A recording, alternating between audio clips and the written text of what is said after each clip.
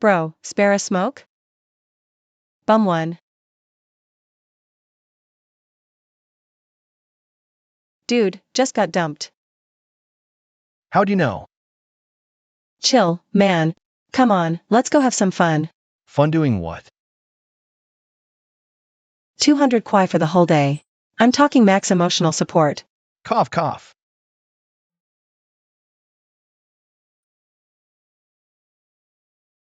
Let's roll. Whoa, Blondie brought a guy back. He's kinda cute. New dude you're seeing? Stop it. Found him on the street. Just got dumped. Ladies, we've got a sugar daddy paying today. Go on, spit it out. What do you want to eat and drink? Dude, I want barbecue. And milk tea, the large one. Fried chicken, cat treats. You got chips? Done. My treat.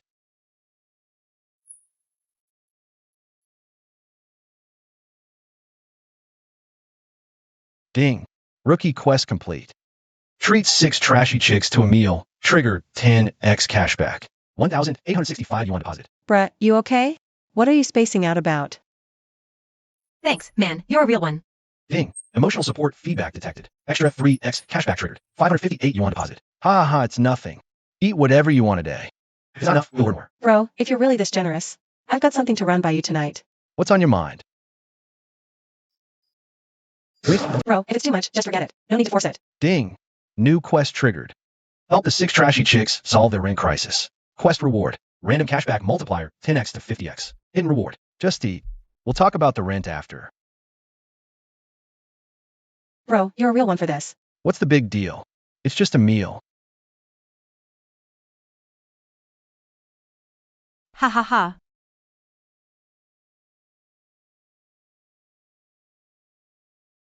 Bro, look. The girls are pretty much done eating. Can we get some of that, booze? Get what? Oh, I'm down. Let's get some. Let's go. It's been ages. Beer.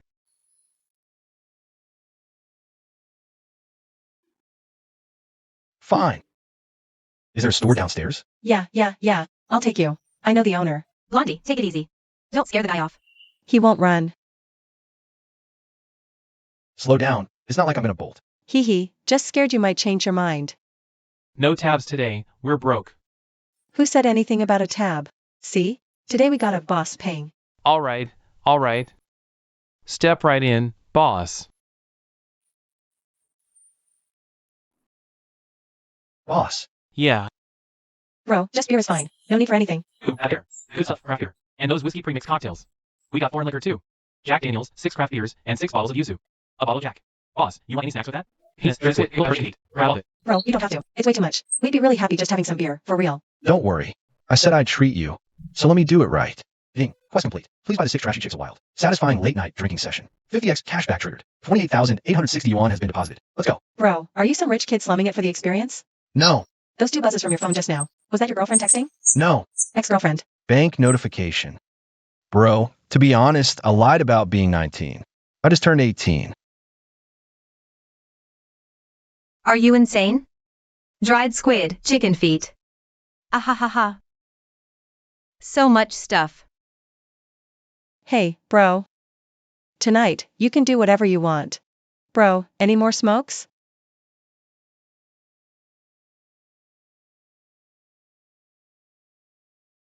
Damn, your sense of ceremony is next level. Of course, man. I won't lie to you. We 6 couldn't afford a single milk tea. Before we ran into you this afternoon, we were dying for just 1 cup of jasmine water. We were short just $1.50. Had to leave. The owner came out and gave us a look, so we just took off. Bro, you treated us to a meal and booze today. We've got no clue how to pay you back. But from now on, if you're smoking on the curb again, you don't have to do it alone. Oh right, bro, my name's Bai Xiaojing. Bro? Tomorrow, the landlord's kicking us out for good. Alright, drop that stuff. Let's just drink. Whoa. This is 18? Yeah, all of you. What are you staring at? Help me out here. Look at this, you're crushing him. His face is all red. Bro, your face is red. Blondie, knock it off. The landlord thing, let's talk business. The landlord's collecting rent tomorrow. If we can't pay up, we're packing our crap and hitting the streets. All I've got left is 80 cents. I've got 50 cents. 70. $1.50 and a pack of smokes. I've got 30 cents. We have less than $5. Bro, help us out, whatever your terms are. I'll do it.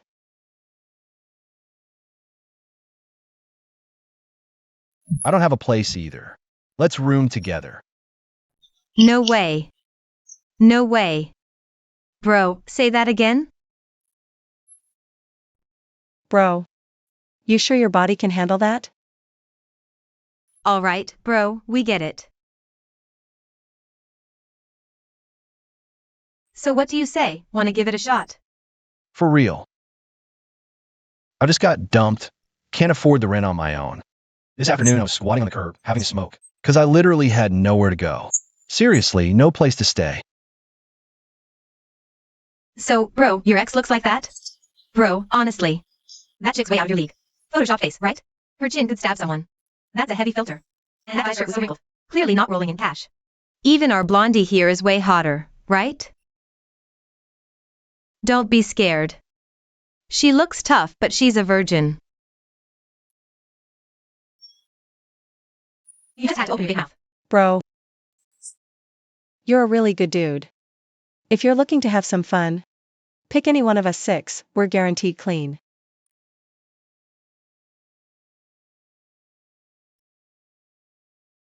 The rent, I'll pay it tomorrow.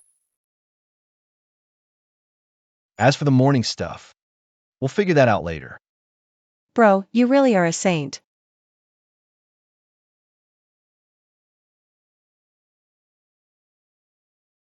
Bro, where are you gonna sleep? The sofa. The springs are shot. You crash in my bed. Coming or not? Coming.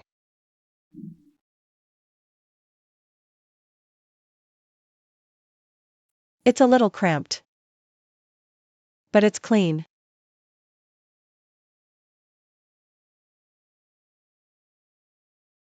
Get some rest.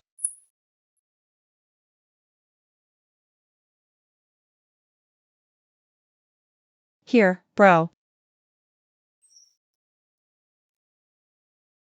Kill the lights? Keep M on.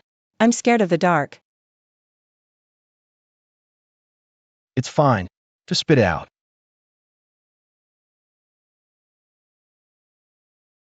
Bro. What do we do when the landlord shows up tomorrow? Pay the rent. And after that? I'll figure out a way to make some cash. And after you get the cash? A fresh start.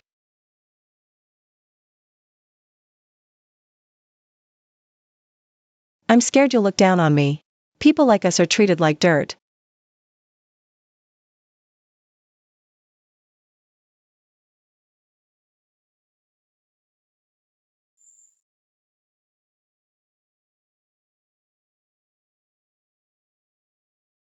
Hey.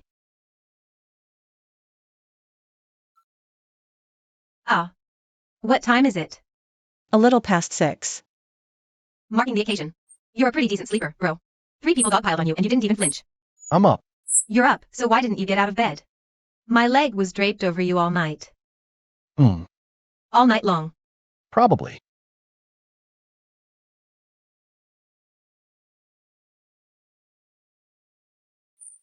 Get lost. Yo, Blondie. Your mom's here.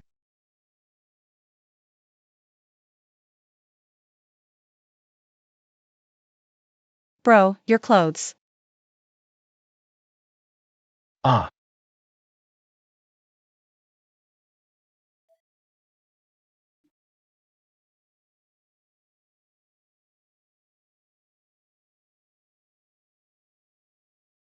Bro, use this toothbrush.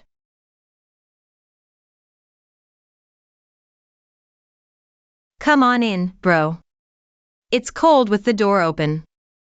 Or maybe you could.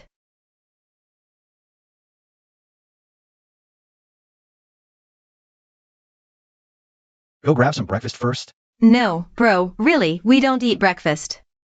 Seriously, we're used to it.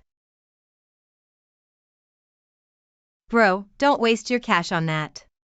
One meal a day's enough for us. Nice weather, huh? Yeah, totally. Bro, did you put your toothbrush in the cup? Yeah, But it's full. MHM. No worries, tossed mine. Made room for yours.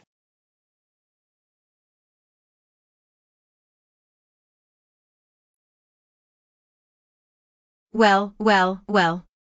You paying rent today or moving out? Humph. Ma'am, just give us a few more days.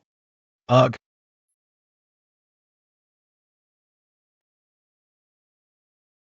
Who are you calling, ma'am? I already gave you an extension last month. If you can't pay up today, I'll pack your stuff myself. So young and already trashy. Dyeing your hair like feather dusters. huh? Don't be running any shady business here. If something goes down, it's big trouble. What's that supposed to mean? You know exactly what I mean. Handsome fella, I can see you're a looker, but these girls. You better stay away from them. That's $240, right?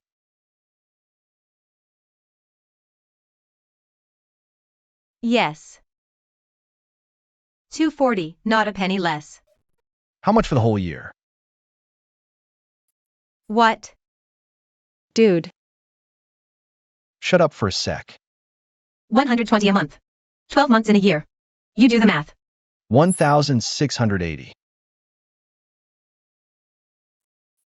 Fine. A year, 1,680. Scan it. dude, think about it. 1,680? Your monthly paycheck is practically nothing. After rent, what are you gonna eat? Why are you taking care of us? I told you I got nowhere to live. We live together, I pay rent. It's only fair. 1,680 yuan received.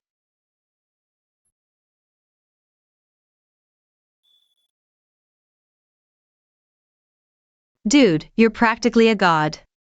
1,680? Just handed it over like that. Bro, a year's a long time. What if you regret it? We'll cross that bridge in a year. Bro, you're a real one. Landlady, you got the cash, right? So, Young man, my old back's been feeling kinda itchy lately too. I'll bring the receipt over tonight. What did she just say?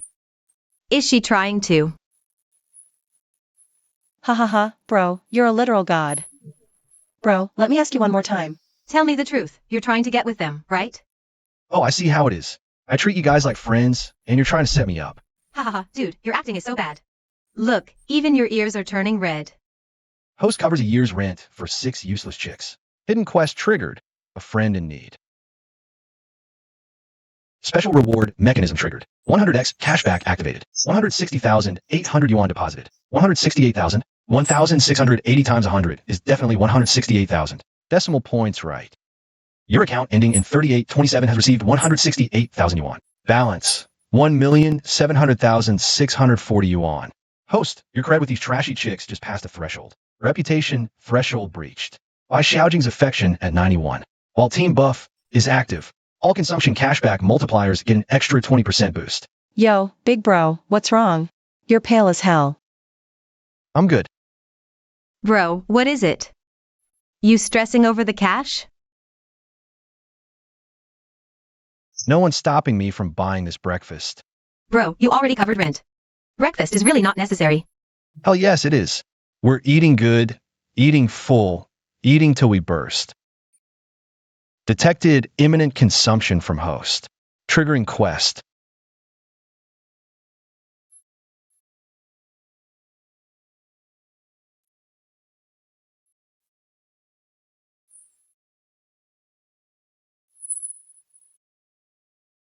Bro, we need to talk about something.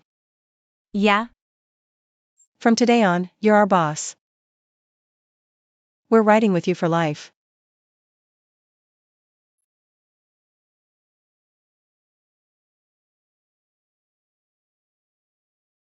Bro, let us take you out for some wall hanging.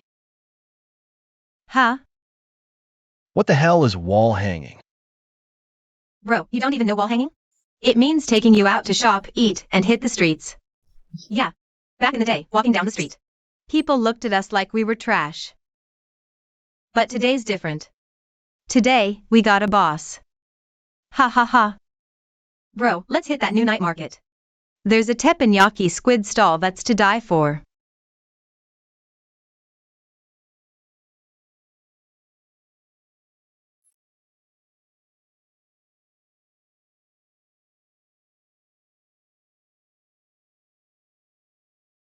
This place looks like a rock band's backstage. Yeah, Bro, over here. Squid it up. Ha ha ha. This, and that, and this. Bro, remember asking what wall hanging means? Well, this is it.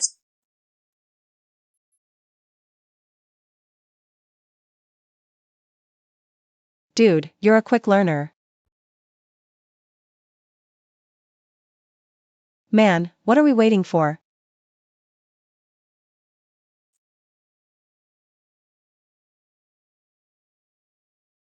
Broke up for only 2 days. And you've already found trash like this. How dare you?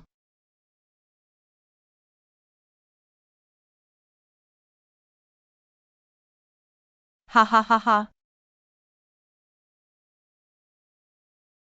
Zhang Qian, what a coincidence. These are all my friends. We have plans, so we can't chat. Bro. So, that's the ex-girlfriend. Oh, the queen herself. Humph.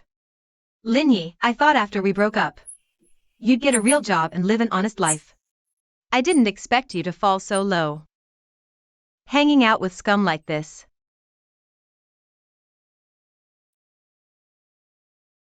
Scum like this?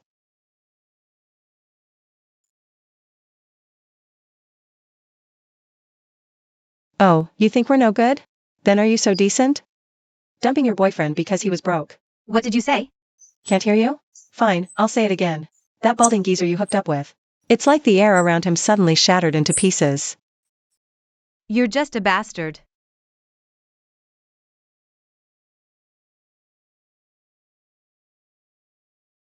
You don't get to call him a bastard. Our bro treats us to barbecue. And pays our rent. How dare you say that about him? Say it again. Who's the bastard? He couldn't afford the rent and you dumped him. That's reality. You dumped him and found someone else right away. That's your freedom. You found someone else and had to post it in your moments to brag. What do you call that? That's just being a cheap trash. Save the waterworks. You're the one who dumped him. He was chain smoking on the curb, completely broken. While you were flexing your new life on your socials. He was sharing a single can of beer with 6 strangers. You've got the nerve to call him a dirtbag? What do you call that bald, social media obsessed loser? Let me guess, a gentleman? Ha! Alright, move along, show's over. Never seen a woman cry before? Crying's on the clock too, so keep it short. Ha ha ha. Go home and think who really lost when you dumped our boy. Who actually downgraded? Dude, we just trashed your ex. You mad at us? You good? Nah, it's cool. You gotta treat us to some grilled squid. I'm starving. And 6 milk teas, large, with extra boba. Oh, and the ring toss. I wanna win that giant stuffed animal. Ha ha. Ha.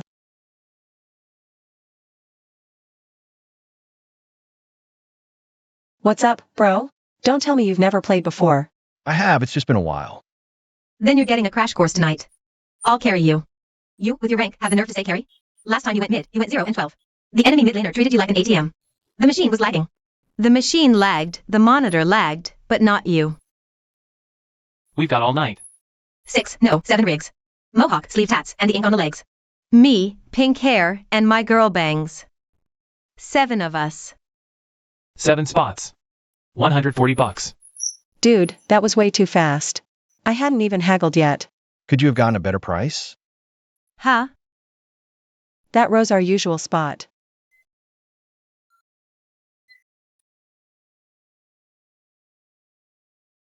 Dude, what's your account? Forgot the password too?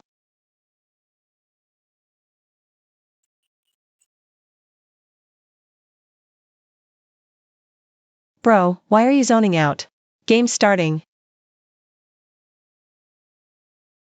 Ha ha ha, oh man, bro, you've seriously never played? I told you I forgot. Walk, don't look back. Worth it. That wave was a no loss. You died? So what if you died? I'm not getting demoted. Besides, if I didn't die, you would've. If you died, who's gonna carry me to a win? What do you mean what? How was the internet cafe? Awesome or what? Awesome. Bro, why are your eyes red? Is that monitor super old? I'll go grab you some eye drops. No need. It's from the smoke. Let's run it back. This game, I'll play support. You play ADC. I'm not that good at it. I'll teach you. That last rotation I made was straight up MVP level. Yo, if it isn't Blondie. Lee Hao, you still haven't hit Diamond 3 yet? Heard you can't even pay your rent anymore. Think about what I told you last time. Think it over again. What thing? Screw your kindness. Were you the one who cornered us outside the boba shop last time? Was it you saying we'd lose face if we didn't go out with you? Weren't you the one calling us stuck up after we said no? Us, stuck up? For not knowing you? Who the hell do you think you are? Blondie, don't push your luck. So, found yourself a man, huh? Yeah, I found a man. So what? You know what?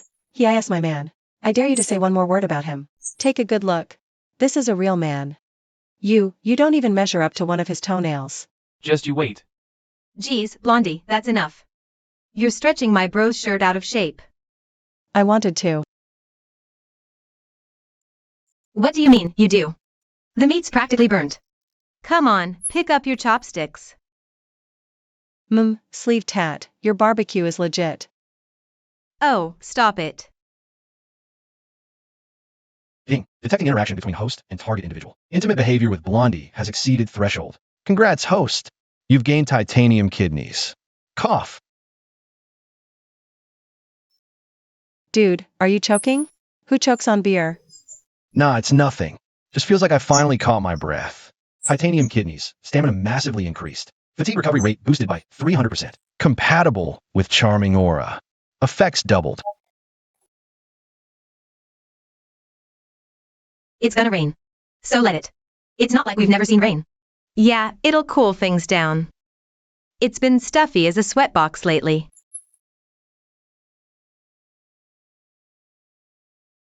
What's up? Nothing, just. I'm happy. Blondie. Shenqing? Huh? What are you doing here? Blondie, I need a favor. My landlord kicked me out. Can I crash for a few days? I'll leave once I find a place. Bro, this is Shenqing, a friend of ours. We used to crash together for a while. I don't mind. As long as she's cool with squeezing in. What are you standing there for? Get in here, out of the rain. Come have some food. You think you look good just standing there getting soaked? Thanks, man, really, thanks. Eat up.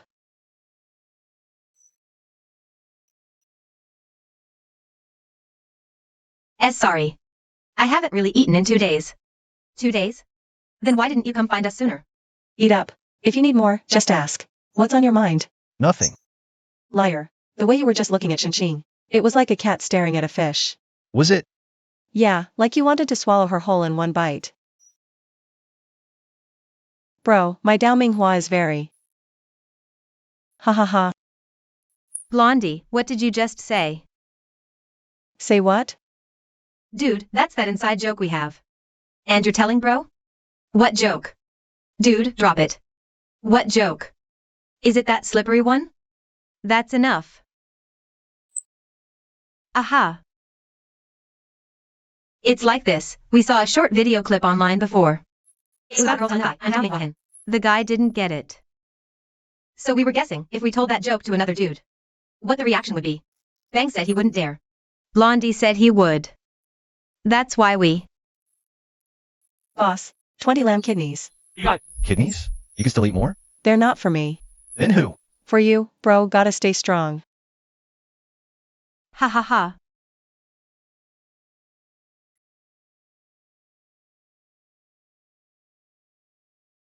Sleeve tat, hurry up.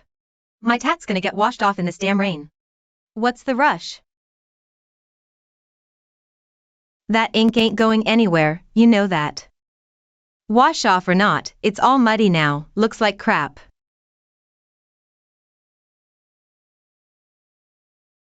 Whose turn? Rock, paper, scissors. Ah.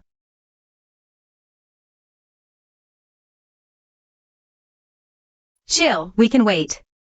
Humph. Well played, well played. I didn't bring a change of clothes.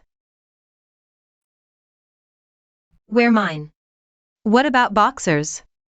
I got a fresh pair.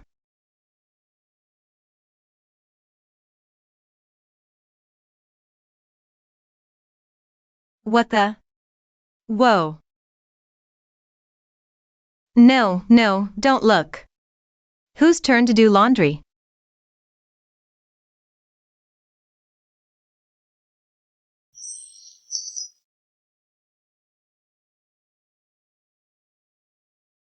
Bro, why are you still in those wet clothes?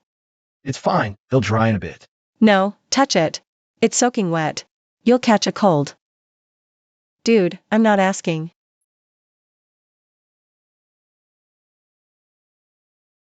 It's totally soaked. How can you sleep like this? It's a little awkward. Hold still, my hair's stuck in it.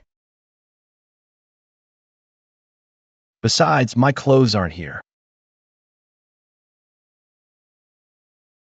Then just don't wear any. Sleeve tat, lend him those big shorts of yours. Those are sleeve tat's dress shorts, man. He never even wears those things. Shut it.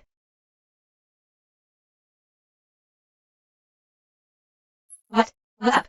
Bro's changing. Right here?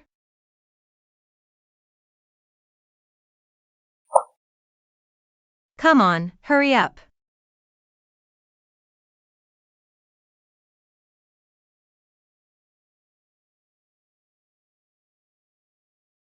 Whoa, hee hee.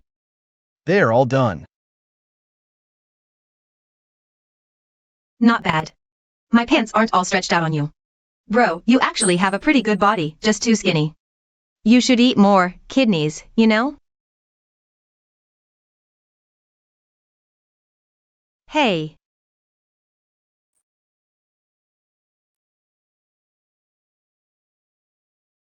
Wow, Blondie, that shirt looks amazing on you. Blondie, you walk out and the whole living room just lights up. Wow.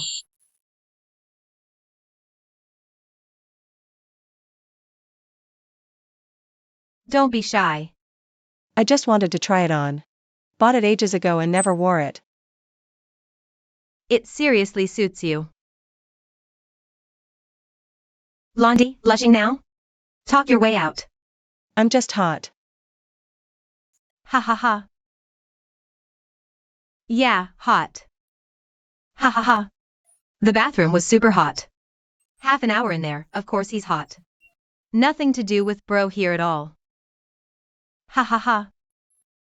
Alright, you guys, that's enough. Ha ha ha. Bro, that sitting pose for photos you taught me last time. Am I doing it right?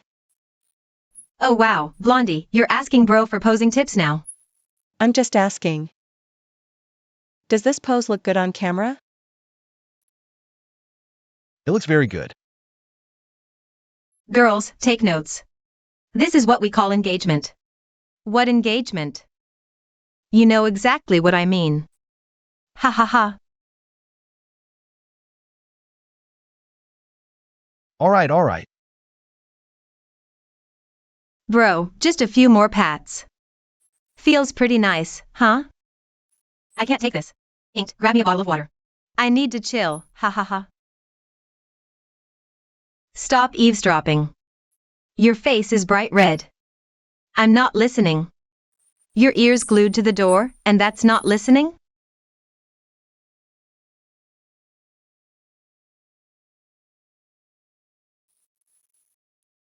She's just shy.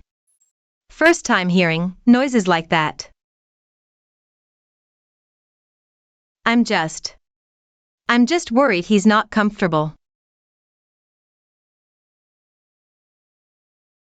Relax, Bangs. It's Blondie. I know what I'm doing. How do you know? Because when I was taking care of Blondie last night, you were listening too. I was not. I'm drinking my water. What are they saying? Looks like sleeve tat comforts Xinqing. What's wrong with Xinqing? Probably a little on edge from all the action in that room.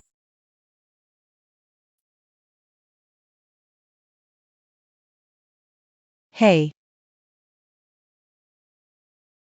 You know what I was just thinking? What? I was thinking, if you weren't such a good guy, I wouldn't be so wound up right now. If you were a jerk, it'd be easier. I'd stop overthinking. So. But you are a good guy. You help us and never ask for anything. And I just don't know what to do with all these feelings. I can only. You don't have to repay me.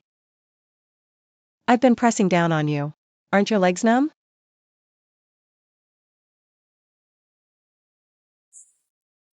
Holy sh**T. You hear that? Ah. Covering your ears? You're just making a tent to hear better. What level is he at? Blondie's, those sounds. Don't ask. Knowing too much isn't good for you. I just want to know if he's had, like, professional training. Ask him yourself tomorrow. I don't dare. Then keep it to yourself. Did you hear that? Yeah, I heard it. Even a cat in heat wails louder. Ha ha ha. Don't move, my leg fell asleep. Your leg fell asleep too? Hum. So what do we do if we're both numb? Then we'll just be numb together.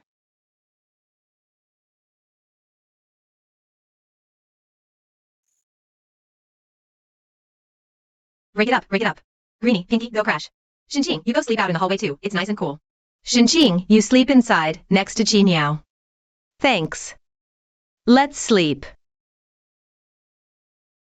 Night.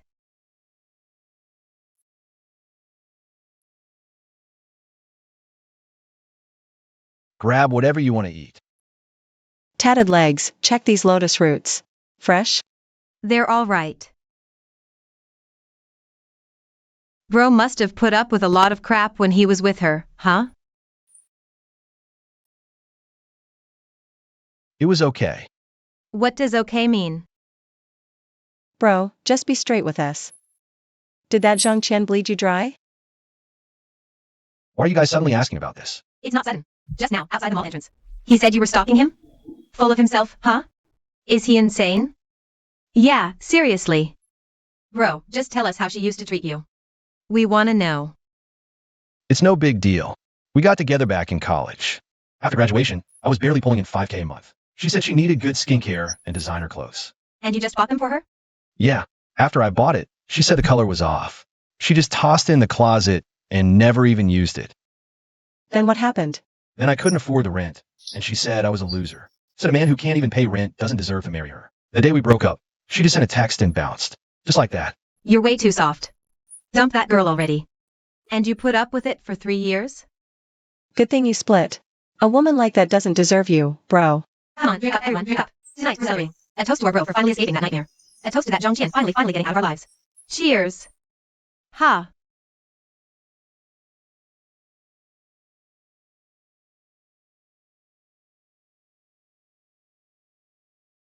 Oh, you guys gotta hear this. That shop foreman tried to dock our pay? She cornered him with 3 women and cussed him out. Nah, it's not a dumped on my birthday memorial.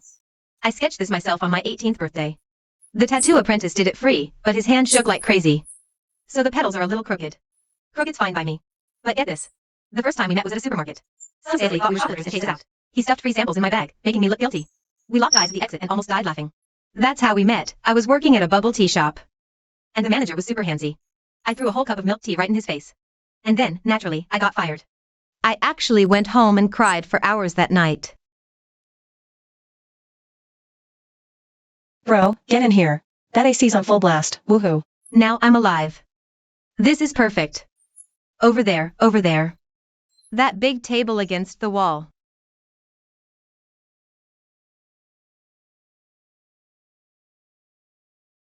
Sit in the middle, bro. Why the middle? So we can hook you up with food easier, duh. You're the hero today. The MVP always gets the C seat.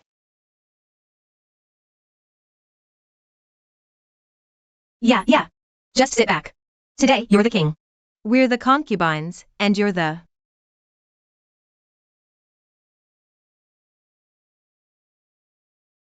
Here. A toast to our bro. If bro hadn't gone all shinjing today.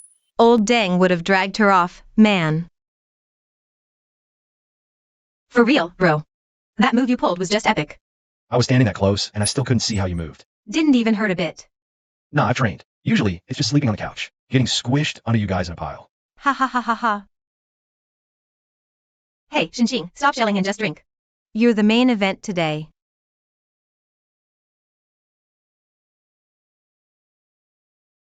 Actually, that wasn't the first time for him today.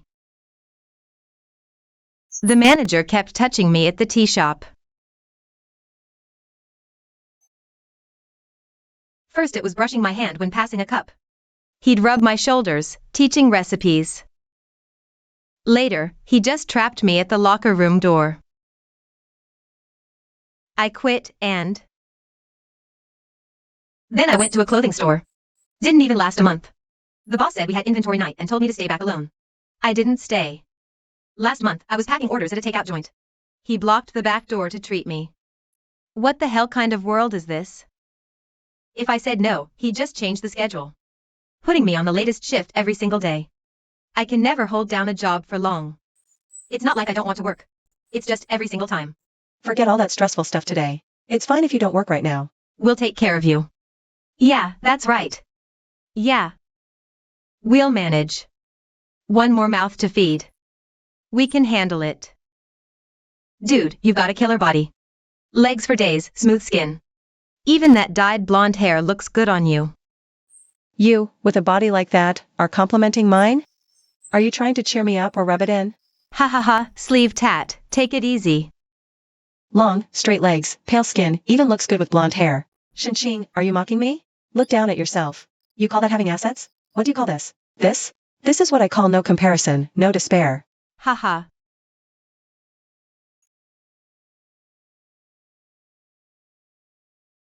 Bro, let's do a cross-arm drink and piss off Blondie.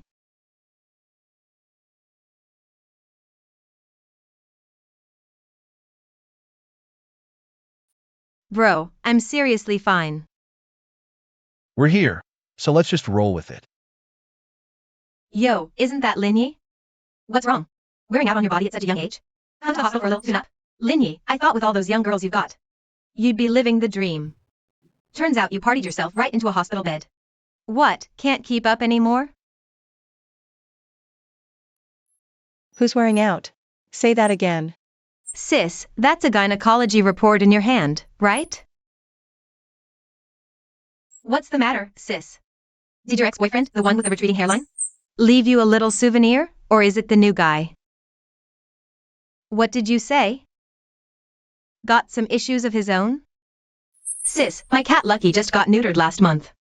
If you need it, I can give you the Royal Vet's number.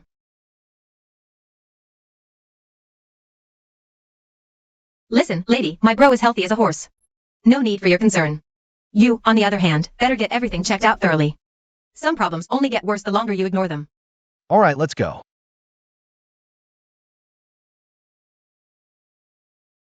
What the hell?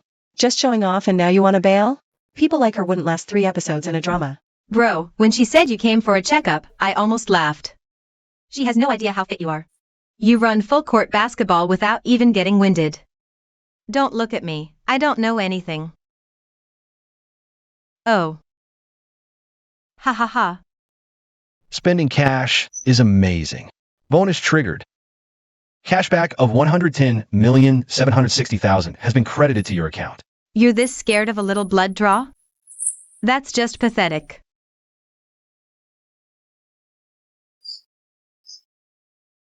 Checkup report. Bro, look. Nothing wrong at all. Bro, what are you spacing out for? Don't tell me you thought we had some kind of disease. Nah, just want to see if you're lacking any micronutrients, so we can get you some supplements. We're short on cash, not vitamins. Bro, how much was this health checkup package per person? I took a peek at the price list at the front desk earlier. Even the cheapest basic checkup costs $200 or $300.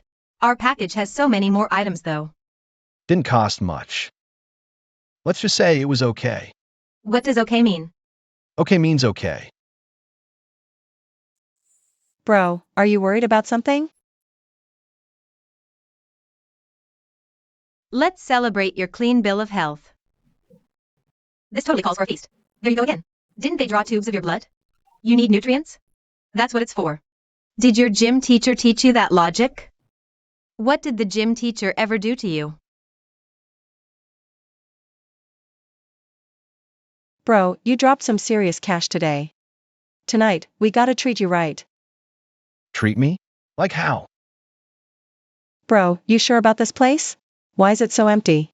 It's dead 'cause it's overpriced, right? It's appointment only. Hello, sir. Do you have a reservation? Nope. Can you still fit us in?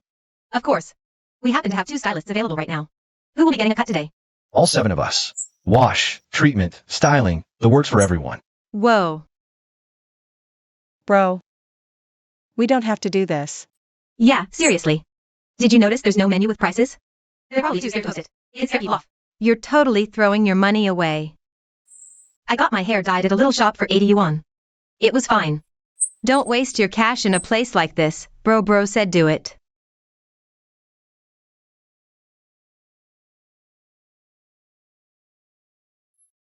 Miss, relax. The chair's powered. You won't fall. Ah.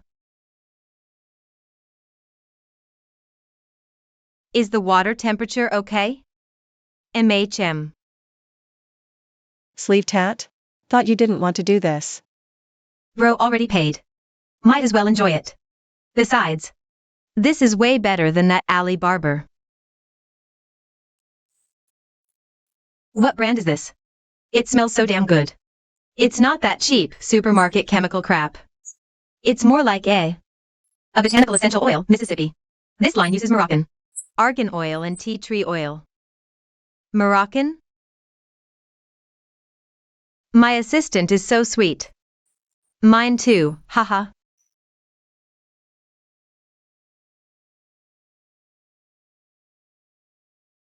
Dropped over 30K in spending. With 50x cash back, that's over 1.6 million back. So basically, I got paid over $1 million to get a haircut. That's a sweet deal.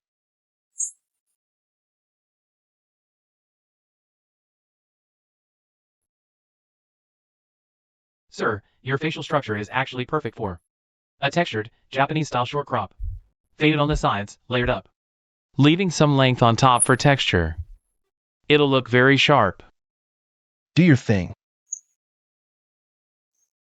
Your hair's a bit damaged. I'd suggest a protein treatment. As for the color, this yellow's growing out. And the blackbirds are way too obvious. Honey tea brown adds class and brightens your skin. Honey tea brown. Sounds fancy. We'll talk after you're done. Not bad. Yeah, it actually does look a little better than before.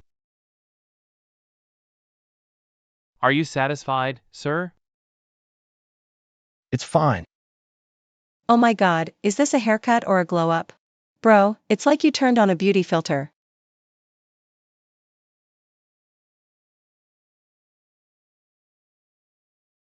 Wasn't our bro always this handsome? Maybe it's just 'cause his old long hair was hiding it. Ah. Bro, you've changed. What changed? You got even hotter. Before was just. Bro's always been hot, he's just sharper today. Oh, man. Humph. No way, you're not crashing on the couch. Let bro take the bed. Just hang out with him. You two always chat late anyway. Shut it.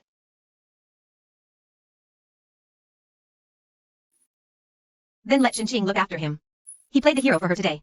Shinqing should properly show her gratitude. Shinqing was rescued from some creeps by him today. Going by ancient customs, she really should. Bangs, why are you butting in? It's settled then. Tonight, Bro and Shinqing take the bedroom. You two have a good talk.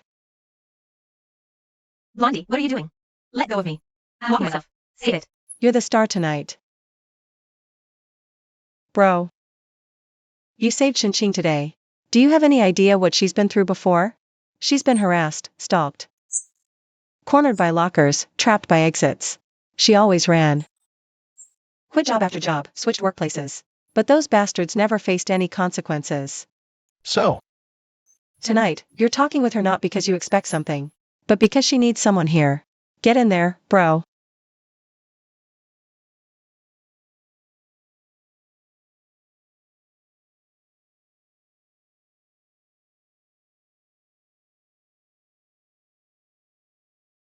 Lin Yi was nudged into the bedroom. Behind him, the sound of Bai Xiaojing closing the door. A soft click as the door met the frame. Then the snick of the lock engaging. Footsteps echoed. Bai Xiaojing's slippers shuffling on the floor, flip-flopping away into the distance. The bedroom light was off. The curtains were only half drawn. Light from a street lamp outside squeezed through the gap, casting a dim, yellow haze across the room. The sack in the corner blurred into a dark lump in the gloom. A half-eaten chip bag shadow stretched long on a box, projected crookedly onto the wall. Shinqing stood by the bed, her back to the window. The street lamp light flowed from behind her, gilding her silhouette with a soft, fuzzy edge of gold. Her head was lowered, black hair cascading down either side, shielding most of her face, revealing just her chin tip and pale skin above her collarbone. The hem of her oversized white t-shirt barely grazed her upper thighs. Her long legs looked ghostly pale in the street lamp's glow.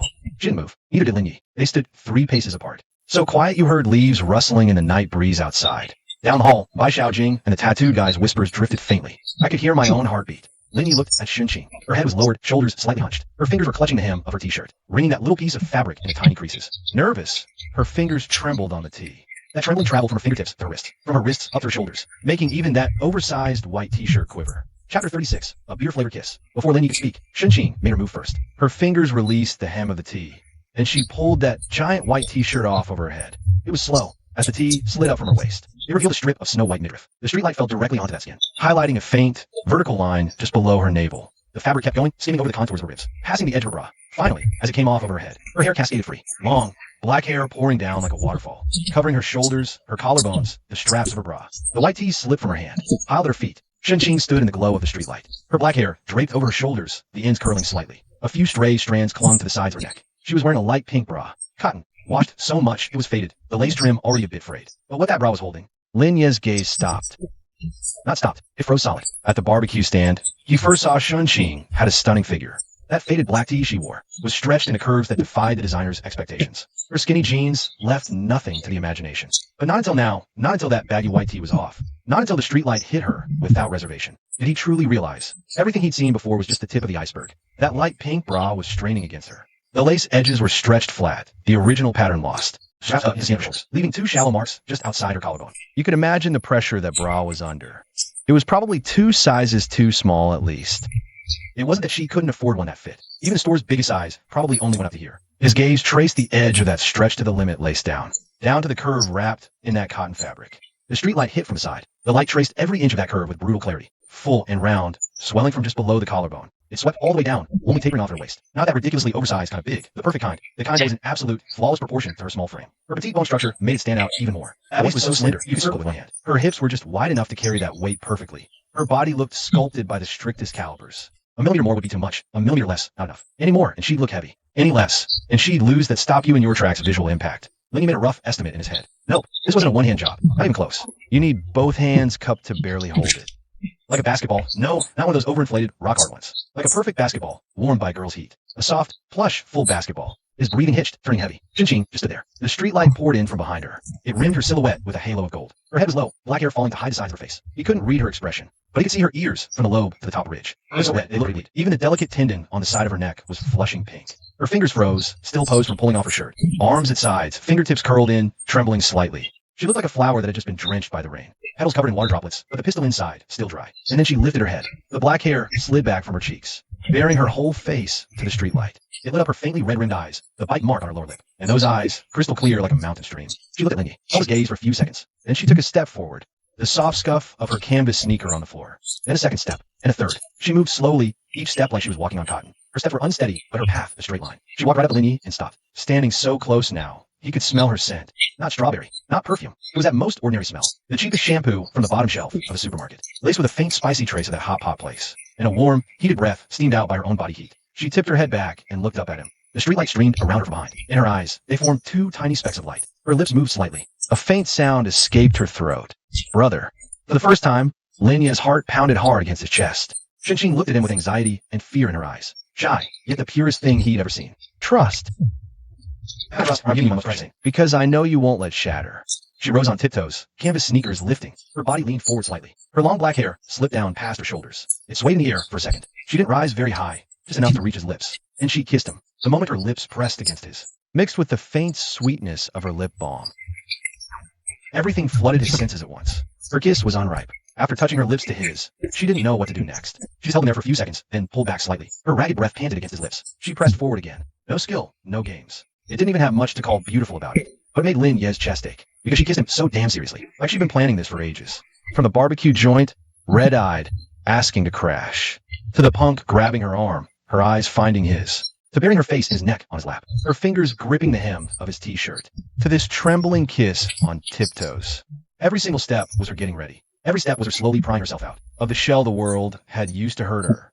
Walking right up to him and putting herself in his hands. Linny reached out and cupped the back of her head. His fingers slipped in her long black hair. It was so soft. It felt like a piece of satin that had been washed too many times. No longer brand new smooth, but warm and gentle. He tilted her head up slightly, adjusted the angle, and then returned the kiss. It was no longer just a dry press of lips. This was a real kiss. His lips captured her lower lip, and he sucked on it gently. Shinshin's breathing instantly became ragged. An extremely soft sound escaped her nose, like the hum a kitten makes when you stroke its fur. Her fingers climbed up onto his shoulders, clutching the collar of his t-shirt. Her nails dug into the fabric, stretching that loose, ribbed neckline totally out of shape. Chapter 37, weak in the knees. Linya's tongue pushed past her lips. She parted her mouth slightly, and the taste of beer flooded back in, mingling with a strange, undeniable sweetness that came from the exchange of their saliva. Her tongue responded clumsily, like a tiny fish just learning how to swim, teasing with lips and teeth, retreating, tasting. Linya's hand slid down from the back of her head, trailing down her neck until his fingertips met her collarbone. Her collarbones were prominent, jutting out from beneath the skin, like two shallow breakwaters. His fingertips traced the arc of her collarbone towards the center, to the hollow, skin warmed by streetlights. Then continued down. His palm covered her bra, that faded, light pink cotton bra with the lace trim that was already all pilled up. The first thing he felt when his palm covered it was how huge it was. So huge his fingers couldn't even begin to circle it. So huge his entire hand could only cover the tip of the iceberg. That heavy, full weight, traveled from his palm straight to his core, like he was holding a warm, pulsating planet.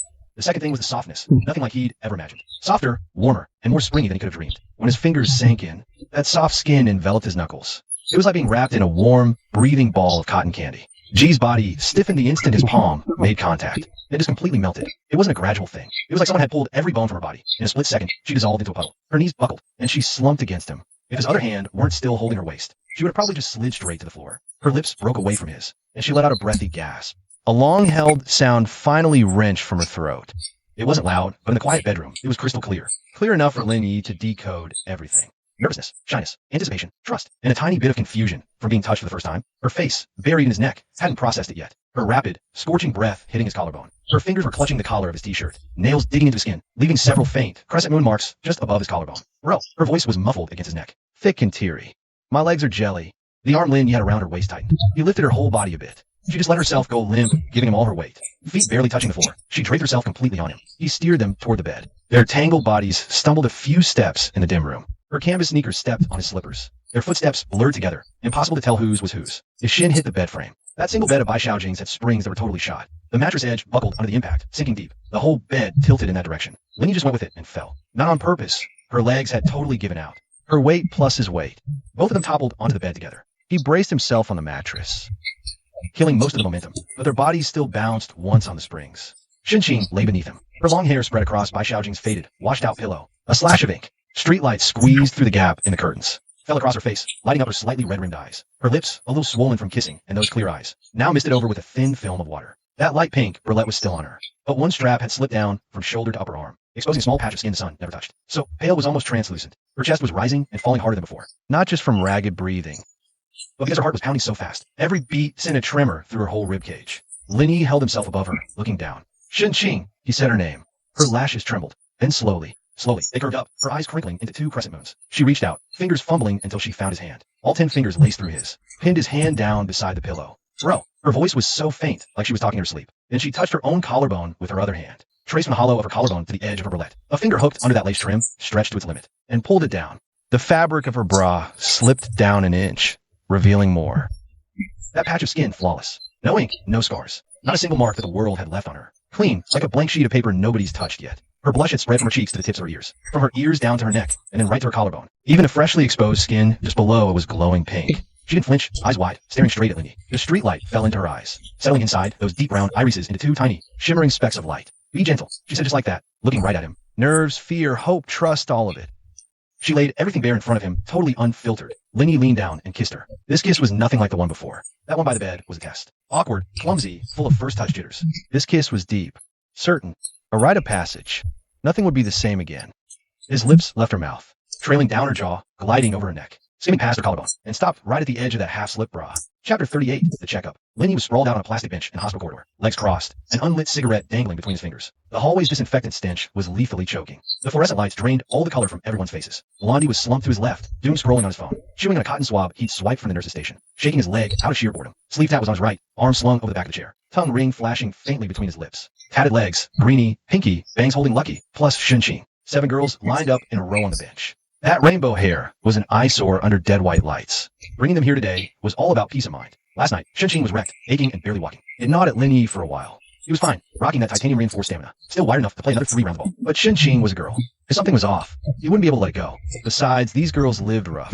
When they got sick, they just let knuckle through it. So he figured, screw it, drag all 7 of them in for a checkup. Pay for a little peace of mind. Bro, I'm serious, I'm fine. Shin-Chin was sitting at the far end, still in that oversized white tee, hands resting on her knees. That blush hadn't faded all morning. Ever since we left the house this morning, Sleeve Tech kept asking if she needed help every few steps. She was so mortified, she wanted the floor to swallow her whole. Lindy arrived, pulled out his unlit cigarette, and twirled it. His tone left no room for argument. A sarcastic voice drifted from the hallway's other end. Well, if it isn't Lindy. Having trouble already, young man. Go to the hospital for the men's health clinic. Lindy frowned, turned his head, and cracked a smile. Shin-Chin. She was standing in the corner hallway, clutching a lab report in her hand, wearing that floral dress he knew all too well. The same one she wore when he ran into her outside the mall last time. Tags just cut off, the creases still fresh on the collar. The jock guy was standing next to her, skin-tight white t-shirt straining against his arms. A silver chain on his neck glinted coldly under the lights. Both faces wore that same look of well-rehearsed contempt. Zhang-Qian's disdain barely concealed a hint of excitement. That specific thrill of finally catching you in a miserable state. Zhang-Qian stepped over in her high heels. The heels clicked on the hospital corridor's tile floor, clacking away like a woodpecker hammering a tree trunk. She stopped 2 steps away from Lindy. Her gaze swept over the 7 neon-colored heads behind him first, then landed back on his face. Her lips curved into a mean-spirited smile. I figured a guy with all these girls was living the sweet life. You partied so hard, you landed yourself in the hospital. She swapped the lab report to her other hand, freed up a hand to cover her mouth while she let out a laugh. What's wrong? Body can't keep up? Right on cue. The jock behind her let out a snort, arms crossed over his chest. He made a show of flexing his biceps. Lindy didn't move from his seat on the waiting bench. Didn't even uncross his legs. He looked at Zhang-Qian's face, done up in that heavy makeup. Suddenly it all just seemed kind of funny. Did this woman plan a tracker on him, or something? How did he manage to run into her everywhere? Before he could even open his mouth, the girls beside him erupted. Blondie was the first on her feet. She slammed the Q-tip she'd been chewing onto the bench, took a step forward and planted herself right in front of Lindy. Flipped out and glared at Zhang-Qian, a fire blazing in her dark brown eyes. Who are you accusing? Say that again. Sleeve Tat didn't stand up, but she did move her inked arm off the back of the chair, and slowly, deliberately, rested on her knee. Her voice was ice cold, like a beer fresh out of the cooler. Sweetie, isn't that an OBGYN report you're holding? Coming to gynecology? Who's the sick one? Chin's face flickered under the harsh white hallway lights. She's right. It was from gynecology. She instinctively hid the report behind her back. That move didn't escape Flowerleg's eyes. Flowerleg walked over to Zhang-Qian. She tilted her head, eyeing the test results in her hand. Her tone was light and breezy, like she was just making small talk. Did that receding hairline X of yours leave you a little souvenir? Or is it the current one? She jerked her chin towards sporty guy. Does he have issues too? What? Zhang-Qian's voice cracked. She stumbled back half a step in her high heels. Was I not clear enough? Bangs blinked, looking innocent. You're an OBGYN, yet you accused him. So let's just check together. See who's really got the problem. Green hair and pink hair stayed glued to their head seats, but they were already huddled up, whispering in each other's ears. Every few seconds, they shoot a glance over at Zhang-Qian, their suppressed giggles completely failing to be quiet. Bang sat quietly in the corner, holding Lucky. Tiny and small, but every word she spoke hit the most painful spot. Miss, Lucky just got neutered last month. If you need it, I can give you that vet's number.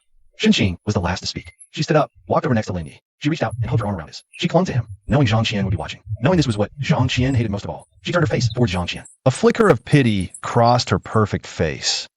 Sis, his body's perfect. Don't worry. Since you're here, get a full checkup. Some problems just get worse the longer you wait. Zhang-Qian's face drained from iron blue to deep purple, then from purple to a sickly ashen gray. The ashen gray of fury, so extreme, she couldn't even speak. Her lips trembled violently. The test report crumbled into a tight ball in her fist. She stared at Shin-Chin's hand on Lindy's arm. She stared at Blondie's imposing stance blocking the way. She stared at the koi fish sleeve tat covering that arm. She stared at them, united against her. Then she turned her head to look at Sporty Guy. Sporty Guy stepped out to back her up. He cleared his throat, sounding tough. But halfway through his first sentence, Linny cut him off. Linny finally got up from the bleacher seat. He brushed some imaginary dust off his gym shorts. He tucked the unlit cigarette back into his mouth. He took a step forward, hands buried in his pockets. He was a good half head taller than Sporty Guy. Looking down at him, the punk's silver chain glinted coldly. Sweat beaded his forehead despite the light.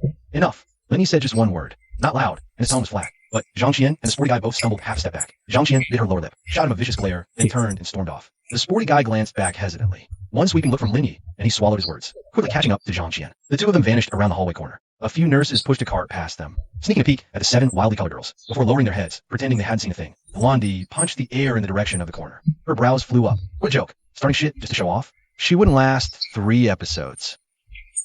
Sleeve Tap pulled a cigarette pack from her pocket and put it back. She bit a cotton swab to kill the craving. The urology clinic? I almost laughed. She has no idea your body's the real deal. Only user knows. The moment those words left her mouth, all eyes turned to Shin-Chin. Shin-Chin was still holding on to Linya's arm. The blush crept up to her forehead. What are you all looking at me for? We didn't. Halfway through, she didn't even believe herself. That limping walk she had this morning, the whole room had seen it. Denying it now was just a guilty confession.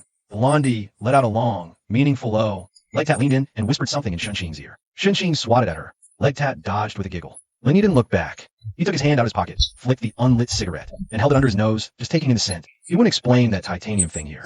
But that confident swagger? He planned to keep that going forever. Chapter 39. Tonight, we'll take good care of you. The corridor of the checkup center seemed to stretch on forever. The smell of disinfectant mixed with the AC's cold draft, shutting the midday heat firmly outside the glass doors. The white fluorescent tubes drained the color from everyone's faces. But Linny sat on that row of plastic chairs at the end of the hall, legs crossed, an unlit cigarette dangling from his lips. In such a good mood, he was almost humming a tune. Man, spending money feels so damn good. He scrolled to the priciest VIP checkup plan without a blink. He just scrolled and tapped the most expensive one without even blinking. The deluxe VIP full body checkup. $1,680 per person. 7 people came out to a total of $11,760. The moment he aligned the payment QR code with the scanner gun, there wasn't a trace of regret in his heart. Instead, an indescribable sense of pure relief surged through him. It felt like some weight that had been crushing him for 23 years was finally lifted off all at once. Then, the system's notification chimed in right on time. Host spent health consciously on 6 chicks and 1 auxiliary member. Hidden quest triggered. Caring heart. Evaluating host spending. Initiative and caring attributes confirmed, exceeding system expectations, triggering 100x cashback. 1,176,000 won has been deposited. He stared at the bank SMS with that long string of numbers. He counted twice just to make sure he hadn't added an extra zero. 1,176,000 plus the earlier one, 7K plus. He now had roughly 1.35 million in hand. He pocketed the phone and leaned back on the plastic chair. Across the hall, a faded poster read, "Get regular checkups." Love your health in bold red, up for years. The corners were all peeling up. The words "love your health" coming from his ex-girlfriend's mouth were usually followed by, "Are you staying up all night gaming again? Can you maybe smoke a little less? When are you finally getting a raise?" From the system, the return was 1.176 million. And what he got back from these 7 girls? He turned to look. Bai Xiaojing was crouched in front of the blood draw window. The sleeve of her Lolita dress rolled up, revealing her slender arm. Eyes shut, face turned, like she was facing a firing squad. B shot her a look. Dude, it's just a blood draw. And when she sat down herself, she took a deep breath too. The koi on her wrist seemed ready to pop as she clenched her fist. Zhang Jingjing finished, pressing a cotton ball to her elbow. The cotton ball was already red. She tilted her head, checking the fastest apartment with green hair. Blondie cut in, hit ultrasound first, it's always jammed. Bang sound the plastic chair, holding Lucky. The cat poked its head out of the backpack with a meow, as if answering for her. Shin-Chin stood by the water dispenser, holding a cup of warm water, sipping it slowly. Seeing Linny look her way, she averted her eyes. Red ears again. Linny took the unlit cigarette from his mouth and chuckled. The checkup reports came out at 3 p.m. The nurse laid 7 craft envelopes neatly on the reception desk. Before they even called a name, all 7 girls swarmed the counter, each grabbing her own. She tore hers open, scanning every line of the dense report, tracing from hemoglobin down to liver function. When she reached the final line, no abnormalities found. She raised an eyebrow, shrugged, and stuffed the report into Linya's hands. "See, bro? Nothing wrong at all." Linny took it and read through it. Then, one by one, he checked everyone else's. Bai Xiaojing's, no abnormalities found. Zhang Jingjing's, no abnormalities found. Green hair, pink hair bangs Shin-Chin. Every single report in those 7 manila envelopes came back clean. Hep B, syphilis, HIV, HPV. Next to every test he recognized, and all the ones he didn't. The same neat, tidy word was printed. Negative. Or 3 words, not detected. He rested the reports on his knees, his fingers absently rubbing the edges of the paper. A weight lifted inside him. That word, clean, floated up in his mind, and he suddenly felt a little ridiculous. What was he expecting? What was he even worried about? These 7 girls with their rainbow-colored hair, tattooed sleeves, cigarettes dangling as they squat on the curb. The type that scares grannies just by walking down the street. At first glance, anyone would mentally slap a trashy label on them. But after living with him all these days, she's quiet, but her mouth is vile. If she blushes so easily, that sleeve tattoo? She got it at 17 with her first factory paycheck. When the manager cornered her, she threw a milk tea at his face. He knew they were all spotless girls. Knowing is one thing. Seeing it in black and white is another. Bro, what are you spacing out for? Bai Xiaojing's face suddenly appeared right in front of him. Her brown irises sparkling under the harsh hospital hallway light. Her lips curved, the gloss smelling like strawberry. The exact same scent he'd caught that first night on the curb. She tilted her head and glanced at the report in his hand. All negative. What's there to see? Wait, you didn't actually think we had something, did you? Linny shut the report, slid it back into the envelope, and tossed it to her chest, forcing a casual tone. No, just checking if you guys are low on any trace minerals. Let me get you supplements. We're tight on cash, Sleeve Tat said, rolling her report into a tube and tapping it against her palm. Her tongue ring glinted between her lips. Not trace minerals. We're short on large sum minerals. Zhang Jingjing leaned in from behind, elbow propped on Sleeve Tat's shoulder. Bro, how much is this health checkup per person? I just peeked at the price list at the front desk. The cheapest basic checkup is like $200 or $300. We got so many tests done. Not expensive. Linny stood up, stacked the 7 craft paper envelopes, and tucked them under his arm. His other hand resting in the pocket of his gym shorts. His tone was so casual, like he was saying the weather was nice. Should be. It's alright. How alright? Mohawk asked. Alright means alright. Bai Xiaojing walked beside him. Suddenly she reached out and grabbed the hem of his shirt. Linny turned his head to look at her. She didn't let go. She just stared ahead at the glass door leading to the exit. The midday sun flooded in from outside, gilding her profile in a faint gold. She spoke, her voice softer than usual, so soft that only the two of them could hear. Bro, are you worried about something? Linny didn't answer. Bai Xiaojing didn't press it either. She just let the hand gripping his shirt slide down a little, and hooked his pinky finger. Her fingers wrinkled. Her chipped black nails brushed the back of his hand. She hooked it for a second, then let go. When they stepped out of the hospital entrance, the midday sun was just emerging from behind the clouds, bleaching the tiles on the steps a glaring white. The sycamore leaves rustled loudly overhead. Damn loud. Sleeve Tat shoved his report into his bag, spread his arms wide, stretching into the sunlight. Let's go. Let's celebrate our all-clear test results with a feast. We got 4 days at least. The fanciest? Don't say we need nutrition after 5 vials of blood. Zhang Jingjing called her out from the side. Exactly. A feast is the perfect way to replenish blood. Did your gym teacher teach you that logic? What did the gym teacher ever do to you? Bai Xiaojing pulled out her phone, swiping through delivery apps on a screen shattered in half. Hot pot or barbecue? Spicy boil or crawfish? Longest line, best deals? Halfway there, she turned around to yell at Linny, and saw him on the steps, morning light hitting him from behind, tracing his silhouette with a line of gold. She shoved her phone into Sleeve Tat's hand, ran back over, looked up at him, and tilted her head. Her strawberry-flavored lip balm glossy in the sunlight. Bro, you dropped so much cash. We'll take good care of you tonight. Linny looked down at Bai Xiaojing. She stood below, tilting her face up. Lonnie's hair was all puffed up from the sun. That new growth of black roots was crazy visible in the light. One strap of her Lolita dress had slipped off her shoulder. A tiny piece of leaf, who knows when she snagged it, was stuck there. How do you plan to serve me? He asked. Bai Xiaojing stood on her tiptoes, leaning right next to his ear. Hair dye sand, and her body heat flooded him. Her breath ghosted over his ear. Ticklish. She said something, her voice super soft. Her tease trailed off with a laugh. Chapter 40. Bro's always been handsome. Bai Xiaojing pushed open the barbershop door. Before that, she peeked through the glass door. One hand was plastered to her skirt, holding it down. The other hand was free on his shirt. Bro, you sure this is the spot? She glanced back, her dark brown pupils swimming with doubt. How come there's no one inside? Is it too pricey, so nobody comes? Omitted. Appointment only. Linny pushed the door open. The wind chime on the door frame jingled once. Cool AC with a white tea scent hit them. So different from the mall's sticky sweet air. Bai Xiaojing shivered. She looked down, then at the flawless receptionist. She instinctively tried to cover the dirty spot with her other foot. Sleeve Tat strutted in, shades pushed up. Her koi tattoo glinted under the spotlights. She seen the walls and knew that part. In the corner sat a bird of paradise plant taller than her. The front desk, marble countertop, not a single price list in sight. She whispered, bro, how much for a cut here? Last alley place was 15 for the works. Linny tucked his cigarette away. Smoke free. The receptionist glided over with a smile. Her eyes flicked between the colorful crew. Professionalism masked any emotion. Her gaze barely paused on his koi arm. Last time, that alley place was 15 for wash, cut, and blow dry. Adding color was only 10 extra. We're here already. Linny took the cigarette from his mouth, tucked it back into the pack. This place was smoke-free. He smelled it right away. The receptionist was already coming over, a professional smile on her made-up face. Between him and the 7 colorful girls behind him. Stop her face from showing anything extra. On the koi tattoos covering his arm. And the face that could easily be in a skincare ad. Finally landed on Linny. Like she was figuring out who ran this crew. Welcome, sir. Do you have an appointment? No. Can you fit us in? Of course. We happen to have 2 stylists free right now. And who will be getting the service? All of us. Linny hooked a thumb back over his shoulder. 7 people. Wash, treatment, styling. Everyone gets the works. Also, do you have a beauty department? Add a facial too. 7 heads whipped around to stare at him. Bai Xiaojing yanked hard on the hem of his shirt. Voice low but urgent. Bro, we don't need this. It's just... Look, this place doesn't even post their prices. Gotta be so they don't scare people off. Sleeve Tat chimed in, jabbing Zhang Jingjing with an elbow. Zhang Jingjing immediately picked up you. I got a dye job at this little shop for 80 kwai last time. It was fine. I don't need to throw away cash in a place like this. Blondie and pink hair were already inching backwards towards the door. Bangs was holding Lucky. The cat poked its head out of the backpack with a meow, probably wondering why they weren't going inside yet. Bro said we're doing it. Bangs whispered. Linny ignored their protests. He took the service menu straight from the receptionist's hands. Flipped 2 pages. Smooth. Effortless. His tone was like ordering from a street food stall. This one, executive custom styling package. And this, deep scalp treatment. Add 1 per person. The hydrating repairing facial for everyone. Oh right, and for myself, throw in a gentleman's exclusive grooming. He closed the menu, handed it back. He flashed his payment code. Over in 30 seconds. Xiao Jing tiptoed, trying to see the amount. Linny had already tilted the phone away. All she caught was a payment success animation flashing briefly. Then a receipt printer next to the card machine whirred to life. The receptionist tore it off and glanced at it. Her smile shifted from standard to genuine. Host managing 6 trashy chicks and their mascot. Hidden quest triggered, style and substance. Host spending evolved from survival to image management. A major upgrade in attention to the target group. Growth type hidden quest triggered. Activating 50x cashback. Spend amount 32,580 yuan. 1,629,000 yuan deposit. He saw the bank alert, a long string of numbers. The corner of this pushed upward just slightly. Over 1.6 million gone. His balance passed 3 million. He slipped his phone back into his pocket. Sitting down on the leather sofa in the lounge, he crossed his legs. He picked up the freshly brewed coffee and took a sip. Assistants in black aprons led them to the shampoo area. This cup of coffee was better than any he'd ever tasted in his life. The semi-private shampoo area had 7 chairs in a row. In front of each chair was a ceramic shampoo basin with a round hole. The electric massage chairs had genuine leather backrests. Sitting down, they automatically adjusted their angle. When Bai Xiaojing was guided in front of chair, she stared at the shampoo basin for a good long while. She sat down gingerly. Her back touched the chair. The chair automatically reclined backwards. Startled, she grabbed the armrests. Her canvas shoes scraped twice against the tile floor. Please relax. This is electric and adjusts automatically. You won't fall. The assistant was a young girl with a low ponytail. Her voice soft and gentle. The alley shop would have shoved her head straight into the basin.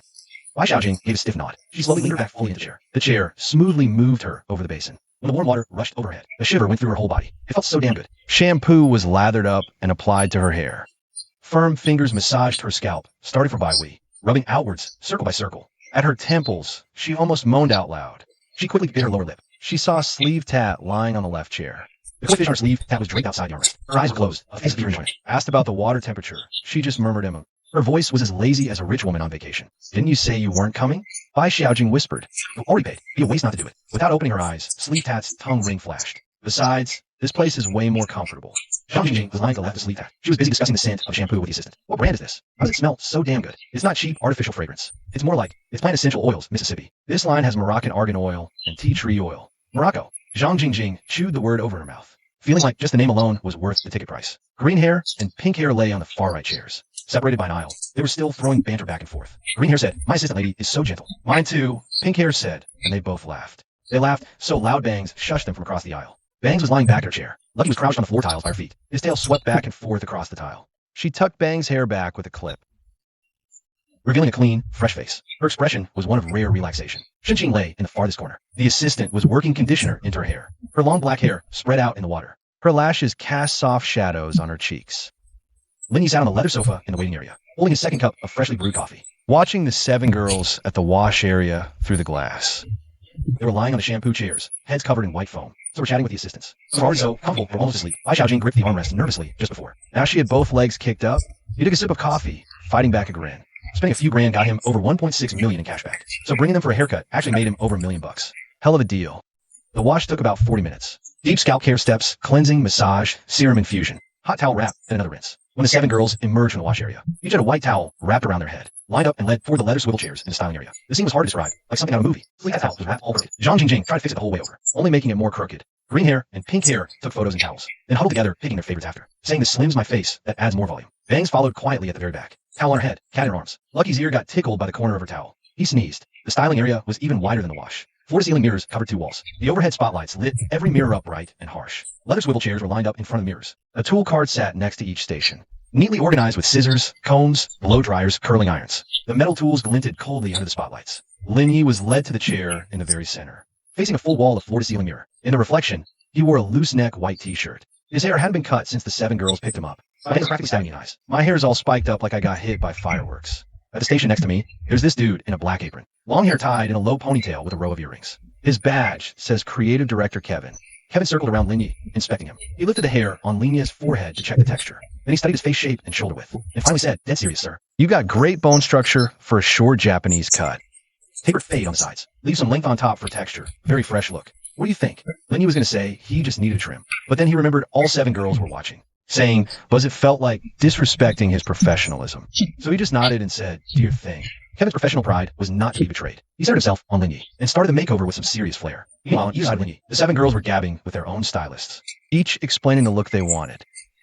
Bai Xiaojing sat in the chair right next to him. Her stylist was a young woman with silver hair. She was trying to comb out Bai Xiaojing's dried-out blonde mess. Midway through it snagged. Poker-faced, she yanked a little harder to get it loose. Then she said something that made Bai Xiaojing's eyes light up. Your hair's a bit damaged. I'd suggest a protein treatment. Yellow makes dark roots super obvious when they grow in. A honey brown shade would have more depth and make you look paler. Honey brown sounded so sophisticated. Bai Xiaojing turned to check with Lin Yi, but he was getting his head pushed down by Kevin for a cut. She only saw his head back. Sleeve tat was on the other side. She didn't let her stylist touch the color. Set black was fine, but she had her trim the dry split ends. After the trim, the stylist asked if she wanted setting perm. Nope. She ran fingers through a fresh cut in the mirror, nodded at herself, and said, "Look sharp." Her stylist suggested soft curls at the ends. She finished, then stared at the mirror sideways for ages. The rose tattoo on her thigh grazed the edge of the chair. She finally said, "Guess it does look a little better than before." Green hair and pink hair sat next to each other. Their stylists figured they were inseparable. Suggested matching highlights. Green hair got a pink streak. Pink hair got a streak of green at her tips. They checked themselves out, then instantly looked at each other. And then let out this long, drawn-out woe. In perfect unison, bangs settled Lucky onto her lap. The stylist asked what kind of look she was going for. She just murmured, "Just trim the bangs straight across." The stylist carefully snipped her a neat, perfectly straight fringe. Then she smoothed out the tangled mess in the back and wove it into a loose side braid. She stared at herself in the mirror, reached up and ran her fingers over that braid. The corner of her mouth twitched into the tiniest smile. Xinqing sat in the end station. Her stylist studied her face for a long beat, probably wondering if a face like this landing a makeover was a dream job or the most boring gig ever.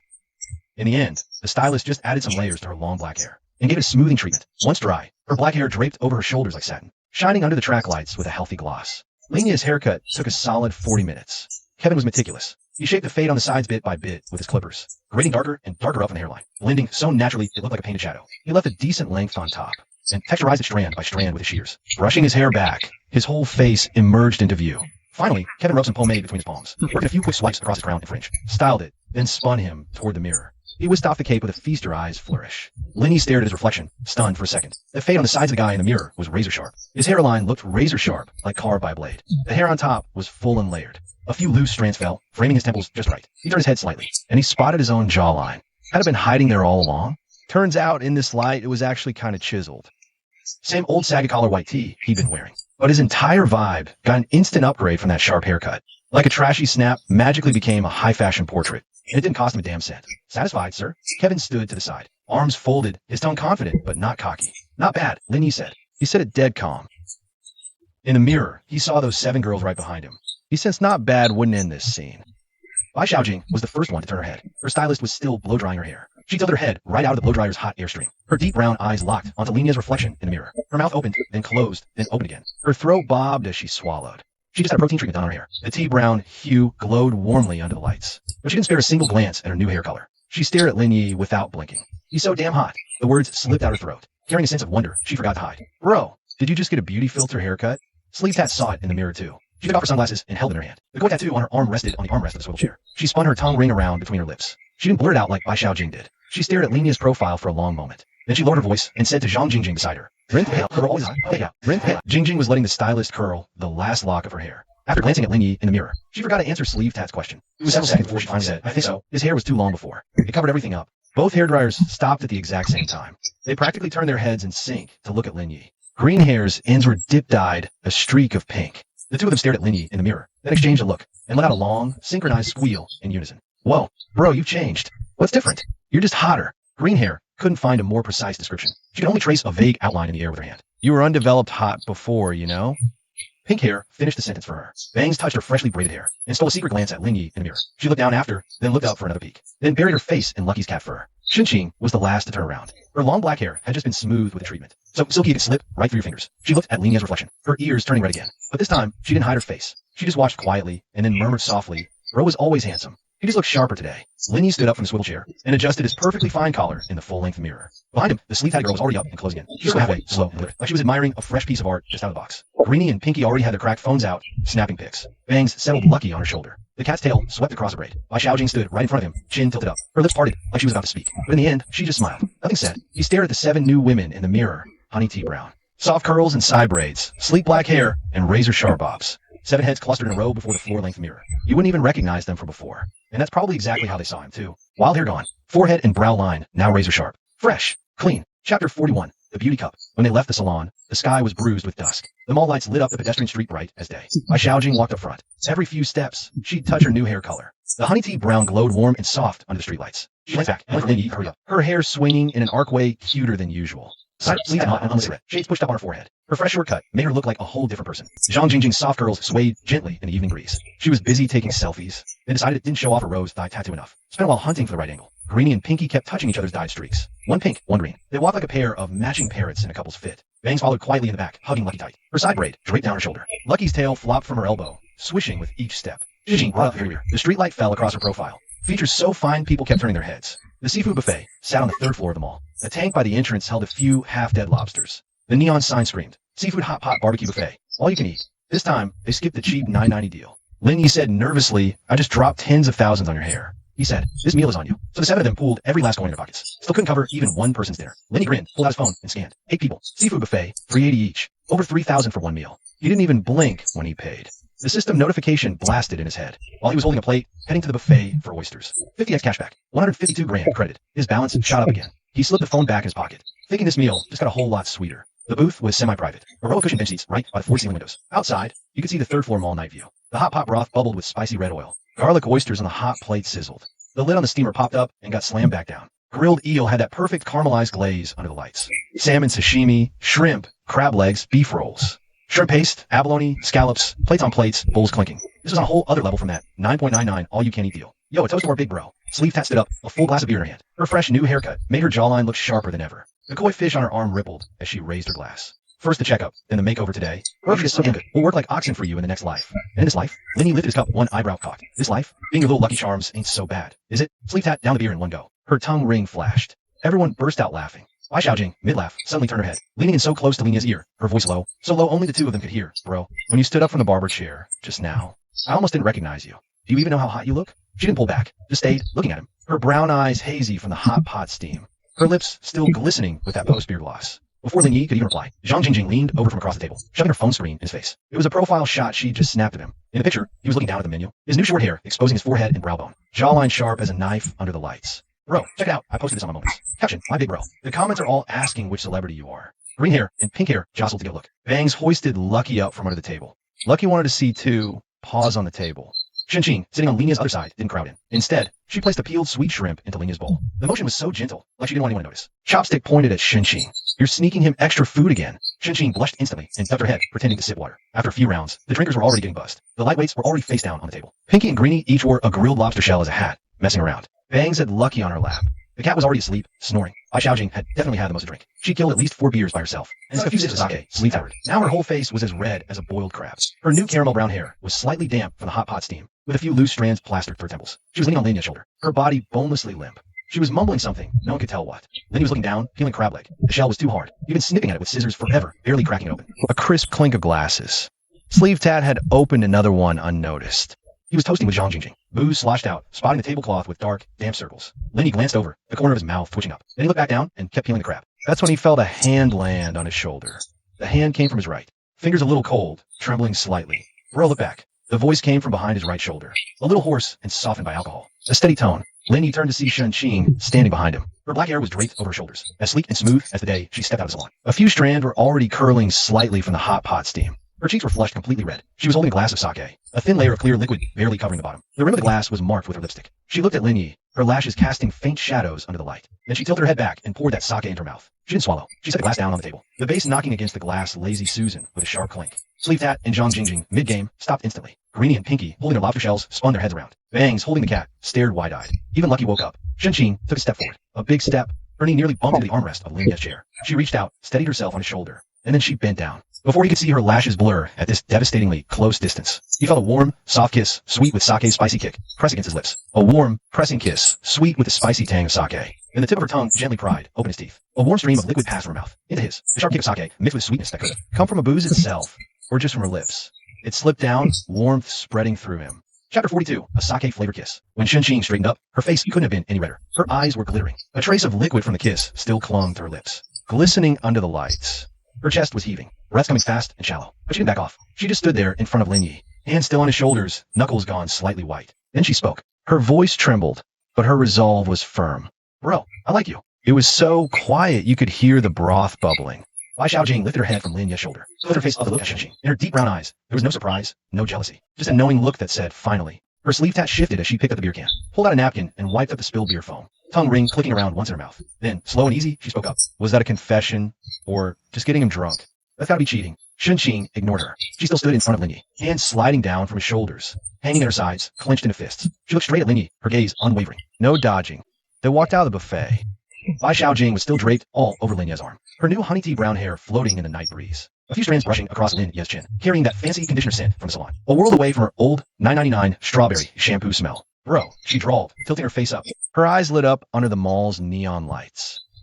It's still early. Going home just means lying around anyway. How about we go hit up some karaoke? Karaoke? Lenny took the cigarette from his lips, flicked off the ash. The KTV spot's just on the next street. 5-minute walk. She let go of his arm and grabbed her cracked phone, thumb flying over the shattered glass. Look, this one just opened. The group deals only. Hey, don't look at the price. You said you wouldn't look at prices. Lenny was tickled by that last desperate blurt. Smart girl. She knows he hates it when they fuss over prices. She cut him off mid-sentence. Sleeve Tat approached. Her freshly cut short hair was a little messy from her towels, but somehow it looked cooler hooked on her collar. Peeked over at Bai Xiaojing's phone screen, then turned around and waved at the girls behind her. Ladies, Bro's treating us to karaoke. You in? Hell yeah. Green and pink shouted, newly highlighted.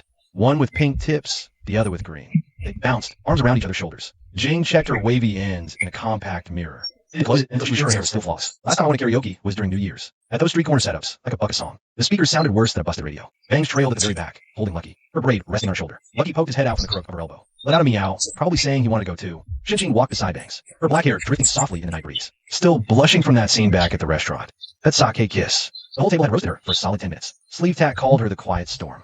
Bai Xiaojing said she backdoored his tower while he was drunk. She buried her face in her arms the entire time, refusing to look up. Now, she was walking on the far edge of the group, stealing glances at Lena's back every few seconds, then jerking her eyes away lightning fast. The KTV was in the middle of the shopping strip, newly renovated. A neon sign above the door, still gleaming bright. Rows of shared bikes parked out front. A blast of AC mixed with air freshener hit them in the face. The receptionist at the front desk looked up. One guy, 7 Technicolor girls, filing in single file. Her professional smile curved into genuine, burning curiosity. Large room, 3 hours. Linny flashed his payment QR code on his phone. The receptionist quoted the price. He scanned to pay. A system notification chimed in his head. Ding. Another cashback deposit hitting his account. He stopped counting zeros.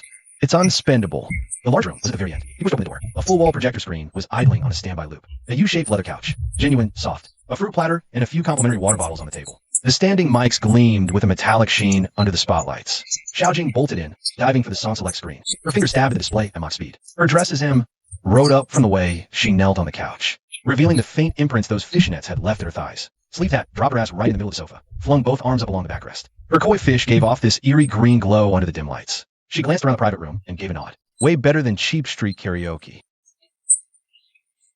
Told ya. Would I ever pick a dud? Bangs chimed in from the side. She'd already kicked off her canvas sneakers and sat cross-legged, was busy wiping an apple from the fruit platter with a napkin. Greenie and Pinky were fighting over the second mic, each one clutching a different end of the mic cable, neither ready to let go. Bangs let Lucky out of his backpack. The cat curled up on the sofa. Shun-Shing sat at the far end of the sofa, backpack by her feet. Head down, pouring a glass of water from Mindy. She set it nicely on the table in front of him. Bai Xiaojing finished picking songs and spun around, mic in hand. The light from the projector screen glowed warm gold through her hair. She cleared her throat, blew a flying kiss at Linny. Bro, this first song's for you. Right when the intro for A Little Luck came on, starting so clean and proper. Ain't you normally all about that screamo rap? Huh? Shut it. I'm happy today, so I'm singing this. Bai Xiaojing snapped back, then took a deep breath, pulled the mic up to her lips. She wasn't exactly a great singer. Just a few notes here and there. Shaky high notes, but heartfelt. Got to the part. You were the luck I most wanted to keep. She turned her head and looked right at Lindy. The projector's glow lit up her face, making her deep brown eyes all sparkly and bright. Chapter 43. Not even close to good enough for my bro. Lindy was leaning back in the middle of the sofa, holding that glass of water Shun-Shing poured him. A tiny smirk tugging at the corner of his mouth. Sleeve Tat went second. She picked this old school rock anthem. That electric guitar riff in the intro hit, and she just launched herself right off the couch. Planted one foot on the edge of the coffee table, mic in her mouth. Tongue ring flashed. Then she opened her mouth and just howled. Her voice was way rougher than usual. Behind notes hit, she just straight up screamed them. By the time she reached the chorus, her whole face was beet red. The koi seemed to leap off her skin. Bangs right next to her, clapping out the beat. They bounced like they were at a music festival. Greenie and Pinky duet a viral TikTok pop song. They'd rehearsed it before. Greenie sang the verses. When the chorus hit, they screamed into the mic together. They mangled the melody with a Fierce Sisters before Mister's energy. They even took a bow like they were on a talent show. They yelled thanks and got pelted with popcorn. Bangs got shoved up to the stage by Zhang Jingjing to sing a folk song. She stood in front of the standing mic, clutching Lucky. Her voice was tiny, but her pitch was surprisingly perfect. The whole room burst out laughing. Bangs stepped down, red-faced, burying in the cat. Everyone heckled Shun-Shing into going up to sing a love song. She stood before the microphone. Her black hair fell forward, hiding half her face. Her fingers clutched the mic cord, her voice soft and light. Every single note was as flawless as the original recording. When she sang the line, I'm willing to do anything for you, Bai Xiaojing heckled from below, yelling, for who? For who? She shook water bottles like maracas for the beat. She blushed and teeth burning red. She forced herself to finish the whole song. She plopped down beside Lin Yi as fast as possible. She grabbed her glass, ears red, pretending to drink. When it was Lin Yi's turn, everyone stared at him. He leaned back on the sofa, legs crossed. An unlit cigarette dangled between his fingers. He scanned the colorful, tacky playlist on the karaoke screen. He stayed silent for a long moment, then stood up. He walked over and selected a song. Bai Xiaojing froze for a second. It was a really old love song, older than she was. Lin Yi stood in front of the microphone. He didn't look at the lyrics on the screen. He just kept his head low. He waited for the intro to end, then opened his mouth. His voice wasn't what you call beautiful. No technique, no flashy runs. Just plain simple. He delivered it word by word. The entire private room fell silent. They stopped grabbing the mic and shaking maracas. Even Lucky lifted her head from the couch, one ear pricked up. As he sang the very last line, he raised his head. In the dim light, he scanned each girl's face. Then he gave a little smirk, placed the mic back on the stand. He sang back. Bai Xiaojing walked over from the screen. She plopped right into the cushion next to him. She leaned her whole body into him, wrapping an arm around his neck, nestling her honey brown head into the crook of his shoulder. Sleeve Tat leaned in from the other side. She shoved a freshly opened beer into his hand. She clinked her glass against his and chugged half of it. Zhang Jingjing sat cross-legged on the sofa opposite. She snapped a group photo, the projector's blue light washing over everyone. The fruit platter sat on the table, 8 figures crammed on the sofa. Bangs leaned against the armrest, her new braid half undone. Her eyes were already struggling to stay open. Green hair and pink hair squished together at the sofa's end. The two were splitting the last bag of chips. Xinqing sat on Linia's right, hesitating for a long moment. She quietly leaned her head against his shoulder. As the singing wound down, Bai Xiaojing's booze hit her. She lifted her head from Linia's shoulder. She said she'd used the restroom and stood, wobbling. She quickly grabbed the coffee table to steady herself. Linia offered to go with her, but she waved him off, saying no need. She could manage. And she staggered out, using the wall for support. Zhang Jingjing called after her. Don't go into the wrong one. About 5 minutes passed, and Bai Xiaojing still hadn't returned. Lin was just about to go check on her. The private room door swung open. It wasn't Bai Xiaojing. 3 strangers stood in the doorway. A well-dressed woman stood there, seemingly in her early 30s. She wore a tailored black dress, a designer bag in hand, her makeup impeccably understated. Her expression mixed impatience and condescending disgust. Behind her stood 2 young people in button-down shirts. They looked like they'd swallowed a fly. Sorry to interrupt. The woman, likely the shift manager, forced herself to speak. Her gaze couldn't quite meet Linia's. Instead, it quickly scanned the remaining girls in the room. Your companion had a minor restroom altercation. Before she could finish, a shrill voice tore in from the hallway. From his angle, Lin Yi could see right down to the restroom. He saw the sinks. Bai Xiaojing stood before the vanity. Hands on her hips, chin lifted high. Her honey brown hair tossed back over her shoulders. She looked like a tiny, bristling lioness. Standing before her was a woman in a floral dress. Lin Yi squinted to see who it was and laughed. Zhang Qian, still wearing that same floral dress. Only now, there was a splash of water staining him. A strand of wet hair was plastered to her cheek. Her midday arrogance had twisted into humiliated rage. Bai Xiaojing tilted her head back. Her voice was so loud the entire 3rd floor could probably hear. I'm telling you, old hag, are you hitting menopause early? Get meds. Who said my bro did this for you? Look at yourself. You're not even good enough for my bro. The hallway spotlights washed everyone's face in a sickly white glow. Standing around her was Zhang Qian. A huge splash of water stained the hem of her floral dress. A wet strand of hair was plastered to her cheek. She went from smug to utterly humiliated. I said, you old hag, have you hit menopause early or something? Bai Xiaojing's voice echoed through the whole floor. She took a step forward. Her canvas sneakers slapped against the tile floor with a sharp crack. Who gave you the confidence to think my brother did this for you? Look at yourself. You're way out of his league. Chapter 44, just turned 18. Qian's lips trembled. Then she pointed at Bai Xiaojing. Her fingertip was shaking. You ill-bred little tramp. What business is it of yours? Me and Lin Yi. He stalked me to the KTV. How is he right? Bai Xiaojing laughed as if hearing the funniest joke.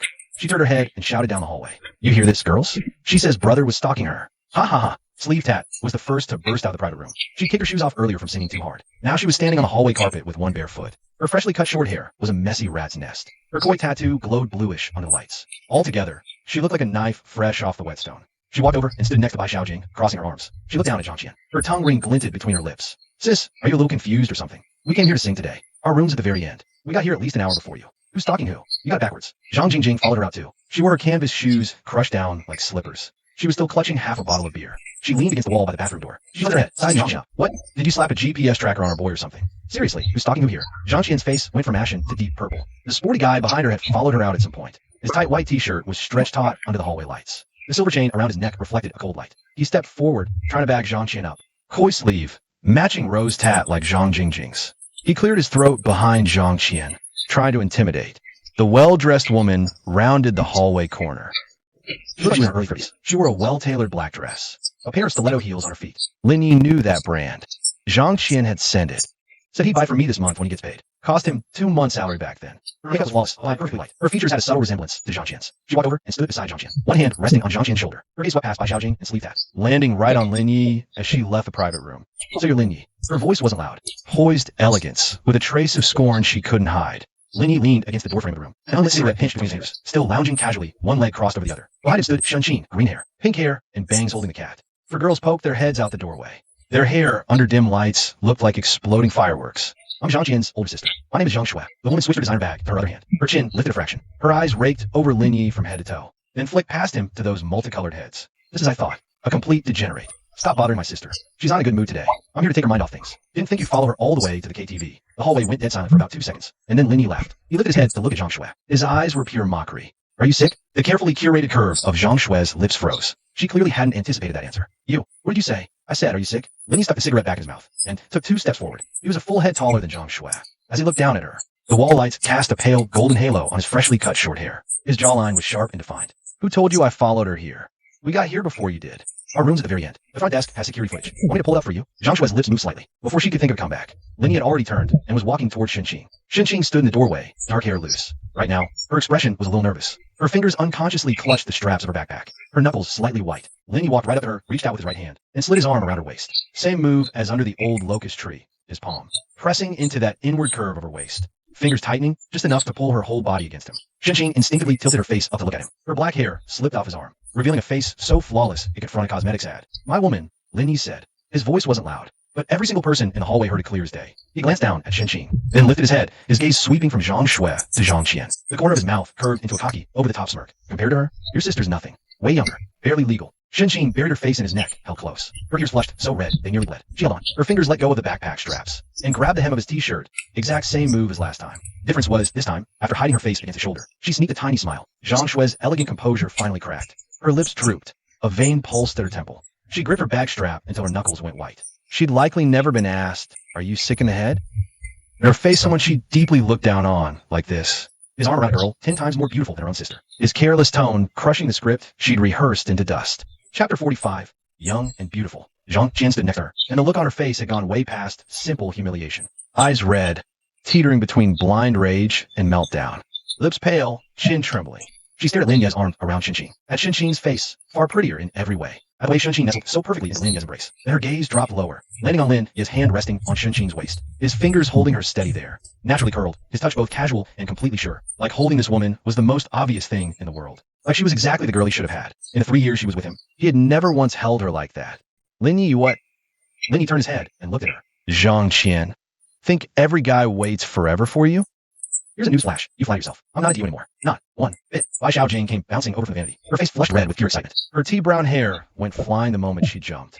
She grabbed Lin Yi's other arm. Her eyes locked onto his, pure fangirl adoration blazing. Bro, that roast was epic. Did you see her face? Red as a baboon's ass. El Mayo. Sleeve tat leaned against the wall, arms crossed over his chest, and started cracking up too. Zhang Jingjing popped up behind her and twisted the knife. Girl, your high-end bag's cute, but it really doesn't match that granny foil dress. Seriously, fire your stylist. Green hair and pink hair squished together at the private room door. Their peekaboo highlights screaming under the hallway lights. They shouted in unison, yeah, totally. Zhang Shui's lips pressed into a thin, bloodless line. She stood there, knuckles white, strangling her designer backstrap. Her heels were sinking deep into the hallway carpet fluff. Her mouth twitched. She wanted to fire back, regain some ground. Her gaze swept over the rainbow-haired squad behind Lin Yi. That's what hit her. All her supposed superiority meant absolutely nothing to these girls. They were young. They were hot. They didn't give a damn about her fancy bag. What really suffocated her was, they looked genuinely happy. Lin Yi was surrounded by 7 girls, like planets orbiting their sun. Every single one stared at him like he was a hero. A level of pure fangirl devotion she'd never seen before. And the elegant image she so carefully curated. It collapsed the second this young guy said, what the hell is wrong with you? A single poke, and was torn to shreds. Let's go. Zhang Shui grabbed Zhang Qian's arm. Her calm regained a sliver of icy composure. Her voice dropped a full octave lower than before. She didn't look at Lin Yi again, nor at Xinqing. She just yanked Zhang Qian towards the other end of the hallway. The gym bro followed, his silver chain swaying under the downlights, vanishing around the corner. The click-clack of high heels faded further away, finally cut off by the muffled thud of the stairwell door slamming shut. Bai Xiaojing let go of Lin Yi's arm. She threw a punch at the air down the hallway, then spun around, tilting her face up at Lin Yi, head cocked, lips curved into a smirk, her voice dripping with victorious glee. Bro, when you called Xinqing fresh meat just now. OMG, ha, I can't. Sleeve tat, take a pic. I gotta post this. She was laughing so hard she clutched her stomach, doubling over. Sleeve tat leaned against the wall, pulled his shades from his collar, and put them on. Then he raised a glass to the empty air. Freaking legendary. Zhang Jingjing chimed in from the side. But seriously, that lady's bag was legit. I saw it in a mall window display last time. Over 10 grand. Bro, you rose her just now. You made a 10 grand bag instantly depreciate. Bangs walks over, holding Lucky in her arms. She whispers, bro, you were super cool just now, and immediately buries her face in the cat's fur. Xinqing pokes her face out from Lin Ye's arms. She studies his sharp side profile from brow to jaw. His fresh buzz cut fully exposed his facial contours. Under the spotlight, his features looked razor sharp. She whispers, bro, you're the best. And she goes on tiptoes and gives him a light peck on the cheek. The spotlight had somehow been dimmed to a warm, intimate amber. The standby screen's glow flickered faintly in the dark private room. The watermelon in the fruit platter was all eaten. The popcorn bucket was knocked over on the coffee table. Empty beer cans were scattered all over the floor. The air was thick with a malty smell of booze. The fruit platter scent mixed with 7 girls' perfumes. Shampoo and perfume. honey tea brown conditioner, sleek ass cigarette smoke, Zhang Jingjing's body lotion, the same cheap perfume Greenie and Pinky wore, the faint, fresh laundry detergent scent on Bangs, and the elusive white tea fragrance lingering in Xinqing's hair. Lenny lounges back in the center of a U-shaped sofa, his legs stretched out comfortably. His flip-flops had been kicked under the coffee table. His fresh buzz-cut glowed with a pale gold halo under the spotlights. His jawline was sharp and angular. Bai Xiaojing was hugging his left arm, and Xinqing was leaning on his right. Beside him, she sang the last song into the mic. Jingjing drapes over the armrest, swinging her legs to the beat. Pinky squeezes onto the sofa end, nodding off. Bangs is curled up in the corner with Lucky in her arms. Her snoring rhythm matches her breathing exactly. Lingy couldn't be bothered to calculate how much he spent today. Over 3 days. Seafood buffet. Over 3 days. The KTV room plus drinks. Another few grand swiped. The cashback notification had gone off in his head over and over. His car balance had long passed 5 million. He didn't even bother to look anymore. Spending money for him has become just watching the 7 girls blissfully close their eyes at the shampoo chairs, seeing their eyes sparkle at a table full of seafood. Xiaojing screaming into the mic, voice cracking, refusing to let go. Way more satisfying than cashback. Chapter 46. Bro, don't move. Bangs turns over. The living room light in the rental is off. City neon filtering through the balcony is the only light, painting the room in this hazy, pinkish purple glow. The sofa springs let out a torture groan. Bangs stretched out from her curled up position, her whole body like a cat, just waking up, languidly extending every limb. Her braid had long since come undone. Black hair spilled across her shoulders, and the heavy bangs swept to the right swayed as she rolled over, falling down to cover half an eye. One strap of her white spaghetti strap slip dress had fallen, exposing a bony shoulder and a shockingly pale collarbone. Lingy was still awake, propped against the armrest. Eyes closed. He was replaying the day's events in his head. The looks on Zhang Xian and her sister's faces in that KTV hallway. Xinqing, standing on her tiptoes to peck him on the cheek. She hung on his arm, calling him her best blessing. His lips twitched. He was about to move, when he suddenly felt a weight settling on him. Bangs had, at some point, rolled over from her end of the sofa. Her whole body was weightless, like a leaf, drifting silently down onto him. She rested her chin on his chest. Looking up, pink-purple light streamed past her. Her bangs flickered, half-hidden in shifting light. Hey, her voice was tiny, almost drowned by sleeve tats, rhythmic snoring. Linny opened his eyes and looked down at the head on his chest. Her fingers, he realized, were clutching the collar of his t-shirt. Her nails were plain, unpainted, and neatly trimmed. What's up? His voice was low and raspy, thick with oncoming sleep. Bangs paused, lifting her face from his chest, tilting her head to look at him. The fuchsia light caught her eyes. Not big, but captivating single eyelids. The outer corners tilted slightly up, like a quiet cat's. She pressed her lips together, then let them part. And then she did something Lin Yi wasn't expecting. She buried her face back into his chest, her nose pressed into his collarbone hollow. Her whole body looked suddenly like a cat that had finally found its spot. After making sure this spot was warm and safe enough, she prepared to stuff her entire self into it. Laying his hand held in the air, hesitating for a second, before coming to rest on the back of her head. Her hair was so soft, strands as fine as a baby's. As his fingers slipped through it, he felt her scalp's warmth, faint humidity. She'd showered, still using the cheapest shampoo from the supermarket shelf. A faint, nameless scent, like fresh-cut grass after the rain.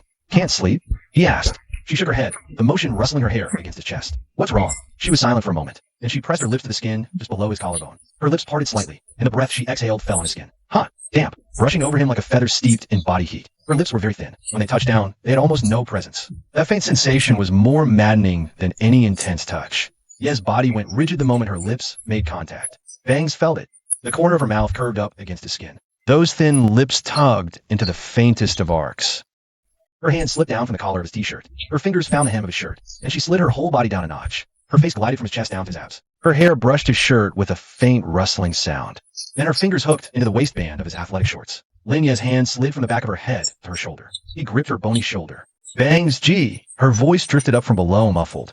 A strange, calm voice she'd never heard from her. Don't move. She said those 3 words so lightly, leaving no room for doubt. Lin Ye's hand fell from her shoulder. Her movements were slow. So slow it was like unwrapping a gift she'd been treasuring for ages. Peeling back every layer of wrapping paper with meticulous care, afraid of tearing what was inside. The waistband slid down past his hip bones. The fabric stretched open around the contour of his thighs, until finally, she pulled the shorts down to his knees. Her hands were small, her fingers slender and long. Her palms were slightly rough from years of housework.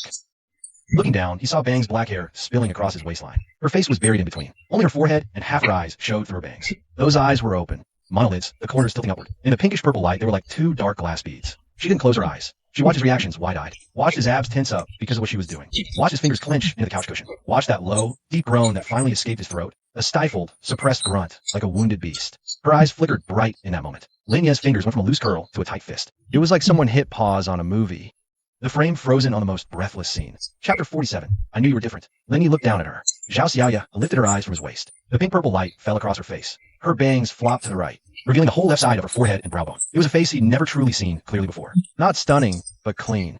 She stared at Lin Yi for 2 seconds. Lin Yi's breathing went completely ragged. He heard a sound spill from his throat. Low and hoarse, like sandpaper scraping wood. That voice was unfamiliar. Nothing like his normal speaking voice. Nothing like his singing voice. Not even like any version of his voice he'd ever heard. It was another him. He was summoned from the deep by purple light in her lips. Her breathing quickened. The air puffing from her nose hit his lower abs. Warm and damp, its rhythm perfectly aligned with her movements. The sound wasn't loud, but his mind was crystal clear. Linny could hear what it held. Not pain, not discomfort. It was something even she couldn't explain. A tangled mess of nerves, shyness, anticipation, and hidden pleasure. Linya's fingers slid from her hair, skimming past the curve of her ear, brushing the thin tendon along the side of her neck, and finally resting on her slight shoulders. His fingers pressed into her shoulders, feeling beneath that thin layer of skin. The faint contour of muscle tensing with strength. Zhao Xiaoya. He called her name. His tone was so low, it felt like a vibration from deep underground. She lifted her face from his waist. The magenta light shone into her eyes. A thin, glistening layer of water glazed those monolith eyes. She looked up at him, like a kid who'd messed up and just got full named by their parents, waiting for the verdict. Linya's hand slipped from her shoulder to her face. His fingers swept her bangs to the side, tucking the stray strands that hid her eyes behind her ear. Her forehead lay completely bare. The architecture of her brow bone was stark under the purple light, without the bangs blocking them. Those monolith eyes looked bigger, deeper, more like two dark stones washed clean by rain. Zhao Xiaoya, he said again. This time his voice was even softer, so gentle it felt like he was speaking a newborn's name. Zhao Xiaoya's lips curved slightly against his skin. She pulled her face away from his waist. She pushed herself up from the floor. Her knee cracked against the hardwood, but she shook it off. Her white slip nightgown bunched at her waist, unnoticed, exposing two glow-in-the-dark legs, and those faded to hell cotton panties. She looked down at Linyi. A neon pink-purple light flooded in from behind her, gilding her silhouette with a fuzzy, soft halo. Black hair fell down the sides of her shoulders, the ends brushing his chest. Ticklish. Her hands pressed in the sofa back, on either side of his head. She was arched over him like a bridge. Zhao Xiaoya froze. She glanced down at herself, then back at him. Her face went nuclear red. The heat scorched from her neck to her ears, then cheeks. Even the glowing skin below her collarbone flushed pink. Lips parting, she swallowed back the words. Finally, all she managed to squeeze out was a tiny sound, like a kitten getting its tail stepped on. Bro, sorry, I didn't. Linny reached up and took hold of her waist. It felt impossibly narrow in his palms. He could feel it through that thin layer of the white slip, the muscles on her sides trembling from the sheer tension. This time was different. This time was on target, as if he'd been waiting forever for this exact moment, until she'd figure it was never coming. And then bam, there it was. All the nerves, all the fear, it all just shattered in that 1 second, exploding into a sound wrenched from the deepest part of her chest. A trembling sigh. Her fingers dug into the fabric of the sofa back, knuckles whitening, lean forearm muscles straining sharp. Her face tilted up, black hair cascading over her shoulders, and baring her whole face. Eyes shut, lashes fluttering, lips parting just so, showing a hint of white teeth. Linya's hand glided from her waist to her back, his palm tracing the line of her spine. He could feel the skin on her back pulled tight with tension. Could feel her heartbeat pounding through her ribs into his hand, frantic as a bird trapped in a cage. Zhao Xiaoyue. He said her name, voice a low whisper. So low was meant only for her. Zhao Xiaoyue opened her eyes. The pink-purple light caught in them, making that thin film of water shine even brighter. She looked down at Lin Yi for a beat. This time it wasn't a sigh, a hum, forced out through her nose, dragging a soft, boneless little tail behind it, like a kitten purring when you stroke its fur. Pure bliss mixed with total awkwardness. Linya's hand slid from her back down to her waist. His fingers traced the curve of her waist where it cinched in. His thumb drew circles on her skin, right her side. That patch of skin had no ink, no scars. It was clean, like a fresh sheet of paper no one's written on yet. The ends of her hair brushed his chest, his chin, his lips. Her breathing got faster and faster. The breath huffing from her nose hit his face. Warm, damp, carrying a faint, unidentifiable sweetness. Her hand slipped from the back of the sofa, pressing against his chest, her palm flat below his collarbone. She could feel the force of his heart pounding inside his chest. Her heartbeat synced. Fingers curled on his chest. Her nails dug into his skin, leaving faint little crescent marks. Bro, she croaked from deep in her throat.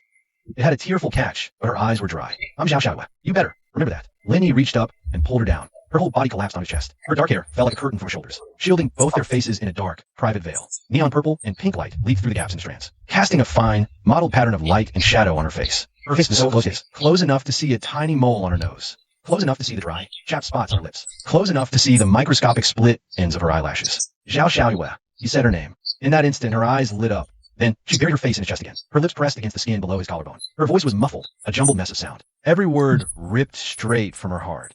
Bro, my name is Zhao Xiaoyue. Lin Yi kissed her. Not a kiss on the lips. She had her face buried in his chest. He lowered his head and kissed the top of her head. His lips pressed against the crown of her hair, that center point where all her hair spiraled out from. His lips rested on that small patch of warm, slightly damp scalp. She could feel his lips part and close against her head. Like he was saying something, but the sound was too faint. So faint that even she couldn't make out the words. Her fingers clenched the collar of his t-shirt. Her nails dug into the fabric fibers, stretching the already loose-knit cotton even more out of shape. Her face was still buried in his chest, her breaths, fast and hot, hitting against his collarbone. Her voice came up muffled against his chest. It was tearful, it was laughing. It carried every raw, unprocessed emotion she had. When I first saw you, I just felt different. Chapter 48. I like that scent. You help everyone, but have nothing for yourself. Your hair's grown out, and you don't cut it.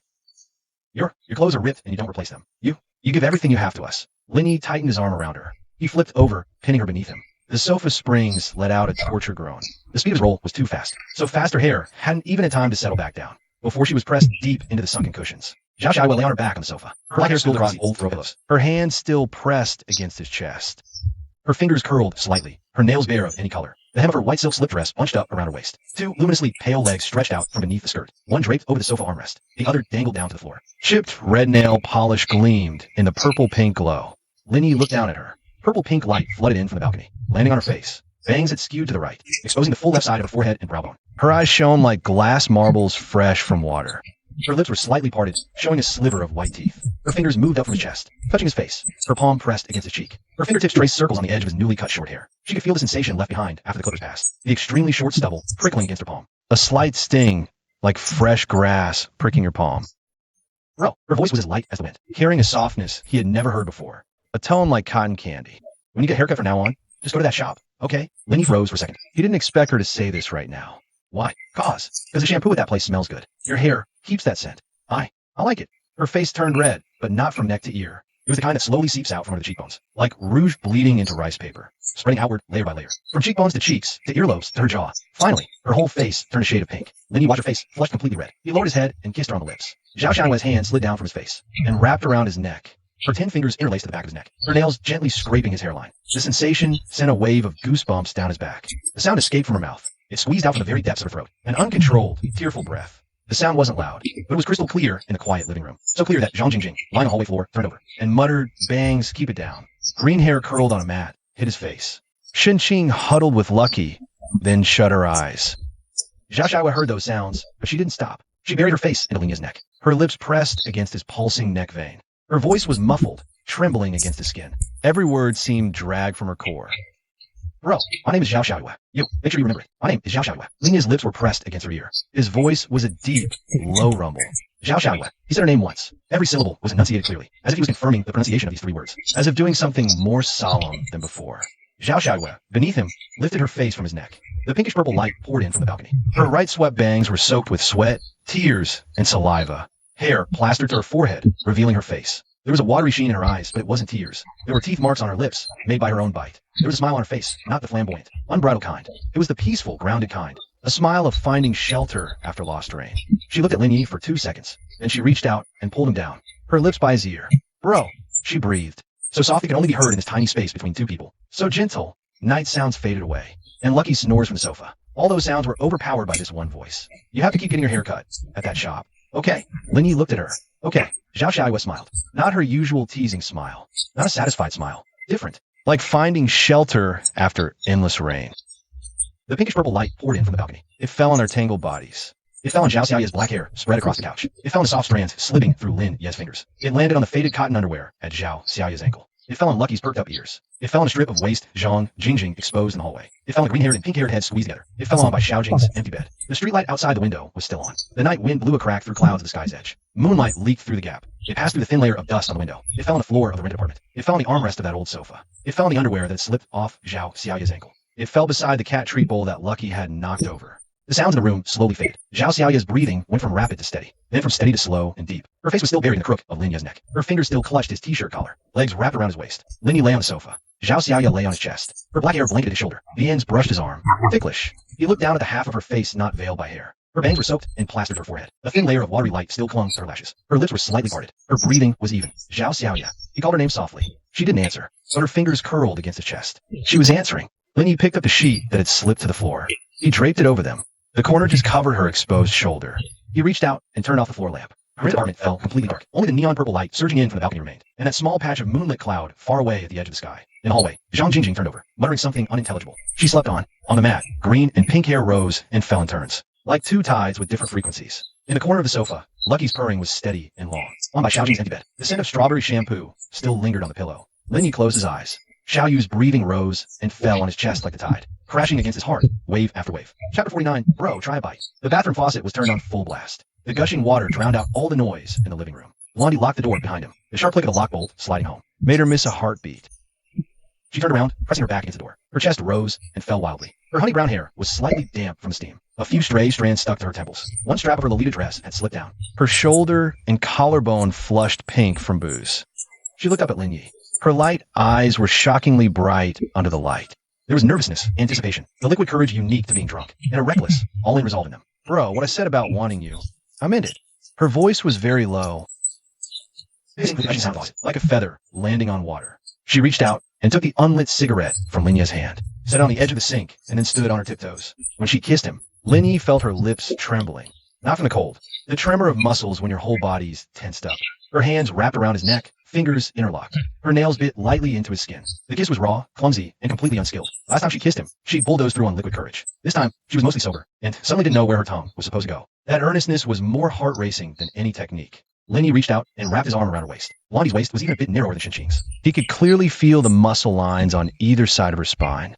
Her body heat radiated through that thin Lolita dress, scorching like a low-grade fever, all fired up. His other hand cupped the back of her head, his fingers threading into her honey brown hair. That protein treatment made it way silkier than before, feeling just like warm watered silk.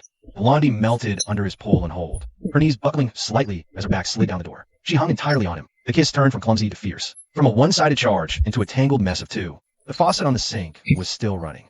The sound masked a tiny, soft moan that escaped her throat. She broke away from his lips, pressing her forehead against his. Her breathing was quick and chaotic. Her irises blurred into a single hazy halo this close.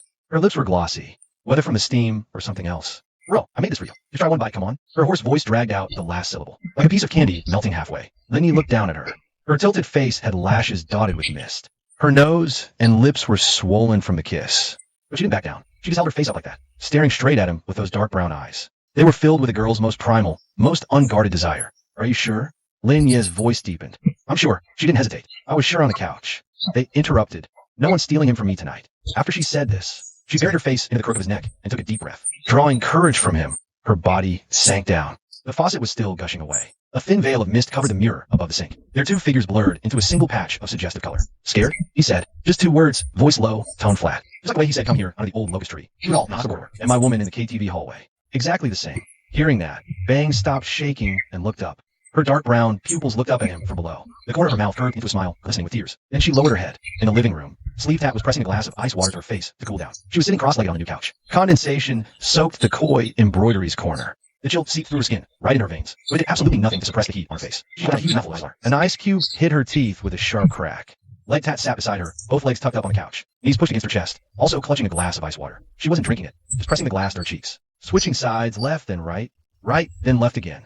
The ice melted, but her face stayed bright red. Green hair and pink hair huddled at the couch's end, sharing a single glass of ice water. Two straws, the kind meant for bubble tea, were stuck in the rim. They both sucked noisily from the same glass, neither willing to let go first. The water level dropped fast in those straws, but the blush on their faces didn't fade one bit. Bangs was huddled in the corner, holding Lucky tightly. Resting on her knee was a glass of ice water she hadn't even touched. She hung her head low, burying her face in Lucky's fur. Her ears bled red. She squeezed Lucky too tight. She squirmed a little, uncomfortable, but she didn't let go. She sat at the very edge of the sofa. She held a glass of ice water in her hand. She drank very slowly, and the tips of her ears were still red. But her expression was a little calmer than the others. Her gaze drifted past the rim of the water glass. It landed on the tightly closed bathroom door. The corner of her mouth curved into a tiny, knowing smile. Harsh white light seeped through the bathroom door crack. The sound of the faucet was still running, splashing on. Sleeve Tat slammed her glass of ice water down on the coffee table. The ice cubes rattled and swayed in the glass. She leaned back into the sofa cushion. She looked up at the dusty fluorescent light on the ceiling. The little dead bugs were still inside the light tube. In an extremely complicated tone of voice, part sigh, part self-reassurance, she finally spoke. Blondie's all talk, always flirting. Didn't think she'd actually do it. You just met her yesterday?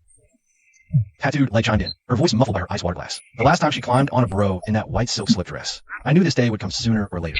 The last time she said my Dao Ming was so smooth. I should have been mentally prepared for this. Sleeve Tat draped her arm over her forehead and closed her eyes. Green hair and pink hair exchanged a look. Green hair pulled the straw out of her mouth. She licked the water droplets off her lips. Then, with an extremely serious tone, she added, Blondie's got the biggest guts out of all of us. Biggest guts. Pink hair nodded vigorously beside her. Bangs lifted her face from the cat's fur. Her voice was small, yet crystal clear in the quiet living room. She really likes Bro. She told me herself. She said that if Bro hadn't been the one to take her in, she would have never met someone so good in her whole life. She sat down her water glass. The bottom clinked softly against the coffee table. She turned her head toward the bathroom. Her black hair slipped off her shoulder, covering half her face. Her voice was light and calm, like she was talking about something she'd known for a long time. Out in there, she's real after. In the bathroom, the faucet was still running noisily. The faucet twisted off. The water flow stopped abruptly. It was replaced by a young woman's fast, heavy breathing, like surfacing for air after holding her breath underwater forever. Blondie grabbed the vanity and stood up straight. Her hair was an absolute wreck, a total rat's nest. A few strands stuck to the corners of her mouth and chin. Eyes red-rimmed, lips red too, red and swollen. She wiped her mouth with the back of her hand, looked at herself in the mirror, and froze for a second. Still red at the edges. So red, she turned the faucet back on. Cupped a handful of water, rinsed her mouth, splashed on her face. Cold water hit her skin.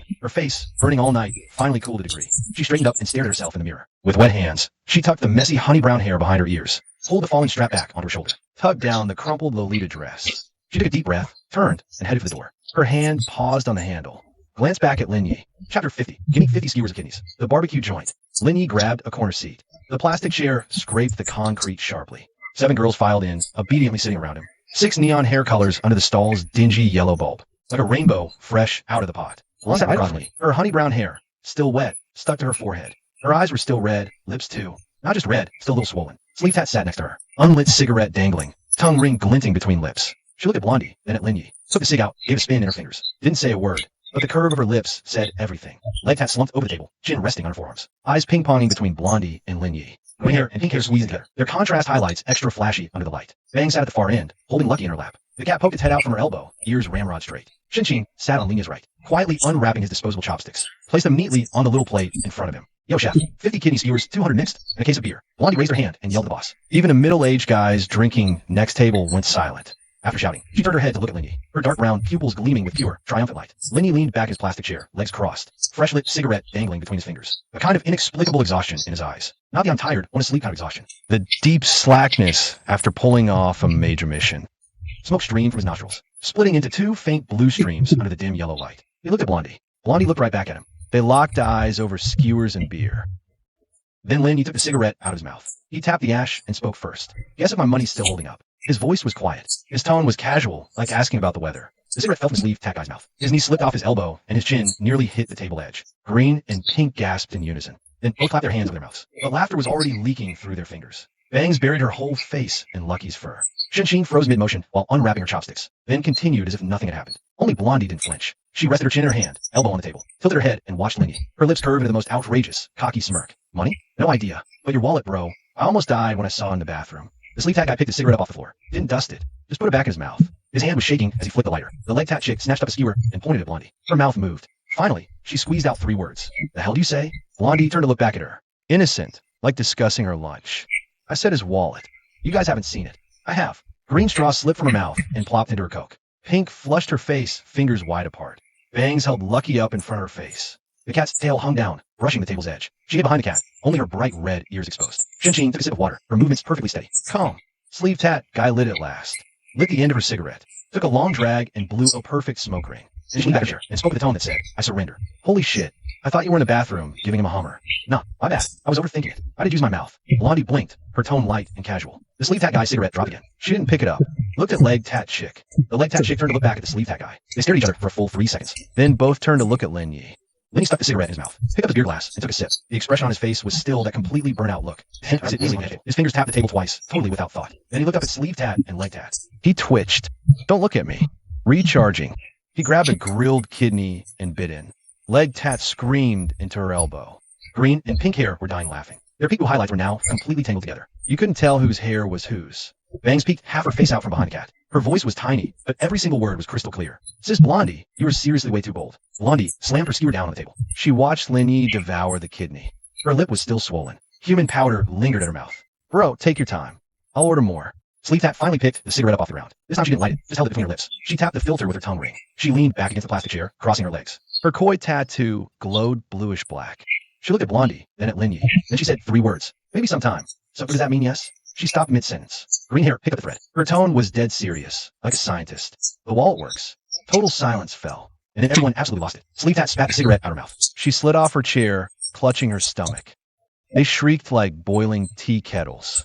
Bangs covered her entire face with Lucky. The cat let out a muffled meow from inside all that fur. Lin Yi hid his twitching lips, but failed. Blondie shot her feet, hands on her hips, chin tilted way up high, confirming payment. Her honey brown hair danced in the night breeze. She scanned the circle of sisters who were all dying of laughter. Then she pointed a finger straight at Lin Yi. The wall is mine. No, wait, mine and Sis Shunqing's. Get in line. No cutting or sneaking. Don't steal my spot when I'm drunk. Lin Yi leaned back in his plastic chair. He tossed the empty skewer onto the table. He reached out and yanked Blondie back into her chair. Blondie stumbled back from the force of his pull. She sat and leaned against his shoulder. She looked up, her eyes sparkling. Tears from laughing still clung to her face. Chili oil still smeared her mouth corner. Her honey brown hair brushed against his neck, kind of ticklish. Sleeve Tat was swung around, scraping a skewer on the concrete, doodling nonsense instead of working. Screw off. She looked up at Lin Yi. Screw off. The koi on her arm tensed as she lifted her hand. Her tongue ring flashed between her lips. She asked the most important question of the night. Yo, for real, bro. Do you even have enough cash left? There's like 7 of us, you know? Lin Yi looked down at her. He scanned the neon-colored girls around him. Blondie was leaning on his shoulder. Shin sat quietly to his right. Legs climbed back into her chair, still laughing through tears. Greenie and Pinky huddled together, staring at him with puppy eyes. Bangs peeked out from under the cat fur, her eyes glinting bright. He pulled the cigarette from his lips, flicked ash, and spoke. Enough or not? Let's just eat first, we'll talk about it later. He smashed it, stood up, dropped back in his chair, grabbed his beer, and chugged. Flowery muttered quietly next to her. Sis, the first time he said that was the night Shin-Chin showed up. This is what happened with Shin-Chin later on. Shin-Chin raised her water glass, hiding her face behind it. Blondie lifted her head from Lin Ye's shoulder. Sis and Aoi took the lead. For the rest of you, get in line, get in line. Chapter 51. The in-laws are here. Shin-Chin's phone buzzed twice. She fished it out of her pocket.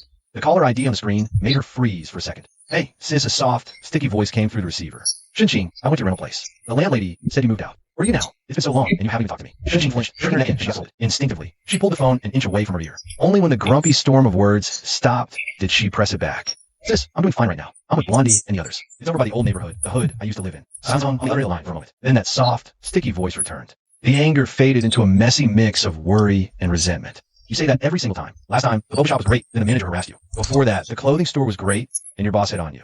Shin-Chin, how the hell am I supposed to stop worrying? Shin-Chin's eyes welled up a bit, but the corners of her lips curled up. Sis, this time, someone's really taking care of me. For real. She pulled the phone away from her ear and turned her head to glance at Lin Yi. Then she locked eyes with 7 pairs staring right at her. Blondie was holding a skewer of grilled kidneys. Stop chewing bite, meat still in his mouth. Coffee Brown tilted their head towards Shin-Chin. Their dark brown eyes were blazing with a thirst for gossip. Sleeve Tat was using a bamboo skewer as a toothpick. His tongue ring glinted, brows raised high. Inkleg slammed his beer mug on the table. The foam was still fizzing at the bottom. Didn't even bother to drink, just stared daggers at Shin-Chin's phone. Green hair and pink hair were squished together, their undereyes rubbing into a tangled mess. Both their mouths dropped into a perfect O. Bangs was holding Lucky. The cat poked its head out, ears straight up. Shin-Chin took a deep breath and said, Sis, I'm at Big Sis Barbecue now, not far from my rental. I'll ping you the address. Come check it out and you'll see. She hung up the phone and sent the address. Then she looked up at the whole table. It's my sister. She's coming to find me. She said it super softly, a knot of nervous anticipation she couldn't hide. Afraid her sister would show up and not vibe with this colorful crew. And sort of like she wanted her sister to see she's doing all right now. Sleeve Tat set his toothpick on the table. Fingers interlaced, resting his chin on them, using it as a matchmaking phone. He said, so, Shin-Chin's sister, huh? Ladies, this is practically family from her hometown. Blondie wolfed down the meat in his mouth, wiped the chili oil from the corner of his mouth with a napkin, pulled his tank top strap back up onto his shoulder. Sat up straight. Fam's coming. Make a good impression. Sleeve Tat, put your shoes on. Inkleg moved that beer mug to the right. Left for the guest. Quit fighting over chips. Bangs, you got cat fur in your hair. Shinjia, check for me. Do I still have chili oil in my mouth? Bangs was holding Lucky, tucked away in the corner. For once she actually spoke up. Shin-Chin's sister. Is she gonna be super mean? Shin-Chin smiled. That smile held a little helplessness and a little warmth too. My sister's not mean. She just worries way too much. Her name is Shun-Na, only 1 year older than me. Sleeve Tat kicked off the shoe he just put on again. Leaned back in his chair, arms folded across his chest. Older is older. You two look alike? Shin-Chin thought it over and went with a pretty conservative answer. She's a bit taller than me, she said. Inkleg chimed in from the side, his tone pure, calculated precision. You talking about height? Or Shin-Chin's face flushed for a split second. She didn't answer, but that silence said everything. Greenie and Pinky exchanged a look. Then they let out a drawn-out, synchronized woa. Linny leaned back in his plastic chair. He pulled the cigarette from his lips and tapped the ash. Looking at Shin-Chin, his tone was casual but a little serious. Your sister came a long way to find you. She must be hungry. Sleeve Tat, order more food. Leg Tat, grab extra bowls and chopsticks. Greenie, Pinky, clear up the table. He paused, then stood up and put the cigarette back in his mouth. He bent over, slipping on his worn flip-flops. He straightened the loose collar of his white t-shirt. Sleeve Tat called out to him, blowing out a puff of smoke. Bro, where you going? Linny didn't look back. He just walked toward the entrance of Big Sis Barbecue, dropping one line. The Big Sis Barbecue sign buzzed, flickering in the night wind. Shared bikes and a closing crepe cart sat nearby. Linny stood beneath the sign, hands in his pockets, an unlit cigarette dangling from his lips. The streetlight stretched his shadow out long and thin. And then he saw Shun-Na. When Shin-Chin said, a bit taller than me, Linny had thought she meant height. Now he finally understood what Shin-Chin meant by a bit taller. It was her height. Shun-Na stood at least 5 centimeters taller. Those 5 centimeters? All her legs. Her proportions pulled an involuntary dam from anyone. A pair of faded jeans and an ordinary white t-shirt. On her, the fabric curved in ways far beyond its simple design. The t-shirt was also noticeably well-filled. She dragged a suitcase with one hand. Holding her phone, she frowned slightly, checking the GPS. The suitcase wheels clattered over the uneven concrete. It bumped over every crack in the pavement. Each jolt sent the loose strands of hair across her forehead jumping. Her features were 70% similar to Shin-Chin's, yet her aura was totally different. Shin-Chin's beauty was soft, quiet. Shin-Na's was bold and radiant. She had a layer of sharp, real-world street smarts Shin-Chin lacked, even though she was only a year older, 19. Now, that sharpness was buried under worry and exhaustion. Her eyes were slightly red, her lips pressed into a thin line. Her steps were rushed and frantic as she dragged the suitcase. Linny took a step forward and stood right in front of Shin-Na. She was a bit shorter than Linny. As she looked up at him, the streetlight fell perfectly on her face. It lit the delicate features she unmistakably shared with Shin-Chin. It's Shun-Na. Shun-Na hesitated, briefly sizing him up. Freshly cut short hair, loose, worn white t-shirt, feet shoved into flip-flops. Her brows went from furrowed to relaxed, then from relaxed right back to furrowed again. A look of weariness and judgment surfaced in her eyes, but that judgment lasted less than a second. The figure bursting out of the barbecue joint behind her shattered it. Chapter 52. Bro's a gentleman.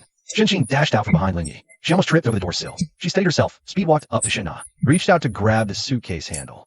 Shana didn't let go. She looked down at Shin-Chin. From head to toe, new hair, rosy cheeks, crisp white tee, the brand new canvas sneakers on her feet. Then she reached out and yanked Shin-Chin into a fierce hug. You scared me to death, she muffled out. That soft, sticky voice trembling slightly from the surge of emotion. I thought you were in trouble again. You didn't even call. Didn't even say a word about moving out. Shin-Chin could barely breathe from the embrace. One hand patting her back, the other hand still clutching the suitcase handle. Sis, I told you I'm good, right? Seriously, I'm fine. She wiped her eye, then refocused her gaze back on Lin Yi. This time, the look in her eyes was different. Not wariness, not just judgment, something way more complex. Finally seeing the guy from the stories. Wondering if he deserved that praise.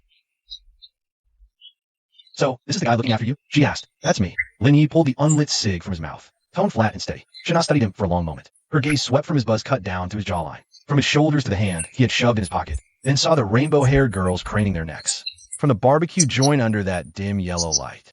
Her brows furrowed again, just a little, but this time she didn't even get a chance to open her mouth. Blondie's voice already sailed right out of the barbecue joint. Sis, Shin-Chin sis, come eat. Bro got the boss to add lamb ribs and mushrooms. And a case of ice-cold beer. Shana was a bit stunned by that form of address. Blondie had already launched herself off the plastic chair. That caramel brown head was blindingly bright under the lights. The second she spoke up, the other girls started moving too. Sleeve tat stubbed her smoke in the ashtray, sat up straight. Leg tat swept the skewers into the trash. Green hair and pink hair gave up on the chairs they were hogging. Bang scooped up Lucky and scooted over to make room. Shana stood at the entrance of the barbecue joint. All those rainbow-haired girls turned their heads, staring straight at her. Every face wore the same brand of enthusiasm, just in different doses. She was totally thrown off by the scene, completely lost. She glanced back at Shin-Chin. Shin-Chin linked arms with her and pulled her towards the grill joint. Sis, come in. Sit down first. Let me fill you in. Shana was dragged inside by her. The suitcase wheels clattered twice more against the concrete.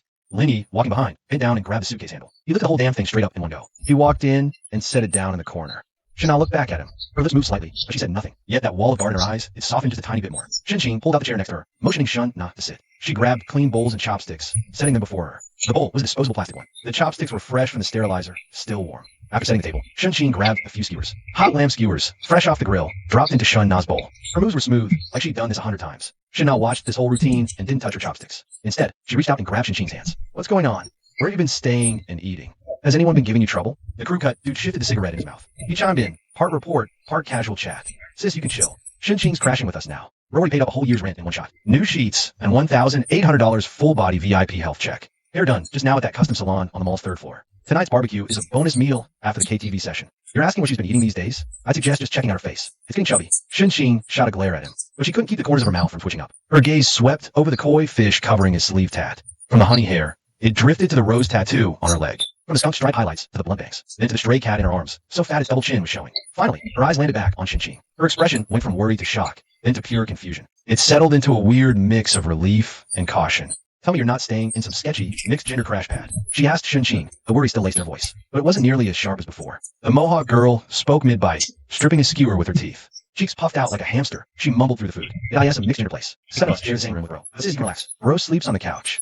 Total stud of the hood. She stopped mid-sentence, because Sleeve Tat had kicked her under the table. Ink legs tapped the edge of her bowl with a chopstick. Meanwhile, Shin-Chin was pouring water for Shana. Her movements froze for just a split second. Blondie swallowed the meat in his mouth, grabbed his beer and chugged, pretending nothing happened. Shana leaned her suitcase against the wall and turned around. Her eyes swept across the barbecue stand. Blondie poked a grilled kidney with chopsticks. Sleeve Tat was chewing on a bamboo skewer like a toothpick. Ink legs was swinging her foot with her legs crossed. Greenie and Pinky fought over the last chicken wing. Bangs was curled up in the corner, dozing off with Lucky in her arms. Shin-Chin stood beside her, wringing her hands together, like a kid whose parent just showed up at school. Shana looked at this rainbow-colored crew of girls, took a deep breath, then turned to Lin Yi, and asked what weighed on her mind all night. Did you mess with my sister? Shin-Chin's face instantly flushed bright red. She reached out to tug at Shun-Na's sleeve, saying urgently, sis, no don't. Before she could finish, Shun-Na yanked her behind her back. Shana shielded her behind her own body, like a mother hen spreading her wings to protect her chick. Chin slightly raised, eyes fixed dead on Lin Yi, with a look that said, say one wrong word, I dare you. Lin Yi leaned back in his plastic chair, legs crossed, an unlit cigarette pinched between his fingers. He wasn't cowed by her intensity, nor did he rush to defend himself. He just brought the cigarette to his nose and sniffed it. Then, in an even tone, he said, I never messed with her. Chapter 53. So she's a foodie. Shin-Chin peeked half her face out from behind Shun-Na's shoulder. Her eyes were red, but her lips curved up. There wasn't a trace of grievance on her face. Instead, it was all anxious urgency to defend his name. Sis, Rose always had my back. Last time, outside the supermarket, that asshole Lao Sam from the pool hall cornered me. Rose grabbed his fingers and hit him back with land, and made him apologize to me in front of the whole street. As she spoke the last few words, her voice carried a pride she couldn't hide, like a girl bragging about a found treasure. Shana turned her head to glance at Shin-Chin. Shin's look made her swallow her question. Pay or leave. Get out. She turned back to look at Lin Yi again. Get out. The scrutiny in her eyes softened. Get out. RV stays. Yet something else lingered, unidentifiable. Relief, but with a nod of reluctance. She stayed quiet for a good while, then finally stuck out her hand. Let's do this properly. Shana. Lin Yi got his feet, reached out, and took it. Her hand was bigger than Shin-Chin's, with long, slender fingers. Her palm was warm and soft. She'd been hauling that suitcase for ages, so her palm was a little damp, a bit slippery. Soft as grabbing sticky rice cake. A sensation shot through his hand. Comfort you can't pull away from. Lindy felt it too. Hands clasped under dim lights for seconds. Then they both let go. Shana pulled her hand back and nodded, like she just ticked off some official approval process. She sat down next to Shinchin and grabbed a pair of chopsticks, but she didn't start eating right away. Instead, she hit us with one last thing bugging her. Tonight, I'm going with you to your place. See if this is all bullshit or not. Shinchin's sleeping with me. Her tone left zero room for argument. Lindy stuck the unlit cigarette back between his lips, all casual but totally firm. Whatever you say. She finally grabbed a lamb chop and bit in. She froze mid-chew for maybe half a second, and then those chopsticks were just flying. Sleep Tat watched as Shun demolished 5 skewers, took 3 more chops, and finished a mushroom plate. He couldn't help but elbow Shinchin, whispering, "Dude, your sister is a total foodie." Before Shinchin could even get a word in, Shana looked up, cheeks still puffed out like a chipmunk, completely owning it. "I starved all day looking for her." Everyone laughed. Blondie was loudest, cracking up while yelling for the owner to bring another case of beer. We killed that case and cracked open another. The skewer sticks on the table piled up into a mountain. The empty beer cans lined up in a long platoon. The barbecue boss was scrambling, sweat pouring down his face. The grill smoked from dusk to dawn. Lindy leaned back in his chair, his third cigarette of the night dangling between his fingers, watching Shana gnaw that last lamb chop clean to the bone. Then she grabbed her beer and took a huge gulp. The way she drank was just insane for how she looked. Outwardly, she was this knockout with mile-long legs. But drinking? Head back, pouring it, then she commented, "Malt's too weak. Next time, we're getting craft." Lindy just had to think, damn, this Shana. She's a foodie, not a dainty pecker. She's the real deal. The kind who can demolish a whole table of food from end to end. Critiquing each dish's wok hay like a pro. On the walk back to the rental, the night air had cooled down. The streetlights cast patchy shadows through the sycamore trees. Sleep Tat and Blondie were walking up front, arguing if the kidneys were overcooked or under. Pat legs like a slightly dizzy green-haired Wase. Someone lit the path ahead with a phone flashlight. Lucky was chilling in Bang's backpack, his tail dangling out, swaying back and forth. Shinchin and Shinna walked side by side. Shinchin was holding onto Shinna's arm. She would glance sideways at her sister's profile now and then. Her expression was complicatedness. There was pride, wanting to show her sister she was doing good now. Relief, showing her sister she had support. And there was also a tiny bit of hope that her sister would approve of Lindy. Still clutching an unfinished beer from the barbecue. A faint flush of alcohol had bloomed on her cheeks, but her steps were still steady. Lindy was bringing up the rear, one hand carrying Shinna's suitcase, the other hand tucked in his pocket. The wheels clattered noisily over the uneven concrete pavement. The streetlight stretched a shadow out long, watching those 8 girls walk the night ahead. He couldn't help but take the cigarette from his mouth, flick the ash, and let a tiny smirk curve the corner of his lips. One more joint, pushing open the apartment door. The leather mosquito repellent scent hit them hard. Shinna stood at the doorway, scanning the room. Dusty fluorescent tubes, a full-length mirror with a crack across it, colorful underwear hanging on the clothesline by the balcony door, empty bottles stacked neatly in the corner, and a pricey sofa totally out of place here. She looked for a long moment, then turned her head to Lindy. Her tone was surprised and confused. "This sofa is new?" Sleeve Tat kicked off her shoes, flopped down. She poked her head out from behind the cushion and answered for Lindy. 12 grand. The landlord paid out his own pocket. Sis, don't even ask. Even the landlord gives bros special treatment. Things in this house. Logic can't explain them. Shinna looked at Lindy again. This time, her gaze held no scrutiny or wariness. A relief she didn't even know she felt. She slipped off her canvas shoes, placed them neatly at the door, and then, holding Shinchin's hand, walked deeper into the apartment. As the night deepened, the sound from the rooms slowly died down. Green hair and pink hair slept head to head on the couch. Bangs was curled up on a yoga mat, hugging Lucky. Sleeve Tat sprawled on the left, leg tat on the right. Their feet were having a silent war in the middle of the sofa. Blondie whined that tonight was supposed to be her night, but since Shinchin had to stay with her sister, she was hugged a pillow and squeezed in next to Sleeve Tat. Soon, her breathing was steady. There was only one bed in the room. Sheets made old hill cotton from washes. The mismatched duvet was spread neat and perfect. Shinchin shook out the blanket and laid it flat, then fluffed the pillow and placed it on the side near the nightstand. Shinna sat on the edge of the bed, silently watching Shinchin bustle around for a moment. She reached out and grabbed Shinchin's wrist, pulling her down to sit next to her. "You've lost weight," Shinna said, her voice soft and sweet, carrying the dampness of post-shower mist and a hint of drowsiness. "You look at 0703. Shinchin tilted her head and rested it on Shinna's shoulder. Her black hair spilled down, covering her sister's arm. "Sis, I'm really doing great. My man treats me so well. Yellow hair and the others are also very good to me. I haven't had nightmares in a long time." Moonlight slipped through the gaps in the bedsheet curtains, laying a thin layer of silver across the floor. Lindy was lying on the couch, legs kicked up, holding an unlit cigarette between his fingers. You couldn't make out his expression in the darkness, but his eyes were open. He was replaying everything that happened tonight in his head, including that one extra person. He heard soft, bare feet padding across the floor, but crystal clear in the quiet of the night. Shinchin was carefully making her way towards the couch. The moonlight fell on her white t-shirt, outlining the slender silhouette underneath. She crouched in front of the sofa, face to face with Lin Yi. Her black hair draped over her shoulders, with a few strands brushing against the back of his hand. Her eyes were glistening in the moonlight, her lips slightly parted, her breathing light and short. She lowered her voice, her tone carrying a bit of sheepishness, but mostly an irrepressible joy. "Bro, my sister said I look good." She said it. Lin Yi tucked her stray hair behind her ear. He moved so gently. "Go back to bed now." Shinchin nodded, stood up, and was just about to leave. But she spun back and kissed his forehead.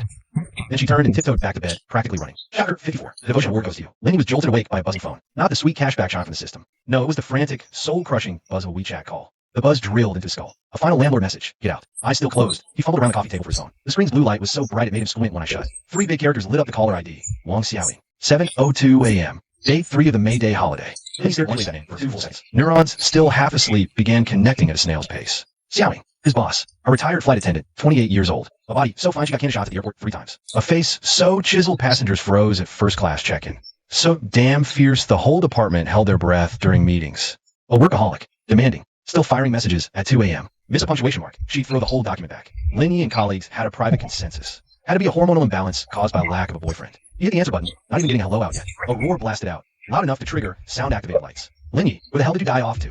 There's a limit to vacation coma, you know? Did you forget you're on duty today? You're the only one in the whole company who's not here. I called you 3 times. You didn't pick up once. You want to get fired or what? Lin Yi held the phone half an inch away from his ear. The girls, sleeping every which way, stirred at the noise. Long do that so early, and bury your face in a cushion. A barefoot slid off the sofa and kicked Lin Yi's calf. Some unintelligible sleep talk was mumbled next. He took a breath, raised the phone to his ear, and sat up straight. Wang Xiaoying, you out of your damn mind? The roar on the other end stopped dead in its tracks. Silence for at least 3 seconds. Thank you so much. I should stamp Employee of the Month across your face. Lin Yi's voice wasn't loud, and his pace wasn't fast. He spoke calmly, like he was reasoning with a kid from tantrum. But every single word landed crisp and clean in the receiver. Then, Wang Xiaoying's voice. It was no longer the window-shattering roar from before. Then came Wang Xiaoying's voice. It wasn't the glass-shattering roar from before. The piercing screech morphed into a new, unfamiliar tone, laced with disbelief, like she'd been completely gagged. Like ice water thrown in her face. Tell me, what did you say? I said, today's a public holiday. The duty roster clearly says Li Wei, not me. You didn't even check the schedule before calling to chew me out. What? Are you going through early menopause or something? Lin Yi almost laughed at his own words after saying that. Early menopause. Wasn't that her insult at KTV yesterday? It rolled off his tongue pretty well here. The silence on the other end stretched longer than before. You could almost hear Wang Xiaoying flipping through the duty roster. Papers rustling, the mouse clicking furiously. Then came extremely faint sound, a stifled gasp that wasn't quite suppressed. She was wrong. The roster definitely had Li Wei's name, not Lin Yi's. But this Wang Xiaoying, she hadn't apologized to a single soul since orientation day. She never says sorry. Only what's wrong with you? She stayed silent for a long moment. She spoke with about 70% of her usual authority. But beneath that authority lay a thin layer of awkwardness. She had absolutely no idea how to deal with herself, even if I misread the schedule. You still can't talk to me in that tone. I'm your supervisor. A supervisor still needs to make sense. He cut her off, his tone flat, like commenting on the weather. Calling to scream at me at 7 in the morning on a day off. No boyfriend doesn't mean you can snap at me. H, how do you know I don't have a boyfriend? Wang Xiaoying's voice suddenly pitched half an octave higher. Lin Yi froze for a second. Saying she didn't have a boyfriend was purely a reflex. Just one of those stale break room jokes. He never expected an actual reaction. But Wang Xiaoying's response wasn't anger. Like someone had struck a deep, hidden nerve. A very soft sniffle came from the other end. Then she hung up. The busy tone beeped 3 times, and the screen went dark. Peace returned to the living room. Lin Yi stared at the call ended notification on his screen. He leaned back into the sofa, tossing his phone onto the coffee table. The sleeve-tatted girl's foot was still propped against his calf. The koi scales shimmered faintly in the morning light. He gently moved her foot aside, stood up, and walked to the window. He opened the curtain, letting the morning sun warm his face. The plane trees rustled noisily in the wind outside. He picked his phone back up from the coffee table, opened Wang Xiaoying's WeChat, and typed out 2 lines. Dedication, my ass. I'm going to bed. He sent the text, then went to wash up. By the time he came out, the 7 girls were still out cold. The laundry was curled up like a shrimp around a cushion. Sleeve hat was starfished out, taking up half the sofa. Her legs hung off, feet on the coffee table. Green and pink hair cuddled on the mat. Bangs was crammed in the corner, clutching Lucky. Shenqing and Shenna shared the old bed. Shenqing's arm was draped over Shenna's waist. Shenna's hair spread like black silk. He picked up Sleeve Tat's blanket and tossed it over Blondie. In her sleep, Blondie mumbled, "Dude, kiss me again." A glistening trail of drool lingered at the corner of her mouth. She rolled over and kept sleeping. He straightened up, about to head to the kitchen for a glass of water. His phone buzzed. A voice message. Lynn didn't bother opening the 60-second voice clip. She'd sent over a dozen messages. She must be going nuclear. No one in the company had ever dared talk to her like that. Chapter 55. You don't mind one more, do you? The bathroom door was suddenly shoved open. It was the kind of casual, entitled entrance. Sleepy and nonchalant, just barging right in. The door smacked against the tile wall with a dull thud. The cheap little plastic mirror from the dollar store wobbled twice. Shanna stood in the doorway. She'd just woken up, hair a mess. Random strands sticking up like a newly hatched chick. She wore an old, loose nightie. Just cheap, dollar store sleepwear. The stretched out collar had slipped way past her collarbone. The hem hit right around mid-thigh, revealing a pair of ridiculously long legs. This one-size nightie was a joke on her frame. The shoulders were loose, the neckline sliding down to expose a patch of startlingly pale skin. But from the chest down, the fabric was stretched taut, pulled tight. The material strained across the body, a few tiny gaps opening up between the threads, revealing the faint outline of light-colored lingerie beneath. Lin Yi nearly dropped his towel. It wasn't his first rodeo. Shinqing's figure was already insane, but Shinna was half a head taller than Shinqing, with even more disproportionately long legs. The small nightie hugged her curves. A line from some book he couldn't remember flickered unbidden through his mind, ready to burst. Bursting anyway. Shinna was clearly still half asleep. She rubbed her eyes, mumbling groggily, "Shinqing, you done in there?" Then the hand rubbing her eyes froze midair. Her pupils went from unfocused to locked on in 0.2 seconds flat. And then she realized the guy in front of her wasn't Shinqing. It was Lin Yi. Shirtless Lin Yi, fresh out of shower, toweling water droplets off his neck. His newly cropped hair was damp in a few spots. Water trickled down his sharp jawline from his collarbone, rolling down the contours of his pecs and abs, before vanishing into the waistband of his gym shorts. Not the overdone gym rat bulk. Titanium kidney perks, rock solid core, and back muscles. Clothed, lean and mean, bare, every edge sharp. Broad shoulders, narrow waist, abs flickering in the morning light. Shin Na's eyes traveled from his face to his collarbone, from collarbone to chest, from chest to abs, and then they just stopped. Her mouth fell slightly open. Her cheeks went from pale to pink at a visible speed, from pink to beet red. Even the flawless skin above her collarbone flushed pink. Her eyes flinched as if scalded. She fled, then darted back in a split second, involuntarily, and away again, then back again. The frequency was like a glitching pinball machine. Aye. Shin Na stumbled a step back. Her back hit the doorframe. She scrambled blindly for the handle, ended up grabbing the towel rack on the wall instead. The towel fell, hitting the floor. She bent over to pick it up. The neckline gaped. She shot straight back up, clutching it, flustered as a baby rabbit suddenly sprung from its cage. Put something on. Why are you naked?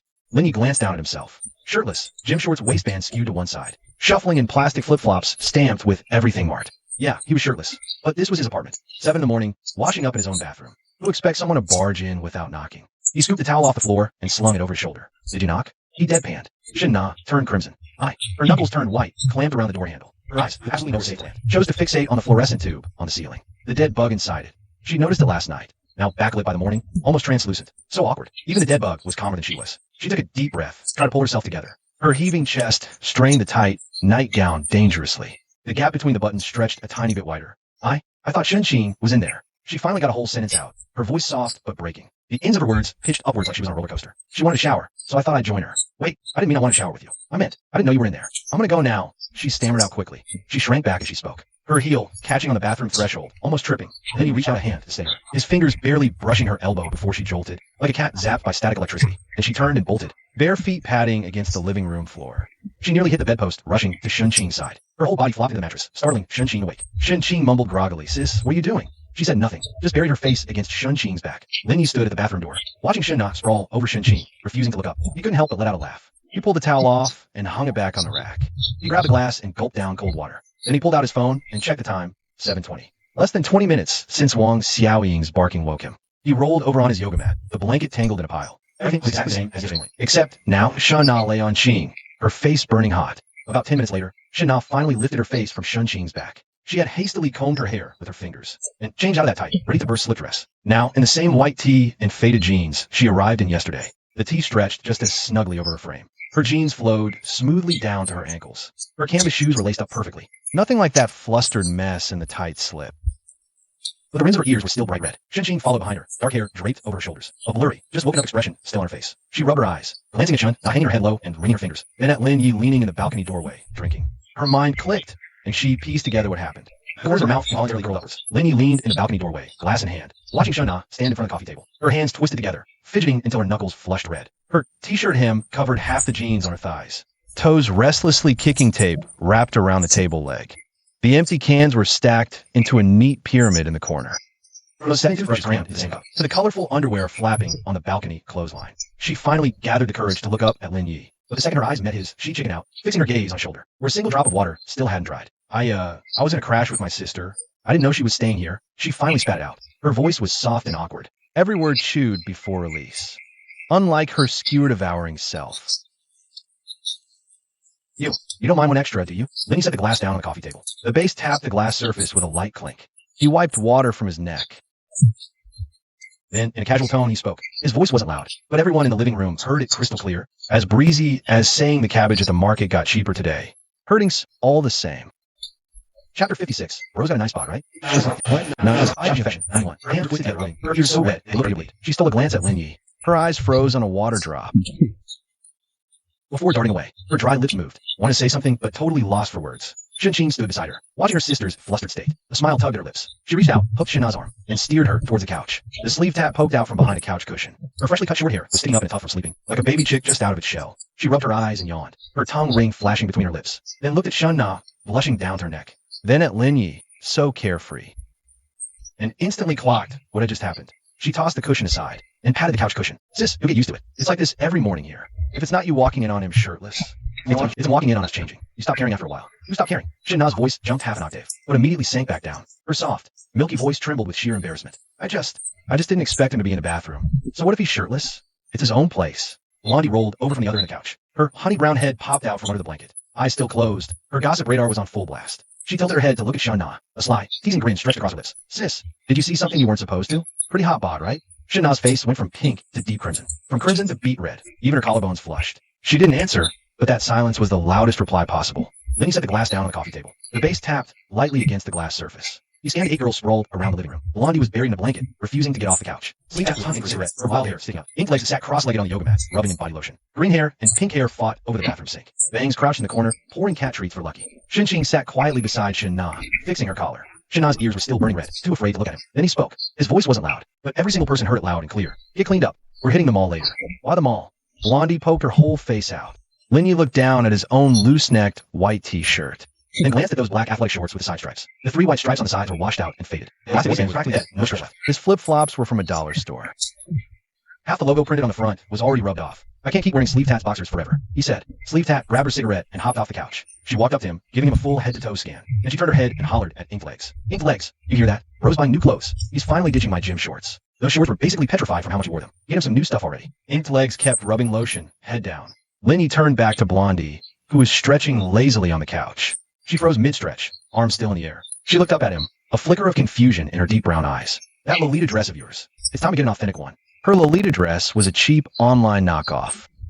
After just a few washes, it was wrinkled up like a rag. The elastic on the straps had completely given out. Lace fraying. She'd burned loose threads with a lighter. She never thought there was anything wrong with it. A few bucks for something you can wear. That's all that mattered. The way Linny said authentic was so casual. It was like those 2 words meant nothing at all. She hopped off the sofa. She ran barefoot to Linny. She tilted her head up, her mouth opening and closing, speechless. Bro, real stuff's way too pricey. Expensive? Just go with the real deal. Don't worry about it. I'm calling the shots. Blondie's mouth shut tight. She stared at him, her eyes getting a little glassy. She bolted to the couch, waking Greenie and Pinky.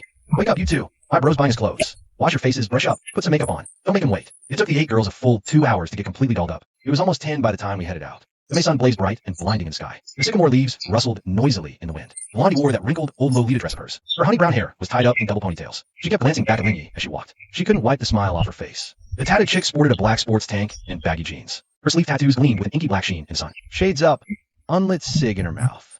The leg tag girl wore ripped denim shorts. Her rose tattoo was completely out there for the sun to hit. Sneaker backs crushed, worn like flip-flops. Greenie and Pinky rocked matching tees in different colors. One neon green, one neon pink. They looked like walking traffic signals on the street. Bangs held Lucky. The cat poked its head out of the backpack, ears standing straight up. Shin and Shan-Na, the sisters, walked at the very back. Shin wore that oversized white t-shirt. Shan-Na had on the same white tee and jeans from yesterday. The sisters walked side by side, exchanging a glance now and then. Shin had a little smile on her face. Shan-Na's ears still held a faint blush. The mall was the biggest commercial complex in the area. Mayday sale banners hung from floor 3 to 1. The red promo slogans were blindingly bright under the sun. The revolving door swung open. AC and mall perfume hit us instantly. The atrium screen looped luxury brand ads. The tatted chick pulled her shades down from her forehead. She had the glass elevator, floor 1 to 3. She said, all sentimental-like, I used to just come for the free AC. Not today. Then he pulled his hands out of his pockets. He slung an arm around her shoulders and headed for the elevator. Today, buy whatever you want. Women's fashion is on the 3rd floor. Brand stores sprawled across the 3rd floor like a vibrant sea. White spotlights made every single garment gleam. Sales assistants in black uniforms stood at storefronts. Makeup flawless, smiles perfectly standardized. When 8 brightly colored girls burst out of the elevator, those standard issue smiles flickered into genuine, sharp curiosity. What the hell kind of crew is this? A girl with a sleeve tat, one in Lolita gear, another holding a cat, plus 2 sisters with killer faces and bodies, all clustering around a young dude in flip-flops. Is this guy a trust fund baby or some kind of performance artist? Chapter 57. Dude, come check this out. Blondie was the first to lock onto a target. She stood frozen in front of a Lolita brand boutique window, her face practically pressed up against the glass. Inside, a pale blue Lolita dress was on display. Authentic Japanese brand. The skirt was layered with lace and organza. The chest bow was hand-sewn, and every pearl button glowed warmly under the spotlight. Next to this, her knockoff looked like dumpster trash. Dude, look at it. Her voice was shaky and breathless. Linny stood behind her, looked at the dress in the window, then at Blondie's profile against the glass, and said just one word, try it. He turned toward the saleswoman at the entrance. The woman's face was already trembling with delight. She bowed and gestured inward politely. Welcome, sir. Latest collection, 12,800. We have it in stock for trying on. The moment Blondie heard 12,800, her whole body stiffened. She spun around to speak, but Linny beat her to it. Hit her size, as Blondie was whisked into the fitting room. The rest of the crew waited outside, glancing around at the surrounding stores. Leg Tat was checking out a designer brand's window. Sleeve Tat was eyeing the goth-style shop across the way. Ocean stood in front of a pet supply store holding Lucky, her eyes sparkling. A moment later, Blondie pushed the fitting room door open. She walked out, head slightly down, fingers clutching her old clothes. She padded barefoot onto the fitting room carpet. Then she lifted her head, took 2 steps forward, and stopped right in front of Lin Yi. The whole place went silent. The cut, the fabric, the volume of the real thing. It crushed words completely. Her honey pigtails draped perfectly over the lace collar. Deep brown eyes blazed uncannily bright under the track lights. Rosy cheeks glowed with excitement and shyness. She stopped in front of the enormous floor mirror, staring at her own stunning transformation. Her mouth opened a little, then closed. She wanted to say something, but nothing came out. She wasn't just some knockoff Lolita hustler. This was a version of herself she'd nearly forgotten. Complete. Gorgeous. Brand freaking new. Ink legs elbowed, sleeve tat hard in the ribs. Look, Blondie's about to cry. Green and Pink were already screaming. So beautiful. Bangs was hugging Lucky, eyes wide as saucers. Shin brought both hands to her chest. Na stood by Shun Qing, glancing between Blondie and Lin Yi. Her bright eyes held something unreadable. Hard to put a name to. Like she was weighing something, or maybe letting it go. Lin Yi pulled out his phone and told the salesgirl, "Ring it up." Then he pointed to several other looks in the display. Add those too. Her size. All of them. Blondie turned and called out to him. A shimmer of tears flickered in her eyes. It's nothing. He pocketed his phone. His tone was so deadpan, it could have been a weather report. He faced sleeve tat and threw out one last line. Nobody's stopping me from spending cash today. The system chirped merrily inside Lin Yi's head. 100-fold cashback triggered. 1.28 million credit. His footsteps faltered. A bank alert flashed on his phone screen. He glanced at the digits, a smirk forming. Then he slid the phone back into his pocket. Calm as if it was just another spam text. Lin Yi's squad dove headfirst into beast mode. Blondie had finished first, and Lin Yi was already waving her over to the shop next door. Sleeve tat had her eye on some black cargo pants with chain details. Ink legs was hooked on a floral slip dress with a side slit. Green and Pink grabbed, matching oversized hoodies in different colors. Every single one got shut down by Lin Yi's her size. Do it. Bangs lingered at the entrance of a pet supply store. Her eyes strayed to a cat backpack with a catnip pouch. Lin Yi walked over, pushed open the door, pointed at the display. Wrap that one up. The second Bangs placed Lucky into the bubble pod. A tiny paw tapped the transparent dome from inside. 2 ears stood straight up. She watched Lucky spinning excited circles inside the pod. A tiny, sweet voice finally escaped from her. Thanks, bro. Lin Yi was already being dragged to the next door by sleeve tat. Shun Qing was trying on a cardigan at a Japanese counter. Shin Na was beside her, helping straighten the collar. She asked the mirror, "Looks good?" Lin Yi said it looked great and told the salesperson to wrap it up. He asked Shin Na if she saw anything she liked. Her hand brushed a blue trench coat on the rack. Then she quickly pulled her hand back and shook her head. He handed her the coat. "Try it." Her fingers touched his as she reached for it. The cool touch made her pull back sharply. Her ears started burning up again. The 8 girls' shopping bags were piled high on every arm. Even Lucky's space capsule carrier had a tiny bag hanging from it. Lin Yi was also carrying a few bags in his hands. His 2 outfits were quickly chosen downstairs.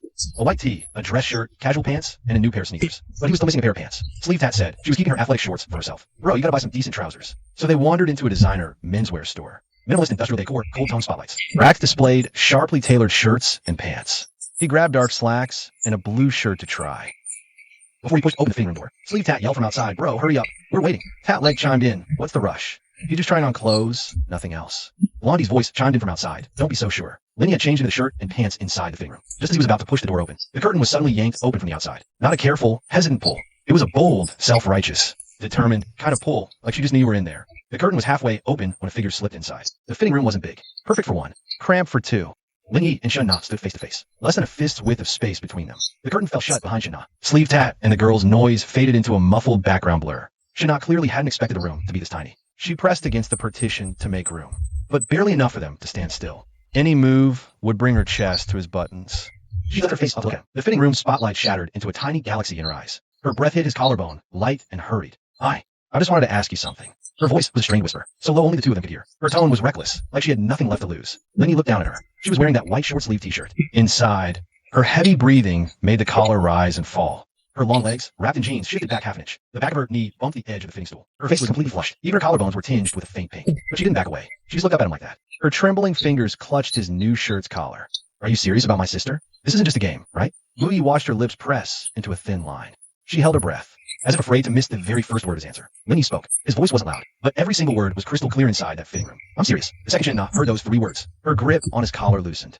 Her eyes were red, but her mouth curved up, curving into a relieved smile, the exact same one Shin Qing had, a smile that shed all its weight. She pressed her forehead against his fresh Oxford cloth shirt and let out a long, deep breath. Thank God. Her voice muffled against his buttons. She reached out and smoothed his just-put-on collar. Gently, she flattened the fabric she'd wrinkled. Her movements were very light. After doing this, she turned around, lifted a corner of the curtain, and glanced outside. Outside, Sleeve Tat had her back to them, chatting with Leg Tat. No one watched, so she slipped out unnoticed, quick as a cat that had just stolen a treat and was fleeing the scene. The curtain fell. Only Lin Yi was left alone in the fitting room. He stared at the wrinkled spot where her forehead had been. Outside, he glimpsed her returning to Shun Qing, acting normal, and he couldn't help but laugh. And he pushed open the fitting room door and walked out wearing the new shirt and new pants. He stopped right in front of Sleeve Tat and her crew. Sleeve Tat took off sunglasses and looked up and down. Leg Tat looked up. He finally found pants that fit. I was getting sick of those elastic waistband shorts. Suddenly, Blondie's voice burst from the next fitting room. It exploded like a little firecracker. Everyone's eyes snapped to the curtain of the next stall. That was Blondie's fitting room. She'd just gone in there trying a second Lolita dress. But her voice wasn't a pain scream. A breathless gasp, like she found something incredible. The curtain was yanked open from the inside with a whoosh. A hand slipped through the curtain and beckoned. Blondie poked half her face out. Her eyes glinted triumphantly from the curtain's edge. Honey brown twin tails fell over both sides of her shoulders. Bro, come in here. This zipper's totally jammed. I can't reach it. Look at this. Chapter 58, treated like a vase. When Lindy pulled back the fitting room curtain, Blondie stood with her back to him, arms wrenched behind her. The zipper on the back of her Lolita dress was stuck halfway up. Honey brown twin tails fell over both sides of her shoulders. Hands in her hair, tickling her shoulder blades. She spotted Lindy enter the mirror. A sly, smug grin curved on her lips. But her voice was still pure for me. Look, bro, it's actually stuck. I wasn't lying.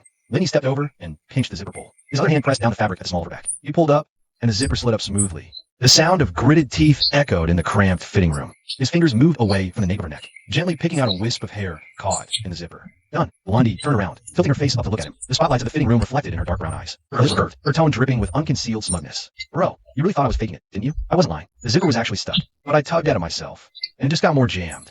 Lindy looked down silent, and he reached out and flicked her forehead. It wasn't hard, but Blondie clutched her forehead and jumped back, nearly hitting the stool. Bro, that's domestic abuse. She yelped, but the grin on her face was unstoppable. When Lindy stepped out of the fitting room, Shin was waiting for him outside. She was wearing the cream knit cardigan she just bought, holding a few shopping bags. Seeing him emerge, she walked over naturally and looped her arm through his right. Her movements were quiet and practiced, like a pose she'd repeated 1,000 times. Her head gently rested against his shoulder, her black hair spilling down onto the sleeve of his fresh shirt. The scent of white tea shampoo drifted into his nostrils. Blondie bolted out of the fitting room after him, honey brown pigtails flying behind her. She latched onto his left arm, hanging her whole weight off of it. Tilted her head way past Linya's chest to peer at Shin. Shin-Jia, you're the main chick. I won't fight you for that. But his left side is my territory. Shin glanced down at her. The corner of her mouth curved up, but she didn't say anything. She just tightened her grip on Linya's arm. 9. That soft, impressive volume was clearly transmitted to his arm.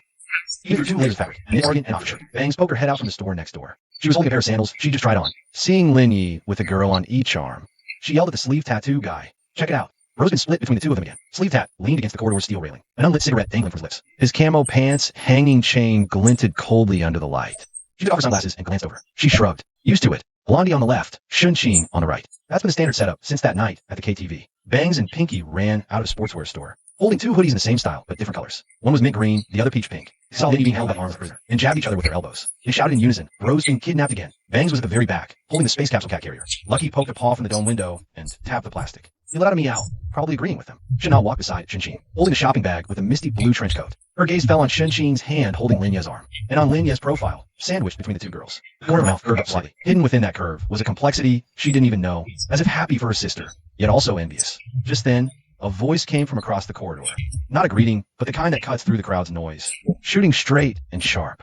Its cold, authoritative tone chilled the air instantly. Linyi, Wang Xiaoying stood in the middle of the corridor, wearing a sharply tailored black blazer, over a white button-down shirt, buttoned all the way to the top. Down below was a pencil skirt and black high heels. She held a designer handbag the size of a briefcase. Her makeup was flawless, her lipstick a cool tone, dusty rose. Her gaze swept from Linya's face to his arms, held by the 2 girls. Then from a Lolita dress to Shin-Shin's face on his shoulder. Then the corner of her mouth curled downwards dramatically. Linyi stopped in his tracks. Blondie sensed a slight tensing of his arm. She looked up and whispered, Bro, who's that? Linyi hadn't even answered yet. Wang Xiaoying was already clicking over her heels. The stilettos hammered the marble mall floor. Sharp, rapid-fire cracks. Every step drove a nail into the air, pinning the tension down. She pulled up 2 steps from Linyi. She eyed Blondie and Shin on his arms.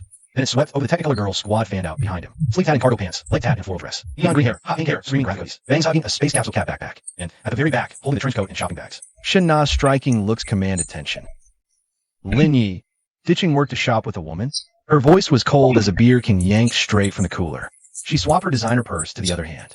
Linyi, does this look like you deserve your job? Is this what the company gets for investing in you? Sleeve tat pulled the cigarette from her lips. She was about to step forward. Linyi blocked her with his hand. Blondie's mouth was already open, venom ready to fly. Linyi pressed a hand down on her shoulder. Then he stepped forward half a pace, shielding both girls behind him. Facing Wang Xiaoying head on. Fresh dark gray chinos. Pale blue Oxford shirt. Brand new sneakers on his feet. The Wang Xiaoying in his mind remembered a guy in a saggy tee. Flip-flops, hair so long it hit his eyes. This was a different man. Wang Xiaoying. Her full name. Spoken plain. Wang Xiaoying's eyelid twitched. At the company, everyone called her Manager Wang or Sistering. No one dared use her full name. Linyi never dared before either. Right then, another figure walked up from across the corridor. Heels clicking, but not as frantic as Wang Xiaoying. Zhang Shui wore a light gray dress, carrying the brand of bag Linyi recognized. Makeup even more meticulous than last night at the KTV. She came to stop beside Wang Xiaoying. Her eyes raked over Linyi first, then over the rainbow-haired girl squad behind him. The corner of her mouth curled downward. Her gaze paused on Shin-Shin's face for half a second. She remembered that face. Zhang Shui's lips curled deeper. Ying, So this is the guy who won't work overtime? Zhang Shui's voice wasn't loud, but the contempt in her tone was precise as a scalpel. He was out partying with his crowd at KTV just last night. Now he's ditching work to hit them all. Why keep trash like this around after New Year's? Her hand touched Wang Xiaoying's arm, intimate and natural, like passing some silent, us against her signal. That one scorching comment made Xiaoying inhale sharply. Her spine straightened right back up, and she masked that fleeting embarrassment with her manager persona. She regained her usual down-your-throat attitude, chin slightly raised, every word drenched in that cold, condescending tone again. Linyi, I haven't even dealt with you for cussing me out on the phone. You're gonna give me an explanation today, right now. Do you even want this job? If you do, get back to the office with me now. The Mayday promo plan hasn't been approved yet. Li Wei's sick. Cover him. Let them shop alone. Sleeve tap gently pushed Linya's arm away from holding her back. She took one step forward. Ink leg moved up right next to her. The rose tattoo on her leg glared under the light. Green hair and pink hair stopped their horseplay. Bangs just clutched the space backpack, carried her a little tighter. She didn't move, but her hand tightened on Linya's arm. She nodded away at the back. Her eyes went past Shun Qing, landing on Linya's back. Her brow furrowed slightly. Before they could speak, Linyi made the first move. He gently moved sleeve tap back behind him and took one step forward. That one step shifted from being the one expected to standing right in front of Wang Xiaoying face to face. He was a head taller than her. When he looked down at her, the corners of his eyes were curved. Curved lips too, but that curve wasn't a smile. It was a feather-light, utterly relaxed. Look of pure disdain, like she wasn't even worth his eye contact. Linyi, Wang Xiaoying, go screw yourself. He pointed at her. You're a washed-up flight attendant. A piece of office decoration that sits there looking free. What the hell gives you the right to throw your weight around here? You want me to work overtime? Let me tell you, I'm not going. Chapter 59. Wang Xiaoying, you're done. Wang Xiaoying stood frozen spot. Her heels seemed nailed to the marble floor.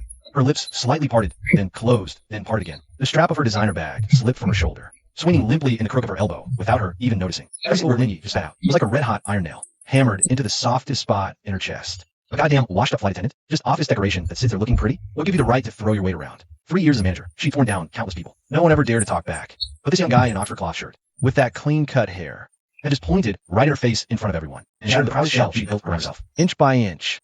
It wasn't anger. Her status crashed.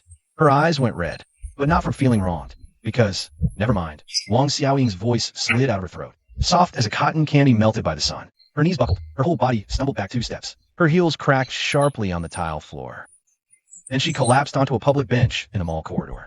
Her designer bag finally slipped from her arm and hit the ground. She didn't even glance at it. She lifted her face up, looking at Linyi. The coldness and authority in her eyes had completely evaporated, leaving only a dazed, hazy, watery shimmer you'd only get after downing half a bottle of red wine. Her lips trembled slightly, and she said something that almost made Zhang Shui drop her own bag. Linyi, you're so... This is insane. Zhang Shui stood beside her. The expression on her face shifted from solidarity to confusion. From confusion to disbelief. From disbelief to a twisted, am I dreaming? Kind of look. She bent down to grab Wang Xiaoying's fallen designer bag. After picking it up, she froze for a good long while, then reached out to grab Wang Xiaoying's arm. Ying, you okay? What did you just say? Wang Xiaoying didn't look at her. Her eyes were still glued to Linyi. 2 patches of a girlish blush. A rare blush floated on her cheeks. The cigarette fell from Bai's lips. She looked down at the smoke by her feet. Wang Xiaoying slumped, blushing like a crab. Then, an incredibly complex. Can't believe this voice. She spoke the truth on everyone's mind. Bro, what did you do to her? Why is she swooning? The sandalwood shopping bag in Flower-Leg's hand slid to the floor. She didn't bother picking it up. Her mouth formed a perfect O. The punks gasped, covering each other's mouths. Bangs hoisted the space capsule cat backpack up to block her face. Inside the dome window, Lucky perked up one ear. Shin Qing held Linya's arm and blinked. The corner of her lips curved into a tiny, almost invisible smile. Shin stood at the very back, watching the scene. The tight, knot in her brow loosened completely. Then she lowered her head. Her shoulders gave a slight shiver. Only Blondie caught the smirk, peeking out from behind Linya's arm. He tilted his head, staring at Wang Xiaoying for a long moment. Then he looked up at Linyi.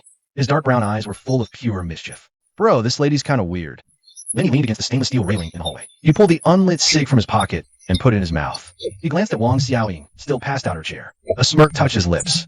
A few words, and she's already wrecked. Wang Xiaoying finally started coming back to her senses. She blinked, realizing she was collapsed on a public bench. Her bag had fallen on the floor. Zhang Shui was bending over, pulling on her arm. Before her stood a row of girls with rainbow-dyed hair. They stared at her like she was a rare zoo animal. Her face went from pink to bright red, from bright red to deep crimson. Then, in a tone completely different from before, she put on a voice of forced, blustering authority. But after what just happened, that authority was as flimsy as a paper lantern, ready to burst at a single poke. Linyi, don't you think for 1 second? Don't think that cursing me out makes this over. Her voice trembled slightly. What happened today? If you'll come back and work overtime, I can let it slide. Wang Xiaoying, Linyi said, taking the cigarette from his mouth. She flinched at the sound of her name, like a kitten getting singled out. She looked up at him. Her eyes still held the faint, dried traces of unshed tears. Her cool-toned lipstick was mysteriously smudged at the corner. Going back to work is impossible. If you wanted to keep going, you'll have to buy me dinner. He stuck the cigarette back in his mouth as he finished. He shoved his hands into the pockets of his new casual pants, pushed off the railing, and turned down the other end of the hallway. Blondie was the first to catch up, linking his left arm. Shin Qing said nothing, silently looping her arm through his. Sleeve Tat picked up her fallen cigarette and put it back in her mouth. As she passed Wang Xiaoying, she paused and looked down at her. Her tongue ring flashed between her lips. Hey sis, let me give you a chat. I'll fill you in later on how bro usually roast people. We just got there. That was the beginner's tutorial. Wang Xiaoying's face flushed red again. Defeated, her hand reflexively pulled her phone from her bag. Zhang Shui stood beside her, looking down at her own designer bag. Then at the QR code already pulled up on Wang Xiaoying's screen. In this throwaway tone, like she couldn't care less, and said, Ying, you're so screwed. Wang Xiaoying didn't even argue. Sleep after standing Wang Xiaoying's logo and shoved his phone back into his cargo pants pocket. He dashed to Lin Ye's team at the elevator. Glanced at Wang Xiaoying staring blankly at her phone. Nudged Sleeve Tat with her elbow. Why do you add her on WeChat? She's the boss's manager. He's not one of us. It's a united front tactic. Who knows? She might be useful later. He glanced down at the first message Wang Xiaoying had sent. It wasn't hi or I'm Manager Wang. It was a single line straight face. Does Lin Yi usually curse people out? Sleeve Tat laughed so hard he slapped the rail. He handed the phone to Inkleg to see. Inkleg stared at it for a long, silent moment. Then he sighed heavily in the bottom of his heart and said straight face. Truly, all sorts exist. Neon green and pink followed. Their blinding neon hoodies under the harsh mall lights. Neon green lifted head and thought for a second. Then asked, so, is she gonna move in with us too? Shaking her head wildly. No way. We're overstaffed. Bangs with the cat backpack brought up the rear. Lucky yawned inside the half-sphere window, its tail swishing. When they left the mall, the midday sun had just slipped out from behind the clouds, bleaching the tiles on the pedestrian walkway a glaring white. The tree's shadow shrank to a tiny blob beneath it. Cicadas were buzzing at full blast, loaded down with their haul. The 8 girls, holding a dozen or so shopping bags of all sizes, formed a circle by the fountain at the mall entrance, and plopped the bags down on the fountain's edge. Sleeve Tat whipped out a fan and blasted her face. 32 degrees. It's 32 degrees in May. I owe this fan my life. Blondie lifted the hem of her Lolita dress to fan herself with it, revealing faint fishnet marks pressed in her knees. Her sweaty brown pigtails clung to her neck. I want ice cream. I want Haagen-Dazs. The other day, I saw someone eating it outside the bubble tea shop. Inkleg opened the new sandal box and swapped them on, chiming in without looking back as she strapped them up. Haagen-Dazs is crazy expensive. Don't you think you've spent enough of his money for one day? He said it was all cash. Ask him then. Lin Yi walked ahead of the group, carrying his own shopping bags. The girls chattering and rifling by the fountain. He flicked imaginary ash and was about to speak when the phone in his pocket buzzed once. Sleeve Tat had dragged him into a new group chat. The group was named Waiting in Line. Members, Sleeve Tat, Blondie, Shunqing, Inklegs, Green, Pink Bangs. The latest message was from Sleeve Tat. Welcome the new member at Wang Xiaoying. Wang Xiaoying didn't reply in the group, but she sent a private message to Sleeve Tat. Was he really cussing me out, or just faking it? Sleeve Tat glanced up at Lin Yi, then looked down, typed, and replied, totally real. I never bluff roasting someone. That all day you got. Wang Xiaoying gritted her teeth. MHM. Chapter 60. I'll show you. Ground floor corner, ultra minimalist cold drink shop. Grayish white marble floors, matte black leather booths. A tiny succulent plant sat in the middle of every table. The spotlights made every dessert glow like a museum exhibit. Sleeve Tat stood at glanced up at the digital menu on the wall. Uji matcha, snow cap bingsu, 168. Hokkaido fresh cream roll, 128. Pour over single origin coffee, 98 a cup. She pushed her shades up on her forehead, turned to look at Lin Yi, lowered her voice, and said, bro, this bingsu costs more than yesterday's buffet. Blondie sighed. Man, this place is bougie as hell. What are those ice cream scoops in the freezer made of? Gold. Lin Yi didn't answer. He was fuming. Woken up the crack of dawn by Wang Xiaoying's nonstop calls. Then that face-off with the retired flight attendant at the mall. Then Zhang Shui fanning the flames on the side. Even though Wang Xiaoying got off on being chewed out, the fire in his gut hadn't died down. Scorching heat plus that anger. Added half a day of escorting 8 girls through the mall. Chef's 99. He just wanted something 40 degrees colder than outside. Chef's 99. He dumped his shopping bags next to the booth. Slumped back into the sofa, crossed one leg over the other, his fingers tapping the tabletop twice, out of habit. The 8 girls settled in around him one by one. Blondie sat on his left, Shunqing on his right. Sleeve and Inkleg sat on the table. Green hair and pink hair squeezed in at the end of the booth. Bangs placed her space capsule cat backpack by her feet. Lucky reached a paw out from the dome-shaped window to tap the glass. China sat on the very edge. The navy blue trench coat boutique bag, neatly folded on her lap. A waiter in a black apron walks over. Young dude. His bangs are so long, they cover half an eyebrow. The name tag on his chest reads, Trainee, Peachin. He sets a leather-bound menu on the table. He talks like a manual. Hello, our cold drinks and desserts are sold as a set menu. Luxury dessert set. The price is $298. Your group can share one set. You can also order additional drinks separately. Linya's hand stops flipping the menu. He looks up at Peachin. Are you messing with me? We'll take 9 shaved ices, one for each of us. Sorry, sir. Our policy is set menu only. Peachin repeats himself word for word. His tone stays standard issue polite, but underneath that politeness, there's a thin layer of, so, barely their arrogance. I see fake bosses daily. One guy with 8 girls. They don't look rich. Then he closes the menu and drops the table. He leans forward slightly, hands clasped on the tabletop. He looks Peachin dead in the eye, his tone deadly serious, like he's confirming some piece of critical intel. Then he speaks. You're shaming us. Peachin freezes for a second. He choked on his words. We treat all the same. All customers only get the set menu. What do you mean? Same for everyone. Lin Yi flips the menu open again. He taps a finger on the golden boss set menu names at the top. His tone shifts from dead serious to something looser. A playful, teasing rhythm. Like a veteran actor finally landing his perfect line. You call this a set? Who's it supposed to feed? Bring another set. 1 set per person. Blondie's the first to cover her mouth, but her laugh's already leaking through her fingers. Sleeve Tat leans back, tapping the table with her sunglasses. Picking up the cue. Right?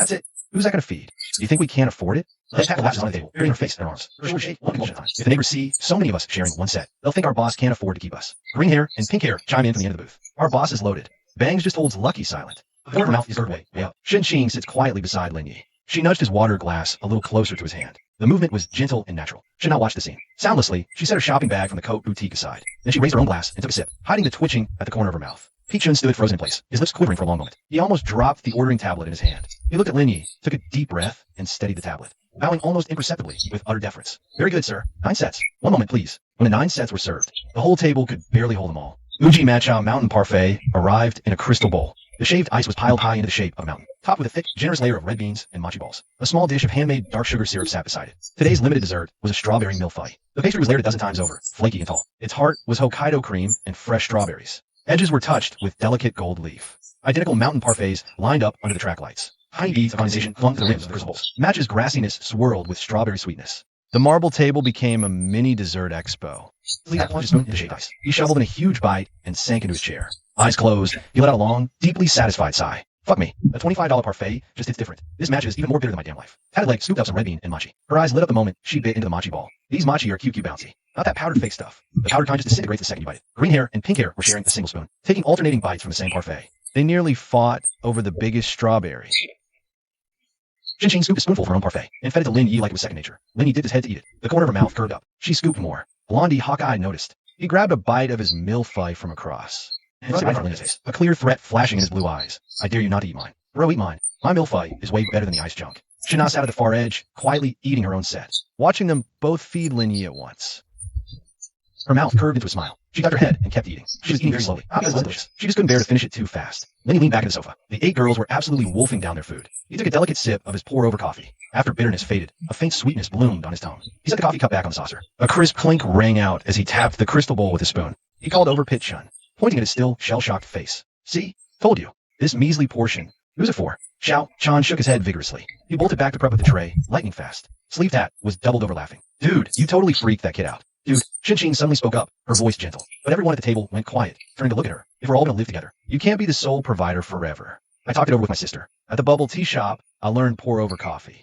I can even do latte art, though my technique's pretty basic. His technique's no big deal. Just practice. Lin Yi placed his coffee cup back on the saucer. He leaned back into the sofa, a smirk tugging at his lips. Shin Ching smiled back, her eyes curving into crescent moons. Shana leaned over, all serious. Dude, don't laugh. We seriously can do latte art. Shin Ching does swans. I do tulips. Don't believe us? We'll leave your office break room and do a live demo. Smoke Free Nation, Chapter 61. Dude, you're pro at this. Lin Yi lounged in a matte black leather booth at the cold drink shop. He crossed his legs, his pour-over coffee already bone dry. The Shin sisters were still debating latte art.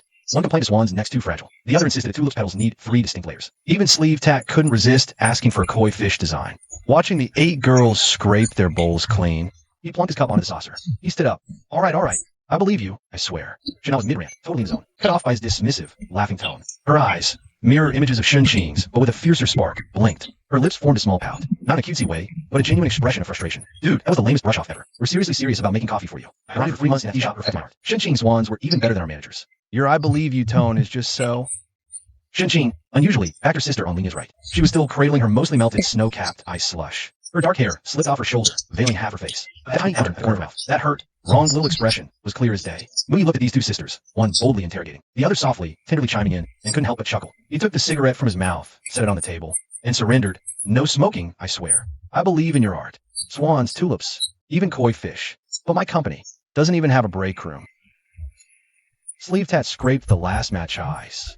She looked up at this, her tongue ring glinting between her lips. Bro, your company doesn't even have a break room? So what do you drink? Bathroom tap. The one where you have to haul the jug up and swap yourself? Linny said this flatly, like she was stating a fact that had nothing to do with her.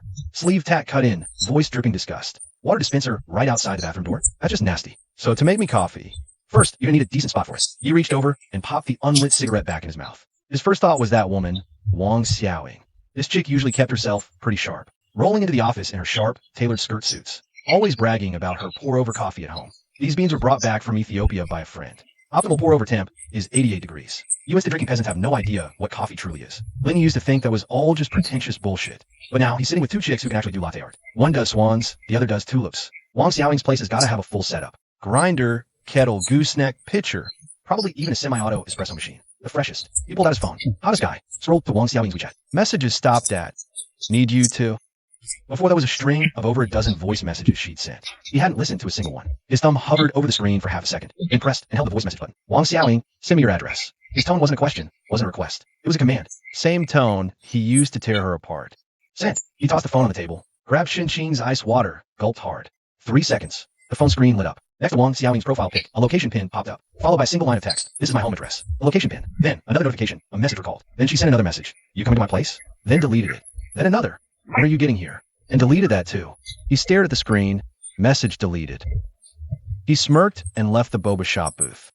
He slipped his phone back into his pocket. He waved at the girls debating latte art. Come on, let's go try it out. Where to? Blondie was the first to spring up from a booth. Her honey brown pigtails bounced twice with emotion. Wang Xiaoying's place. She's got a full espresso set up at home. Lin Yi finished speaking, already at the entrance of the boba shop. Sleeve hat froze, cigarette ending from his lips. He turned and locked eyes with Leg Tat. Their confusion morphed into sudden, dawning understanding. Then a deep respect, screaming baller. Sleeve Tat crushed his smoke into the ashtray. Go to her place to use her espresso machine. Bro, you are a legend. Wang Xiaoying lived in an upscale East Side complex. A 20-minute cab ride from the mall. The nine of them split into 3 cars. They ended up one with Xinqing and Shenna. Sleeve Tat, Leg Tat, and Blondie piled the next. Green hair, pink hair, and bangs, holding Lucky, took the last one. The moment the cabs pulled up to the complex gate, the security guard poked his head out of the booth. He watched 9 young people pour out of 3 separate cars. 1 guy in an Oxford shirt, and 8 girls with shopping bags. Hair in every color of the rainbow. His face contorted like he just swallowed a live frog. Visitor registration. The guard shoved the logbook over. Lin Yi signed his name. Noted Xiaoying's unit number. The guard glanced at the logbook, then back up at the 8 girls behind him. His Adam's apple bobbed. He didn't ask a single question. He opened the gate. The elevator shot to the 18th floor. It reflected the 9 bag-laden figures as a twisted silhouette. The door slid open onto a hallway carpeted in pale gray. Soft yellow wall sconces lined the corridor. A potted pothos sat outside every door. Xiaoying's place was 1806 on a matte steel plaque. Beneath it lay a doormat printed with welcome. Lin Yi pressed the doorbell. It swung open instantly. Wang Xiaoying stood in the doorway. Gone was the black skirt suit she'd been rocking at the mall. She was now in a cream knit cardigan and loose gray wide leg pants. Slides slapped loosely on her feet. She wiped off most of her makeup too. A whisper of foundation and signature dusty rose lips. Freshly reapplied, obviously. Her hair hung loose over her shoulders, the ends still fluffy from a fresh blow dry. She stared at Lin Yi, then at the row of colorful chicks behind him. Her lips moved, but she hadn't figured out her opening line yet. The sleeve tat popped his head out from behind Lin Yi, waving. Manager Wang, just here for coffee. Xiaoying's place was polished, rare for studio. On the marble island of the open kitchen, a full set of pour-over coffee gear stood in perfect order. The kettle's silver spout gleamed under spotlights. A few unground beans were still sitting in the grinder, and next to it sat a semi-automatic Italian espresso machine, Italian brand. The exact model Lin Yi once saw in some coffee blogger's video. A row of pothos hung by the window, and a few Scandinavian-style geometric throw pillows sat on the sofa. Xinqing walked to the counter, scanning the setup. It was impressive. She reached out to touch the grinder's dial, then spun a milk pitcher to feel its weight. She turned her head towards sister, Shanna. This machine's the same brand we use at the milk tea shop. Not already thrown on the spare apron hanging by the bar, twisting her hair into a low ponytail. So skilled, she seemed a seasoned barista. She flipped on the temp-controlled kettle and set it to 88 degrees. She found Ethiopian Yirgachev under the island cabinet. Opened it, took a sniff, and hummed in satisfaction. Sis, you're showboating again, Xinqing said with a grin. That's not showboating. Showboating is all about the latte art. Shin tightened the apron strings behind her back, the body lines under her shirt becoming even clearer. She loaded the dripper and grabbed the gooseneck kettle.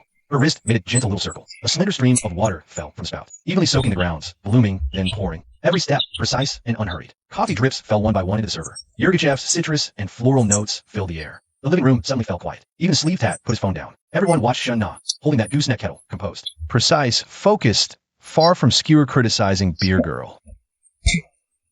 Wang Xiaoying leaned against the other side of the bar, arms crossed, watching Shin Na. Then she turned her gaze to Lin Yi, her expression mixing surprise and grudging admiration. Chapter 62. Horny doesn't read the room. Shin Na set the gooseneck kettle back on the drip stand. The last few drops of coffee fell into the server. The citrus aroma of Yirgachev diffused through the living room. She grabbed the steam mixer, poured the silky microphone into the espresso with slow, steady stream. A twist of the wrist, and a tulip blooms.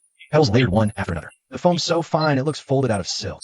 Beside her, Xinqing picks up the other pitcher, tilting the cup just a touch. A swan's slender neck peeks out from the milk froth. They set down the pitchers in perfect sync, sliding the 2 cups right in front of Lin Yi. Sleeve has the first lean in for a look. Ink leg flops over the kitchen island right after. Green hair and Pinky practically launched themselves off the couch. Bangs holds Lucky up, tiptoeing to get a better view. Blondie edges in next to Lin Yi from the other side of the sofa, staring at the tulip and the swan for a long moment. Then, in a rare show of genuine awe, he blurts out, "Holy shit, you guys can actually do latte art? Xinqing, Shin Na. From now on, you two are officially our ministers of coffee affairs." Wang Xiaoying leans against the bar counter, taking a sip of the tulip latte.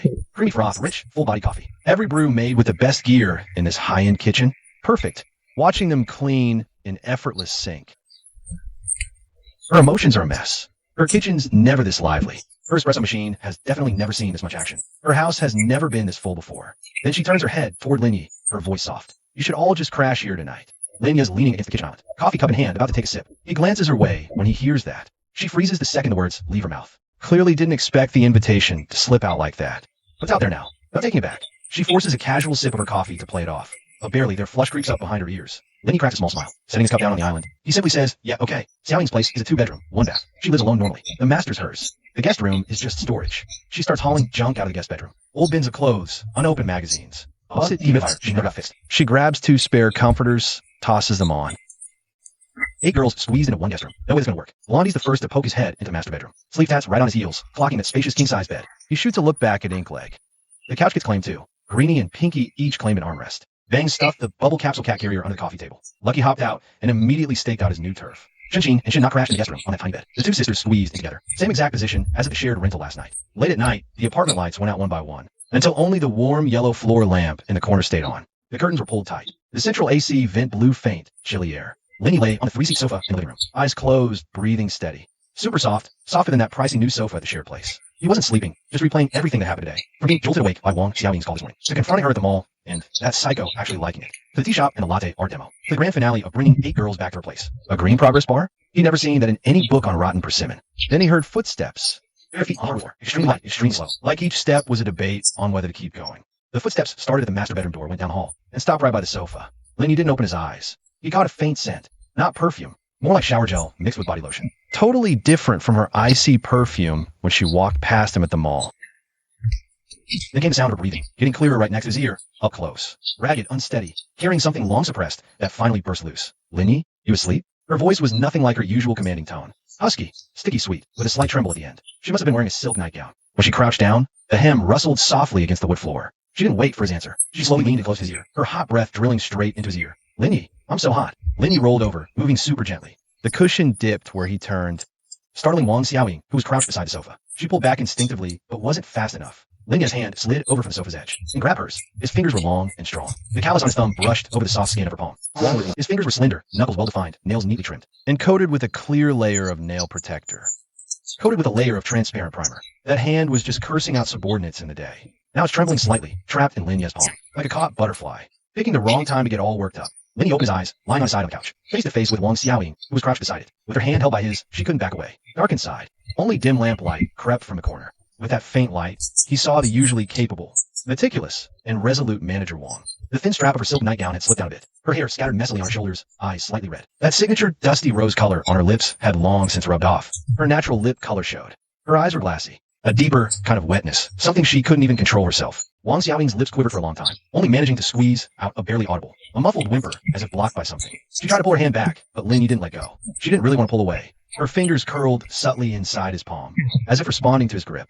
She felt her whole being sinking into an angle she'd never experienced before. She'd always put on a front, kept up a facade, wrapped herself uptight with authority and perfectionism. But in this moment, all of that was useless. Just a pitiful woman in a nightgown, crouched by the sofa, hand held by her subordinate, begging for a lollipop. Beside the couch, Wang Xiaoying's face was already flushed bright red. She wanted to stand up, but Lin Yi was still holding her hand. She could only look into Lin Yi's eyes in the darkness, breathily begging him to let go, for their ears only. That tone wasn't a command. It was more like a final thread of pleading and despair. Lin Yi released her hand. Standing up, her knee nearly hit the coffee table. She stumbled, grabbed the armrest of the sofa, and turned to walk toward the master bedroom. That sound on wood went all the way to the master bedroom. Then came the sound of the door closing. Chapter 63, bro. Are you taking us out today or not? Lin Yi woke to the steam sound of the coffee machine. He lay on Wang Xiaoying's couch for a good while, before slowly sitting up. Shen Qing and Shen Na were already busy behind the kitchen island. The citrus aroma of the geisha coffee filled the entire open kitchen. Morning. Shen Qing placed the latte in front of Lin Yi. The swan latte art on the milk foam rippled slightly. Her mouth curved, eyes showing no trace of sleep. A total opposite of her blurry-eyed morning self. The espresso machine changed her completely. Sleeve Tat is sitting cross-legged on the living room rug, flipping through Wang's page channels. Blondie stumbles out, cigarette unlit. Her honey brown hair sticking up in a wild tuft from sleeping. The strap of her Lolita dress has slipped down to her elbow. She yawns. Leg Tat follows right behind her, already changed into the new floral dress she bought yesterday. She checks her curls in a compact mirror. Green and pink are squeezed together in the guest bedroom doorway, their two-tone streaks tangled into a single knot from sleeping. Bangs is sitting on the couch, holding Lucky in her arms. The cat pokes its head out from the crook of her elbow, one ear pricked up, wary of this strange, fancy apartment. Wang Xiaoying is standing at the master bedroom door. She's wearing a wrinkled silk nightgown. Her hair a total mess, like it's been blown up by firecrackers. Too dark, puffy circles are hanging under her eyes. That signature dusty rose lipstick has long been rubbed off, exposing her dry, chapped lips underneath. One hand on the frame, other rubbing her temple. She looks like she was hit by a truck. She really didn't sleep well last night, tossing and turning in bed, not a single wink of sleep. Her mind was consumed with Lin Yi holding her hand at the end. In her 28 years of living, first time she bolted awake at 2 a.m. Couldn't squash that deep bone deep heat. Morning. Her voice scrapes like sandpaper. Manager Wong's office fury on. She eyes the 8 busy girls. Glances at Lin Yi sipping latte, refreshed. Her expression is beyond complicated. Then, she does something nobody expects. She goes back to fix her makeup. Primer, concealer, powder, brow, shadow curler. Blush lined up like she's hitting the stage. 3 layers to hide those dark circles. As she's dabbing on, she's cursing herself out in her head. What the hell was I thinking last night? Why did I just squat down right there next to the couch? Why did I say, you're so big? This guy is my subordinate. My subordinate. Sleeve Tat drops the remote, glances back at the slightly ajar master bedroom door, and lowers his voice. What's she doing? Fixing makeup. Shana says, coffee in hand. Blondie pulls the strap of her Lolita dress back on her shoulder, tilts her head in thought, then just plops down on the sofa, resting her chin in her hands. She dropped a question so baffled it silenced the entire living room. Why would she touch up her makeup? We don't even wear any. Who's she trying to outshine? Pink glanced up from her compact, glanced at Blondie, then toward the master bedroom, and delivered an even more brutal blow. Our eldest, Shana, is 19. The youngest is 18. She's 28. Does makeup really make a difference? Green hair and pink hair peeked out from the guest room. Green hair added, barefaced, is the real deal. Pink hair added, youth is the ultimate asset. Bangs, holding Lucky, rarely spoke up on her own. Her voice was tiny, but every word hit a precise pressure point. Did she have a rough night? The bags under her eyes are crazy dark. Lindy lounged on the sofa, holding the latte Shunqing made for him. Silent, but that smirk tugging at his lips was unstoppable. These trashy chicks were on a totally different wavelength. They weren't mocking Wong Xiaoying. They genuinely didn't get it. At 18 or 19, with faces full of natural collagen, they had zero clue what foundation or concealer even was. Their confusion was dead honest, and that very honesty made it absolutely lethal. Sleeve Tat pulled the cigarette from his mouth, tilted his head staring at Lindy, his tongue ring glinting briefly between his lips. Bro, you're just letting your boss fix her face in there? And these girls roast her out here? They're spitting facts. Why would I stop them? Lindy brought the latte to his lips for a sip. The espresso's bittersweet richness melted into the airy froth. He realized Shunqing's latte art had genuinely improved. The master bedroom door opened. When Wong Xiaoying stepped out, it was like she'd shed her old skin completely. Her makeup was flawless, every brow hair brushed into submission. She was utterly unrecognizable from heroin, with dark-rimmed eyes and cracked lips just moments ago. She walked over to the island counter, grabbed the latte Shana had saved for her, and took a sip, just as she was about to assert her managerial authority. Sleeve Tat cut in first. Manager Wong, you didn't sleep well, did you? The foundation under your eyes is caked on. It's creasing. Miss, did you pick the wrong foundation shade? It's like a full shade lighter than your neck. Ink leg scooted over, shining her compact mirror at her. Her tone like a girlfriend pointing out a makeup fail. You went way too heavy on the blush. The left side is redder. Green hair said, that's not blush, that's a natural flush. See? Now the right side's getting red too. Pink hair corrected her. Wong Xiaoying froze at the island counter. Her knuckles went white, gripping the coffee cup. She pulled herself together, back to polished professional. And in just a few words, these girls surgically dismantled every single effort she made. She wanted to lash out, but had no ground to stand on. Because Sleeve Tat was right about her foundation caking. Tatted Leg was right about the shade not matching. She lowered her head in silence for a long while, then lifted the coffee cup and gulped down a huge mouthful. Coffee cup in hand, she walked toward the sofa, and sat down next to Lindy. After sitting, she even scooted half an inch closer to him. She lowered her voice, dropping her office persona entirely. A little hoarse and filled with grievance, and asked him, you can't tell anyone about what happened last night. Especially not anyone from the office. Got it? Lin, he turned his head to look at her. Her eyes were still a little red. Foundation masked the bruise, but not her bloodshot eyes. The freshly reapplied, perfect rosewood lipstick was flawless. Nothing like the boss who'd silence the whole department. Now sitting beside him, looking so meek and submissive, like a kitten begging forgiveness after mischief. Depend on my mood, he said. Wong Xiaoying's lips quivered, as if she wanted to say something else. Suddenly, Blondie scrambled over from the other end of the sofa, shoving her honey brown head right between Lin Yi and Wong Xiaoying, tilting her face up to look at Lin Yi. Her dark brown eyes were brimming with mischievous glee. Bro, where are we gonna have fun today? It's the last day of the May Day holiday, after all. You have work tomorrow. Lin Yi flicked her forehead. Who cares about work? You already bagged Manager Wong. So what's the fear? Blondie clutched her forehead. Righteous. Wong Xiaoying's hand, holding the coffee cup, trembled violently. Coffee nearly sloshed on her silk nightgown. She opened her mouth to refute it, but found she had absolutely nothing to say. She, a teenager, scolded by a subordinate. She didn't retaliate at all, but actually invited them to stay at her place. Gave her kitchen over to the girls to make coffee. Now she's crouched by a sofa, saying God knows what. How to refute? Sleeve Tat slapped the table laughing. Tatted Leg hid behind a mirror, shoulders shaking. Pink hair shrieked laughter like a boiling kettle. Bangs buried her face deep into Lucky's fur. The cat in her arms letting out an annoyed meow. And Shun-Na exchanged a look from behind the kitchen island. Bro, are you taking us out to play today or not? If not, Ching and I are going to keep practicing our latte art. Wong's fridge has enough milk for 3 more days. Blondie vaulted over the armrest, not taking no for an answer. He hung off Linya's side, swinging his arm. Linya set his coffee mug down on the table. He stood and stretched in the bright morning light. It caught the sharp line of his jaw and his fresh new haircut. We'll go. Last day of break. Let me take you somewhere half decent. Chapter 64, McDonald's system activated. The shower had been running for a solid 10 minutes. Wong's place has a proper, steady water heater, unlike that old junk that blasts cold water halfway. The girls were crammed into the master bathroom, taking turns. The water sound drifted through the door, along with their chatter and the occasional burst of laughter. Lindy leaned back on the living room couch, legs crossed, holding the second latte Shunqing had just poured him. Steam still rising from the cup, the swan design trembling slightly on the foam. He glanced down at his phone screen. The banking app's balance page was washed out by the daylight. Rows of cashback notifications lined up neatly. That Lolita dress deal, $1.28 million. The girl's clothes, shoes, and bags cost tens of thousands more. Even the 9-combo meal refunds from the drink shop had landed. He didn't bother doing the mental math. It was 7 figures minimum, more than enough for a while. Right then, that cold, electronic voice detonated inside his skull. Ding. Hidden conditions met. System check for host confirmed. Loading McDonald's system. Effect. Intimacy with a bonded female target. Both parties gain an aptitude enhancement boost. Host gains ability boost based on target's attribute. Female undergoes optimization per host level. First activation reward. Host may designate one physical attribute for reinforcement. Reinforcement amplitude, 50% of base value. Linya's hand, holding the coffee, froze midair. That name, McDonald's system, nearly made him spit out his drink. In novels, it's dual cultivation, yin-yang harmony. But he gets this, and it's straight up called McDonald's? Does the system think his relationships are just fast food? Or is this because he's been eating too many spicy chicken sandwiches? Alert, bonded target detected in current environment. Target, Wang Xiaoying. Bond, ride or die. Contact trigger, deep restructuring. Host, do you accept the McDonald's system activation? Linny turned off his phone and sank into the couch. Wang Xiaoying, ex-flight attendant, now a manager. A woman so wrecked she'd babble nonsense by his couch at midnight. A woman who'd climax so hard she'd babble nonsense by his couch at midnight. Except, he muttered in his head. McDonald's system active. Target, kidneys. Enhancement rate, 50%. Enhancement will autocomplete during host's next sleep cycle. Titanium alloy kidney enhancement at 100%. Complete. McDonald's system enhancement 50% remaining. McDonald's enhancements are non-transferable. After intimacy bond, choose new enhancement target. Linny flipped his phone over and rested on his knee. He picked up his coffee mug and took a sip. Another 50% on his titanium alloy kidneys. He'd lived to 120, still waking up fully charged. The bathroom door opened. A hot, steamy cloud of mist rolled out first. The first one out had wet, short hair plastered to her temples. Her koi sleeve tat was flushed pink from the heat. She wiped beads of water from her neck with a towel. An unlit cigarette dangled from her lips. She patted barefoot, wet across the floor to the island. Bro, why the face?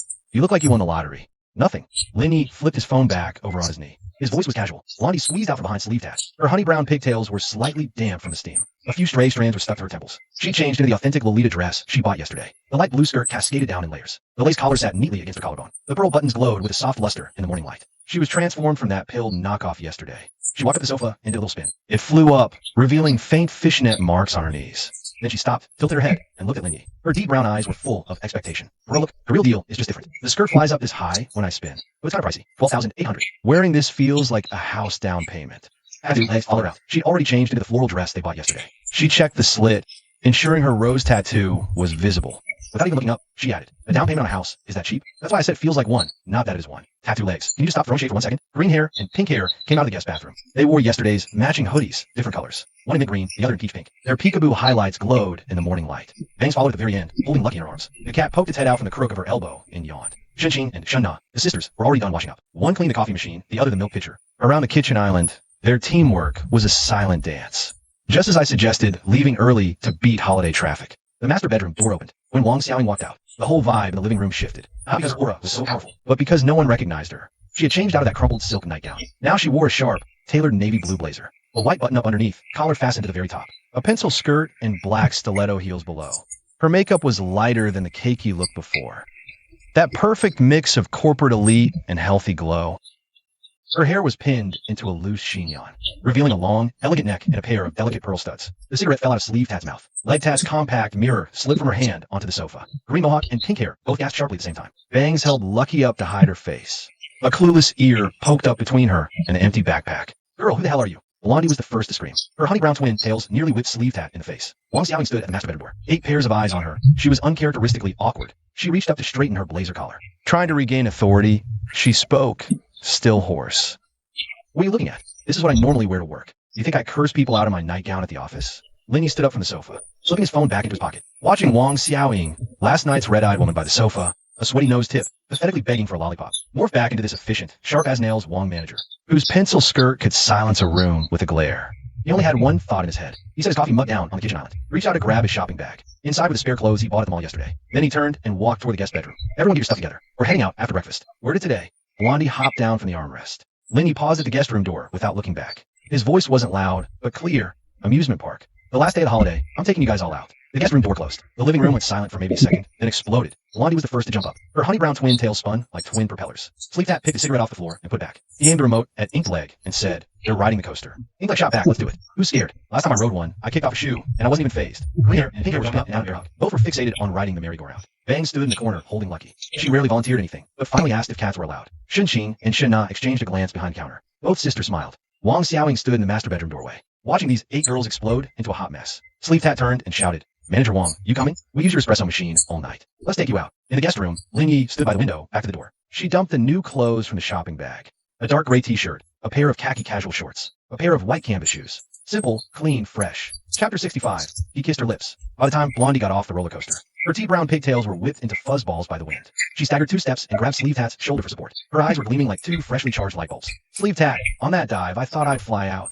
My skirt almost flipped right over my face. Sleeptat pulled her sunglasses down and put them on, an unlit cigarette dangling from her lips. The koi tattoo on her arm glinted bluish-black in the sun. She patted Blondie on the back, her tone feigning composure, but her smirk gave her away. Yeah, it was all right. Just like that. A tiny bit more intense than I imagined. Just a tiny bit. Inked Leg walked up from behind, the ice coke in her hand, still radiating cold mist. She wore a floral dress and her new sandals today. The rose tattoo on her leg was a blinding red under the sun. You screamed louder than Blondie did just now. The entire queue heard it. My throat was just scratchy, Sleeptat said, poker-faced. Green Hair and Pink Hair hopped off the carousel. The peekaboo highlights in their hair popped in the sunshine. Bang sat on a bench under the shade of a tree, holding Lucky. The cat poked its head out of the space capsule backpack. One ear perked up, watching the Ferris wheel. Shun and Shun Na stood in front of the ice cream truck, one holding a matcha cone, the other a strawberry cone. Their sunlit profiles looked like copies from the same negative.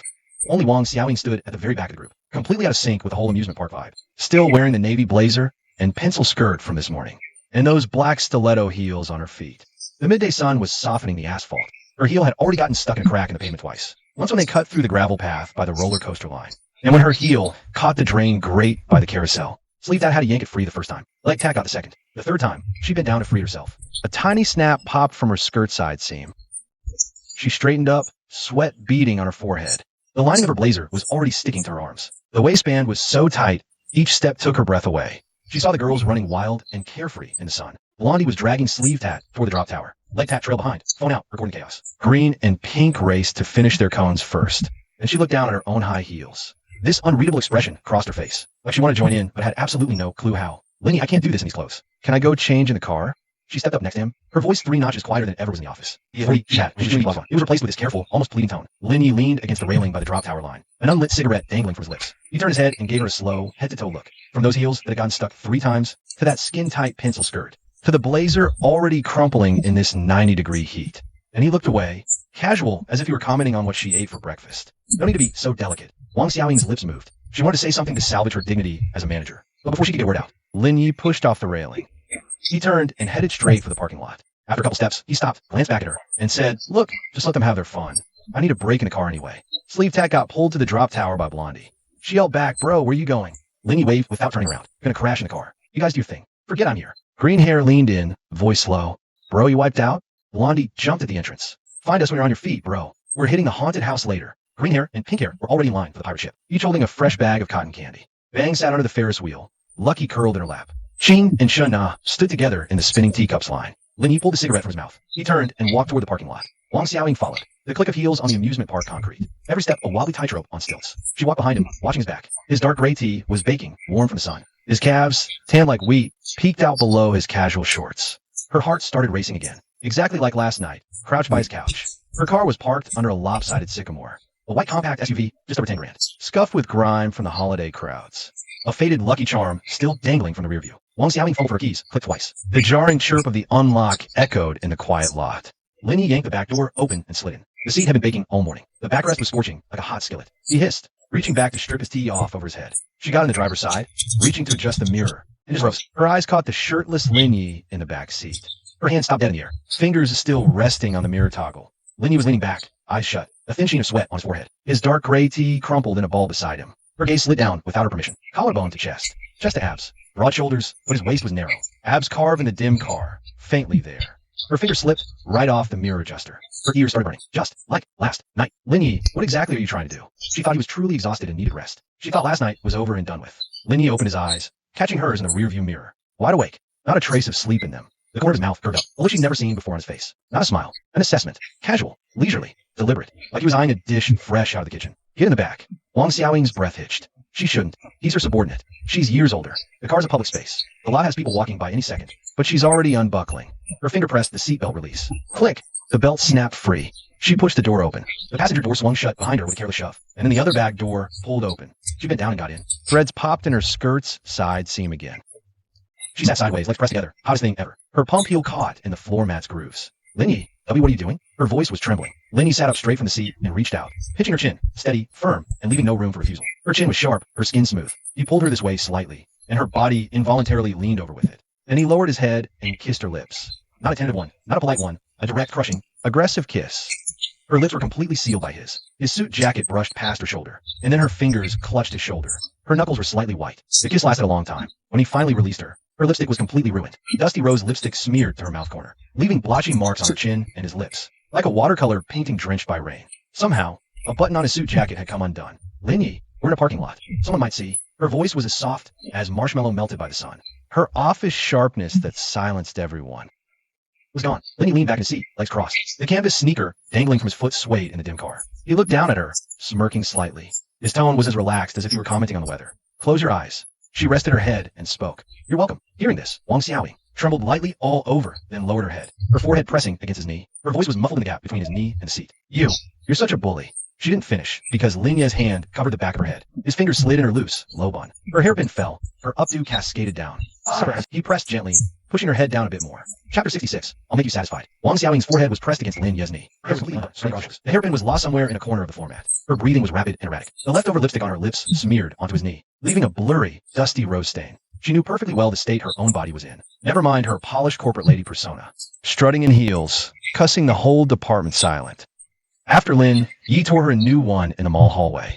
She felt like a turtle flipped on its back. Her softest, most vulnerable side totally exposed to the world. She couldn't hate him. She tried 3 cold showers last night. Tossing and turning, she mentally listed a dozen of Lin Ye's sins. Absent without leave. Publicly berating a superior. Dragging sketchy folks to mooch off my espresso. Anyone was enough to fire him Monday. But every time she finished the list, her brain would autoplay the image of him pinching her fingers, staring at her lips, and calling her high maintenance over chip. And then she'd need another cold shower. She was hooked on this feeling. Not hooked on Lin Yi the person. She wasn't even sure it was love. She was hooked on the taste of being overpowered. Having her pressure points locked down by someone younger, stronger. Someone completely immune to her usual tactics. The humiliation and thrill of being completely helpless. A feeling she hadn't once experienced in 28 years of living. From childhood, she'd always been the best. Student council president, outstanding graduate, the youngest department manager in the company. Everyone pedestaled her, worshipped her, feared her, kissed up to her. Only Lin Yi had the balls to call her a hollow trophy. Her face, pressed against his knee, flushed out again. Her breath seeped through his lounge shorts, warming his kneecap. She lifted her face from his knee. With her hair down, her features looked much softer than usual. She nuzzled her chin against his knee, in a voice she'd never once produced before. Soft and pliant, she whispered, you just said, don't mention it. You also said, Lin Yi shifted his foot off her lap. He pinched her chin, tilting her face up, forcing her to meet his eyes. Her eyes were completely bloodshot, glistening with moisture. The lipstick on her mouth was a wreck, smudged all over the corners of her lips and chin. His fingers clamped on her chin, forcing her to look up, but her eyes didn't flinch. What was in them wasn't grievance. It was something long suppressed, finally unshackled. Linny, her voice was faint as a mosquito's buzz. Her fingers clenched the fabric of his pants at the knee, knuckles whitening from the pressure. Can I? Linny looked down at her, kneeling on the floor mat. 2 buttons of her jacket had come undone in the earlier scuffle, revealing the collar of her white blouse beneath. Her face upturned, her lips trembled for a long moment. Finally, she squeezed out a complete sentence from her throat. Even she froze in shock after the words left her mouth. Then her whole body flushed red from neck to forehead. I'll make sure you're satisfied. Just as those words slipped into Lin Ye's ears, that icy electronic voice exploded right on cue in his mind. Target Wang, Xiaoying detected. System confirmed submission. Volunteer threshold breached. Head over heels bond confirmed. Sinking deeper. Unlocked. Willingly sinking effect description. The individual has completely abandoned all resistance mechanisms. No psychological defenses remain against the host's actions. Yes. Willingly sinking activated. System efficiency plus 30%. Passive. Command language now has bonus influence on her. First time activation bonus reward. You may choose one of Wang Xiaoying's traits to duplicate or enhance. Trait list, professional management, exquisite etiquette. B, coffee appreciation. A, scarf tying. Linny chuckled internally. So the McDonald's system means this. Not ordering fast food. Every girl who's head over heels for him becomes a McChicken wing. His fingers didn't let go of Wang Xiaoying's chin. He silently commanded, duplicate professional management, grade A. The system chimed. Replication complete. Professional management, A, trait integrated into knowledge base. To avoid conflicts, it auto-activates in next work scenario.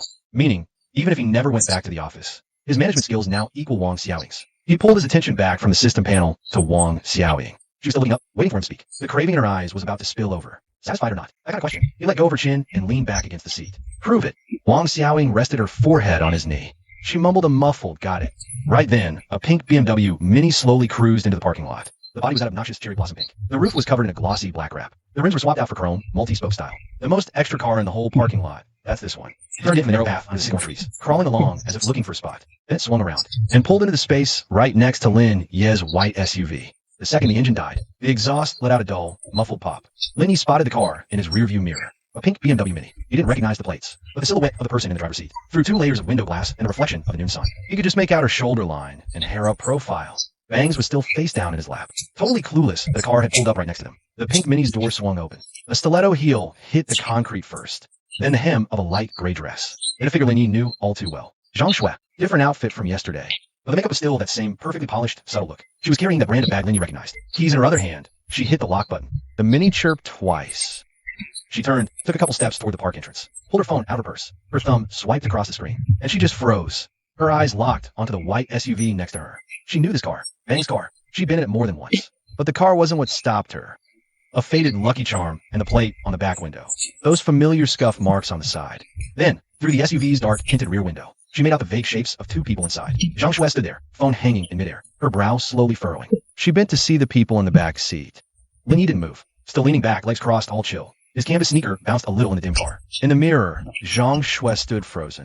She wanted to come knock on the window, but she wasn't sure. She wasn't sure if the person in the back seat was Bangs. No, and if it was, she wasn't sure she wanted to see what was going on. Then, like she convinced herself it was impossible, she raised the phone back to her ear, turned, and kept walking toward the park entrance. The click of her heels on the concrete faded away.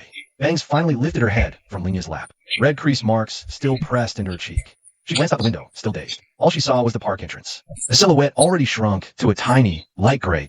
Zhang Shui came alone. Chapter 67. Farming cash and farming people. 2 shifts, no problem. Lin Yi said his piece, but didn't rush to get out. He turned to look at Bangs, kneeling on the floor mat. Her breathing was a little ragged, her chest heaving. Her blazer was a crumpled mess, basically a rag now. 2 buttons on her white blouse had popped open at the collar. The side seam of her pencil skirt had totally split. A flash of thigh showing, red marks pressed into the skin. Her clip was lost somewhere in the footwell. Her lipstick had long since been kissed off, revealing lips that were slightly swollen and red from kissing. She lifted her face up to look at him. The usual sharpness was gone, replaced by a dazed expression. A hazy look like she hadn't fully surfaced from the impact. Get changed, Lin Yi said. Wang Xiaoying froze for a second. She looked down at her wrecked office armor. The blazer was crushed. The pencil skirt split up the side. Her heels were jammed tight in the floor mat's grooves. If anyone saw her, it'd be a scandal in an hour. She scrambled up from the floor mat, her knees a little weak. She had to grab the back of the rear seat to steady herself. Then she walked to the trunk and pulled out a gym bag. Inside was sportswear, said she'd packed ages ago, but never worn. A white moisture-wicking tee, dark gray yoga leggings, and a pair of light pink mesh sneakers. She folded a ruined suit into her gym bag neatly. She swept her messy hair into a sharp, high ponytail. Then she fished a wet wipe from a glove compartment. Using the mirror, she wiped off the smeared makeup. Foundation gone. Smudged eyeliner gone.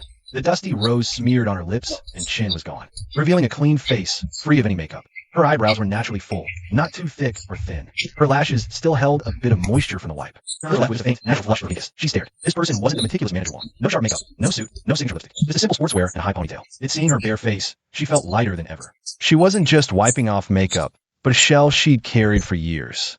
Lin Yi pushed the car door open and stepped out. Sunlight through the leaves fell on his bare shoulders, warming them. He shook out the gray tee, pulled it on, and waited for Wang Xiaoying. She got out from the other side. Her ponytail swung a clean, sharp arc in the sunlight. Her white tee blazed, yoga pants hugging the leg she'd toned for years, and a shell she'd worn for years. Lin Yi pushed the door open and got out. Sunlight streamed through the sycamore leaves at noon, landing on his bare shoulders, warming his skin. He shook out the crumpled gray tee and put it back on, fixed his collar, then leaned on the car to wait for Wang Xiaoying. She got out from the other side. Her ponytail cut a sharp arc in the sunlight. Her white quick-dry tee was blindingly bright. Yoga pants hugged the toned legs she'd sculpted over years. She stepped onto the concrete in light pink sneakers. Walking so briskly, it was like she'd become a whole new person. Her lip print and palm smudges were still visible on glass. I'll take the car for a wash later, Wang Xiaoying said, staring earnestly at those smudges. Lin Yi glanced at the car window, then looked back at her without saying a word. Wang Xiaoying's gaze landed on the adjacent parking spot, where a pink BMW Mini sat quietly. Its flashy color stood out among all those black, white, and gray sedans. The glossy black roof wrap reflected the midday sun, and the chrome silver multi-spoke rims were blindingly shiny. She knew this car all too well, down to the plate number. This was Zhang Shui's car. She instinctively took half a step closer to Lin Yi, lowering her voice like she was sharing a crucial secret. Zhang Shui is my college classmate. We've been best friends for nearly 10 years. The kind who share everything with each other. Lin Yi leaned against a single tree, pulled out a cigarette, and tucked it between his lips. He didn't light it, his mind drifting back to the parking lot. Zhang Shui had lingered by his car for a hell of a long time. She probably recognized it as Wang Xiaoying's car, but just couldn't believe the person in the back seat was her. That so-called bestie of yours saw us in the parking lot. Wang Xiaoying's face shifted from relaxed to tense, and from tense to some indescribable, complicated mess. Linyi gave her shoulder a pat. They walked side by side toward the amusement park entrance. Wang Xiaoying walked on Linya's right, her high ponytail swaying gently with each step. She didn't cling to his arm like Blondie, nor did she lean on his shoulder like Xinqing. She just walked quietly beside him, steps light and breathing steady. As he walked, Linny mulled over how this system really worked. Lately, after days of trial and error, he had completely figured out the operational logic of this setup. It's a nested structure, like two parallel business lines inside a company, mutually independent but running simultaneously. The first business line is the spending cashback system, the very first one he activated. Whenever he spends money on Blondie and the crew, meals, clothes, rent, hair, checkups, karaoke, cold drinks, it triggers cashback based on spending type and the girl's emotional feedback. Multi-range with 10x2, later on 100x. That's how his balance ballooned from a few hundred to millions. This line covers targets like Blondie, sleeve tat, and leg tat. This line covers objects like the yellow-haired figure with tattooed arms and legs, pink spiky hair, plus unofficial crew Shunqing and Shenna, the whole gang of 6 trashy chicks and their extended posse. The McDonald's system just went live this morning. This one's logic is totally different from the first. It's not cashback, it's a binding. The target is a female individual he's formed a special bond with. So far, that's only Wang Xiaoying. Every time this relationship breaks a threshold, he can copy an attribute or skill from her, while she gets a physical optimization buff in return. Dual lines. First handles money, the second handles people. Spending cashback triggers on dropping cash on trashy chicks. McDonald's system triggers on getting intimate with the target. No interference, but both pushing forward simultaneously. Thinking about this, he suddenly found it a little hilarious. He'd read so many system novels back in Rotten Persimmon. All those tycoon systems, battle systems, romance strategy systems, all single track progressions. This turned out to be a dual system running parallel. Grinding cash, grinding people. A 2-shift life. The path to the amusement park was a Sycamore Line Boulevard. Chapter 68. Just say you loved it. Wang Xiaoying walked on Linya's right, her high ponytail swaying gently with her steps. The white DRI fit tee was blindingly bright under the sun. The yoga pants sculpted the lines from her year-round workouts, from thigh to knee to calf to ankle. So fluid it looked drawn with the finest tip pin in a single stroke. The light pink sneakers on her feet hit the pavement. So light on her feet, she seemed like a whole different person. There wasn't a speck of makeup on her face. That clean, bare face under the high noon sun actually had a bit more life than a face of delicate makeup. Linny walked on her left. The dark gray tee stretched into crisp angles by his shoulders. Casual shorts showed off calves tanned wheat by the sun. Canvas shoes, unlaced flopping, an unlit cigarette on his lips. Freshly cut hair, flickering light and shadow under sycamore leaves. Jawline sharp as a blade. This pair, walking from the parking lot to the entrance, had a 300% head turn rate. Guys looked at Wang Xiaoying. Eyes swept from her face to her legs, then back up again. Adam's apples doing a full bob, then getting their ears twisted and yanked back by their girlfriends. Glances swept from his shoulders to his jawline and cigarette. Then they pretend to study the sycamore trees. One dude holding his girlfriend's hand. He craned his neck so hard, he nearly walked into a lamppost. His girlfriend yanked him back hard. Following his gaze, she saw Wang Xiaoying, then shot him a sharp glare. Hissed on her breath. What are you staring at? The guy quickly turned his head back. After 2 steps, he couldn't help but glance back again. This time, his eyes landed on Wang Xiaoying's ankle. Her light pink sneakers hit the concrete lightly. Her ankle bones were delicate as if carved by a knife. She subconsciously stepped half a pace closer to Linny, her arm almost brushing against his. Then she swiftly pulled it back half an inch. Why are you dodging? Linny stared ahead, cigarette dangling. He said casually, I'm not dodging. Xiaoying denied it instantly, but her ears started burning. She changed the subject, clearing her throat, trying to make her voice sound as calm and sharp as ever. Linny, when you yelled at me in the mall hallway yesterday, did you already plan everything that happened next? What things? Just, you go to my place, the 180.5 yuan, and the stuff in the car just now. What do you think? Wang Xiaoying stayed silent for a moment, then squeezed the word out from between her teeth. Cunning. Linny let a short laugh. He took the unlit cigarette from his mouth, turned to look at her, making her stumble under his gaze. The arc of her high ponytail swayed with a misstep. The village hottie, cunning or not doesn't matter. Just tell me, did you enjoy it? Wang Xiaoying's face flushed red. Even the skin half hidden by her white t-shirt collar turned pink. She opened her mouth to restore her managerial dignity, but found she couldn't argue against a single word, because she really did enjoy it. So much that she took 3 cold showers last night. Told herself to stay sharp before getting in the car, not to be led. But she was led anyway, completely. She walked her head down for several steps, before squeezing out an extremely faint sound from her throat. An answer nearly drowned by the amusement park's music. Yes. Linny put the cigarette back, asking nothing more. A short line formed at the haunted house entrance. Huang Mao was the first to spot Linny. She sat on the flower bed by the haunted house entrance, eating a sausage dipped in ice cream. Her honey brown pigtails slightly blown apart by the wind. A bit of chocolate sauce stained her Lolita dress. Seeing Linny approach, she nearly dropped her sausage. Ice cream still in her mouth. She muffled quick, bro. Over here, over here. While I leaned on a lamppost near the bed, holding a mini fan, blasting it straight at her face. Lots away, sat beside her, scrolling her phone. Side slit catches the breeze, flashing a thigh rose tat. The pink-haired girl's beside her, sharing a tub of caramel popcorn. Bangs hugs a space capsule carrier, perched on the planter's edge. Lucky's paw pokes out the dome window, batting at the glass. Xinqing stands quietly by the flower bed. In her hand, a cup of half-finished iced lemon tea. Shenna's next to her, clutching the same drink. Their sunlit profiles look developed from the same negative. Except Shenna's taller, with longer legs. That new tee we bought yesterday at the mall hangs on her frame. the hem tucked in her jeans, so her waistline looks clean and sharp. Bro, where do you dip off to a manager one? How does changing clothes take that long? Blondie hops off the planter and bounces over to Lin Yi. She cocks her head, scanning him and Wang Xiaoying up and down. Her gaze freezes on Wang Xiaoying's tracksuit for a solid half-second, then locks onto that bare, fresh face for another. A flicker of subtle suspicion darts through her dark brown eyes. It was warm in the car, took a nap. Lin Yi flicks her forehead with his finger, voice deadpan casual. Blondie covers her forehead and mumbles liar under her breath. Her attention instantly gets hijacked by Wang Xiaoying's makeover. She does a half-circle orbit around Wang, eyes darting from the high ponytail to the white tee, from the yoga pants down to the dusty pink sneakers. Then she tilts her head up and lets out a genuine gasp. Manager Wang, you look way better like this. That suit you wore before was scary as hell. Now it's more. What's the word? Shenqing Jia, what's that phrase? Approachable? Shenqing murmurs beside them. Hint of a smile. Right, approachable. Wang Xiaoying stands before the flower bed. 8 girls stare her down. For once, she's a bit awkward. She reaches down and gives the hem of her white tee a little tug. She looks down at her sportswear. She used to only wear this at the gym. Never once showed up in public like this.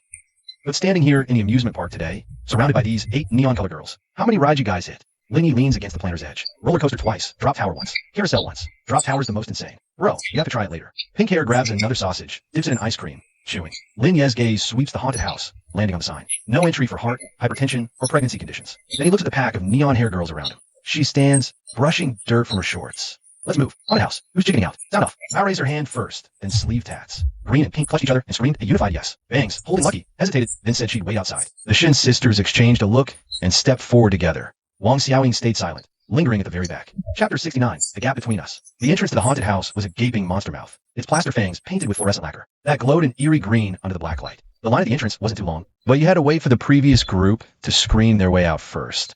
The ticket checker was a young girl wearing a skull hair clip, expressionless. She took the tickets Lin Yi handed over. She didn't even glance at the entourage behind him, just reciting by rote. Heart conditions, hypertension. Pregnant women prohibited. Actors won't touch you. Don't touch them either. Welcome to Scream Night.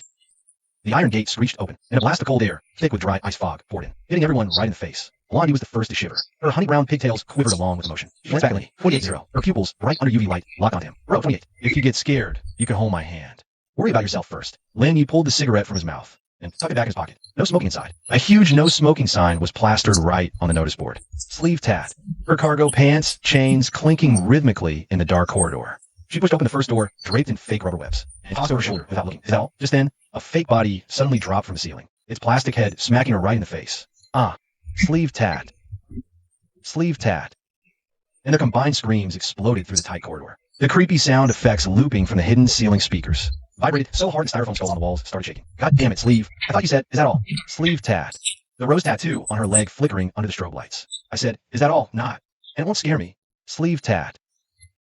Blondie was cracking up so hard she couldn't stand straight. Her honey brown pigtails whipping around like twin propellers. Green hair and pink hair were flushing each other. Their peak highlights smushed into one tangled mess. You couldn't tell mint green from peach pink. Bangs, holding Lucky, decided the entrance to sit this one out. Right now, she's sitting on a bench at the exit of the haunted house. The space capsule cat backpack is on her lap. Lucky has one ear sticking up from the dome-shaped window, probably wondering what all the screaming inside is about. Shenqing and Shenna walk shoulder to shoulder in the crowd. Shenqing's hand is resting on Shenna's arm. Shenna's hand grips her sister's hand back. The sisters have identical slight smiles. Their eyes are bright. It's less about being scared, and more about enjoying this thrill of being startled. Wang Xiaoying is walking at the very back. Right now, she's following behind Lin Yi. As they pass through the second corridor, 2 skeletons pop out from fake coffins in the wall. The mechanical arms make the skeletons clatter and shake. The fingers of one skeleton graze right past her high ponytail. She sucks in a sharp breath and instinctively lunges forward. Her forehead bumps into Lin Yi's back. Afraid, Lin Yi pauses for a second, but doesn't look back. Not scared. Wang Xiaoying's voice is very low, but her forehead is still pressed against his back. Her nose is brushing the fabric of his t-shirt. Her warm breath seeps through thin cotton to his shoulder blades. She catches a faint scent of soap, mixed with the warmth radiating from his own body temperature. They walk past the vampire coffins, the zombie wards, and a mirror maze full of bloody wedding dresses. Finally, they enter the last and most core scene of the haunted house, the abandoned mental hospital themed area. The lighting here is dimmer than the previous sections. Tattered padded walls hang down in shreds, exposing hard panels that mimic concrete underneath. Overturned 4 stands and rusty beds litter the ground. Every 10 seconds, cold vapor sprays from the ceiling, simulating the chilling effect of a morgue. In the corner stands an NPC wearing a bloodstained lab coat. He's holding a fake chainsaw. The plastic chain rattles loudly under the dim lights, letting out a piercing, buzzing sound. The NPC is very fat. The lab coat is stretched tightly over his frame. The gaps between the buttons are pulled wide open in several places, revealing the striped patient gown he's wearing underneath. A crooked Frankenstein mask is strapped to his face. His eyes glow purple under UV light in the sockets. He jumps out at tourists from the corner on cue. Pull the trigger on the fake chainsaw and say the line they trained him on. Welcome to my operating room. But right now, he isn't jumping out, because he recognized Lin Yi. Behind a mask, he thinks hiding will save him. But his eyes involuntarily swept over the girls behind Lin Yi, and that's when he saw the difference, clear as day. That girl he'd seen before, the one with the honey tea brown hair, was now on her tiptoes, resting her chin on Lin Yi's shoulder. Her brown eyes sparkled under the lights, lips curved in a smile. Her strawberry lip gloss shimmered faintly under the UV light. Somehow, she had already climbed onto Lenia's back. Her arms were wrapped around his neck, the hem of her Lolita dress brushing against his lower back. She was completely like a koala clinging to a eucalyptus tree. That short-haired woman with the sleeve tat had clung to Lenia's left arm since they left the maze.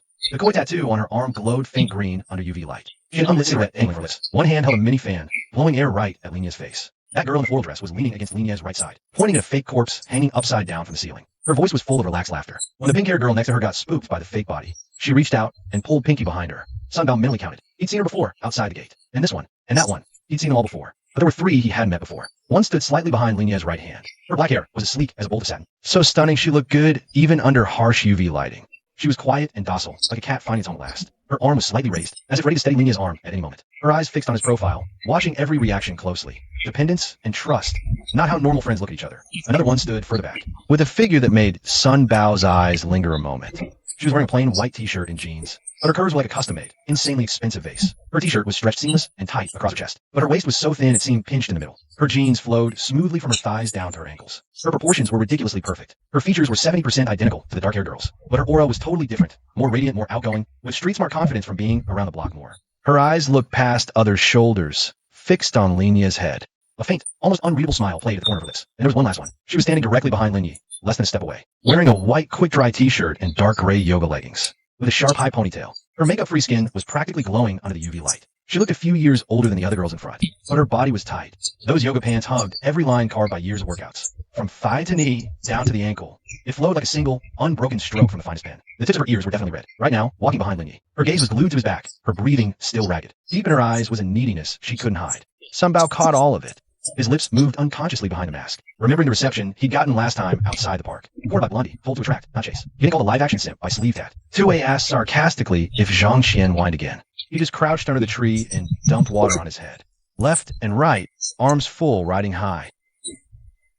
A ceiling sprayer suddenly blasted icy mist, landing square on everyone's heads. The girls all shrieked at once, huddling around Linyi in a tight knot. Yuqing and Shinna grabbed the hem of his t-shirt from behind. Wang Xiaoying instinctively slammed her forehead into him again. Even after screaming, they were laughing and shoving each other. The laughter bounced around the narrow haunted house, turning into a chaotic, buzzing wall of noise. Chapter 70. You think your sister's any good? The haunted house exit was a long, narrow hallway. Residual purple light still clung to the walls, turning everyone's faces ghostly pale. Blondie was the first to bolt out, her tea-brown pigtails soaked from the dry ice mist, with a few stray strands plastered her forehead. She looked like a rag doll just yanked from a washing machine. She braced her hands on her knees and panted for a good while. Then she straightened up, eyes lit bright like freshly charged bulbs. Sleeve Tat screamed loudest when the fake guy dropped. Got all. Chicken legs, phone in hand, emerged from behind. Delete that SH*T. Sleeve Tat hollered after him. Her shades had slid all the way down her chin. Green hair and pink hair clung together like conjoined penguins. Xinqing and Shinna walked together, smiling softly. Wang Xiaoying walked at the very back, her high ponytail swaying gently in the afternoon sun. That suit made her look nothing like Manager Wang outside. The theme restaurant was right under the Ferris wheel. A two-story fake fairy tale castle. Pointy towers with pennants, cream-colored walls. Inside, AC hit you with the smell of fried chicken. The ground floor was the main hall. Upstairs had semi-private booths. Our spot had a perfect view of the Ferris wheel turning. Linny grabbed the big table by the window. 9 girls shuffled in, chairs screeching. Ordering was the usual chaotic disaster. Blondie wanted a double cheeseburger, pulled the pickles. Sleeve Tat added an extra order of chicken wings. Leg Tat fussed over her salad dressing. Green hair and pink hair decided to split the fried platter. Bangs ordered some plain, unsalted chicken mush for Lucky. The twins shared one menu, forever choosing. Ing ordered an iced Americano and a smoked salmon sandwich. Then he saw a patron who made his stomach turn. Zhang Shui, still in that light gray dress. An iced latte in her hand. A Caesar salad sitting on the table in front of her. But she wasn't touching it at all. Her gaze was locked right on Manager Wang's face. The corners of her mouth were turned down in an unmistakable scowl. A look that translated perfectly, too. Seriously? You're hanging out with these people now? Wang Xiaoying felt those 2 beams of judgment. She set her coffee cup down gently on the saucer. She looked up and locked eyes with Zhang Shui. Right then, Zhang Shui suddenly stood up from her booth. Iced latte in hand. She headed straight for them. Her heels hammered the restaurant's wooden floor, sharp and urgent. It wasn't far between the tables. She stopped right across from Linya's group. She set her iced latte down on the table with a thud. The cup's bottom smacked the wood with a loud crack. Her eyes swept from Zhang Xian to Linyi, then from Linyi to Wang Xiaoying. Finally, they froze on Wang Xiaoying's clean, bare face. Wang Xiaoying, since when did your taste go to crap? Didn't you used to look down your nose at sketchy trash like this? Zhang Shui's voice was loud, but the contempt in her tone was as precise as a scalpel. As she said sketchy trash, her eyes didn't land on Linyi. They swept over the Technicolor crew of girls around him. Lonnie's honey brown pigtails, Sleeve Tat's koi fish covering her whole arm, Leg Tat's rose tattoo, Green and Pink's peekaboo dye. Who the hell are you calling trash? Blondie slammed her burger on the plate. She shot up. You know damn well who I'm talking about.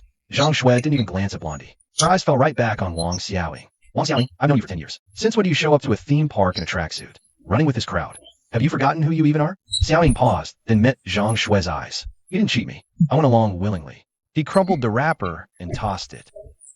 She stood up, hands on her hips. Listen here, lady. You've got some nerve coming here to preach. Your sister falsely accused our bro of stalking her at KTV. At the hospital, she said he was seeing a urologist. And you fanned the flames. What? You sisters tag team these scams for a living? The hospital thing wasn't me. Zhang Shue's expression flickered for a moment. You back her up about the urologist, right?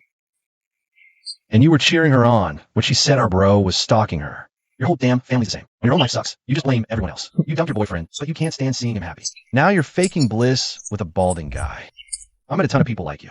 You just can't stand seeing anyone doing better than you. Every customer in the restaurant stopped mid-bite. A waiter froze in the middle of the aisle, unsure whether to approach. Nearby, students held up phones, forgetting to lower them. The couple arguing in the corner went dead silent. Everyone was watching the show. A girl in a genuine Lolita dress, with honey brown twin tails, was pointing at the elegant woman opposite her, dressed in a light gray dress with flawless makeup, and tearing into her so hard she couldn't get a word in edgewise. Blondie grabbed the soda in front of Sleeve Tat and chugged it. After wetting his whistle, he added, "Stop making a fool of yourself. There are 9 of us here with 9 ice waters. If you don't leave right now, I'm throwing mine at you." He sat back down, crossed his legs. He drank her iced Americano again.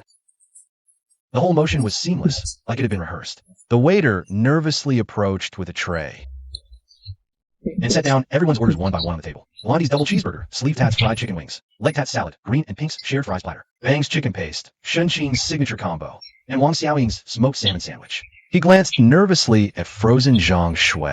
He eyed Lin Yi, sitting calmly at the center, and his Adam's apple bobbed. Then he retreated to the kitchen with his empty tray, discreetly pulling the kitchen door shut behind him. Then he cut off impossible escape for Zhang Shue. In an hour, she's posing on another man.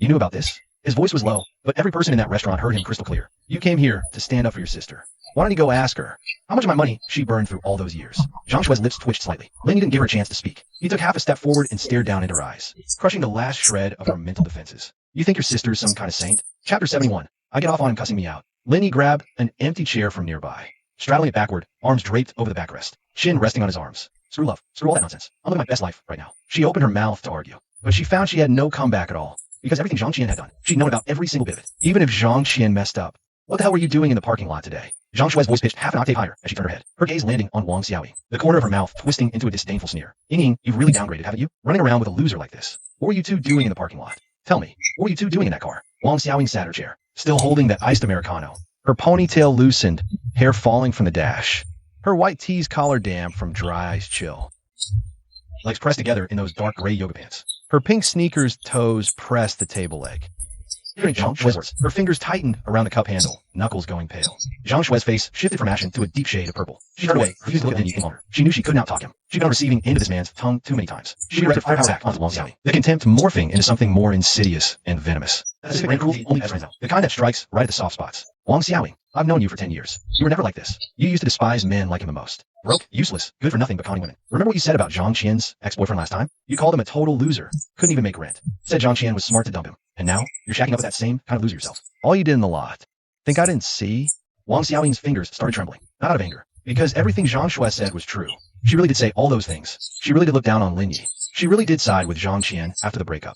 Said Qian dumping a loser was something worth celebrating.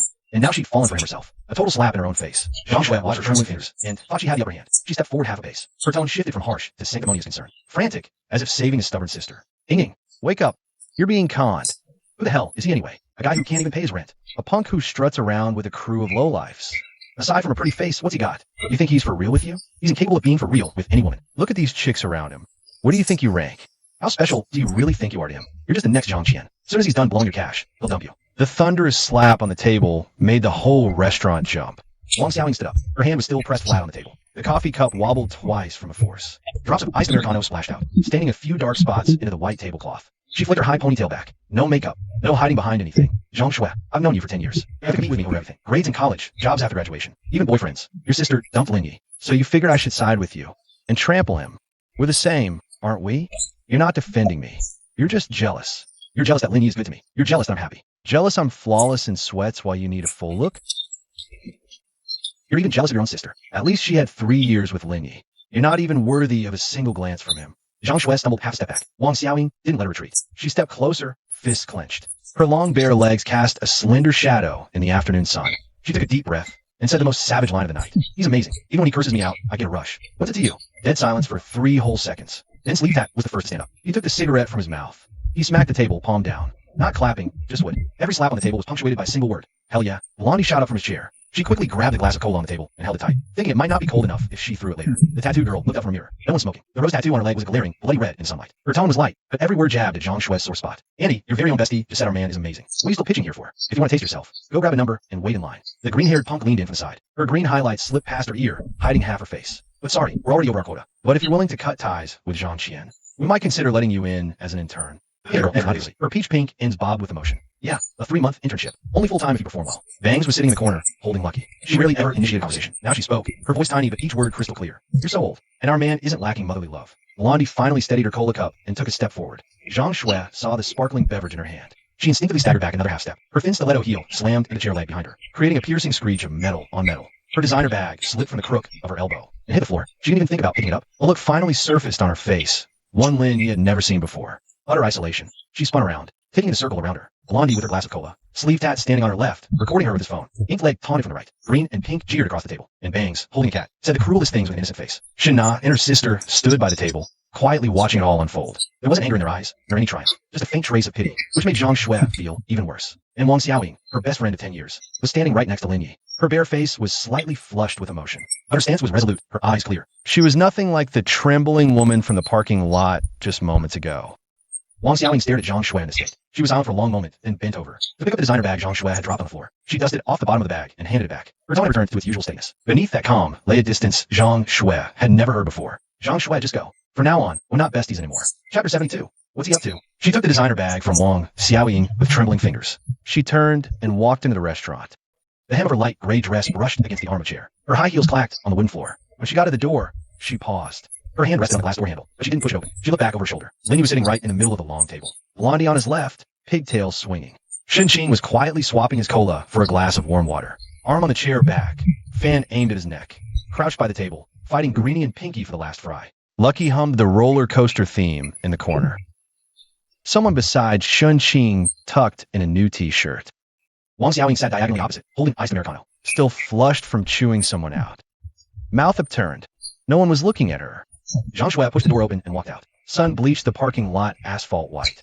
Her pink Mini was parked under a crooked sycamore tree. Only a single parking line separated it from the white SUV next to it. She pulled the car door open and got in. She tossed the designer bag onto the passenger seat. Then, slumped over the steering wheel, she started to scream. Ayahawk!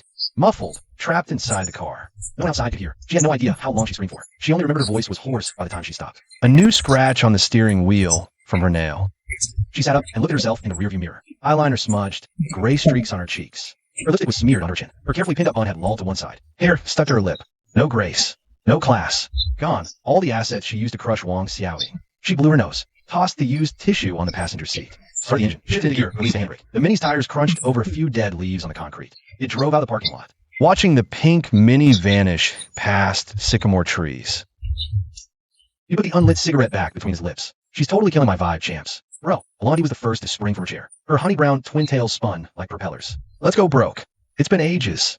She blurted. When Sleeve Tat set the mini fan down on the table, Ink Leg looked up from her compact mirror. Greenie and Pinky instantly stopped fighting over the fries. Lucky even lifted one ear inside its space capsule backpack. That word meant way too much to them. The red plastic bags from dollar stores. 8 straws jammed into 1 lemonade at the bubble tea shop. Crouching on the curb, mooching free Wi-Fi to game. Chips 99. Back with 5 bucks in pocket. Let's roll. Chips 99. Chips 99. Back then, being broke was out of necessity, but now, different story. Lenny pulled the cigarette from his lips and set it on the table. He glanced at Blondie, then swept his eyes over the other girls. He leaned back in a chair and, with his own fear, his aspiration. Like an adult reasoning with dumb kids, he finally spoke. I'm all on a budget when broke. Rich? Same deal. Then what the hell did I get rich for? Sleeve Tat froze for a second. He took the cigarette he'd been chewing on out of his mouth. He turned his head and exchanged a look with Ink Leg. He looked down a compact mirror. She rested her chin on her crossed arms, thought about it carefully, then nodded. Yeah, that kind of makes sense. Mint hair tilted her head, green peekaboo highlights slipping free. So, what are you supposed to do when you're rich? Linny leaned back, legs crossed casually. Dangling between his fingers was that cigarette he still hadn't lit. His smirk made Blondie's heart race. When you're rich, you gotta do things only rich people can do. Shin-Ching sat at his right. Her black hair slipped off her shoulder. Exercise value. The scent of her white tea shampoo drifted into his nose. She tilted her head and asked earnestly, Bro, what do you want to do? Her voice was soft, with a little lift at the end. A total flip from the scared girl hiding from fake corpses. Now, she was the quiet Shin-Ching, obeying her bros every word. Then he turned his head to look at her, then glanced at Blondie, sprawled over his left shoulder. And then he reached out his hands. He hooked one arm around Shin-Ching's waist, the other around Blondie's. Shin-Ching's waist was so tiny he could span it with one hand. But above her waist, her curves pressed right up against his arm. A soft, full weight transmitted through the thin cotton of a t-shirt. Warm. Heavy. Blondie's waist was even a touch thinner than Shin-Ching's. Clutching it, he traced the muscle lines flanking her spine. Her heat blazed through the lace of her Lolita dress like a fever. He pulled both girls in his arms at the same time. Shin obediently nestled her head on his shoulder. Blondie glared, then rested her head on his other shoulder. The two girls exchanged a glance, smiling.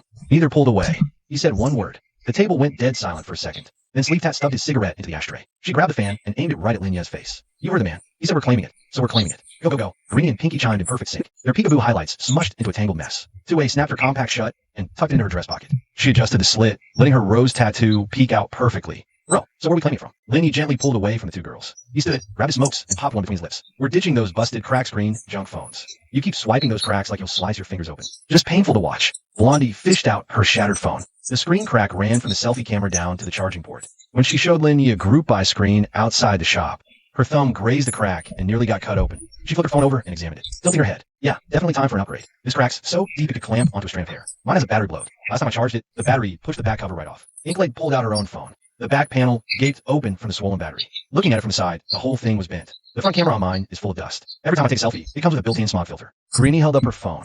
Sure enough, the front camera glass was fogged with dust inside, making the photos look like they were snapped in a steam room. That's not smog. Pinky called her out from the side. Remember when you squeeze sunscreen all over the camera lens? Wiping it just made it blurrier. That's soft focus. The hell do you know? Watching these girls compete in a busted phone misery contest. He couldn't help but let out a short laugh. He took Blondie's shattered phone and glanced at it. The corners were deeply cracked. The top half barely responded to touch. He handed it back, his tone casual but absolute. Let's roll. New phones. Wait. Inkleg looked down at her own phone. The screen was fine, and the back wasn't bulging. But she tapped twice on the back of her phone with her fingernails, and asked a very constructive question. Bro, we're buying new phones, so what do we do with the old ones? Trade in. Inkleg jumped in from the side, sounding as professional as a cell phone store sales rep. You can trade in your old phone now when you buy a new one. Old devices get appraised. Even if it's not much, money is money. Sure, we got cash now, but any money saved is still yours, bro. Two-Way, since when are you so thrifty? Blondie tilted her head. Learned it from you. Bullshit. When have I ever been thrifty? I've been lazing around, so half-trying is still impressive. Linya flicked a finger right against Blondie's forehead, then turned and headed for the door. Blondie rubbed her forehead, mumbling as she followed. Her brown pigtails bounced, slicing a sharp arc in the sun. The crew filed out, cutting through the park's tree-lined path. Their rainbow hair clashed with the shadows like lit fuses. Wong Xiaoying lagged behind, her ponytail swaying lightly. In that tracksuit, she walked much lighter than before. The girls buzzed about what color back glass to choose. She suddenly realized it was the best decision of her life. Was not ditching Linya that morning. Chapter 73, The Sales Girl. The electronic store's glass doors slid open for Linya. That fresh factory scent of new electronics hit them instantly. The store was inside the mall attached to the amusement park, an official brand name flagship store. The decor was signature minimalist, grayish-white marble floors, wood-toned display tables, and a massive LED wall looping the slickest new phone commercials. Display models were spotlighted like museum pieces, not gadgets. Linya leaned on a table, Blondie sticking close like glue. She plunked down the phone, its screen cracked enough to pinch air. Then came Leg-Tat's phone with a swollen battery, and pink hairs with dust in the cam, plus the dead charging port. Sleeve Tat's screen wasn't shattered, but the frame looked war-torn. The sales guy was young, barely in his 20s, wearing a black, branded polo shirt, with a name tag pinned to his chest, stepped from behind the counter, and scanned the row of busted junk phones on the table. And his mouth rose so slightly, it was almost invisible. He'd been at this flagship store for over a year. Sure, not every customer who walked in was rich, but no one ever tried trading 5 cracked, swollen, dusty pieces of trash. This young guy was in a dark gray tee and khaki shorts, with beat-up canvas sneakers on his feet. Trailing him was a pack of girls with rainbow-colored hair, not a crowd that screamed, buying power in a flagship store. Still, habit kicked in, and he fired up the appraisal system. One by one, he hooked the old phones up to the diagnostic tool. His fingers tapped the keyboard for a bit. Then he looked up and tossed out a number. Sir, we can recycle these older models at their depreciated value. Altogether, you're looking at just over 1,000 RMB in credit. Would you like to see some of our more budget-friendly options? This one, last year's lash model. It's on promo right now, 800 off. A really solid deal. Enough for daily use. Linya glanced at the pushed phone. It was definitely last year's flagship. Specs weren't terrible, but the price tag on the screen was marked special offer. And right above it, a big red clearance tag. She flipped the display model over, checking the back. Then she placed it back on the table, looked up at the clerk, and with a tone so flat it could cut glass, she said 3 words. That all you got? The clerk froze. He wasn't quite sure what she meant. Was the trade-in value for her old phone too low? Or did she think the model he recommended was garbage? He opened his mouth to explain the depreciation math, but Linya had already straightened up from the display table, hands in the pockets of her casual shorts. Light hit the clerk's shoulder and fell on the wall. That display wall lit up by spotlights, glass cases holding the store's priciest models. Next to each one, a gold embossed price tag.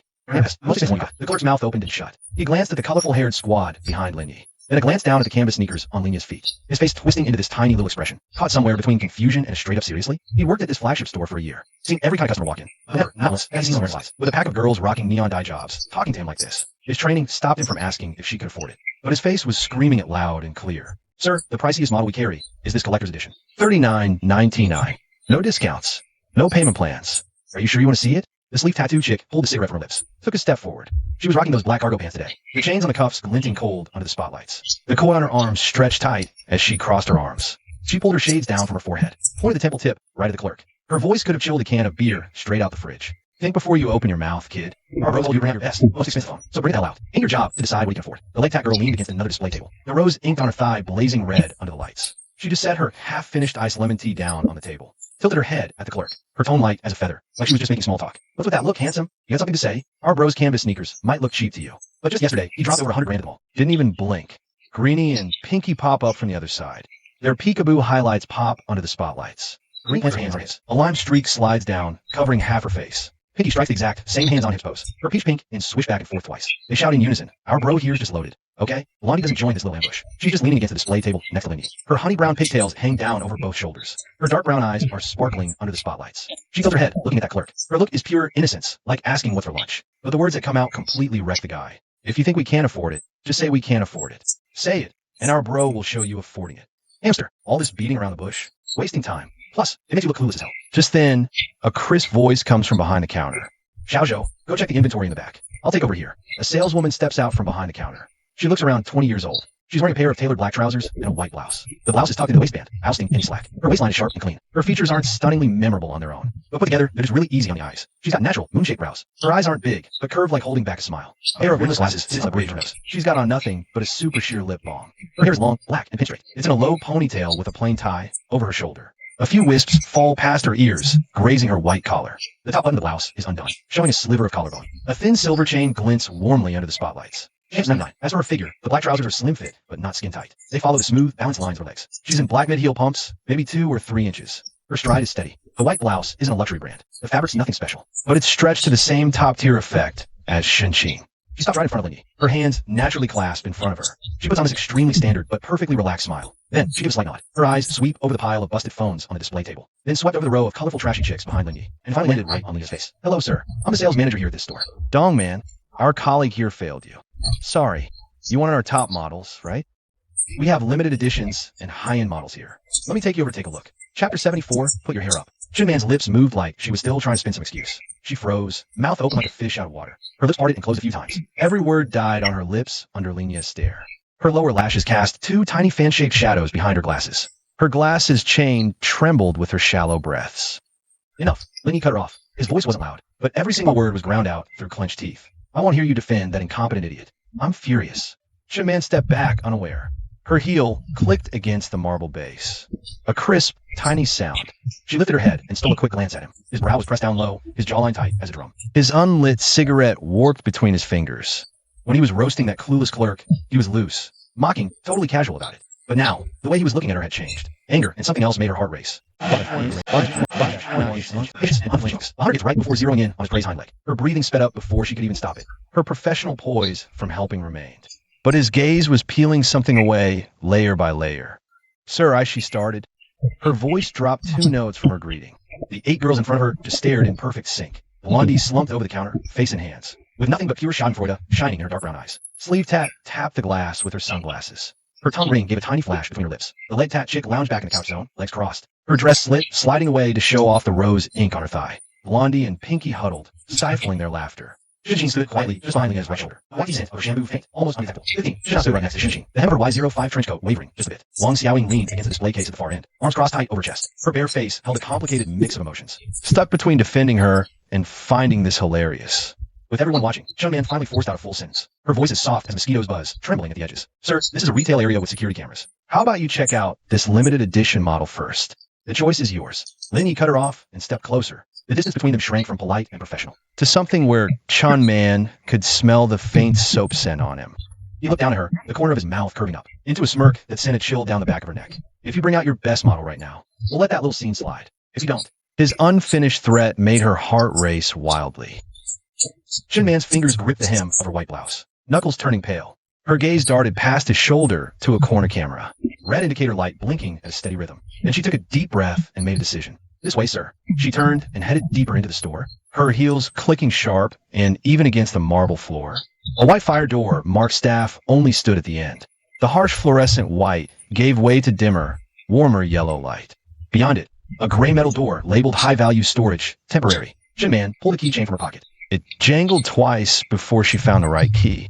The lock snapped, echoing sharply in the quiet hallway. She pushed the door open and stepped inside. Linny followed. A small stockroom. Metal shelving lined 3 walls, stacked neatly with sealed phone boxes, original chargers, and accessory kits. Bubble wrap rolls and empty cardboard boxes piled in the corner. The faint smell of new electronics hung in the air.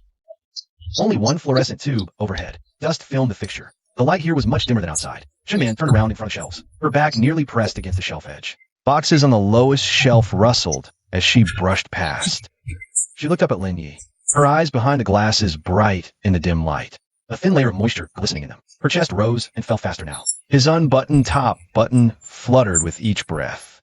"No cameras in here," she said. She meant, "No cameras here. Stop threatening me. Can we just talk like normal people now?" In her mind, this was backing down, offering an olive branch, showing this pissed-off customer she'd already folded. Now, they could calmly discuss phones. But when Linny heard those words, his expression shifted. It wasn't anger fading. It was something else, like hearing a switch being flipped. He dropped his cigarette onto the shelf. "Cut the crap. I'm seriously pissed right now." Linny took a step forward. Shinman's back pressed completely against the metal beam of the shelf. The cold seeped through her shirt to her bone. "When your colleague acted like a stuck-up jerk, you weren't there. I'm not blaming you, manager. But the first thing you did when you came out was apologize for him. The second thing was making excuses for him. The third thing was telling me not to hold it against him. From start to finish, you never thought that him asking a customer, 'Can you even afford it?' was a big deal. You thought I was just making a scene." She opened her mouth to herself, but she found she couldn't argue against a single word. Because she did apologize for him. She did make excuses for him. She did think to herself that even though her colleague's choice of words was poor, he didn't look like he could afford our best items. Her silence was the answer itself. Does apologizing even help? Linny looked down at her. There was less than a fist distance between them. His breath fanned across her forehead. His voice was deep and solemn. "You think I'm this mad because of your colleague? No, I'm pissed because of you. You knew damn well he was wrong, and you still tried to cover for him. Can you really handle that?" Shinman heard the sound of her heart hammering against her ribs. Boom, boom, boom. Fast as a war drum. In 20 years, no man had ever spoken to her in this tone, at this distance like this before. A thin layer of fog misted over her frameless glasses. Moisture from her quick, shallow breaths. She wanted to say, "Sir, you got it all wrong." She wanted to say, "I apologized, thinking he was wrong. Champ." But all the words got stuck in her throat. She just realized a truth so shocking, even she couldn't believe it. She didn't want him to stop. You watched her eyelashes flutter rapidly behind her lenses. Her knuckles, clutching her shirt, turned white. The thin silver chain around her neck quivered with a pulse. He reached out and pressed his hand on her shoulder, his palm pressed right on the shoulder seam of her white blouse. His fingertips sank slightly into the warm skin beneath the fabric. She didn't resist. The storage room fell silent. Just the hum of lights and their tangled breathing. Her lips parted slightly. Her lip balm had long since rubbed off, revealing the flush from biting too hard. Her breathing was rapid and ragged. Her blouse rose and fell. "Pay up or leave. Leave." The chain on her collarbone glinted faintly. "Your landlord, Lin Yi." Her hoarse voice drifted up. Halfway through, it turned into something she wasn't even aware of. A questioning lilt. Lin Yi looked down at her. He lifted his hand from her shoulder. He reached behind her, touching her hair tie. It was a plain color, no decorations, tied up tight. He hooked the tie and pulled it down gently. The hair tie slid off and landed in his palm. Shinman's long, straight black hair spilled out over her shoulders. Strands fell, brushing her cheeks and collarbone. The scent of shampoo drifted from her hair. Not some fancy, expensive brand. The cheapest kind you could find on a supermarket shelf. But it smelled clean. So clean. "Put your hair up," he said. "Put your hair up." Just 4 words. His voice was low, tone flat. But after Shinman heard those 4 words, her whole body shivered lightly. She raised both hands and reached behind her head. She gathered the loose hair into a bunch. Her fingers were still trembling. She couldn't hold it the first time. A few stray strands slipped through her fingers. She tried again. This time, she got it. She picked up the plain hair tie from Lin Ye's palm, winding it twice, tying it tight, pulling it back into a low ponytail. Her movements were sharp and focused, like she was completing a crucial ritual. After tying up her hair, she put her hands back on her knees. She looked up, eyes behind glasses calm now.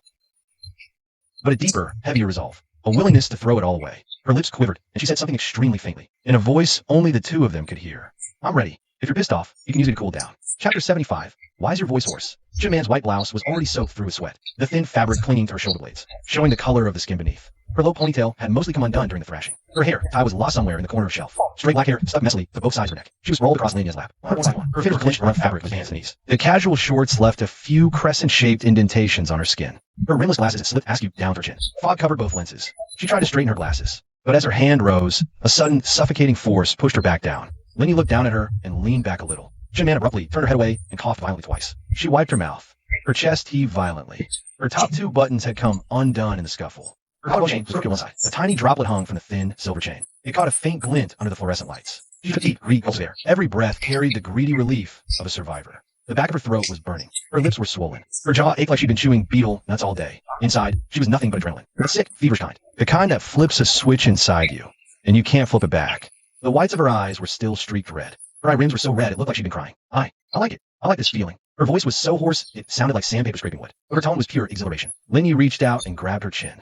Her chin was sharp, her skin smooth. It was still slick with the drool from earlier. Slippery. He lifted her face up, forcing her to meet his eyes. Her glasses were crooked. One side of the frame had slid down to her nostril. The other lens was still fogged up with that unspent mist. She stared at Linny through her crooked glasses. The feverish obsession inside her made her pupils blow wide. Right then, that icy electronic voice exploded in his head again. Ding. System. Deep connection established with target. Chunman. Relationship level threshold breached. Chunman's affection for host. 91. Dead devotion. Bond level. Subjugation. Triggered upon first contact. Subjugation effect description. Target enters a submissive state when interacting with the host. The host commanding language gains an additional influence boost. Passive. Physical contact triggers dual stress responses in the target.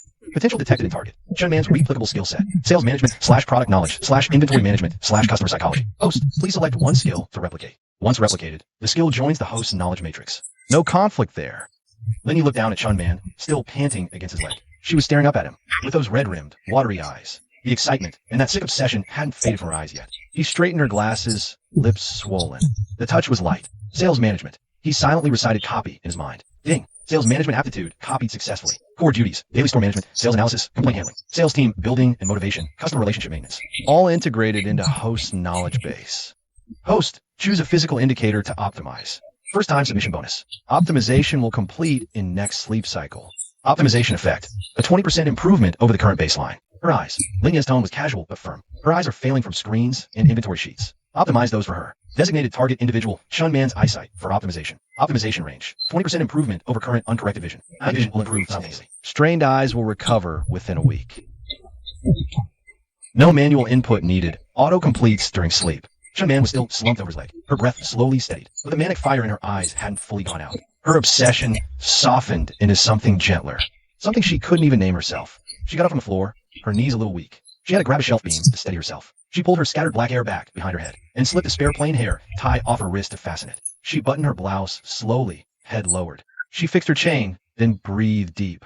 She pulled a branded gift box from the shelf. The box was coated in a fine matte texture, edged with a strip of dark gold metal. Sir, this is our most expensive limited edition. Her voice was still a bit hoarse. Her tone regained professional composure. There's only one demo unit. The factory sealed one is in the safe at the back. 23,000. I'll write the invoice. He retrieved the cigarette, biting down on it. He looked at her. Her eye rims were still red, her voice still hoarse. One of the blouse buttons she'd just done up was still undone. The red mark on her neck from the collar rubbing hadn't faded. There she stood, box in hand, making her pitch. 9 units, he said, pulling his phone from his trouser pocket. Chunman's fingers trembled slightly around the gift box. She took a deep breath and set the gift box on a nearby shelf. She pulled the order tablet from her pocket. Her fingers flew across the screen. The motion starting the order was smooth as silk. Total 180 from her panic half an hour ago. 9 limited editions. Grand total, 215,991. She handed the tablet over for Linny to confirm. Her voice was nearly back to calm. Linny took the tablet and glanced at it. He entered the payment password. The payment successful animation flashed on the screen. The bank debit SMS alert popped up almost simultaneously. Another cold, sharp electronic ding echoed inside his head. With the 10,795,000 cashback plus his previous balance, the number in his bank account had shattered the 15 million mark. He slipped the phone back into his pocket. His expression was as calm as if he had just spent 20 bucks. When the stockroom door was pushed open, 9 new limited edition phones were taken out. They were lined up neatly on the shelves. The girls swarmed the cramped stockroom.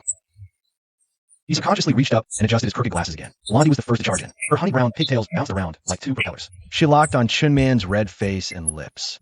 Then her gaze drifted down. She spotted the 9 black matte gift boxes on the shelf. Her mouth formed a perfect O. Sleeve tat followed right behind, with leg tat on her heels. There was green hair, pink hair, and bangs holding Lucky. The sisters entered, Ing trailing behind. 10 people were crammed into the stockroom. Air thick with new phone factory smell, mixed with the scent of shampoo radiating off all the girls. 9 units. 1 for each of us. Blondie was the first to shout out. She grabbed a box off the shelf and hugged it to her chest. Her dark brown eyes were sparkling. She teased Chunman with a tilted head. Sis, why is your voice so hoarse? Chunman's face went from bright red to deep crimson. She ducked, straightening accessory boxes. Sleeve tat tapped a box with her glasses.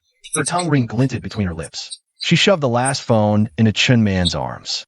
Sis, this is the 9th one already. Bro said 9 units, chapter 76. It's all good. Chunman was still leaning against the shelf. Blouse refastened, necklace still crooked. Ponytail redone, strand stuck to her neck. Her breathing still hadn't even out yet. Her every breath strained that top button. She clutched the limited edition phone Blondie had shoved at her. The matte black gift box felt icy cold against her chest. Only a thin layer of fabric separated it from her burning skin. Linny leaned against the iron doorframe of the stockroom. The fluorescent lights buzzed in the dead quiet of the room. He fished that crumpled pack of smokes out of his pocket, tugged one out with his teeth, but didn't light it. His eyes skipped over the giggling girls with gifts and found Chun Man, her knuckles white on the box. Her eyes, behind her glasses, were still rimmed red. The raw red mark from her collar was still fresh. Still haven't caught your breath? Linny pulled the cigarette from his lips. His voice was low, but everyone in the stockroom heard him loud and clear. Chun Man looked up at him. The rims of her eyes were still damp from earlier. Her lips were still swollen. She took a deep breath, gently placed the phone in the box onto the shelving unit. He did something that instantly silenced the room. She took a step forward until she was right in front of Linny. One huge stride. Her heel tip almost grazed his sneaker toe. She stretched her arms out wide and wrapped the knife, seamlessly, completely around his waist. She pressed the side of her face against his chest, her ear pressed right where his heart thumped. The cotton of his charcoal gray tee rubbed against her cheek. The scent of soap rising from his body, heat flooded her nostrils. Her fingers laced together tight at the small of his back. Her nails dug lightly into his sides through his shirt. Right now, I feel amazing. Her voice came out muffled against his chest, husky but steady. No tremor at the end. Honestly, so good. As she spoke, she buried her face a little deeper into his chest. Her nose brushed the shallow dent in his sternum. She sniffled, breathing in his tea's soap scent. Well, like she was holding back some overwhelming wave of emotion. That suffocating feeling just now. I really liked it. Her voice was still muffled against the chest. Every word traveled from his sternum to his ears, with raw, unfiltered honesty, like she'd lost everything. But crazier still, I'm addicted to this feeling. The stockroom went silent, but for the humming lights. Blondie froze, the gift box half open in midair. The cigarette on his tattooed lip drooped, then fell. The tattooed girl dropped her compact, stunned. A few girls gasped, then clamped hands over each other. Shin and Shin Na stood frozen by the shelves. The sisters shared a knowing, subtle smile. Shin Na shifted her gaze away. Wang Xiaoying leaned back, arms crossed, watching Chun Man bury her face in Lin Ye's chest. Her expression was too complex to name. All right, Lin Ye reached out and patted the back of her head. His palm rested on her newly tied, low ponytail. The gesture was no different than patting a sulky kitten. Chun Man looked up, her glasses askew. A bit of lint from his t-shirt clung to one lens. She wiped her eye clumsily in a rush. She stared, stunned at her wet hand. And then she laughed. A real, genuine laugh. A laugh from deep in your heart when unguarded. She straightened her glasses, fixed her crooked collarbone chain. She regained most of her professional poise. Beneath that composure hid a secret delight only she knew of. Sir, configuring the accounts for the 9 phones will take some time. You and your friends can wait in the lounge area. I'll expedite the process. She cleared her throat. Her voice was still a little hoarse. Her tone was pure sales manager again. The group burst out of the storeroom, clutching their new phones. They sprawled messily across the sofas. Blondie was the first to pop a SIM card into his new phone. Her pigtails swept forward on screen. When the screen lit up, she let out a long, drawn-out woe. Sleeve Tat leaned in for a look. He was already taking shameless selfies. Green and Pink perched on the sofa arms, holding up their new phones. Their heads clustered, highlighted hair mingling. Xiaohai moved Lucky to the spaceship backpack.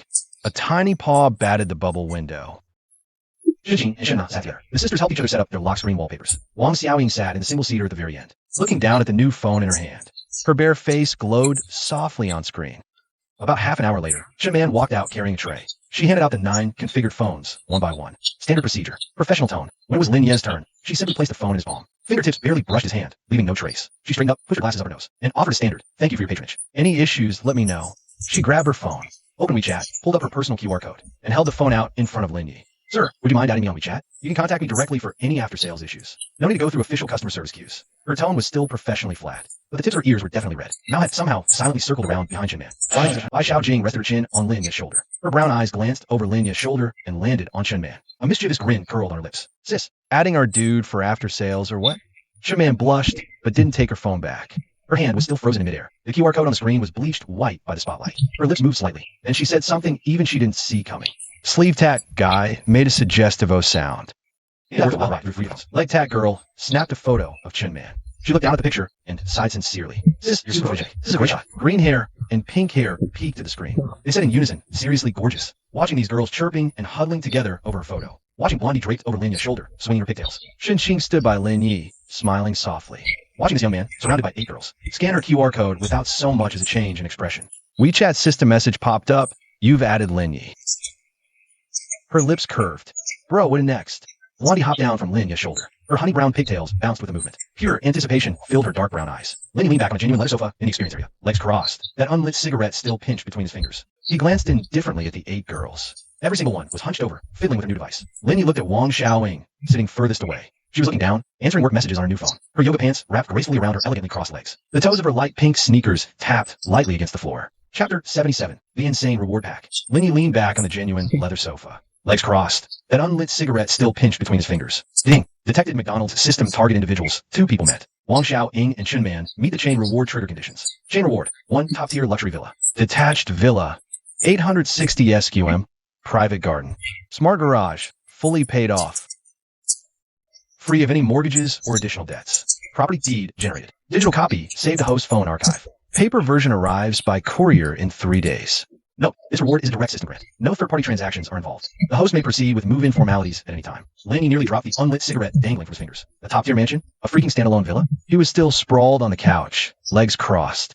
His face was as calm as if he were just reading a spam text. But inside, his mind was exploding. Did the system just bug his brain or something? He just thought of a house, and boom, reward drops. So wild. At the park, 8 girls crammed in like sardines.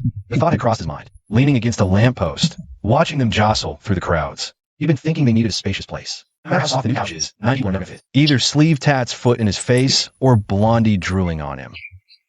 Bathroom line was so bad, someone brushed teeth in the kitchen sink. He figured he'd just use the cash back to buy a decent place. Location didn't need to be prime, just livable, no fancy reno. Just enough rooms and bathrooms. That's all he needed. And then the system just blew the roof off the whole damn thing. 860 square meter standalone villa, private garden, underground garage, fully loaded smart home system. System, are you for real? This system does not issue false rewards. The property is located within the host's current city, approximately 8 kilometers from the host's current location. Digital deed, save in your phone's document folder. The host may view it at any time. Additionally, a note on the McDonald's system chain reward mechanic. For every 2 McDonald's system target individuals unlocked, 1 high-value physical reward is triggered. Next reward activates when targets reach 4. Host, please keep it up. Lenny glanced down at his phone screen. Sure enough, a new PDF file had appeared in his documents. File name, property deed, electronic version. He tapped it open. Official-looking registration numbers. Under rights holder, his name was printed loud and clear. Not a photocopy, not a screenshot. It was a system-generated original electronic file. Watermark clearly visible under the screen's glow. He locked his phone, repositioned the unlit cigarette in his mouth, and stood up from the couch. He dusted off his casual shorts, wiping away non-existent dirt. He scanned the room at the 8 girls still hunched over their phones. All right, pack your stuff. We're moving. Moving? Blondie yanked her phone away first. Her brown twin tail swayed as she tilted her head. Her dark brown eyes filled with total confusion. Bro, what do you mean move? Sleeve Tat looked up too. His cigarette almost fell on his new phone. Leg Tat rested the phone. She was messing with filters on her lap. Green and Pink stopped sending videos to each other at the same time. Bangs poked her head out from the corner, holding Lucky. The Ching and Shin Na sisters exchanged a confused look. Wang Xiaoying sat straight up from the single-seater sofa. 8 pairs of eyes locked onto Lin Yi in unison. The expression on every single face screamed the exact same question. Are you for real? I mean, literally. Moving. We're ditching the shared rental. Then he pulled his hands out of his pockets. He gulped the warm water. Shen Qing left. Bro, well, the 9 of us live. But our landlord was pretty cool to us. We just got that new couch a few days ago. Sleeve Tat removed his cigarette, voice reluctant. A mansion, 860 SQM, garden garage. Then he set the glass back down on the coffee table. The living room went dead silent for a full 3 seconds. A new phone slipped, bounced on a cushion. The cigarette in Sleeve Tat's mouth actually fell out this time. Ashes fell on his screen. He didn't wipe them. Leg Tat slid right off the arm of the sofa. Her dress snagged on a stud unnoticed. Green and Pink gasped so hard. Their highlights fluffed like dandelions. Bangs hoisted Lucky up to cover her face. The cat sat in its space capsule backpack with one ear cocked, probably freaked out by the sudden, deafening silence, too. The Ching sisters opened and shut their mouths. Then they glanced at each other and saw the exact same shock mirrored in each other's eyes. Wang Xiaoying, sitting on the sofa, almost spilled her iced Americano all over her yoga pants. She alone had seen finer things. But a standalone mansion, 860 square meters, that number still made her brain short-circuit for a hot second. Bro, say that again. Blondie hugged her phone to her chest. Her voice was shaky from start to finish. A mansion, 860 SQM, garden garage. Lenny repeated the words verbatim, not missing a single beat. Seriously? Wang Xiaoying's voice trembled, but her lips curled up as she spoke. Lenny, how did you... What do you mean how? My bros just loaded, period. Blondie cut Wang Xiaoying off. Her honey brown pigtails nearly whipped Sleeve Tat right in the face. I told you, my bros are rich kids slumming it. None of you believed it. Now the villa is right here. She tossed a new phone onto the sofa. She launched herself off the sofa. She threw her arms around Lena's neck. She hung her whole weight on him. We got a mansion to live in. Sleeve Tat retrieved his smoke and relit it. The hand holding the lighter was still shaking. Tattoo leg was draped over the sofa armrest. The rose tattoo on her rose and fell with her deep breaths. 860 square meters. How many rooms is that? 9 bedrooms plus common areas. Lenny pocketed his phone, his tone casual. Greenie and Pinky screamed, hugging. So we each get our own room. Bang squeezed through the crowd, hugging Lucky. She rarely spoke up first. Her voice was tiny, but every word came out crystal clear. So, can Lucky get his own room too? The whole room cracked up, Sleeve Tat slapping the sofa. Tattoo leg laughed, finally looking up from a compact mirror. Greenie and Pinky collapsed laughing. Blondie hung on Lin Yi, laughing helplessly. Kanoha peeled Blondie off his neck and set her back on the sofa. He was about to speak when the phone in his pocket vibrated. He pulled it out and glanced at the screen. Landlord Zhou. He hadn't seen Sister Zhou since the May Day holiday started. After the sofa swap, they rarely chatted. Zhou Fong still had that tough edge, but her tone held a strange nervousness. Shaolin, hey, are you busy lately? Sis needs to talk. CH78, hard to say. Zhou Fong's voice came rattling out of the phone speaker. Linny silently held the phone half an inch further from his ear. Her tone of voice, it was exactly the same brisk, no-nonsense way she collected rent. But she was talking at least 30% faster than usual. Every word poured out like dumplings fresh from boiling water. Shaolin, I've been thinking hard these days. I never properly hosted you here. I'm so happy for you today. So, this is treating you for a meal. It's just a Hunan restaurant right outside the community gate. It's only a few steps away. You hurry on over. Linny leaned back on the shop's leather sofa. He crossed his legs and removed his cigarette. He was just about to say he was getting ready to move out. But the line was already dead and beeping. Right before hanging up, Zhou Fong had bluntly added one more thing. Sis is coming. Who? Blondie craned her neck. Her honey brown pigtails swung down, lightly brushing his shoulder. Landlord's sister Zhou. What does she want with you? She said she's buying me dinner. Where at? The Hunan joint at the community gate. Linny stood up and slid his phone back into his pocket. You guys pack up the stuff. I'm heading over. He paused, a flash of understanding crossing his eyes. He added quietly, this meal's probably an ambush. With that, he glanced over at Chun Man, who was leaning against Chel's hugging her new phone. Man, help them transfer data from their old phones to the new ones. I'll be back soon. Chun Man pushed up the glasses on her nose. She smirked. Deal. You owe me. Her smile held a tacit understanding only she and Linny shared. Relax, sir. I got this. Linny strolled over. When he reached the community gate, Fong was already waiting under that crooked sycamore tree. Today, she was wearing a deep purple short-sleeve top, paired with a black miniskirt, stockings on her legs, and a pair of high-heeled sandals on her feet. Sharp and efficient, yet exuding a mature allure. Shaolin. Zhou Fong waved him over.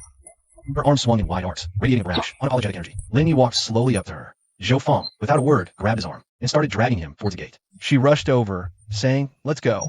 I already booked us a table. The Hunan Eatery was in the third shop front to the left of the gate. Above the door hung a faded red signboard with the 4 big characters, Hunan Flavor Home. Zhou Fong was clearly a regular. Pushing the door open, without even glancing at the menu, she yelled straight at the owner, the usual 3, then she pulled Linny into the booth by the window, furthest inside. Before the dishes arrived, Zhou Fong took out her phone first. Linny placed it down. Sis Zhou. I bought a new house. Zhou Fong froze instantly. She grabbed the glass and gulped it down, moistening her parched throat. Linny, don't kid me. Is my place too shabby? I can swap it out for you. I still have a 2-bedroom apartment in the complex next door. It has an elevator. If not, I'll fix it. Linya's tone was firm. It's true, sis Zhou. Zhou Fong's voice immediately dropped a few notches as she asked cautiously, Bought a new house? Where? Heaven on earth. A detached villa. The water glass in Zhou Fong's hand nearly crashed to the floor. How could she not know about heaven on earth? That villa area is the most expensive neighborhood in town. Everyone living there is either filthy rich or crazy connected. Her lips moved several times. She finally managed to force out 2 words. Full of disbelief, she said, Quit messing around. I'm not messing around. Linya's expression was calm and unpretentious, but it carried a presence that just made you believe him. Zhou Fong stared at his face, silent for a full half-minute. A villa that size needs staff, cleaning, and upkeep. Cooking, getting packages, watering plants. I can handle all that. I've been collecting rent in the hood for over a decade. There's no little thing I can't sort out. As she spoke, the server brought out steaming dishes from the kitchen. Steamed fish head with chili, pork stir-fry, garlic water spinach, all on the table, with a small pot of rice brought along for good measure. Zhou Fong snapped apart a pair of chopsticks and handed them to Linny. Her movements so natural, like she'd done a million times. The meal vanished in no time, like a whirlwind sweeping away clouds. Linny took out his phone to pay, but Zhou Fong beat him to it, walking to the register to settle the bill. Standing there at the counter, she turned her head and shouted glare. Her tone was domineering, leaving no room for argument. Told you this one's on me. When you move into that villa, I'll cook you a real feast. Linny saw that and slid his phone back, not arguing with her. Stepping out of the restaurant, the midday sun broke through the clouds. The blazing sunlight poured down, bleaching the concrete road at the community entrance a glaring white. Zhou Fong, walking ahead, stopped suddenly and turned to face Linny. She asked a crucial question. So, does that new place of yours have anywhere to park? Underground garage, plenty of spaces. Zhou Fong nodded. Casually, she pulled a car key from her pocket. The keychain had 4 very distinct rings printed on it. She pressed the unlock button. In the distance, a black Audi A8 parked under a crooked sycamore tree, flashed its lights twice. The daytime running lights gleamed, with a cold, sharp white in the sun. Linny looked at that Audi A8, then looked back at Zhou Fong and couldn't help but speak up. You got an A8 and you wear a floral pajama set to collect rent. Zhou Fong gave him a straight look. Because those pajamas are comfy. Besides, why would I dress up just to collect rent? If the tenants see the landlord dressed too well, they'll think they're paying too much. That's just asking for trouble. She pulled open the driver's door, then turned and waved Linny over. Come on, hop in. I'll give you a ride to Celestial Heights. Wait, no. First, here's your place. I'll help you pack your stuff. Linny frowned slightly. Sis Zhou, forget it. I'll just grab a cab. What's the rush? I just want to talk to you for a bit first. Shaolin, level with me. What do you actually do? Who drops cash on a 9,000 square feet mansion? You're barely in your 20s, right? Linny kept a straight face. Just got lucky, Ms. Zhou. You should get going. Lucky? How come I never get that kind of luck? Shaolin, you bought a villa in Paradise Springs? I've only ever seen that place on TV. Not even the ultra-rich can get in there just by having cash. Linny urged, Ms. Zhou, please go. The move? I can handle it myself. That's not how it works. Zhou Fong's tone left no room for argument. You're moving, I can lend a hand. That place needs a deep clean, over 8,000 square feet. Finding your own crew is a hassle. I know a solid cleaning company. They're fast and hassle-free. Don't you worry about the money. Linny sighed, exasperated. Without your help, I can't even move house. Zhou Fong suddenly laughed. Arguable. Chapter 79, getting ready to move. By the time the cab pulled up at a shared apartment, the sky was already darkening. Rainbow-haired girls crowded the folding table. Bai Xiaojing was sitting cross-legged on a plastic stool, her Lolita dress carefully bunched up over her knees. To keep the hem clean, she had a grilled sausage in one hand and was chewing another, her cheeks puffed up like a chipmunk. Poignant, cigarette dangling, she snapped skewer pics. Huatue hovered nearby, coaching her on the filters. Pinky and Mince squeezed together on a single stool, sharing a bottle of ice cola between the 2 of them, their straw covered in bite marks. Bangs was sitting on the grocery store steps, curling a space house catcher in her arms. Lucky pawed at the porthole glass. Shin Ching and Shin Na sat on the flower bed, each holding a milk tea. The moment Lin Yi stepped out of the cab, Blondie was the first to spot him. She popped her sausage down on the table and sprang up from her plastic stool. Her caramel brown pigtails whipped through the air like propellers. In 3 quick strides, she was right in front of him. Her brown eyes glowed, seeking praise. Bro, you're back. We got everything packed up. 6 duffel bags, 3 suitcases. Wabi's sunglasses case got its own separate bag. Poitouet said, don't crush the stems. And Lucky's treats and litter. Bang said they couldn't go in with the clothes, so they're their own cardboard box. She paused mid-sentence, tilted her head and glanced behind Lingy. Verified no tail, then whispered in his ear. Voice dropped so low, only the 2 of them could hear. Her strawberry lip balm glistened under the streetlight. Bro, tonight, just enjoy. I'll serve you. Not fully automatic. Her breath hit his earlobe, hot and damp. That weird mix of cumin and sticky sweet strawberry balm. After that line, she pulled back, fished a cigarette out of her Lolita dress pocket, held out to Lingy. A cocky, teasing smirk curled at the corner of her mouth. Lingy took it and stuck it between his lips. Blondie whipped out a lighter. He stared at Blondie's face, sleeve tatted glow. Looked at the group of girls waiting for him by the folding table. Reached out and flicked her forehead. Light tap. Blondie shrieked and jumped back. Shouting, bro, you're committing domestic violence again. With that smile on her face, couldn't wipe it off if she tried. Then he walked over to the folding table, dragged a plastic stool out from under it, and sat down. The stool legs scraped a short, sharp screech against the cement. The crappy plastic groaned under the weight with a squeak. He steadied. Sleeve tat tossed the new phone. Slid over a plate of untouched skewers. Eat. Blondie tried. Bang smacked her hand. Bangs, without even looking up from the side, added, barely any. Bro's not back. She jumped the gun. Blondie cradled her hand, pulling the most pitiful, wrong face. But that smirk at the corner of her mouth still hadn't faded. Lindy grabbed a pork belly skewer and took a bite. He was grilled a little too tough, but the cumin to chili powder ratio was just right, mixed with that smoky char from the open flame. Way better than that $300 set meal. All right, Lindy chucked the bamboo stick onto the table. He chugged Sleeve Tat's half-finished Coke. The deep clean for the villa is going to take a couple more days. Whole house smart home system still needs tweaking. Garden's automatic irrigation needs new pipes run. Underground garage EV charger isn't even installed yet. We're stuck here for a few more days. No problem. Blondie's hand shot up first. A few days is nothing. We've been here this long already. I'm practically bonded with that couch. Sleeve Tat pulled the cigarette from her mouth. Tapped the table with her sunglasses arm. Drop some real talk. Too crowded. Bathroom line will be hell again. We have this long, so we're used to it now. No rush, man. A few more days won't kill anyone. His tone was dripping with precision-engineered home rec. Once we move in, problem solved. So many bathrooms. 1 for each, with some to spare. You can shower as long as you want. Shower whenever the hell you feel like it. Bang sound the steps, holding Lucky. She actually spoke up on her own for once. Her voice was tiny, but sharp and clear. When we move to the mansion, can I have my own room too? Sleeve Tat slapped his thigh, laughing. Hell yeah, you got it. Not just you. Lucky gets one too. Bangs buried her face in Lucky's fur. Linny was about to speak, but a passing figure stopped him. Wang Xiaoying leaned against the door of that white SUV. Her high ponytail swayed gently in the night breeze. Still in the athleisure from the park. A white quick-dry tee and dark gray yoga pants. Under the dim streetlight, she looked completely out of place. Not in a bad way, just too polished. She seemed out of place in this gritty neighborhood. She didn't walk over, just leaned against the car door. Linny stood up from the plastic stool and walked over to her. Xiaoying saw him coming and instinctively straightened up. Her bare face looked so clean under the streetlight. A total 180 from the woman with the red-rimmed eyes and swollen lips, who'd crouched at his knee in the parking lot that morning. Why didn't you go home? Linny stood in front of her, hands tucked into the pockets of his shorts. You said the deep clean would take a few more days. Maybe I could come help you move over the next few days. Wang Xiaoying hesitated, fidgeting with her shirt, her voice holding a hint of testing and a drop of cautious hope. Or maybe I could stay here for a few days. It'd be easier to help out. Linny glanced back at the old, worn-out building behind him. His voice was calm, but it left zero room for negotiation. Go back to your apartment. It's too cramped here. No room. Wang Xiaoying's fingers clenched tight for a second. She wanted to offer to sleep on the couch. That if those trashy chicks could squeeze in, why couldn't she? But nothing came out. She stayed silent for a long beat, then gave a simple nod. Got it. I'll head back then. She turned, pulled the car door open, and suddenly spun back around, leaning halfway out of the window. Her eyes locked onto Linny's. Her voice impossibly softer than at work, she said, Linny, I was really happy today. A pause. Then 2 more words. Really, truly. The white SUV vanished into the narrow alley. Linny turned, walked back to the folding table, and had to sat down. Blondie leaned in. Bro, Manager Wang's gone. Why didn't you ask her to stay a few days? You totally wrecked her today. She lost her voice. Linny ignored her rhetorical question. He grabbed his skewer from the table and shoved it into her mouth. Blondie was silenced by the kebab. She grunted twice, but the laugh in her eyes just wouldn't fade. Goodbye. Sleep that watch holes in. He tapped the table with the arm of his sunglasses. His tongue ring flashed between his lips. He delivered the final word like a seasoned veteran. Blondie, you really have nothing to do. The boss never breaks a promise. If he didn't ask her to stay, he has his reasons. This dump is packed with 9 people. Bathroom line was so long, someone brushed teeth in the kitchen. Add 1 more. You want Manager Wang doing the same? The whole table burst out laughing. Linny leaned back in his plastic chair, legs crossed. He smoked, watching distant thunder roll in. The storm was coming. He stood, cigarette in mouth. He waved a hand at the girls gathered around the folding table. Let's go up. Villa Reno, check tomorrow. Chapter 80. Bro, did I do good? Linny sprawled on the sofa, legs crossed. He held an unlit cigarette between his fingers. It was the new sofa sister Joe bought for $12K. The cushions were plump, the pillows lined up perfectly. But tonight, he was the only one sitting on it. The other girls were all in the back rooms. Sleep Tat and Light Tat were helping Bangs fold her clothes. Pink hair was squeezed onto the yoga mat, gaming with her new phone. The Shun sisters were washing up. The faucet was running full blast. Fluorescent buzz mixed with the old fridge. Blondie walked out from the back room. Bare feet, steps light on the floor. She changed out of the authentic Lolita dress. Now, she wore a white slip with floral prints. The one sleeve tat said was 1 inch short of being illegal. Tiny hem, thin straps on her shoulders. Her skin still had that faint pink flush from a hot shower. Her honey brown hair wasn't fully dry yet. A few damp strands clung to her forehead and the side of her neck. Water scent mixed with cool cologne. She walked to the front of the sofa. She didn't just jump on him like usual.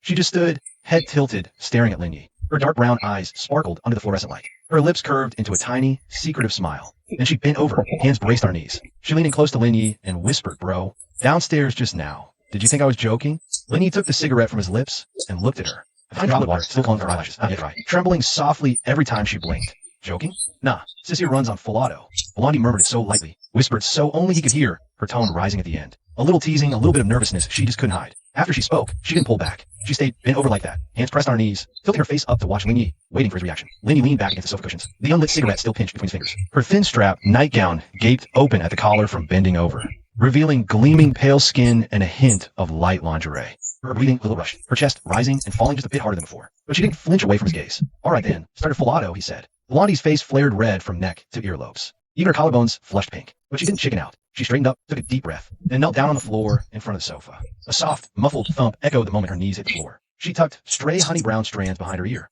She lifted her face and glanced at Linyi. No trace of arrogance or mischief in her eyes. It was dead serious, a total all-in, the resolve of betting all on one throw. Then, she lowered her head. He felt her fingers first land gently on his knee. Cool fingertips, still damp with the fresh from the shower humidity. Then her hand crept up, slow, feather-light, like she was unwrapping some beautifully wrapped present. Warm and damp through the thin fabric of his lounge shorts. She paused, looked up, stared up at him with those deep brown eyes from below. Her lips parted slightly, and, in the faintest whisper, so quiet only the two of them could ever hear, she breathed, "Bro, I'm starting now." Linyi reached out, sliding his fingers deep in her still wet, honey brown hair, and pressed down just a little. A tiny, stifled hum escaped from deep in Blondie's throat. It felt like that sneaky kiss she stole in the KTV booth. She really didn't know what she was doing. She was running on nothing but raw, reckless courage. But that earnestness was way more heart-pounding than any technique. Her fingers were clenched around the fabric of his pants at the knee. Her knuckles were white from how hard she was gripping. The thin cotton left a few crescent-shaped marks on his skin.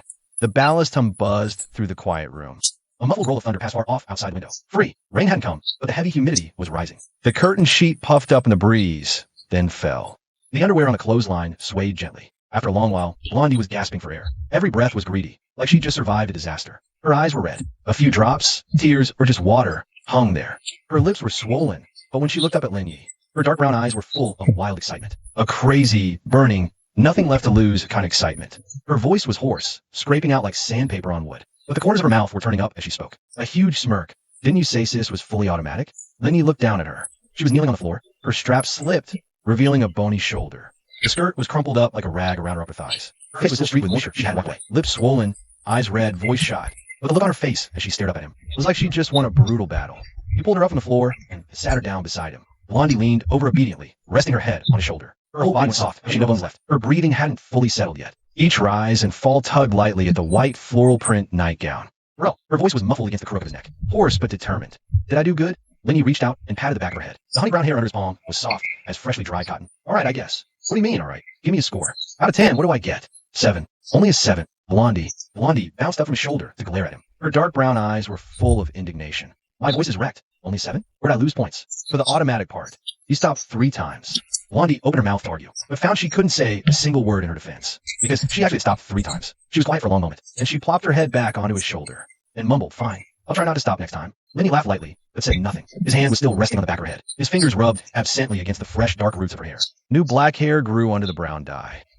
It felt softer and finer than the dyed part. The wind on the balcony picked up. The sycamore leaves rustled loudly in the night. A dull thunder rolled in the distance, closer this time. The inner door cracked open, and a sleeve hat poked half a head out. The koi fish on it glowed, faintly cyan, under the dim light. She glanced at the 2 people leaning on each other on the sofa. Blondie was still in that white floral print slip nightgown. Her eyes and lips were both red-rimmed, like a crumpled, squashed, then smoothed rag doll. Sleeve tat took the cigarette from her mouth. Her tongue ring flashed between her lips. Then, with an I knew it all along tone, she said, "Blondie, your voice is all hoarse again. Chapter 81, doesn't the tongue ring get in the way? All right, let's all just crash." Then he checked the time. He stubbed his cigarette out in an empty on the coffee table. He got up from the sofa. Blondie was still leaning on his shoulder. Her tea-brown head nudged him twice before she reluctantly moved away. The thin strap of her nightgown had slipped down to her elbow. She yawned, barefoot, shuffling sloppily toward the bedroom. At the door, she turned back and blew a kiss to Linyi. Her voice was still hoarse, but she couldn't suppress that smug curve at the corner of her mouth. Sleeve tat straightened up from the doorframe to the inner room. The koi fish on her glowed, faintly cyan, under the dim light.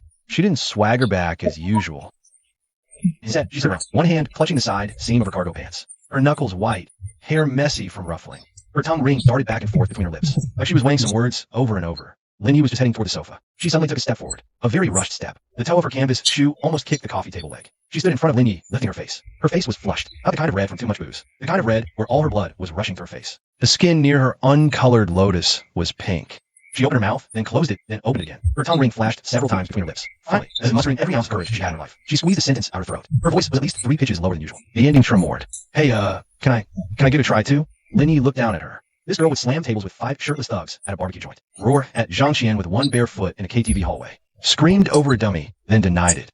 That sleeve tat. Now she's standing in front of him, twisting her pant legs. Her voice shakes like a grade schooler's first speech. He leans back on the sofa arms folded. A slow smirk. Try what? Her face flushes redder. Her travels her neck right up her forehead. Even the koi fish on her sleeve tat seems to tense its scales. Her tongue ring does about 3 laps inside her mouth. Finally, she takes a deep breath, like she's torching the boats. No turning back. She points towards the bedroom. Blondie just went in. The door isn't fully closed. A sliver of warm yellow light, and Blondie's off-key humming seeps out. She points at that sliver of door, then at herself. Then she tilts her head up and looks at Lindy. With the I've got nothing left to lose tone, she says just that thing Blondie tried. Before Lindy can say a word, the bedroom door is suddenly yanked open from inside. Blondie sticks half her body out. Her twin tails are undone. Honey brown hair draped over her shoulders. One strap of her silk slip dress is sliding off her shoulder. She clearly heard what Sleeve Tat said. A wicked gleam fills her deep brown eyes. Her lips curl like a cat that snagged a dried fish. Sleeve Tat, you're sneaking around while I'm in the room? I'm not sneaking. I'm applying fair and square. Sleeve Tat spins around and shouts at Blondie. Jamna, her volume's back to about 70%. Turning back to Lin Yi, her voice drops again. How's this nonsense? I just want to try that 7-point thing Blondie mentioned. See if I can score an 8.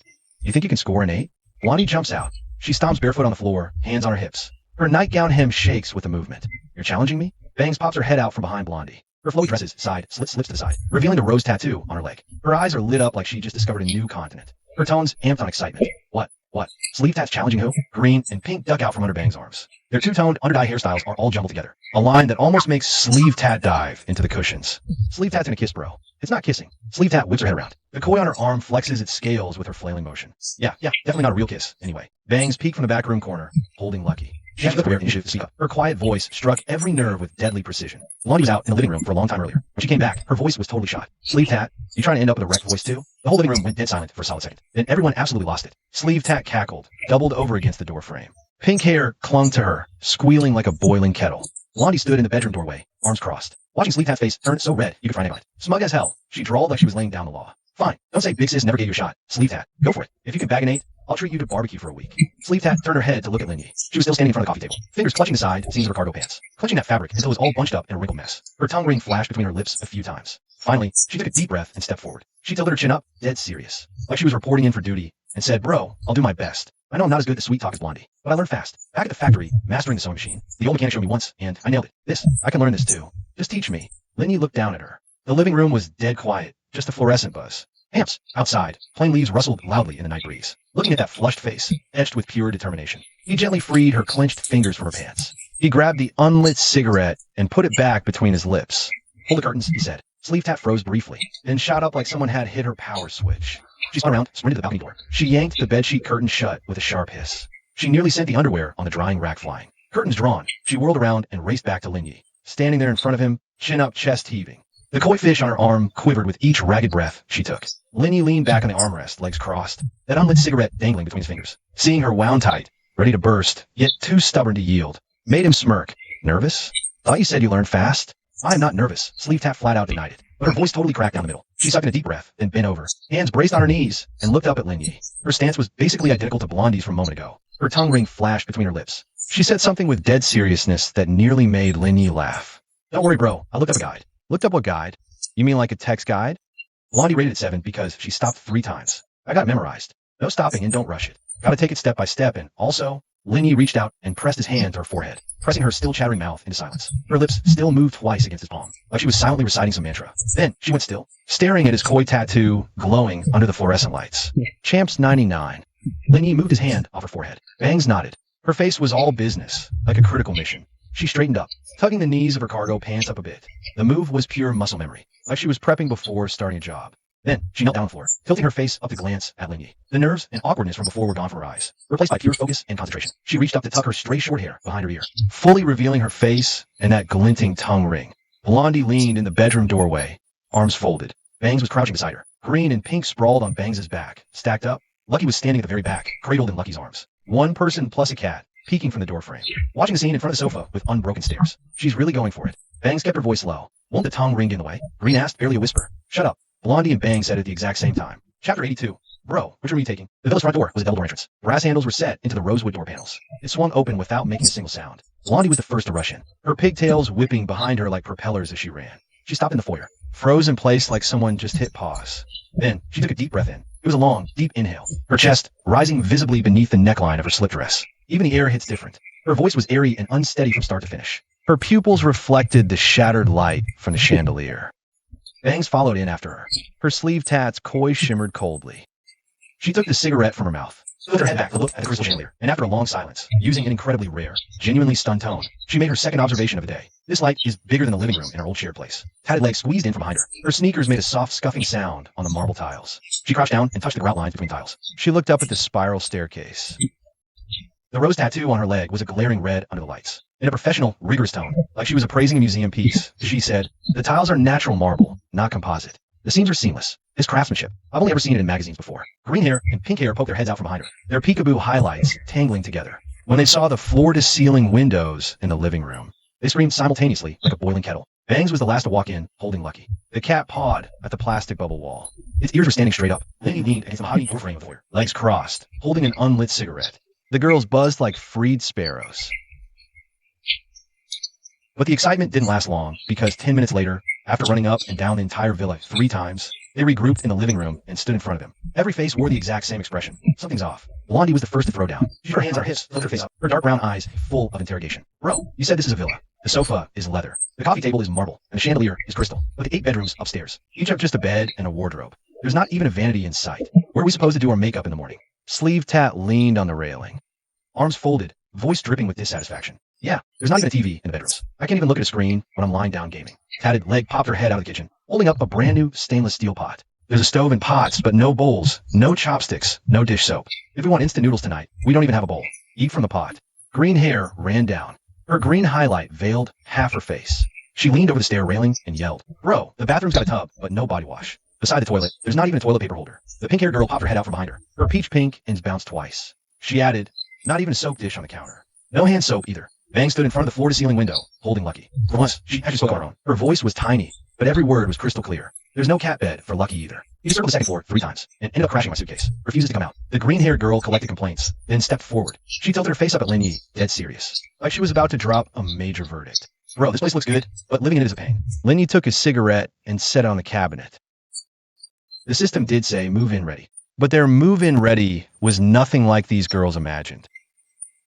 The system figured a bed and a closet was enough, but what they needed went way beyond that. Blondie took another step forward, standing face-to-face with Lin Yi. The neckline of her slip dress grazed his chest. She stood on her tiptoes, leaning close to his ear. Her strawberry lip balm glistened under the lights. Lowering her voice to whisper, she said, "Use that couch-kissing energy to fix this place up. We could actually live here tomorrow. I don't know how to renovate. I'm not a handy guy." Lin Yi took the cigarette out of his mouth and stepped back half a pace. Just then, Bang suddenly raised her hand, posing exactly like a grade school kid about to answer a question. Lucky jumped down from her arms and crouched on her sneaker, licking his paws. She looked down, straightened her bangs and swung to the right, and said quietly, "Bro, shouldn't we ask Sister Jo to take a look? She owns a dozen rentals.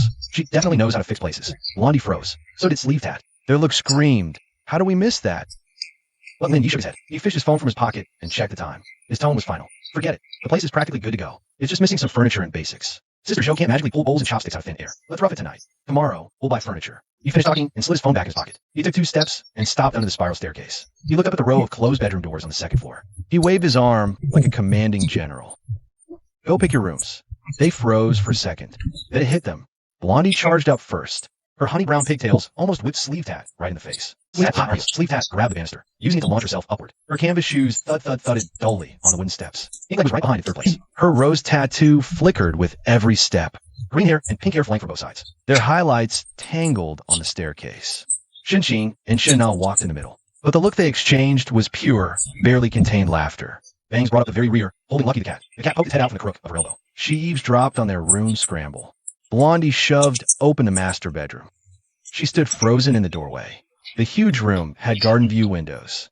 Sunlight flooded in, painting the whole bed a brilliant gold. She spun around and hollered down at the 1st floor. Her scream echoed to the parking garage.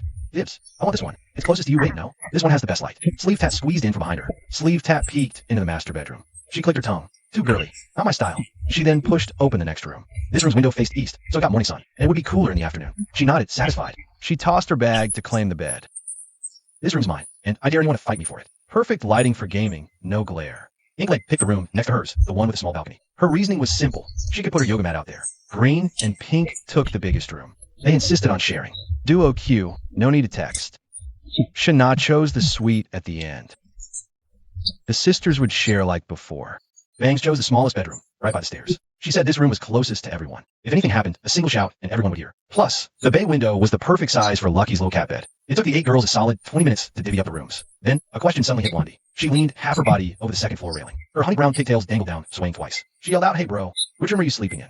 Lindy stood up from the living room sofa. He walked over to the master bedroom door, saw that hopeful look plastered all over Blondie's face, reached out and peeled her fingers off the door frame. He stood in the master bedroom.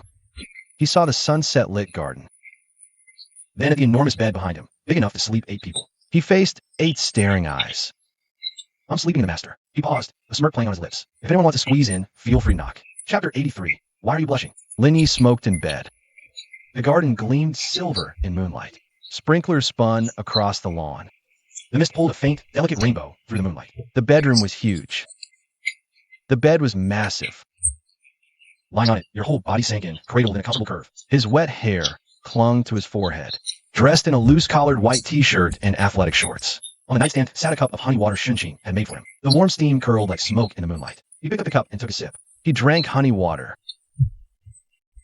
Bowls clinked downstairs. They cleaned up their snack. The charcoal on the grill hadn't fully gone out yet. Cumin and chili scent rose. The fragrance of honeysuckle drifting on the night breeze. It seeped into the room.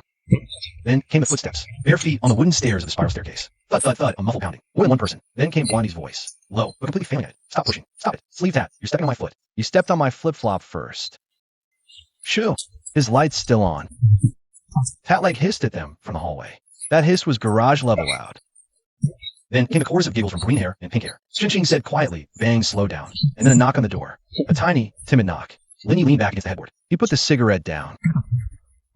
He turned his head and glanced at the bedroom door. The master bedroom door was solid rosewood. A minimalist carved fretwork pattern decorated the panel. Light and shadows slipped under the door. He placed the honey water back on the nightstand. He calmly said, "Come in." The door swung open, slamming inward with force. It hit the doorstop with a heavy, dull thud. Blondie was the first to charge inside. One of her honey brown pigtails had come loose. That side's hair tie was barely hanging on. She'd already changed out of that white floral print slip dress and was now wearing a light pink silk nightgown. The brand new one Linny bought for her at the mall this afternoon. The hem fell just above her knees. The thin spaghetti straps rested on her slender shoulders. Her skin still held a faint, warm pink flush from the hot shower. She threw herself straight onto the bed the second she got in, lying flat on her stomach right beside him, propping herself up on her elbows, cupping her face in her hands. Eyes sparkling with mischief, she said, "We're officially crashing here." Sleeve Tat walked in right behind her. She changed into a black sports bra and baggy camo shorts. Her koi tattoo shimmered faintly under the bedside lamp. She was still carrying a pillow in her hand. She tossed the pillow onto the bed as she entered. She folded her arms and leaned against the doorframe. Her tongue ring flashed briefly between her lips. She tried sounding casual, but the tremor in her voice gave her away. Blondie said we could knock, so I was going to check it out. Wasn't my idea. They all came, so staying back would have been weird. Inklegs ducked and right in her Sleeve Tat's arm. Her dress slit shifted, revealing the rose tattoo on her thigh. She was carrying a fruit platter, nicely sliced ice-cold watermelon and a few glossy, pristine cherries. She placed the whole platter on his bedside table. She settled at the foot of the bed effortlessly, crossed her legs, and started idly swinging one foot. She spoke with the ease of someone who'd done this 100 times. "I'm just here to deliver fruit." Wanted to see if they were giving you a hard time. Green and pink scrambled in from behind Inklegs. The peekaboo highlights on their 2 heads, mint green and peachy pink, were all mashed together. They were wearing matching cartoon pajamas, just in different colors. Each clutching a new throw pillow, they stood at the bed's foot, looking from Linny to Blondie, then back again. Green whispered, "Think we could sit on the bed too?" Before she even finished, Pink had crawled onto the bed. Shinching was the very last to come in. She changed into a moon-white cotton nightgown. Her hair was loose, falling over her shoulders, and still carrying a soft, freshly blow-dried fluffiness. A faint, fleeting scent of white tea shampoo drifted from her. She was holding a freshly brewed cup of honey water, a refill for Linny. She walked over to the bedside and swapped out the old cup, setting the new one down with a quiet, practiced ease. Then she turned and sat down on the edge of the bed. She didn't throw herself at him like the others. She just sat there quietly, the corner of her mouth curled up into a tiny smile. Linny leaned against the headboard, watching these 8 girls crammed the master bedroom to the brim. One was sitting at the foot of the bed, swinging her feet. Green hair and pink hair wrestled over a pillow. Sleeve Tat leaned against the frame, eyes drifting over. Blondie was sprawled on his right, chin resting in her hands. Shin sat quietly on his left. One short. As he almost asked, footsteps echoed again. Slow steps, each a hesitation to move forward. And then, Bangs appeared in the doorway. She was wearing a goose yellow cotton nightgown. The hem was long, falling past her knees. She had just showered and her bangs weren't completely dry yet. Hair clung to her forehead. She held Lucky in her arms. The cat peeked out, one ear perked up. Its bright eyes blinked slowly in the dim room. She stood at the door, not coming in. Her eyes under those bangs looked at Linny. Her lips parted, then closed, then opened again. Like she wanted to say something, but didn't dare. Blondie sprawled on the bed and waved her over. Bangs, come on in. What are you doing just standing at the door? It's not like there are strangers here. I was just thinking. Bangs finally forced a sentence out, her voice barely a whisper. She lowered her head and lifted Lucky up, hiding her face. Lucky wanted to come see you, bro. Sleeve Tat straightened up from the doorframe, tapping Bangs on the shoulder with the arm of her sunglasses. So Lucky wanted to see him. Then why are you blushing? Bangs buried her face into Lucky's fur. She stopped talking. Shin stood up and walked to the door. She reached out and gently took Bangs by the wrist, pulling her inside from the doorway. Pulled in, Bangs sat at the bed's far corner. Lucky was sprawled on her lap. The cat's tail swished back and forth across the sheets. Her head was lowered, her bangs covering most of her face, only revealing 2 completely red ears. Chapter 84. How are we supposed to pay this back? Lainey leaned against the headboard, watching this master bedroom crammed to the brim with 8 girls. Blondie was lying right by his hand. Her dark brown eyes glistened brightly under the lamplight. She rested her chin on her folded arms, head tilted, lips curling into a teasing smirk. Bro, you said on the couch we could knock. Here we are. Now what? She sat cross-legged at the bed's foot, hugging the pillow she loved all the way to her chest. Her tongue ring glinted between her lips. But that was like she was weighing in on some life-altering decision. Then we sleep. What else would we do? Sleep? Blondie bounced off the mattress. Her honey brown hair ends whipped across Lenia's arm. Sleeve Tat, you dragged a pillow over here just to sleep? Wouldn't it be easier to just crash in your own room? My mattress isn't as soft as his. Her face stayed still. She moved aside, speared a watermelon chunk, and offered it to Lenia. Without looking back, she twisted a knife. Sleeve Tat, your lying game is weak. You tested like 8 mattresses at the mall this afternoon, and the one you ended up with is even softer than Bro's here. You think I didn't notice? Sleeve Tat's face flushed red. The coin on her sleeve, Tat, seemed to tighten its scales. So Bro's living here from now on. Blondie sprawled on the mattress, chin propped in both hands. Her brown eyes sparkled under the warm bedside lamp. One strap of her silk nightgown had slipped down, exposing a bony shoulder, still tinged with that faint pink from her hot shower earlier. Her voice was feather-light, so light it seemed like speaking any louder might shatter this dream. Lenia leaned back against the headboard, taking a sip from the honey water Shunshin had just refilled for him. We're living here from now on, too. Blondie pressed again, this time even softer, the end of her sentence trembling slightly. What do you say? Lenia set the honey water back on the nightstand. The glass clinked faintly against the marble top.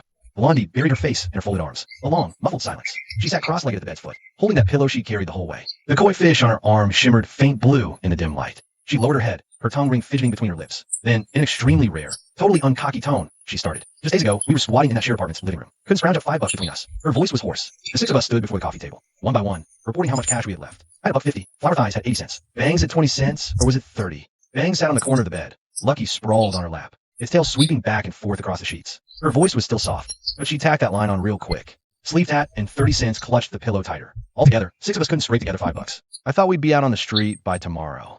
The girl with the leg tat sat at the foot of it. She was still holding that little fork for stabbing watermelon. Her thigh tattoo looked harshly red in the lamplight. She wasn't looking at anyone, just staring down at that rose on her leg. Then she picked up the thread in this totally calm tone. Back then, I was already Googling overpasses online, checking which halls had no drafts, no homeless. It was all of it. I've looked it all up.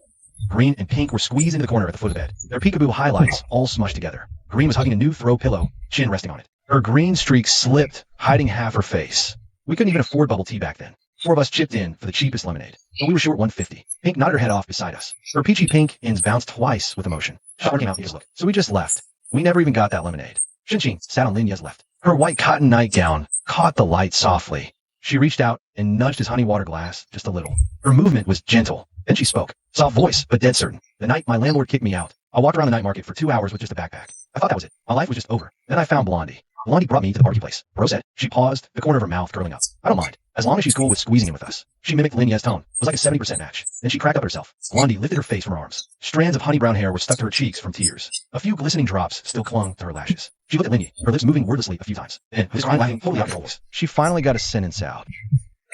You asshole. You picked this up out of some crappy rental dump. And now you shove us into a 9,000 square foot villa. How the hell are we supposed to pay you back for that? Lenia put his cigarette on the nightstand. He reached out and pressed his hand against the back of her head, shoving her whole face back in her arms. You don't, he said. 3 words. Blondie buried her face, shoulders shaking. A muffled sob seeped through her silk nightgown. It sounded hoarse, but the corner of her lips was clearly curling up. She quickly dried her eyes with a pillow. Her tongue ring flickered between her lips several times. Then, with a painfully deliberate, she muttered, damn pillow shed.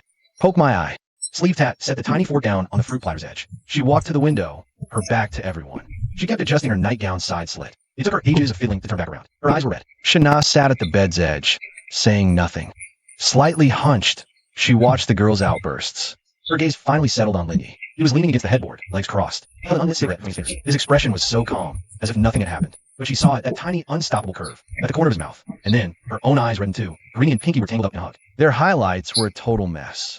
Mint green and peach pink, completely tangled. Both of them were sniffling at the exact same time. Both wrapped Robo over their tears simultaneously. Their synced movements made them look like mirror images. Only Bangs wasn't crying. She sat, stroking Lucky's belly. Lucky rolled over on her lap, making a rumbling purr. Her bangs veiled most of her face. Her expression was unreadable. Just then, her phone rang. Chapter 85. Let Blondie cuss her out. It wasn't a short, sharp of a WeChat message. It was a phone call. That old school, shrill, urgent, death knell blaring ringtone. Bangs picked up her phone, glanced at the caller ID, and her whole body stiffened. "It's my mom," she whispered, sliding off the bed. Barefoot, she walked to the balcony door, pulled it open, and stepped onto the terrace beyond the floor-to-ceiling window. The glass door slid shut. Every sound in the living room was cut off, but through the glass, you could see her silhouette. Her nightgown stuck to her legs in a breeze. One hand held the phone, pressed her ear. Her other hand gripped the railing, knuckles white. Blondie lifted her head from the mattress. Her eyes were still red, but her attention had shifted. Bang's mom is calling again. Last time, she called the hustler for cash. Who knows what kind of drama it is this time? Sleep Tat tossed her pillow aside, slides off the bed, and walks over to the floor-to-ceiling window, crosses her arms, and stares at Bangs' back through the glass. Leg Tat comes over and stands right next to Sleep Tat. Rose ink on her leg flickers with the glass reflections. Leg Tat whispers. Her shoulders are shaking. Linny sits up straight against the headboard, shoves a cigarette between her lips, but doesn't light it. Sleep Tat stands. The glass door slides open. Bangs hangs up the phone. She turns around, head hanging low. Her bangs cover her entire face completely. Her fingers are still wrapped around her phone, knuckles white. She dug a nail mark into the cartoon bunny sticker. She walks back into the master bedroom, stopping by the bed. Lucky jumps down and rubs against her ankle. She doesn't even notice. Blondie's the first to walk over to her. He bends low, tilting his head to see her face. "What did your mom say?" Bang stays quiet for a long moment, and opens her mouth. Her voice is lighter than it's ever been. So faint it's like a breathy whisper forced out her throat. "Mom wants me home for a blind date with a guy she found. 18 years older. He runs a hardware store back home. Has a house and a car. She says he doesn't mind. Someone like me. Want me to hurry back and just get over with." Blondie's eyes go wide. Sleep Tat's brows furrow into a scowl. Leg Tat's hand tightens around the curtain. Bangs' phone screen is still on, showing the recent call log. "Contact, Mom." She stares at it, lips trembling. She whips her head up, bangs parting down the middle, revealing the pair of red, brimming, tear-filled eyes straining desperately not to spill over. Her voice cracks, splitting right in two. Half a sob, half a scream. "I'm your mother, and you're my daughter. As long as I'm not dead, you're under my thumb." Blondie snatches the phone out of Bangs' hand, glances at the screen, then holds it up so everyone can see. She sent voice messages, dozens of them, all 60 seconds long. Bangs crouches down, burying her face in Lucky's fur. Her shoulders heave in violent sobs. She's holding the cat so tight he squirms, uncomfortable, but she won't let go. Blondie tosses the phone onto the bed, crouches right beside Bangs, and pats her on the back. 2 pats aren't enough. He wraps around her from the side. Blondie's brown hair tangles with Bangs' black bangs. Don't cry, don't cry. If you don't want to go back, then don't. You think your mom can crawl out of the screen and grab you? She said if I don't return, she's coming here to find me. She knows the old place I used to live." Bangs buried her face in Lucky's fur, voice all choppy. Like she knows anything. He turned from the window. Sleep Tat folded her arms, her tongue ring flashing between her lips. Her tone went ice cold. "Does she know you moved? Does she know you live in a villa now? Does she know you got 8 sisters and 1 bro now?" Leg Tat chimed in from the side, voice dripping with indifference. "Just let her come. She sees this house. She'll probably scare herself off." Bangs lifted her face from the cat's fur. Eye rims completely red. Nose tip completely red. Her bangs were a total bird's nest. But she's my mom. She says if I don't listen, I'm unfilial. She says she raised me for nothing. Being filial doesn't mean selling yourself for a dowry. Linny spoke up. His voice wasn't loud, tone dead even, but every word landed like a hammer on an anvil. Bangs turned her head to look at him. The tears in her eyes finally fell. A tear rolled onto her pastel yellow nightgown. She wiped the corner of her eye roughly with the back of her hand, then stared at the glistening wet streak on her hand. Her lips trembled a few times. Then in a voice so faint, it was nearly swallowed by her sobs, she said, "Bro, tell me what to do." Linny took the cigarette from his mouth, set it on the nightstand. He stood up from the bed, walked over to Bangs, bent down, and pulled her up from the floor. Sit on the edge. He grabbed tissues and shoved them into her hand. "You got home now." He said it. Just 5 words. Bangs clutched those 2 tissues, crumpling them into a tight wad. Dropped her head. Her bangs slipped down, hiding her eyes again. But her shoulders stopped shaking. Blondie sat down next to her, draped an arm around her shoulders, leaned her honey brown head against Bangs' temple. Sleeve Tat grabbed an ice-cold Coke from the fridge, twisted the cap off, and pressed it into Bangs' hand. Leg Tat pushed the fruit platter a little closer to her. Said, "Eat something sweet for the mood." Mao crawled over, stuffing a pillow behind her. Said, "There, lean on that, more comfortable." Pink Hair had no clue what to do, so she reached out and petted Lucky's head. Said, "Bangs, stop crying. Even Lucky's staring at you." G picked up the cup of honey water from the nightstand, still warm, and gently placed it in Bangs' other hand. He crouched, tilting her face toward his. A tiny, gentle smile curving her lips. "You're not alone." Bangs sat on the bed's edge, ice Coke in her left hand. Honey water was placed in her right hand. Lucky sprawled on her lap, a pillow tucked behind her. Blondie had an arm around her. Shunshin crouched in front. The tall tattooed guy leaned on the bedpost, watching her. She looked down at the 2 drinks in her hands. One ice cold, one steaming hot, their sides covered in condensation. It mixed with the tears she had just wiped away. She lifted her head. Her bangs were still a mess. Her eyes were still red, her nose still swollen. But the corners of her mouth had already turned up, curving into a tiny, tearful glimmer of smile. A real, genuine one. "Thank you guys," she said. Then she turned her head and looked at Linny. "Bro, I'm not going back. I'm staying right here. If my mom really did show up." She paused, took a deep breath. I'll just have Blondie cuss her out. Chapter 86. You pick me up. Linny was leaning against the wall outside the master bedroom. A cigarette. Blondie left the master bedroom, pulling the door shut. Her honey brown hair fell loose and messy over her shoulders. The hem of her silk nightgown brushed against the doorframe. She walked over to Linny and leaned against the wall too. Her shoulder pressed against his arm. Bangs is asleep. Her voice was very soft, so soft she seemed afraid of waking someone. She cried herself out. Shunshin gave her half a glass of warm milk. Now she's sleeping like a little piglet. Sleep Tat and Floor Legs are still in there with her. Today she wakes at night and starts crying again. Linny nodded, but didn't say anything. He looked up, his brown eyes gleaming in the cigarette glow. "Bro, that thing you said to Bangs earlier? You have a home now. She kept mumbling it before sleep, over and over. She'd mumble it, and then smile and start crying again. She tilted her head, looking at him. You really have a way with words. Not the slick, flashy kind of way. It's more like, you just know exactly what someone needs to hear most. Lenny flicked his ash into the trash can in the corner of the hallway. Just the truth. Blondie lowered her head and fell silent. She reached over, took the cigarette from between his fingers, put it between her own lips, and took a drag. Smoke streamed from her nostrils. In the dim hallway light, it split into two faint, pale blue wisps. She handed the cigarette back to him, and then spoke. Bro, the 6 of us, wait, no. Now it's Sis Shin and Sister Shin-Na. It's 8. All 8 of us, every single one, come from pretty crappy families. It's not that our families don't care about us. When I say family, I mean they use us like ATMs. You know why Bang's mom is forcing her into those blind dates? The shop owner offered $280,000 for my bride price. $280,000. She was sold. The way she said the word sold. She was flat, as if stating a fact unrelated to her. My mom's pretty much the same. My first year working away from home, I sent my entire paycheck back. Same here. She complained enough. She grumbled about a villager sending home $8K monthly. I said I needed rent money. She asked, rent for what? Just find some guy with an apartment and marry him. Problem solved. She took the cigarette out her mouth, stubbed it out on the wall, and tossed it in the trash. After that, I barely contacted family except on holidays. Within 3 sentences, she's asking about my salary, asking about a boyfriend, asking when I'm sending money. I told her I was doing okay for myself. She said, if you're doing so well, why aren't you sending money home? I said I had my own life to live. She said, you're a girl, what life do you have? Getting married, that's the priority. She leaned on the wall, looking up at the hallway light. Sleep-Tat's family is even more messed up. Her dad had a family problem and is drowning in debt. Yes, her mom remarried and left. She was raised by her grandma. She started working in a factory at 16. Every month, her paycheck was taken by her dad for his gambling debts. Once, she hid 200 kwai to buy herself a winter coat. Her dad found the stash. He beat her, saying she was stealing from the family. That's why she got her sleeve tat so young. She said it makes her look tough, so nobody would mess with her. Truth is, she's more timid than anyone and has never won a fight. But every time, she's the first one to charge in because she says, nobody cares about her anyway. If she goes down charging, so be it. I know. Like Tat's family is better off, but parents favor boys. She paid every cent for her younger brother's schooling. She buys all his clothes and gear. When her brother takes his girlfriend out, she foots the bill. Her parents think it's only natural. A daughter supporting the family is her duty. That rose on her leg, she drew the design on her 18th birthday and found an apprentice to tattoo it for free because no one remembered her birthday. Green hair and pink hair are from a single parent home. Their mom raised 2 kids all by herself. It was definitely rough, but then their mom remarried, and their stepdad hated them, called them 2 useless mouths to feed. Wanted him out working early. They left and never looked back. Blondie paused then. She turned to face him. Her dark brown eyes blazed, shockingly bright in the dim hall light. You know the looks we used to get. Hair dyed, crazy colors, covered in messy ink. Walking down the street, we'd scare off the neighborhood watch ladies. Everyone thought we were trash. They never asked why we dyed our hair, why we got the tattoos, why we couldn't scrape together $5 between us. The pink hair? That was because I saw a girl at a boba shop once. She had this gorgeous pink hair. Her boyfriend was holding her bag, and I thought, if I had a boyfriend, I'd dye my hair that pretty too. Wonder if he'd hold my bag. Later, I went blonde, cause blonde was the cheapest. And then you found me. Lenny stubbed out his cigarette. Blondie froze, then burst out laughing. Her eyes crinkled into slits. Laughed so hard she leaned against the wall, almost slid right down. Yeah, then I found you. Squatting on the curb, smoking, eyes all red-rimmed. Phone screen still lit up with a breakup text. And I thought, this guy looks so pitiful. Just as pitiful as me. Might as well pick him up, take him home. Not like we had anything to lose. She took a step forward and tilted her face up to look at him, and ended up picking up the biggest jackpot of my life. Lenny looked down at her. Her eyes were welling up again, but that smile tugging at the corner of her mouth just wouldn't fade. He tucked her hair behind her ear. Go sleep, hot Blondie. She nodded, took 2 steps, then looked back. Hey, what you said back there about having a home now? That wasn't just meant for bangs, was it? Lenny stayed silent. She didn't wait for an answer. She turned and shuffled back to the master bedroom. Her feet went pit-pat softly on the hallway floor. The master bedroom door clicked shut quiet. Lenny leaned against the wall, alone in the hallway. A faint electric hum buzzed from the overhead light. Somewhere in the distance, Sleep-Tat's snores rumbled. He glanced down at his phone screen.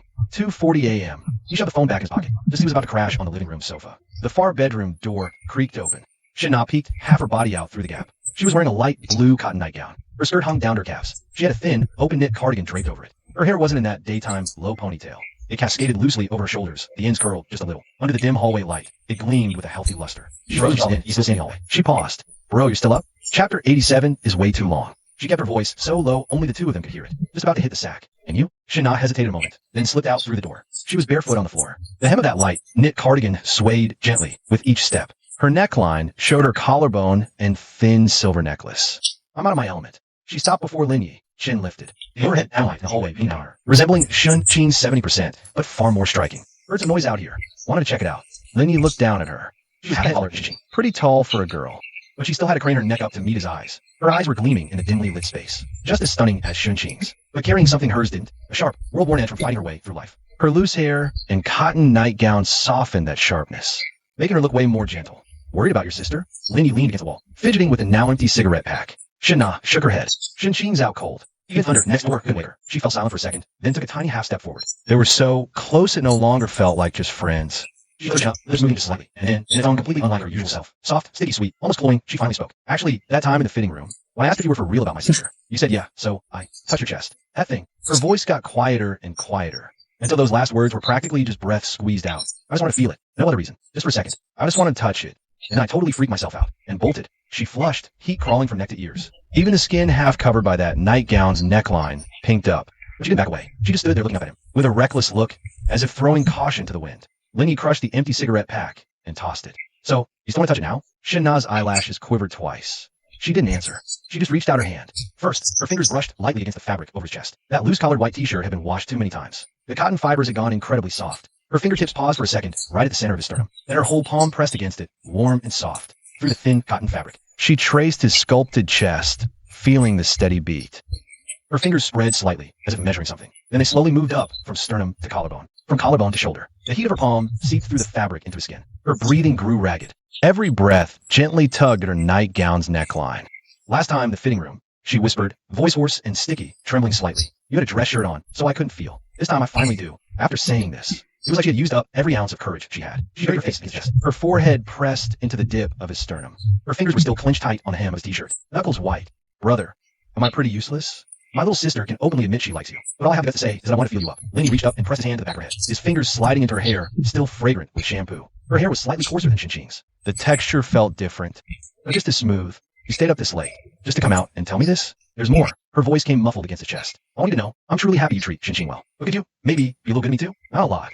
Just a little. Like right now. She didn't finish. She felt Lin Ye's fingers massaging the back of her head. The pressure was perfect, not too hard, not too soft. Like soothing a cat, so tense it was about to puff up. She trembled slightly in his arms. Then her whole body melted, her face burrowing deeper. The tip of her nose brushed his collarbone. When they went back inside, Shin-Na followed behind him. She was walking like a duck. Her long legs moved slowly, knees turned slightly inward. She paused a half beat with every step. The hem of her light blue cotton nightgown brushed the hallway floor, making a faint, soft, rustling sound. Her knitted cardigan had slipped down off one shoulder. She reached for it, but couldn't grab it. So she just let it hang there. Lenny stopped at the top of the stairs and looked back at her. She stood right under the hallway downlight. Her black hair was a mess, spilling over her shoulders. Damp hair clung to her neck, chain crooked. Her face still had a faint flush that hadn't fully faded. Her eyes and nose red, lips slightly swollen. She looked like a soaked rag doll left to dry. I can't walk. Lenny leaned against the stair railing, taking the cigarette from his lips. The corner of his mouth curved up ever so slightly. Shin-Na looked up and shot him a glare. That glare basically said, what do you think? But with her eyes still red and her legs still weak. Her whole being stuck in some dazed, unresponsive state. It had zero killer instinct. Not so tough now, huh? As she took a step, her knee buckling. She nearly smashed into the hallway wall. Lenny reached out and caught her. His hand went down her elbow. Feeling her heat. Hey, or get out. Get out. She didn't pull away. Get out. Instead, she leaned into him just a fraction more. Hey. Her voice hoarse, the last syllable dragging. You just now, what was that? You were way too rough. She buried her face in the curve of his shoulder, the tip of her nose brushing the skin above his collarbone. Didn't you say just a little while? That was way too damn long. Lenny put the cigarette back in his mouth, supporting her towards the stairs. Shin-Na hung off his arm. Every step was agonizingly slow. When she got to the stairway, she paused, looking down at the wooden steps of the spiral staircase. Her expression was like she was staring at Mount Everest. Why is this staircase so long? You didn't mind before. My legs weren't jelly when I came here. Lenny bent down, wrapping one arm around her shoulders, and slipping the other under her knees. He scooped her straight up into his arms. Shin-Na reflexively threw her arms around his neck, her whole body lifting into the air. Chapter 88. I can walk myself. The hem of her light blue nightgown fluttered in midair. The cardigan finally slipped completely off her shoulder, falling onto the stair step. Hey, put me down, I can walk myself. Your waddle just now was like a damn duck. It'd be morning if I waited for you. You're the duck. Shin-Na buried her face in his chest, mumbling a retort. Lenny carried her down the spiral staircase. She was lighter than he expected, but definitely not lacking in the right places. His chest weight pressed through thin fabric. Exactly like when she was leaning on him in the fitting room. The living room was quiet. The crystal chandelier was off. Only the floor lamp in the corner was still lit. Its yellow glow cast a soft halo over the sofa area. The honey water Shin-Chin gave him a still and coffee table. Cold by now, Lenny set Shin-Na down on the sofa, propping her up against the cushions. Her cardigan had been left on the stairs. Now she was just in that light blue cotton nightgown. The neckline had slipped down, exposing her thin shoulders. A red mark remained in her collarbone hollow. She curled up on the sofa, chin on her knees. Shin-Na kept her head down for a long, quiet moment, then spoke. Her voice was soft, afraid to wake someone upstairs. Bro, was I bad just now? No. Then why did you stop twice in the middle? She lifted her face to look at him. The fierce look she had for Shin-Chin was gone. All that was left was anxiety and worry she'd messed up. The first time, I asked if you were hurting. The second time, you yelled stop. Your leg cramped. Shin-Na buried her face, ears burning red. That wasn't a cramp. I was just too tense. I don't know how I got so tense. I'd mentally prepared myself for it. I got nervous, my leg locked, then cramped straight. Same as what happened with Tattoo Sleeve before. Lenny leaned against the armrest of the sofa, grabbed the glass of now-cold honey water, and took a gulp. Tattoo Sleeve was too tense. Stopped 3 times. 3 times? Shin-Na lifted her head from her knees. A very complex expression washed over her face. Half amused, half relieved. So I beat her by 1. You two seriously keep score of that? Lenny placed the honey water back on the coffee table. The glass made a soft clink on the surface. Shana put her feet down from the sofa. Her toes curled twice on the carpet. Then she stood up and walked over to Lin Yi. Her nightgown was wrinkled like a rag. The hem was crooked.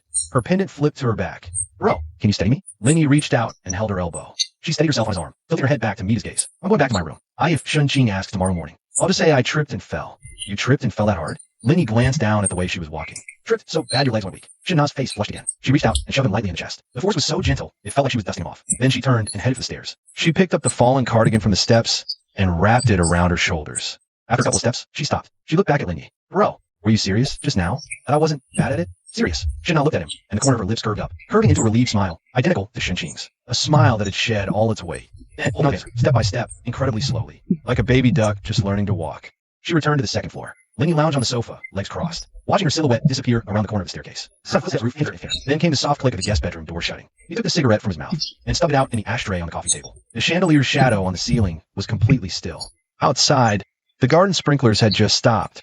Fine drops of water still clung from the house. The moonlight stretched them into impossibly fine silver threads. Close your eyes. Shana's face in the hallway flashed through his mind. Her lashes trembled with fear, yet she clung to a defiant expression. Then he let out a laugh. Not smug, he just found it funny how these girls, without fail, talked tougher than anyone. But when it came down to it, they chickened out even faster. Lin Ye's eyes widened. His brain was buzzing. Not a figure of speech. It was literally buzzing, like someone had installed a rattling old AC unit inside his skull. Buzzing nonstop. He leaned against the master bedroom headboard. The freshly lit cigarette pinched between his fingers. Cigarette ash fell on the duvet, and he didn't even notice. The projector was looping some brand's phone commercial. The screen's light flickered across the opposite white wall. Get out. He couldn't believe what he just heard. Get out. Fawn Lulu, Bangs, was sitting at the foot of the bed. The hem of her goose yellow nightgown was pinned under Lucky's butt. The cat sprawled belly up, front paws tucked against its chest. Its tail swished lazily on the sheet. She buried her face in her hands. Her 10 fingers were spread wide open. Red ears and a hidden forehead peeked out.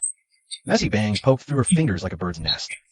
Her voice was muffled and trembling from behind her palms, like someone was choking her. It was Sister Shunna who said it. I was standing right next to her when she did. I didn't mean to eavesdrop. By the last few words, her voice was quieter than a mosquito's buzz. Blondie was sprawled out to Linya's right. One of her honey-brown pigtails had come loose, the scrunchie hanging limply from the ends of her hair. She was almost asleep, but the moment she processed what Bang said, she shot bolt upright. Her nightgown strap slipped, but she left it hanging.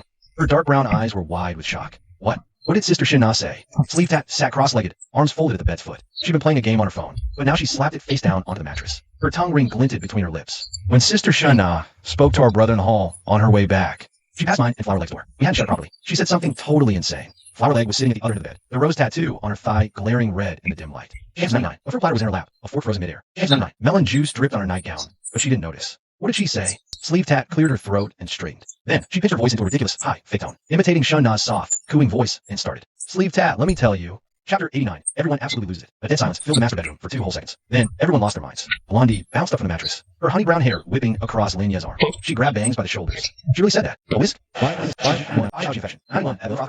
Bangs peeked out from behind her fingers, her eye sockets bright red. Her lips quivered for a long moment. Then she gave the tiniest nod. She also said, she paused, taking a deep breath, like she gathered every ounce of courage she ever had. She also said, back when she worked at the milk tea shop, Blondie let go of Bang's shoulders, throwing herself back down onto the bed. She covered her face, a long wail escaping her fingers. How would you do this? I finally built up, in front of Bro, fully automated, and you wrecked it with one whisk. Sleeve Tat was cracking beside her, slapping mattress. The coil on her sleeve Tat was practically vibrating. Holy crap, I researched so many guides. Shinna literally opened up a brand new frontier with that analogy. How do you even compete with that? Finally, Leg Tat put her fork down. She pulled out a tissue and wiped the watermelon juice off her skirt. Then she looked up in this eerily calm voice, like she was analyzing some major business case study. She spoke. It's true. Green hair crawled over from the foot of the bed. Her dipped-eyed green, strands slipping forward and hiding half her face. She lay sprawled beside Leg Tat, chin tilted up, eyes wide. So where's she now? Sister Na went back to her room. Sleeve Tat added from the side. Sun Xiaoyao poked her head out from the other side, her peach pink and swinging a couple of times. Bro's masterpiece. You seriously had to ask? Sleeve Tat bopped Xiaoyao's forehead with her shades. Shunqing remained quietly seated on Linya's left, her white cotton nightgown glowing softly under the light. She hadn't joined in the chaos, not once. She simply picked up Lin Ye's now cold honey water, went to the tea room to swap it for a warm cup, set it gently on the nightstand, then sat back on the bed. Reaching out to gently brush the ash Lin Yi dropped on the blanket. The corner of her mouth curved into the faintest, knowing smile. Bangs finally lowered her hands from her face. Her bangs were a complete bird's nest. Her eyes were still red, and so was the tip of her nose. Watching them laugh till they nearly fell over. Her lips twitched. Halfway, she pressed them tight, dropping her head to pretend she was rubbing Lucky's belly. Xiao Yu. Lin Yi spoke up. Bang's shoulders flinched, like a kitten whose name was just called. She looked up, peering through the gap in her bangs with both eyes. Her voice barely a whisper. Bro, I didn't say it. It was really Sister Na. I was just repeating what I heard. You repeated it pretty damn well. Lin Yi took the cigarette from his mouth and stubbed it out in the ashtray on the nightstand. Bangs froze. You could literally watch her face go from pink to bright red. She grabbed Lucky and held him up in front of her face, burying her whole face in the cat's fur. You're laughing. I wanted to disappear the second I said it. Why bother? Linny leaned back against the headboard, legs crossed. That smirk on his face, completely impossible to suppress. Sister Na spoke her mind, you spread it. She was just spitting facts. Blondie shot up from the mattress.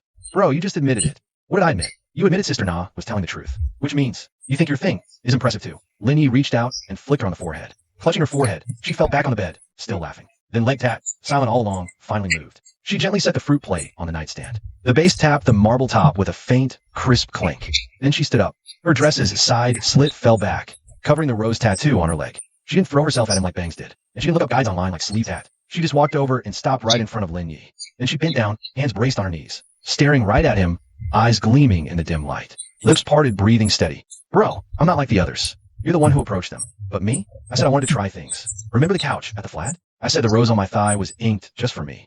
I've changed my mind now. She paused. I want you. Leg tap, woke up starving, sitting up in a daze. The thin strap of her floral nightgown had slipped down to her elbow, bearing her slender shoulders and the red mark below her collarbone.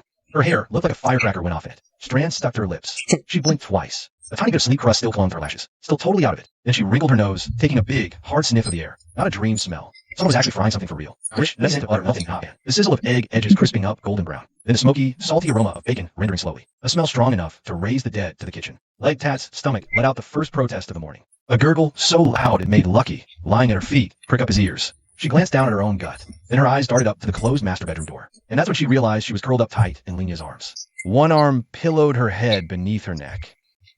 His other hand rested on the curve of her waist, his palm fitting right into that inward dip at her side, right through that flimsy floral nightgown. She could feel the heat of his palm soaking into her skin. Her back was pressed against his chest, the back of her head resting on his bicep. She felt his every breath, his chest's subtle rise and fall. So steady, like waves lapping against her back over and over. At some point, her leg had ended up draped over his. The back of her knee was hooked just above his kneecap. Chapter 90. You hold me, and I can't move. Her sleep dress had ridden all the way up her thighs. Her rose tattoo flared red in morning light.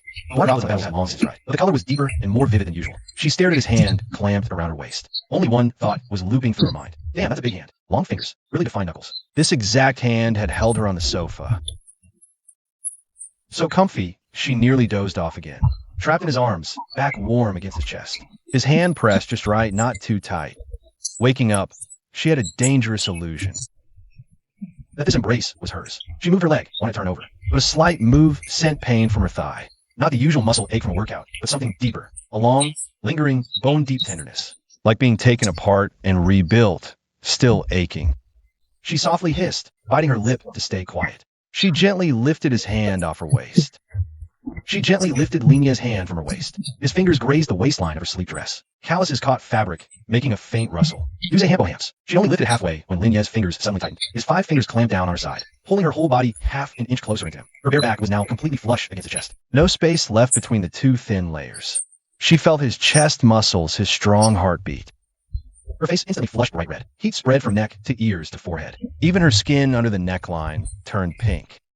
She turned her head, trying to see if he was awake. But as she turned, the tip of her nose almost bumped into his chin. Linya's jawline was sharp and angular. The stubble coming in was a faint shade of blue in the morning light. His breathing was even and long, his eyes still closed. His eyelashes cast a delicate shadow on his cheekbones. Not awake. Wate let out a sigh of relief. And then she did something that even surprised herself. She didn't keep trying to move his hand. She placed his hand right back on her waist. Her touch was gentle, replacing a treasure. Then she shrank back another half inch, nestling her back even more tightly into his embrace. Right into that hollow on his bicep she'd made with her head.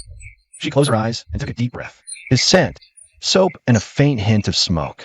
A smile crept across her lips, one of fewer, deep satisfaction, like a cat licking its chops after stealing a fish snack. Suddenly, Linya's voice drifted down from above her head. Awake? Flower legs froze solid. W, when did you wake up? When you tried to move my arm. Flower legs buried her face into the pillow. The pillowcase was fresh Egyptian cotton from yesterday. It had a faint scent of lavender laundry detergent. She buried her face deep, so deep that only her 2 bright red ears stuck out. Bro, why didn't you say you were awake? I wanted to see what you were up to. Linny lay on his side, completely still. His arm resting on her waist hadn't pulled back either. Flower legs lifted half her face from the pillow, one eye peeking out. I stared at him through stray strands of messy hair. Caught red-handed, she was mortified. But most of all, there was something unnameable and elusive. Something glistening. I wasn't up to anything. I just couldn't move. It's not like I didn't want to get up. So I just put my hand back like that, and then scooting half an inch deeper in my arms. You couldn't move? She buried her face in the pillow. A muffled wail leaked out. Please stop. Linny chuckled. He took his hand off her, sat up, and leaned back. Morning light poured in through the floor-to-ceiling windows, dyeing the entire bed a shade of pale gold. He grabbed the honey water from the nightstand. It was long cold, but perfect for quenching his thirst. Flower legs sat up in bed, too. Her floral slip dress was crumpled into a rag. Side slit had ridden all the way up her waist. She hurriedly yanked the hem back down. Her hair was a mess, pillow mark still on her face, plus a little dry drool mark near her mouth from who knows when. She scuffed the back of her hand across her cheek roughly, then turned and stared at the tightly shut master bedroom door. She wrinkled her nose and sniffed the air hard. The burnt butter scent of fried eggs was getting stronger, so strong her stomach growled again. Shin-Ching's making breakfast. She threw off the covers and put her feet on the carpet. When she stood up, a sore ache radiated from her inner thighs again. TSSS, she hissed, grabbing the nightstand for support. Then she turned and shot Linny a glare. The glare clearly meant, this is all your fault. But she just couldn't wipe the smile off her face. It was completely non-lethal. Linny stood up from the bed. He pulled on a t-shirt and gym shorts. Heavy legs hid after him. Her soul slapped softly against the hallway floor. Pada pada pada. She paused at the top of the spiral staircase, staring down at the dark wood steps. The look on her face was complicated. What? Legs turning to jelly? Be honest. Linny glanced back, then bent down. One arm scooped around her shoulders. The other slid under her knees. Reflexively, tattoo legs looped her arms around his neck. Bro, put me down. I can walk. I'm not Sister Shana. You just said your legs were jelly. That was then. They're fine now. Walk on your own then. Linny set her down. Tattoo legs stood atop the stairs, her nightdress swaying. The rose tattoo on her thigh blazed red in the morning light. She sucked in a deep breath, grabbed the railing. One step at a time, agonizingly slow, shuffling down like a baby duck taking its very first walk. Halfway down, she glanced back at Linny. Bro, what? Last night you said one thing. You said, who's the biggest coward now? I didn't answer. Here's your answer now. She paused, head tilted up to look at him. The light behind her framed her in a golden halo. Not me. Then she turned and kept inching her way down. The nightdress swayed gently with every shuffling step. Linny leaned against the stair railing, watching her shuffle all the way to the first floor. She planted her feet on the very last step, turned around, blew him a flying kiss. The rose tattoo on her thigh seemed to bloom in the light. He reached up and pulled the cigarette from his lips, flicked away ash that wasn't there, then followed her downstairs. Chapter 91. She underestimated Linny. Zhang Shui was convinced she had the worst luck today. No, worst luck didn't even cover it. Astrology was useless. She never expected to run into Linny in a place like this. She worked at the city's biggest high-end furniture emporium, selling genuine, Italian-imported leather sofas. One single sofa could cost an ordinary person an entire year's salary. Her sales figures were perfectly average, safe, not stellar. The kind of manager never praised, never scolded. But today was different. The manager called her in. Zhang Shui, this quarter-year performance is second from the bottom. See for yourself. He slapped reports onto the desk. A polished nail fingertip stabbed at the column of her name. His tone was cold, like frozen dumplings from the freezer. After leaving the manager's office, she sat on a display sofa in the showroom's furthest corner. She was scrolling through her phone, head down. Just then, the store's motion sensor door slid open. Zhang Shui shot up from the couch on instinct. Her professional smile was already pinned to her lips, and then she got a clear look at who just walked in. He was wearing a dark gray cotton tee and khaki shorts, a pair of beat-up canvas sneakers on his feet. His short hair was freshly trimmed, jawline sharp as a blade. He had an unlit cigarette tucked between his fingers, and a rainbow-colored mob of girls trailing behind him, like a lightning bolt tearing straight through from another world. Zhang Shui's smile froze solid. It was replaced by a feeling clawing up from the back of her throat. A sick, gut-churning wave of pay up or get out disgust. Why him? Why the hell did it have to be him? She hit rock bottom and got chewed out. Hiding on a couch, doom-scrolling, pretending she was fine. Did she have to run right into him? But she couldn't hide. Her manager had just walked out of the office and was standing across the showroom floor, staring right at her. His eyes screamed, "Where are your clients?" She took a deep breath. She forced that wave of nausea clawing up her throat right back down. Then she forced her first smile of the day. It was so stiff, it felt like saran wrap stretched over her face. Her heels clicked against the marble floor, crisp and steady. With every step, she was cursing herself inside. Zhang Shui, what the hell are you doing? Last time at the amusement park, these people ripped you to shreds. And now you're walking right up to them? Are you that pathetic? She had no choice. Only two unconfirmed potentials. And one of them had already stood her up. Linny was an asshole, but he was loaded. She heard he spent 210 grand at that phone shop. If he could place an order here, hell, even just for a single couch, she could pull her numbers into the safety zone. Ahem. Linny, wow, what a coincidence. She squeezed the words out of her throat, her tone desperately trying to maintain that professional warmth. Her voice cracked right again, slid completely into. One half was the standard saleswoman spiel. The rest was pure shame, hole-crawling shame. Linny turned around and looked down at her. The look on his face shifted from casual to amused, and then from amused to an expression Zhang Shui knew way too well. A condescending smirk. Right there, on a leather sofa worth 280 grand. He crossed his legs, the corner of his mouth slowly curling up. Oh wow, Zhang Shui, you work here? He spoke so casually, like greeting an old friend at the store. The subtext was loud and clear to Zhang Shui. Actually have a job? I thought being Zhang Jin's full-time puppet master was your gig. Zhang Shui's lips twitched, but she held it together. She couldn't lose it here. The manager was watching her. Even a new intern by the door was watching her. She cleared her throat, forcing that fake smile back on, summoning every ounce of professionalism. She had to say, yes, I'm a sales consultant in the Italian import section. Linny, are you here looking at furniture today? We've got a new sofa model in stock. Full grain leather, power reclining, built-in massage function. Would you like to have a seat and try it out? She finished with a gesture towards the display. Textbook stuff, straight from the sales manual. But her fingertips were trembling. Blondie peeked out first from behind Linny. Her honey brown pigtails cascaded down and brushed against his chest. Her eyes lit up like a cat spotting a mouse. She took the gum out of her mouth, wrapped it neatly in a tissue, and in the most innocent, saccharine voice, dropped the bomb. Wasn't she the chick we chased off at the amusement park? What's she doing here again today? Sleeve hat turned around from Linya's right side, arms crossed over her chest. Her tongue ring glinted between her lips. She was way more direct than Blondie. Zhang Shui itched to smack her with her own bag. Oh, Zhang Shui, new gig? Weren't you gaming girls for Zhang Qian at KTV last time? That hustle, not paying the bills anymore. Zhang Shui's nails dug deep into her palm, but she smiled, a smile more painful than any scowl. The corners of her mouth were held up by sheer force of will. Every second she held it, it cost her half a lifeline. No, I've always been working here. Furniture sales is my main job. She said this without looking at Sleeve Tat or Blondie. She only watched Lin Yi. Her deal sold decider today. Lin Yi, I have a complete custom package. From the living room to the bedroom, even a study. We can fully tailor everything to your needs. If you order today, I can apply for an anniversary sale discount. Her voice involuntarily dipped when she mentioned the discount, because she knew every second from here on out was a gamble. Would Lin Yi cut her some slack for Zhang Qian's sake, and spare her humiliation before her manager and colleagues? But she underestimated Lin Yi, or rather, she overestimated how well she knew him. Before Lin Yi could react, Blondie cut in.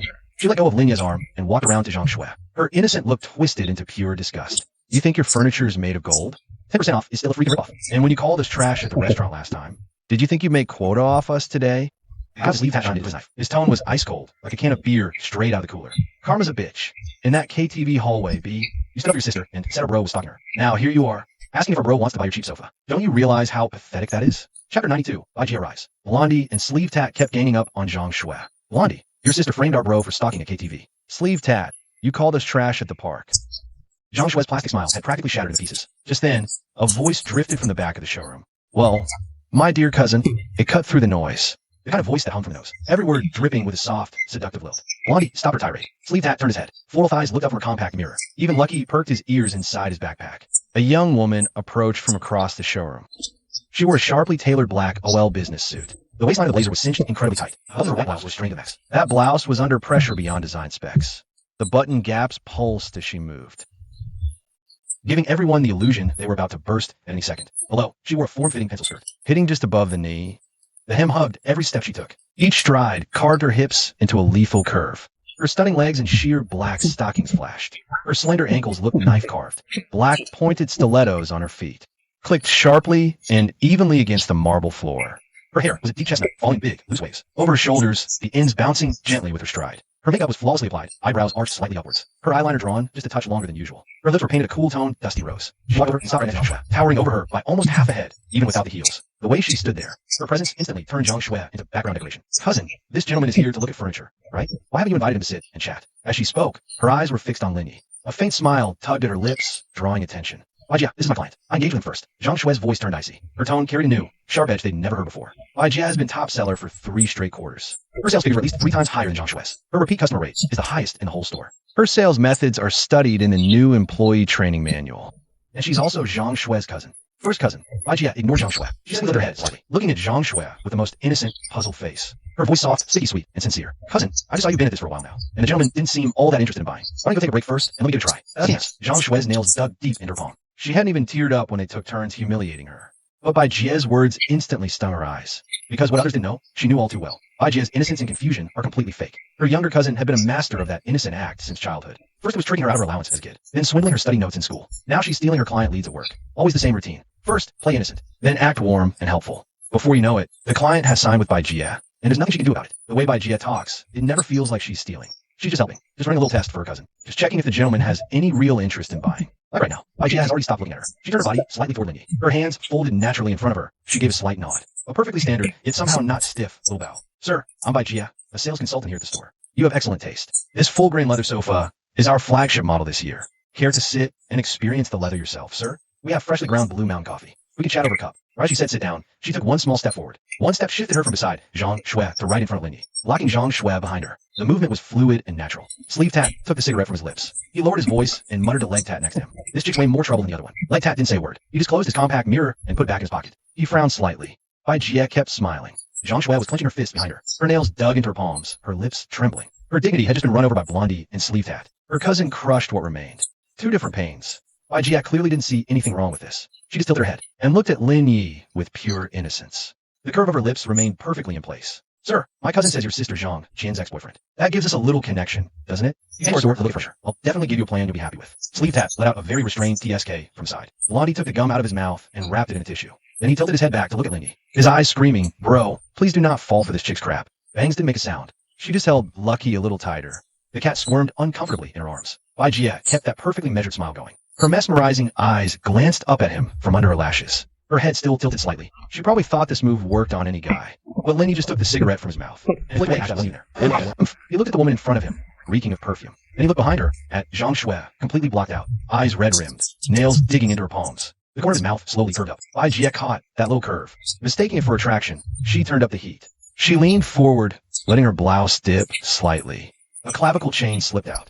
The pendant was a tiny ruby. It flashed under the spotlight. Her voice dropped lower, softer, and stickier than before. Mr. Dusty, what are you still hesitating for? Lenny put the cigarette back in his mouth and looked down at her. I wonder how many guys got this same script.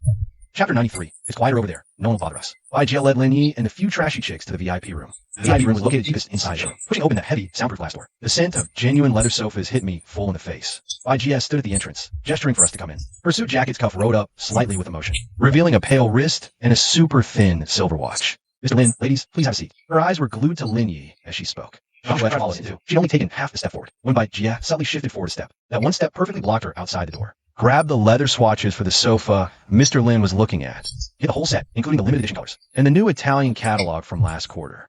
It's in the second drawer on the left of my desk. Bai Jie's voice was soft, her face a mask of innocent confusion, like she genuinely just wanted her cousin to run an errand for her. Zhang Shui's lips trembled. She wanted to say something, but she saw the manager across the showroom, looking their way. She just nodded, turned around, and click-clacked away in her heels. Leather soles hammered the marble floor, sharp and urgent, each step sounding like a curse word. Bai Jie gently closed the door to the VIP room and turned around. And the sound of glass door flicked shut. The background music and showroom chatter cut off completely. The one with the sleeve tat threw herself onto the biggest leather sofa. Her honey brown pigtails bounced with the impact. She said, "Hey up, get out." She picked up a crystal ashtray, inspecting it. "Hey up or get out. Get the hell out." She leaned in and whispered in the sleeve tattooed girl's ear. The coil on her arm tensed as she stifled a laugh. The girl with the leg tattoo leaned against the wall by the espresso machine, arms crossed over her chest. Her thigh's rose tattoo looked darkly red under the warm light. Her gaze was locked onto Bai Jie like a searchlight. She and Shinna sat side by side on the two-seater by the window, their posture elegant but on high alert. Greenie and Pinky squeezed into a single armchair together, their contrasting peekaboo highlights rubbing into a tangled mess. Bang stood at the entrance, holding Lucky. Lucky poked his head out of the backpack, one ear standing up, his amber eyes staring intently at Bai Jie. Bai Jie was totally unfazed by the girl's guarded hostility. She walked over to the coffee machine and expertly switched it on, pulling out a few coffee pods and a plate of delicate butter cookies. Then she placed a freshly made espresso in front of Lin Yi. "Your coffee, Mr. Lin." She slid right next to Lin Yi without missing a beat. Thigh to thigh, knees almost knocking together. The hem of her bodycon skirt grazing the side of his casual shorts. She turned her body to face it head on. One hand propped on the armrest, cradling her chin. The other extended right in front of him, palm down. Fingers relaxed, nails coated in clear gloss. "Hi, I'm Bai Jie, top-tier sales rep here." As she said it, she tilted her head just a little, the big chestnut waves slipping off her shoulder. "Champ's 99. Champ's 99. Her bedroom eyes locked on a Lin Yi, 99. A sly smile, her hand floating, waiting for his. Lin Yi glanced down at her hand. Slender fingers, sharp knuckles, nails perfectly neat. Skin better than most women her age, clearly. He didn't take it, just put his cigarette on the ashtray. Then he leaned back into the couch and crossed his legs. His canvas sneakers ate a couple of lazy puffs. A flicker of surprise crossed by Jia's face, but it barely made it past 0.something seconds before she steamrolled it with an even brighter smile. She drew her hand back smooth as silk, zero awkwardness, picked up her own coffee, and took a delicate sip. "Mr. Lin, you're a straight shooter, so I won't waste your time either." Earlier I saw you checking out our full-grain leather sofa. That piece is seriously top-notch. Original import from Italy. Leather, power recline, heat massage. If you put a set like that in your place, the whole living room jumps at least 2 tax brackets. Lenny stayed leaned back, legs still crossed, fingers drumming absently on his knee, tap-tap. He took in this woman reeking head to toe in perfume. His eyes shifted to the steaming espresso. He had money, but wasn't here to be a sugar daddy. With that, Lenya's whole face switched up. Vaguely amused, I sold. Mid-sentence, she mentioned high-density memory foam. She caught the shift sailing across his face. Her pace involuntarily bogged down to a crawl. She'd seen way too many clients before. "Mr. Lin, is it the price?" "Actually, price isn't the issue." He grabbed a cigarette and popped it in his mouth. "The issue is your store's got so many of these top-tier reps. Kind of hard to tell who's actually legit." Bai Jie's lashes gave the faintest microscopic flutter. She heard underneath the sentence out clear. "You're the top-tier rep. Zhang Shui's a rep too. There's a whole bunch of other salespeople outside." "Why should I go with you?" Her smile didn't waver, but her pupils contracted slightly. Bai Jie gently set her coffee cup down on the table. Her hands folded naturally in her lap. She took an almost imperceptible deep breath. Then she leaned forward just a little. The collar of her jacket dipped slightly with emotion. The top button of her blouse teetered right on the edge. Her alluring eyes narrowed. Her smile grew softer than before. Her voice also dropped a notch from its standard sales pitch. "Mr. Lin is right. Finding someone reliable really is important." She nudged the butter cookies closer to Lin Yi.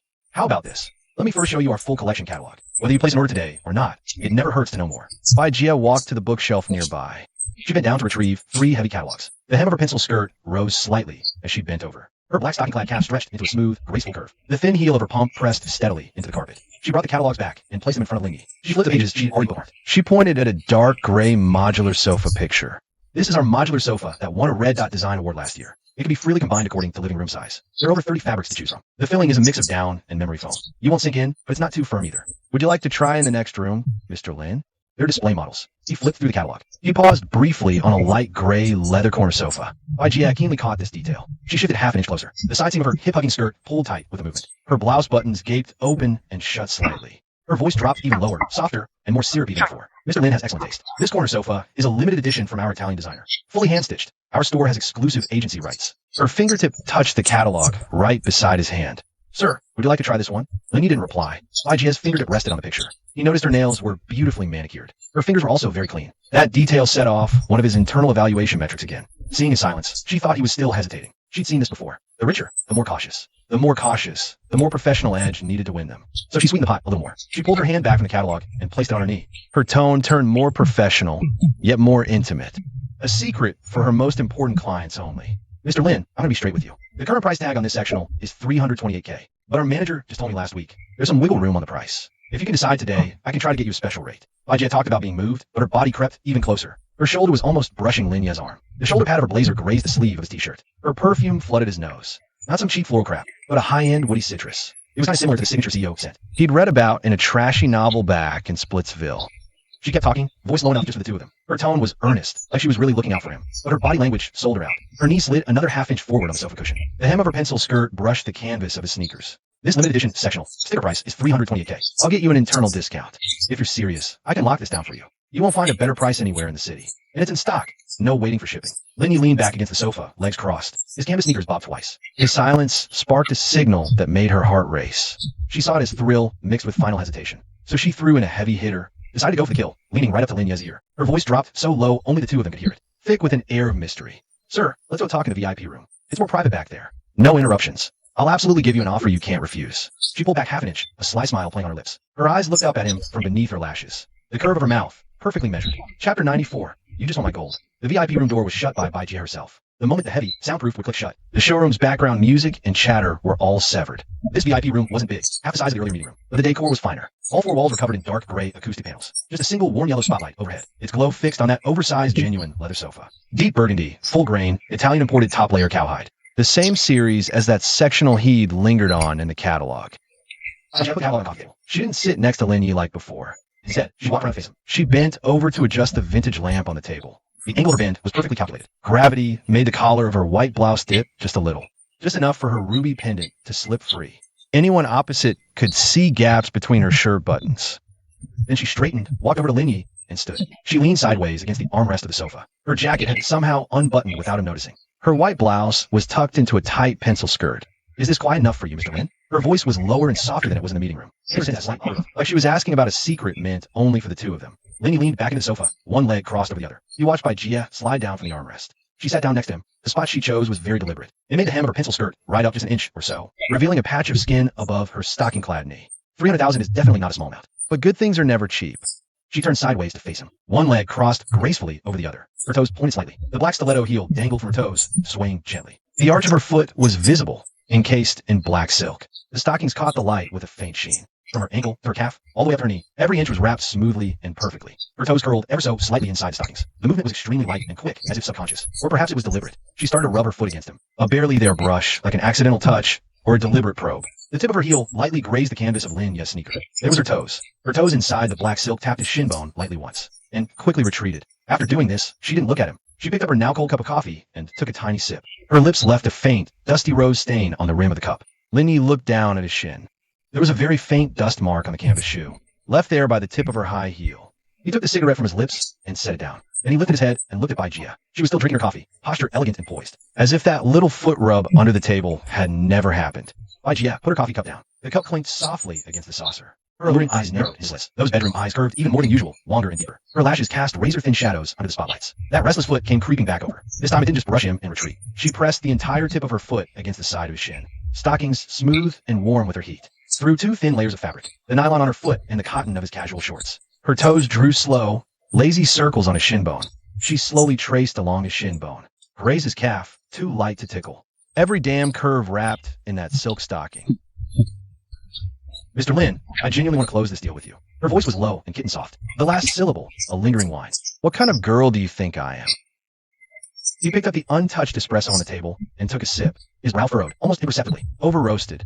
Way too bitter. Doesn't hold a candle to Shun-Ching's pour over Yurgachev. IG's foot froze. Mr. Lin, I really do think you have taste. You zeroed in on our priciest edition. That shows a discerning eye. You're not the kind of guy who gets fooled by cheap knockoffs. She kicked off her other high heel while she talked. The heel hit the carpet with a muffled thud. Now, both her feet were free. Linny leaned back against the sofa, legs crossed. Pay rent. He glanced at her foot. Pay or get out.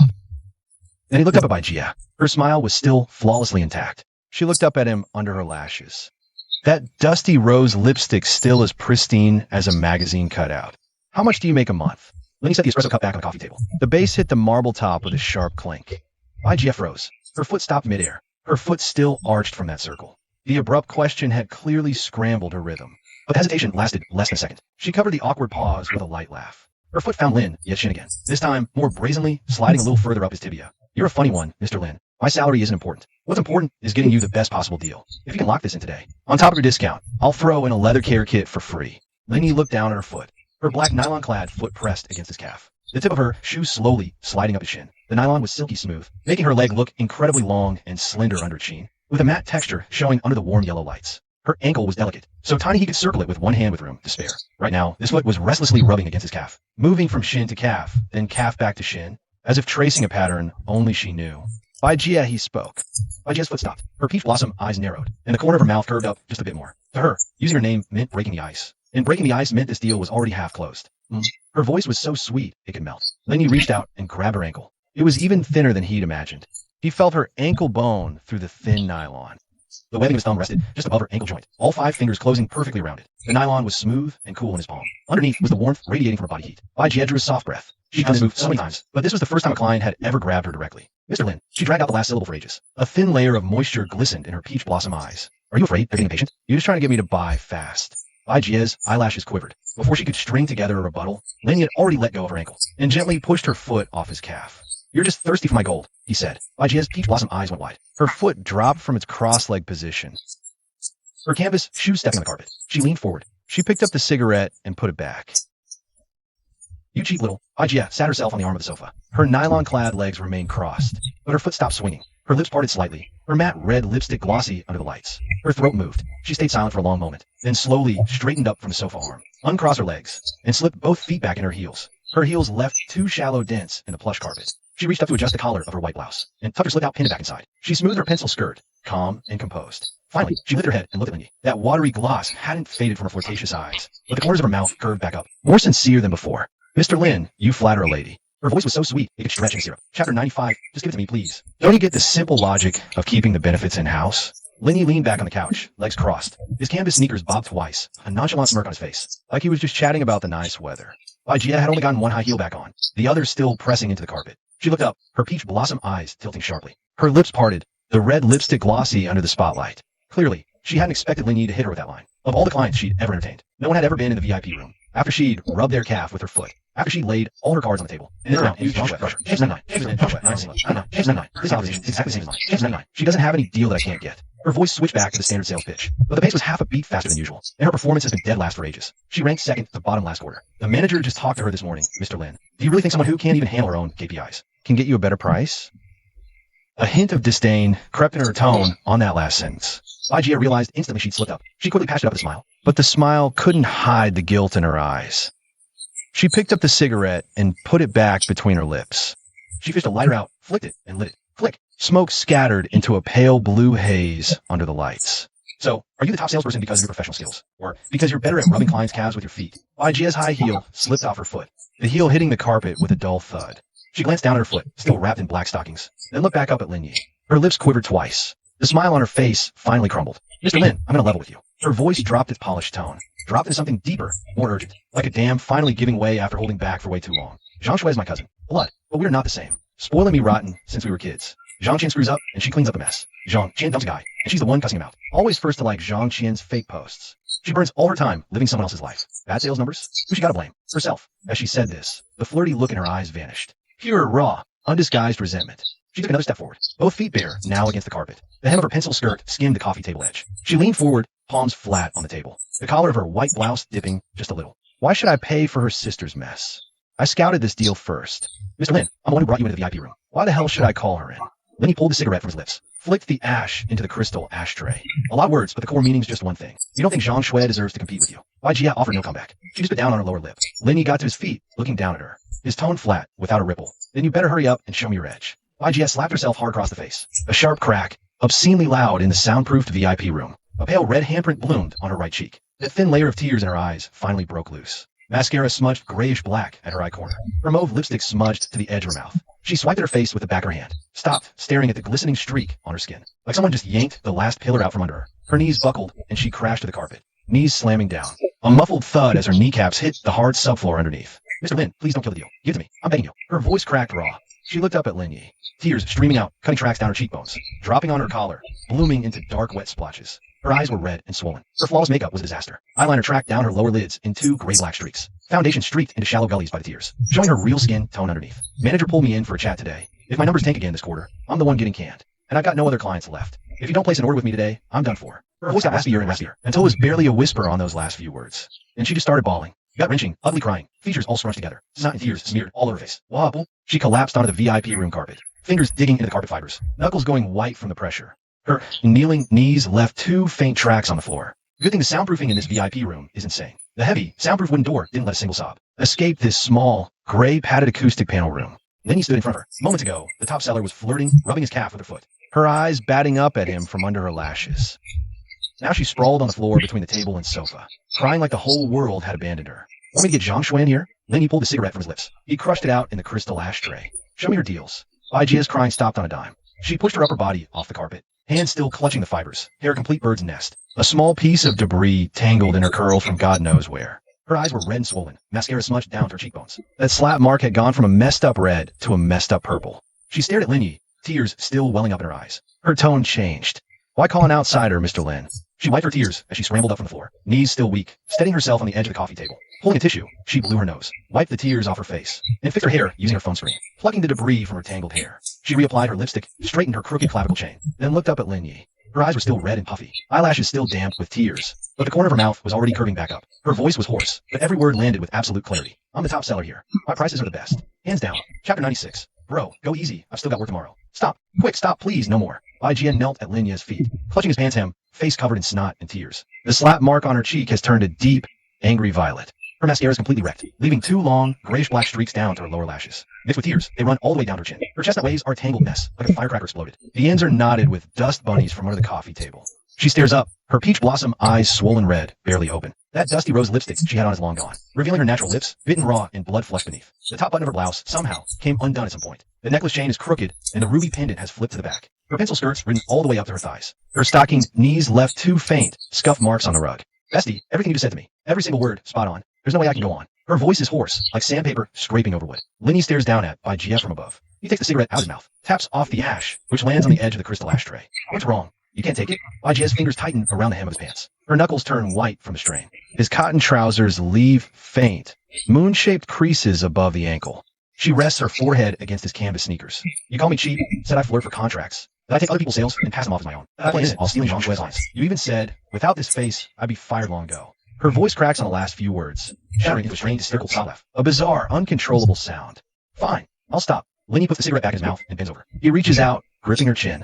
It's small and smooth, still coated in the slimy residue of half-wiped tears. He tilts her face upward, forcing eye contact. Her peach blossom eyes are red and swollen, a few glistening teardrops still clinging to her lashes. Her right cheek has swollen up already. You're still decent. GF freezes. Her swollen, red-rimmed eyes widen. Her lips quiver a couple of times, and then, as if the final pillar holding her up just snapped, she releases his pants and collapses on the rug with a soft thud. Mr. Lin, you mean that literally? Linny straightens up, taking the cigarette from his lips. He reaches down, hauling her up from the floor. Her knees are still weak as he pulls her up. Staggering, she instinctively grabs onto his arm for support. She tilts her face up to look at him. That watery sheen still hasn't faded from her peach blossom eyes, but the corners of her mouth were already starting to turn up. When they came out of the VIP lounge, Jia was walking behind Linny. She had reapplied her lipstick and fixed her hair, straightened her twisted collarbone chain, and buttoned up her white blouse properly. The hem of her skirt sat neatly just above her knees. Her heels clicked crisply on the marble again. Blondie was the first to spring up from the leather sofa, her honey-brown pigtails swinging like twin propellers. She dashed over to Linny in just a few strides. First, she looked up to give him a quick inspection. Clothes aren't wrinkled, expression's normal. That smirk was his classic I've got this look.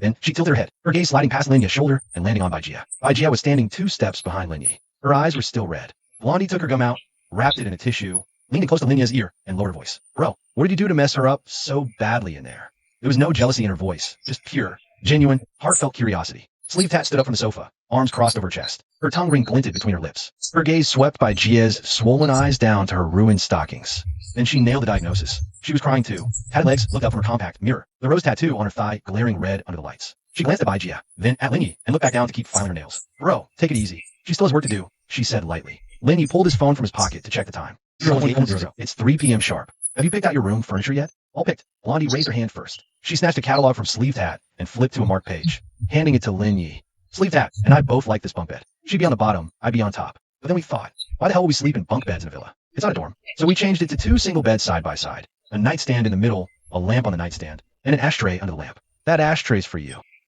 For you. Her brown eyes glowed, fishing for approval. Sleeve Tat added from the side. I tested 8 mattresses. The one I finally picked is memory foam with a latex topper. Lying on it is like lying on a cloud. Tatted legs flipped the catalog to another page, pointing at a vanity with a full-length mirror. This one with the LED strip that switches from warm to cool light. No more tiny mirrors on windowsills for my brows. Broke bangs peeked out, holding Lucky. For once, the eyes under those bangs weren't darting away. Her voice was still tiny, but every word was crystal clear. That gray is way too cold.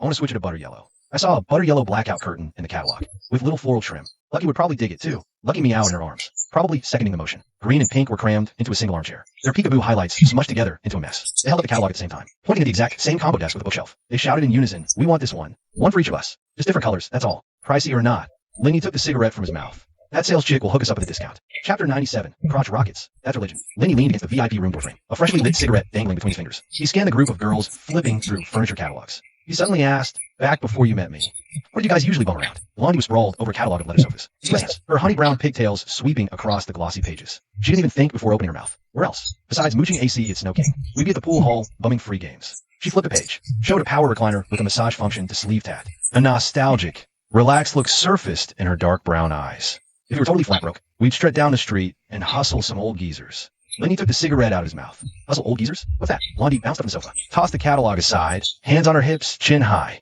Bro, you don't know? That pedestrian street gets lit at night. Creepy 50-something dudes in skinny jeans lurking, thinking they're all that.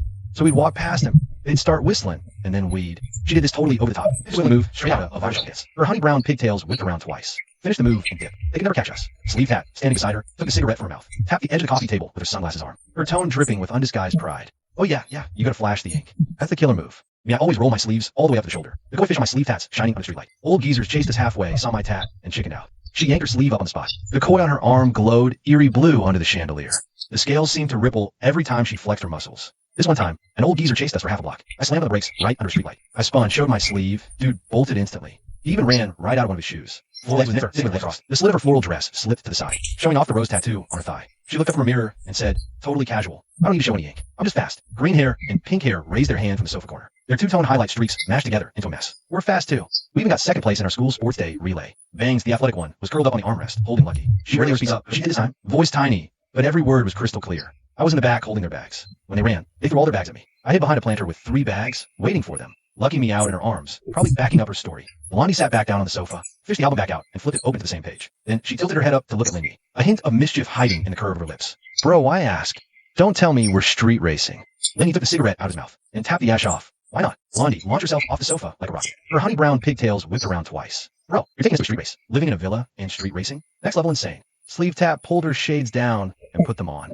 She crossed her tatted arms, tongue ring flashing between her lips. Her tone was full-on approval of this plan. Now you're talking. I haven't been out to hit the streets in forever. Back then, hitting the streets was by force. Now, it's to remember the hard times while living sweet. Floral legs put her tiny nail file back in her bag and slid off the armrest. She stood up and straightened the slit of her dress. Perfect timing. The rose on my leg hasn't seen the sun in days. Green hair and pink hair bounced up, changing shoes at the door. Their two-tone streaks were extra bright under the lights. Bangs loaded Lucky into the space capsule cat carrier. She also stood up and headed toward the door. Sleeve Tat grabbed a mini fan from the sofa, ready to roll out, but she remembered something and spun. Blondie straightened out the hem of her Lolita dress. Her tea-brown twin tails swayed with the tilt of her head. A light flickered in her brown eyes, putting Lin Yi on alert. Bro, get a crotch rocket.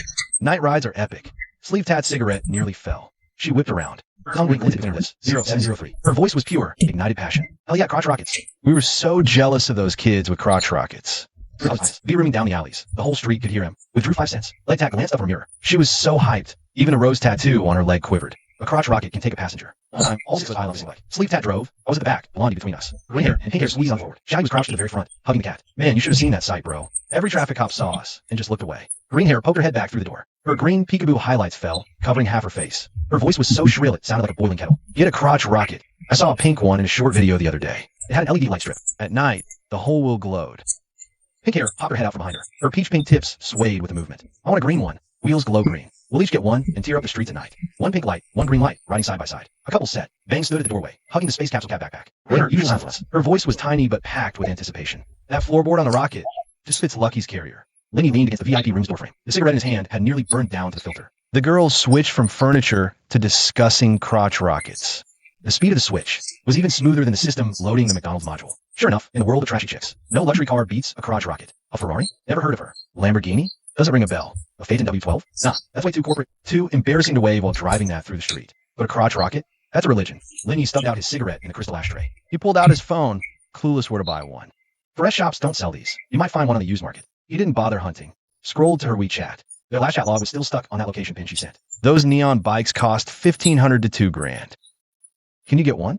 3 seconds after he hit send, Wang Xiaoying's reply popped up. We don't sell bikes. Period.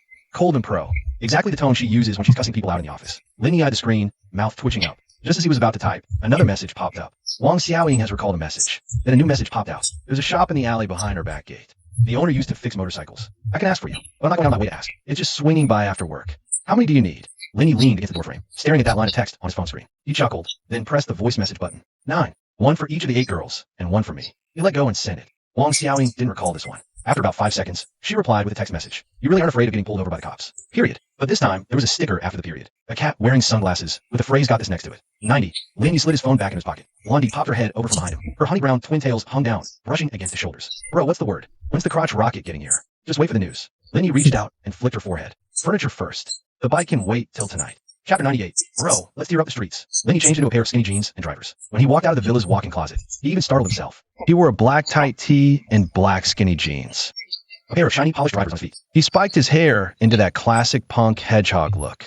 He stood on the last step of the spiral staircase. Looked down at this getup he was wearing. The skinny jeans hugged his leg muscles a little too well. His sharp driving shoes could kill with a kick. Blondie popped her head out from behind him. Her honey brown twin tails hung down, brushing against his shoulders. Her dark brown pupils were full of satisfaction and smugness. Bro, you look killer. Shows your muscles well. Way better than scrawny guys who can't fill outfits. She slapped him on the back. A loud, crisp smack, and then she snatched her hand back quickly. Giggling, she hopped a step backwards. Sleeve tat leaned on the sofa, arms crossed. Tongue rings piercing flashed between her lips. She looked Lenny up and down from head to toe, then nodded, dead serious. Yo, I've seen gangs of wannabe players hanging outside my old factory. None of them are rocking gear as pricey as bros. But bro, you've totally nailed the vibe. Inked leg came out from the pantry carrying a fruit platter. The rose tattoo on her leg was a glaring red under the lights. She glanced at Lenny and set the fruit platter on the coffee table. She speared a piece of cantaloupe and popped it in her mouth. She mumbled, handsome is as handsome does. Bro, dressed like that? You're asking to be pulled over. Bangs was curled up in the corner of the sofa, holding Lucky. Her eyes were wide as saucers under her bangs. She looked at Lenny's skinny jeans, then at his loafers, then at his short hair, spiked up rock solid with gel. Finally, she buried her face deep into Lucky's fur. Flushed. Shin and Shin-Na stood by the window. Shin-Shin's lips curved into a tiny smile. She said nothing. Fresh honey water was set gently by Lenya's hand.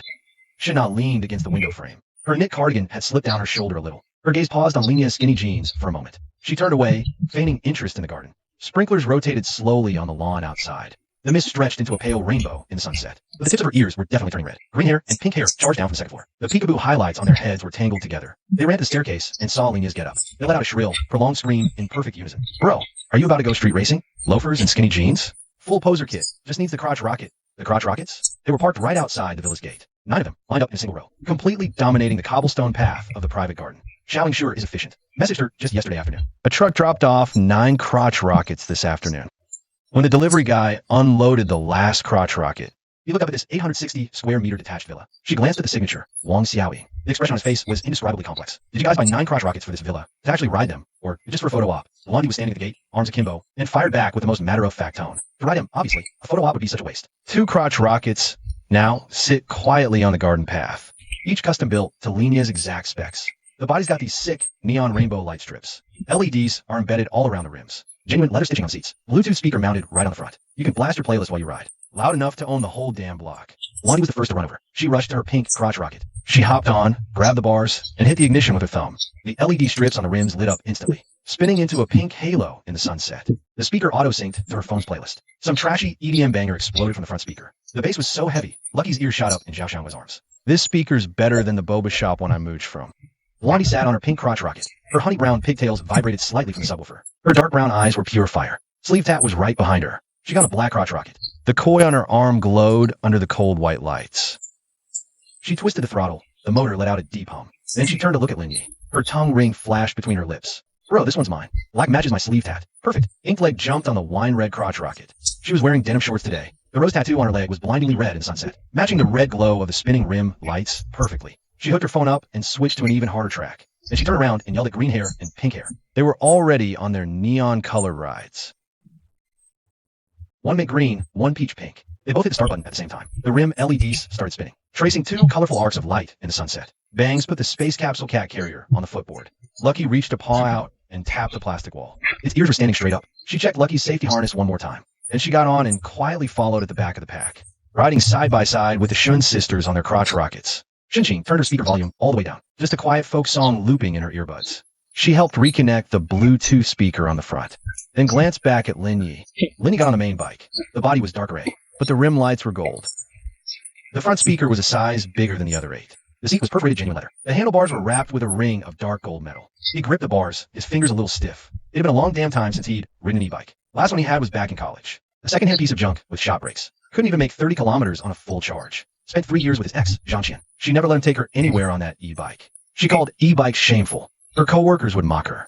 Linyi shook the messy thoughts out of his head. He turned. The collar of his tight t-shirt fluttered in the breeze. His spiky hair was tinged with gold from the sunset. Jawline sharp as a knife. So, do I look like a total chav, or what? Blondie rode alongside him on her pink crotch rocket. Her brown pigtails shivered in the blast from the bike speakers. She had his tight pants, loafers, and flashy bike. She looked up, her brown eyes full of undisguised worship. Bro, the look is totally on point. But you're way too hot. Sleek girl went to front beside him. Twice. Her black crotch rocket shot forward a bit. She yelled back. Regular chavs aren't nearly this good looking. Bro, here's the absolute peak, the final boss of chavs. The leg tack girl revved her throttle too. Her wine red crotch rocket let out a deep rumble. The rear wheel spun in place for a second. The red lights on the wheel hub left an arc in the air. Bro, let's tear up the streets. Eyes wide with excitement, Blondie punched her throttle first. The pink crotch rocket shot out over the cobblestone path. Its pink LED strips formed a solid halo in the sunset. She pulled up the front of the bike. The throttle popped up, wobbled, then landed back smoothly. A textbook wheelie. Blondie turned back and yelled at Linyi, her honey brown pigtails whipping in the wind like flags. Look at that wheelie. We used to beg to ride bikes.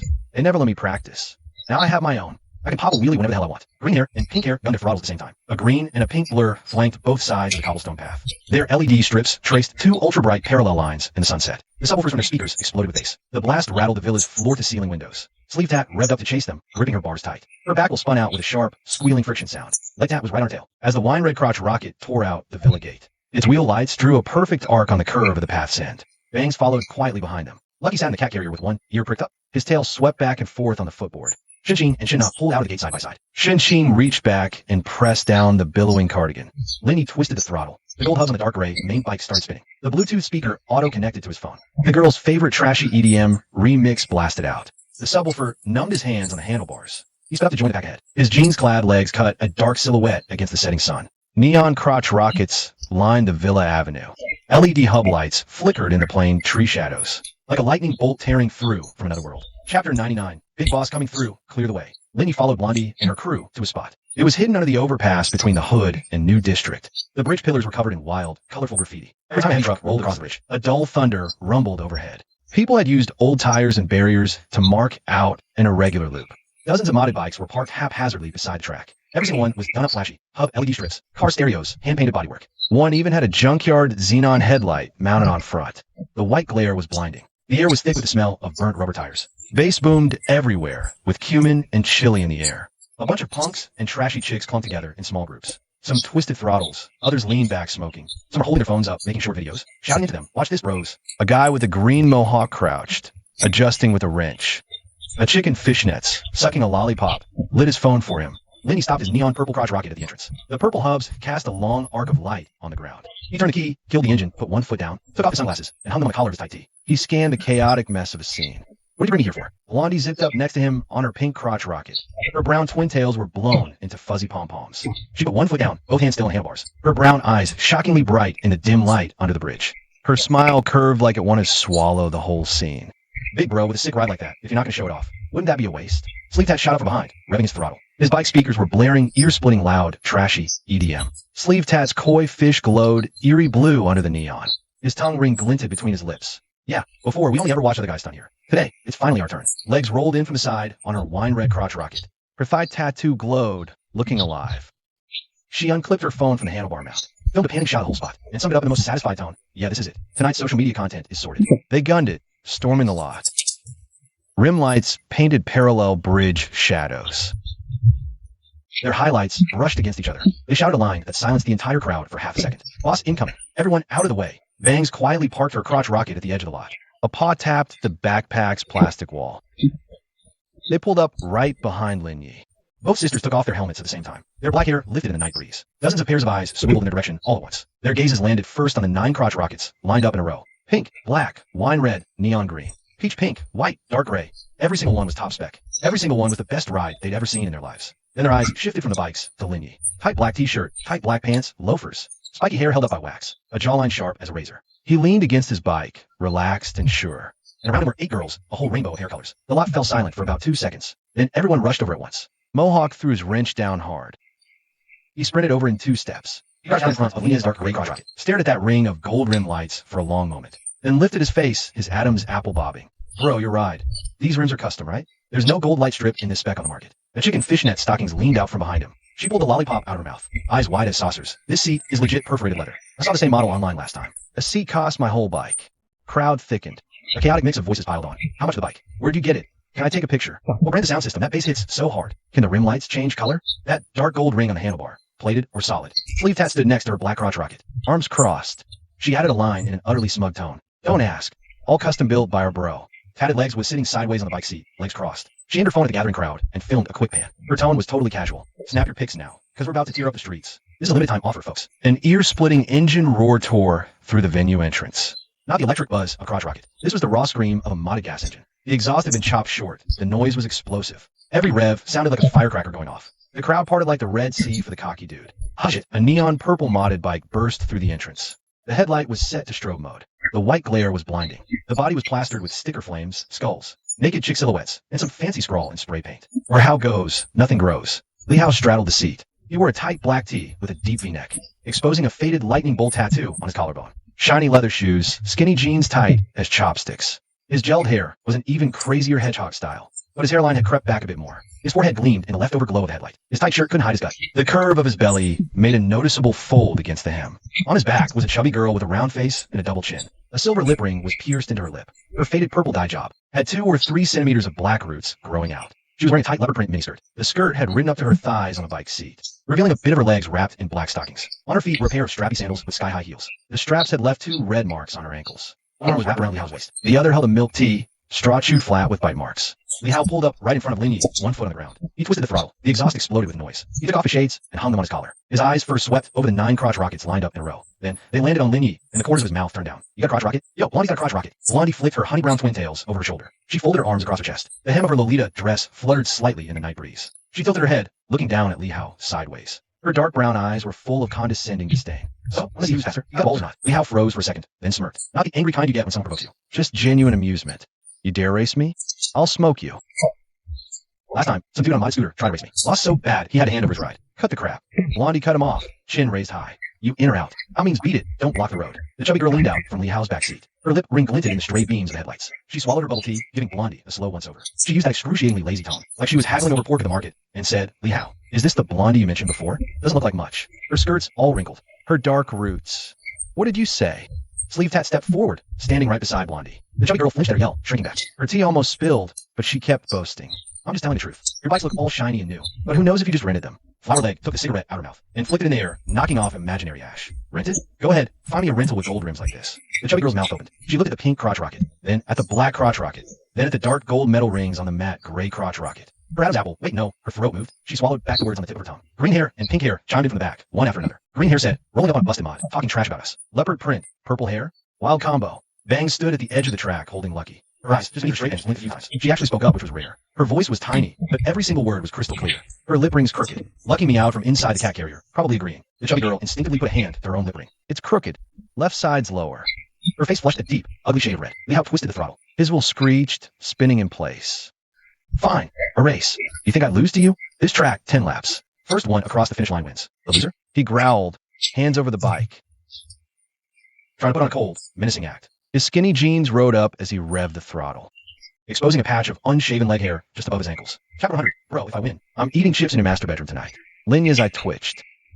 Are gutter punks this reckless nowadays? He leaned against the matte gray crotch rocket, arms crossed, watching Li Hao's ride, sprayed that garish neon purple, plastered with flame skull naked chick silhouette decals. The chunky girl in Li Hao's car was picking her teeth with a straw. Tang Mian had never seen this in any trashy novel. Blondie was already in the zone. She nudged her pink crotch rocket forward half a meter. Her pigtails glowed warm gold in the harsh headlights. The hem of her Lolita dress puffed up in the night breeze. One hand on the handlebar, the other tucking loose strands of hair behind her ear. Chin tilted way up high. Her dark brown eyes burning with fire under the neon strips. Bring it. Whoever chicken's out is a little bitch. The crowd of gutter punks and trashy chicks went wild. Neon green mohawk pumped a wrench over his head like a glow stick. Tongue ring popped her lollipop out and let out a piercing whistle.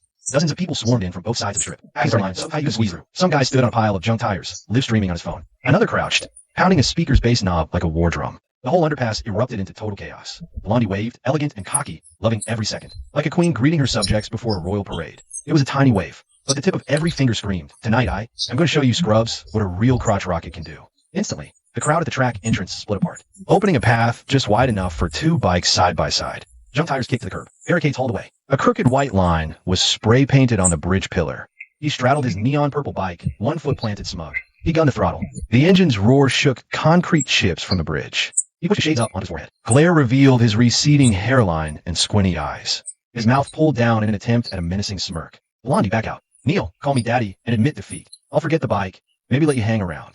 Sleeve Tat whipped off her sneaker and nailed his face. Soul snapped his situation. A crisp, sickening thud. Li Hao's whole body jerked backwards. His shades flew off, hit the ground, and got stomped. The canvas sneaker bounced back and landed in the middle of the track. A perfect, dusty footprint stamped on the top. Screw you. Who do you think you are? She balanced on one leg. The other bare foot planted firmly on her scooter's pedal. Her sleeve tat coy rippled in the bike light. Her tongue ring glinted between her lips for a split second. Her voice was cold as a beer came straight out of the cooler. What the fuck? Li Hao shot up from his seat, clutching his nose. A red shoe print marked his nose bridge. His eyes were watering from the sting. Chubby chick tossed her milk tea in the basket. She pulled tissue from her skirt, gave it.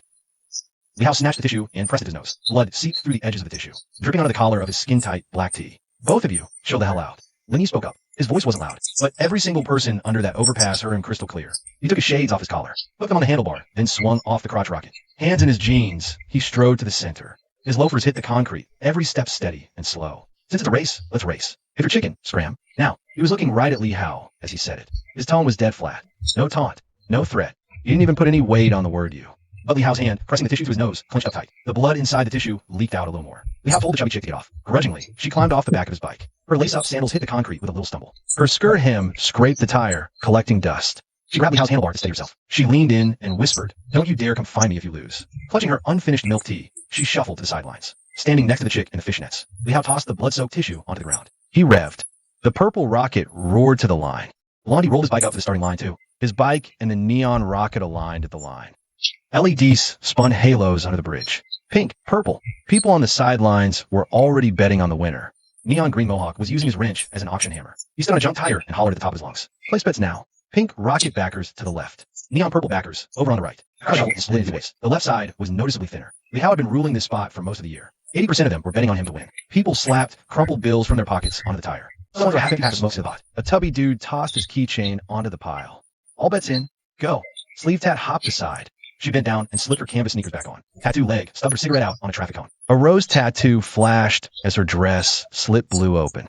She aimed her phone at the starting line. Started a live stream. All right, fam. Pink crotch rocket versus neon purple today. Get your bets in. Hurry up. Greenie and Pinky squeezed into the front row. Their two-tone hair extensions were practically meshing together. They chanted, "Go Blondie. Win, and we'll treat you." Bang stood quietly next to Shenqing, holding Lucky. Eye-gouging affection. 91. Lucky peeked out, one ear up. His amber eyes stared intently at the two bikes on the starting line. Shenqing and Shen Na stood shoulder to shoulder behind Linny. The sisters didn't shout any encouragement. Shenqing gripped her cardigan hem so tightly. Her knuckles were turning white. Linny leaned on the dark bike, arms crossed. He watched Blondie's back as she straddled the pink bike. Her honey brown pigtails were floating on the night wind. Her Lolita dress bunched like a blooming flower. Both hands clenched the handlebars, thumb resting on the throttle. Her whole body was tense, like a drawn bowstring. And right then, Blondie suddenly turned her head. Her eyes blazed under the neon lights at Lin Yi. 703. The corner of her lips curved into the most insanely arrogant smirk. Bro, if I win, I'm eating chips in your master bedroom tonight. Flower-shaped crummy ones, all over your bed. Don't yell. Chapter 101. Is this girl insane? The neon green mohawk guy raised a wrench high over his head. Every pair of eyes zeroed in on his scrawny wrist. Really? He dragged out the syllable. Long enough to drown out the bridge's roaring trucks. Blondie's thumb was on the throttle, her knuckles going pale. Her pigtails glowed honey gold in the headlights. Her Lolita dress skirt billowed without any wind. Lehao revved his throttle. Crap. The purple bike's modded exhaust screamed like silk. He tilted his head, shooting Blondie a sidelong glance. The shoe's tread was still imprinted on his nose. Dried blood formed a dark red scab on his lip. Go. The wrench sliced down. It carved a silver arc through the air. Both bikes shot forward like lightning. The pink bike's motor dumped all its torque the moment it launched. Its neon pink light striped the starting line. The acceleration slammed Blondie's body backward. She gripped the handlebars with all her strength. Wind puffed her Lolita skirt up like a balloon. Lehao's purple bike lagged half a length at the start. The engine needs RPMs to climb before it hits max torque. Landlord left a note, but he's cool with it. Every angle of these turns is carved into his bones. Spectators covered their ears from the roaring pipes. The scene was so intense for a moment, it was suffocating. Pink in the front, neon purple biting at her heels. Rim lights painted twisted streaks under the dark bridge. One pink, one purple, intertwining on the track line with scrap tires and roadblocks, separating and tangling again. The first turn's a hairpin. Blondie didn't slow down. She threw her body left, almost parallel to the ground. The tires screamed a shrill cry against the concrete. Her bike carved a perfect crescent arc into the apex. Her twin tails whipped straight from centrifugal force. The lace of her Lolita skirt scraped the ground, almost kissing the scrap tires at the track's edge. The instant she exited the corner, she pinned the throttle. The pink crotch rocket launched out like a wild horse off its reins. The scene exploded. The neon green mohawk was the first to jump up. He almost dropped a wrench on his own foot. The fishnet chick yanked the lollipop out her mouth. A few thugs standing on tires shouted in unison, "Holy shit!" Someone threw half a pack of smokes into the pot. Blondie's a beast. Green hair and pink hair hugged and bounced. Their highlighted streaks tangled together. Their screams layered on top of each other like a kettle boiling over. Sleeve Tat leaned on the barrier, a cigarette dangling. The koi fish on his sleeve tattoo tensed up every scale. His tongue ring flashed before he forced out the words. When the hell did this girl learn to corner like that? She could barely hold handlebars when boosting bikes. His friend live streamed, phone chasing her pink light trail. Yelling nonstop, "You seen this, fam? You seen this?" That hairpin. She didn't slow down. She actually didn't slow down. Lehao was down by half a bike length after the first turn. He wasn't worried. His gas-powered bike is fast. Its top speed is higher than an electric motor. Once he hit the first straightaway, he cranked the throttle. The exhaust roar instantly jumped 2 octaves. The neon purple crotch rocket shot forward like an arrow. The two bikes flew down the straightaway neck and neck. Rim lights dragged parallel light trails through the dark. Is that all? Lehao's wind-shredded voice drifted over. The second section is an S-curve. Blondie chose the most aggressive entry line. She clipped the barrier edge at the right apex first. Then he counter-steered into the scrap tire pile. Her serpentine line through the S-curve made scalps tingle.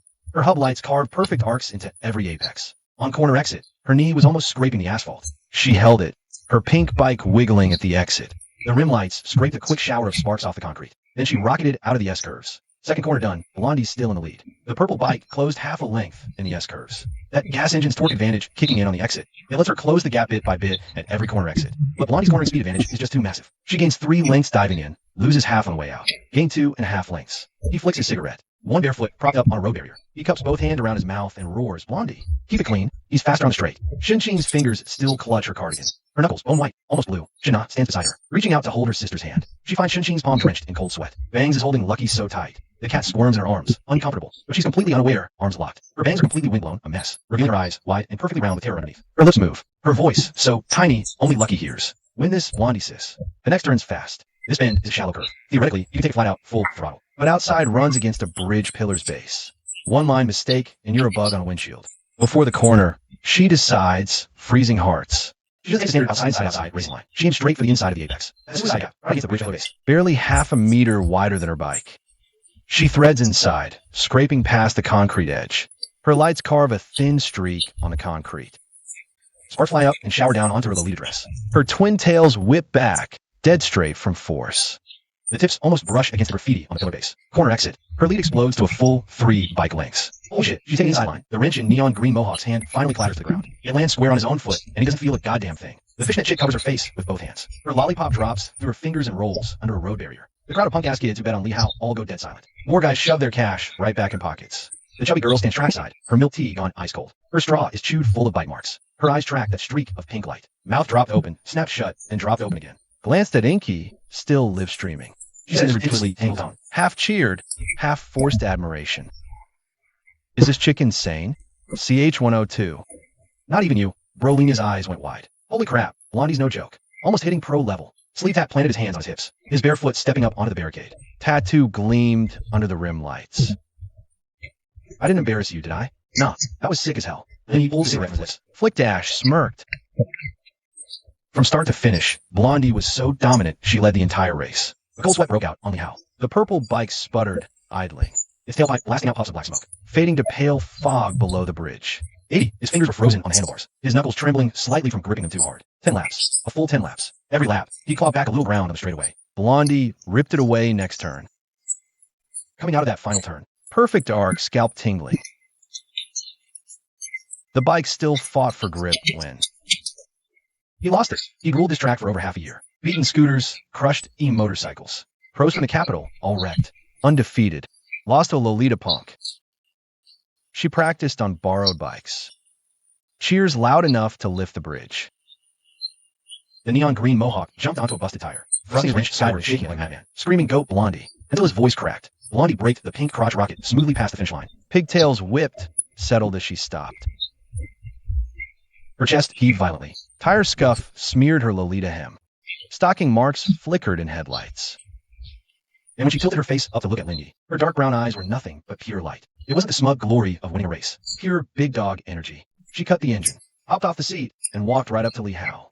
Can't handle losing? Call me Grandma, and maybe I'll let you off. Silence fell for a split second, then the entire crowd started howling at once. On your knees. You wanted her kneeling.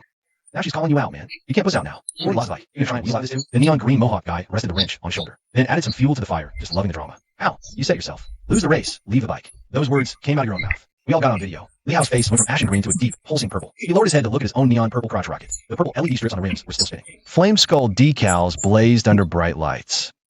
He stared at Blondie, lips twitching, desperate to spit out something tough to claw back some pride. But the words got strangled in his throat by the roar of the crowd. Oh, what the hell, you?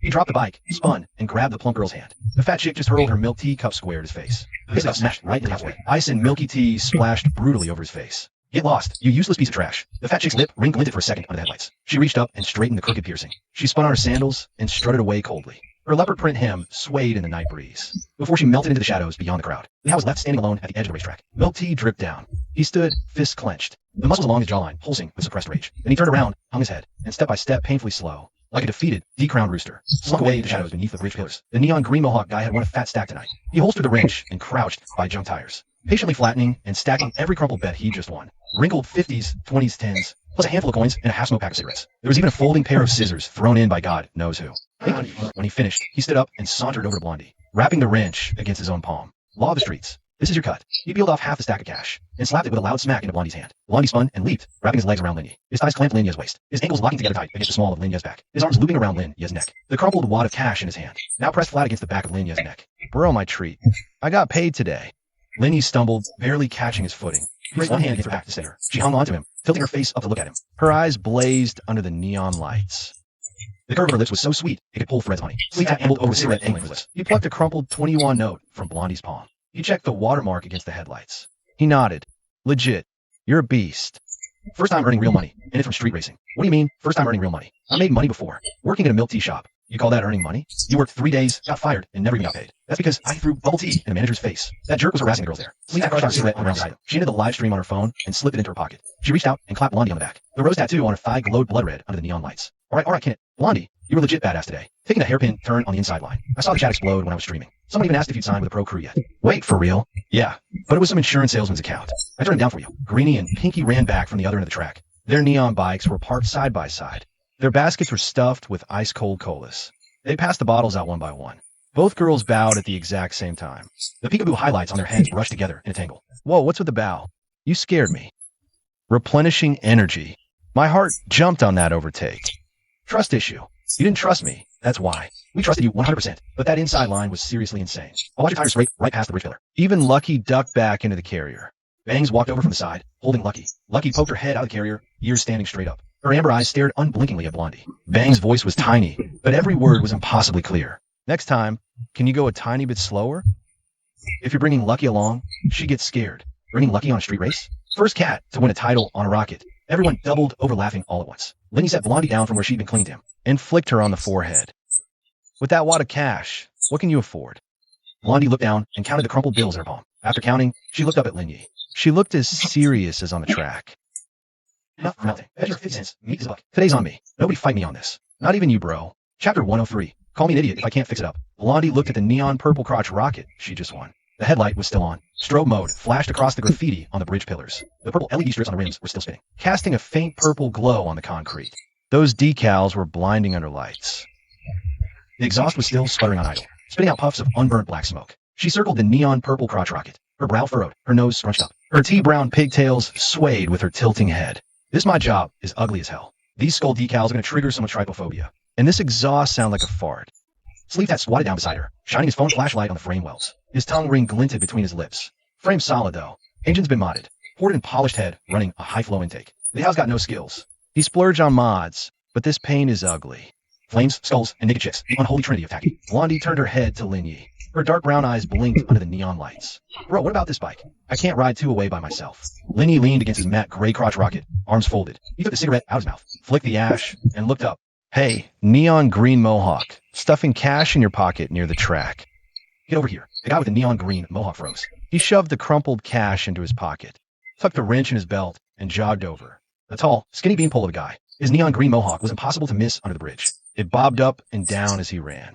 Yeah, bro? What's up? Linny looked him up and down. You mod bikes? The mohawk guy heard this, and instantly switched from errand boy mode to pro mode. He pulled a wrench from his belt and spun it in his palm. Chin held high. His neon green mohawk quivered with pride. Hell yeah, I'm a professional. See those crotch rockets parked at the edge of the field? The one with the sound I modded. The one with the subwoofer? I tuned it. The one with color-changing wheel lights? I soldered the circuit myself. My skills in the hood's modding scene are this. He gave a thumbs up. Linny pointed at the neon purple crotch rocket they'd won. Mod this one. Strip the paint job. Lose the skulls and naked chicks. Swap the exhaust back to a normal sound. New brakes set and new tires. After 10 laps just now, the tread's completely bald. We'll pick up the bike in a couple of days. Mohawk circled the neon purple crotch rocket once. He crouched down, tapping the frame with his wrench. He rubbed the wear marks on the tire tread with his finger. He stood up, his smirk fading into worry. Modding bikes is my thing, it's just... He scratched his head. His neon green mohawk flopped to one side from scratching. I've got no money for parts. Not one customer this whole month. The cash I want is gone. Smokes and food ate all up. He pulled a crumpled wad of cash from his pocket. Counted them out one by one for Lingy. 50, 20, 10, 5. Muyi nodded. He'd watched that whole race.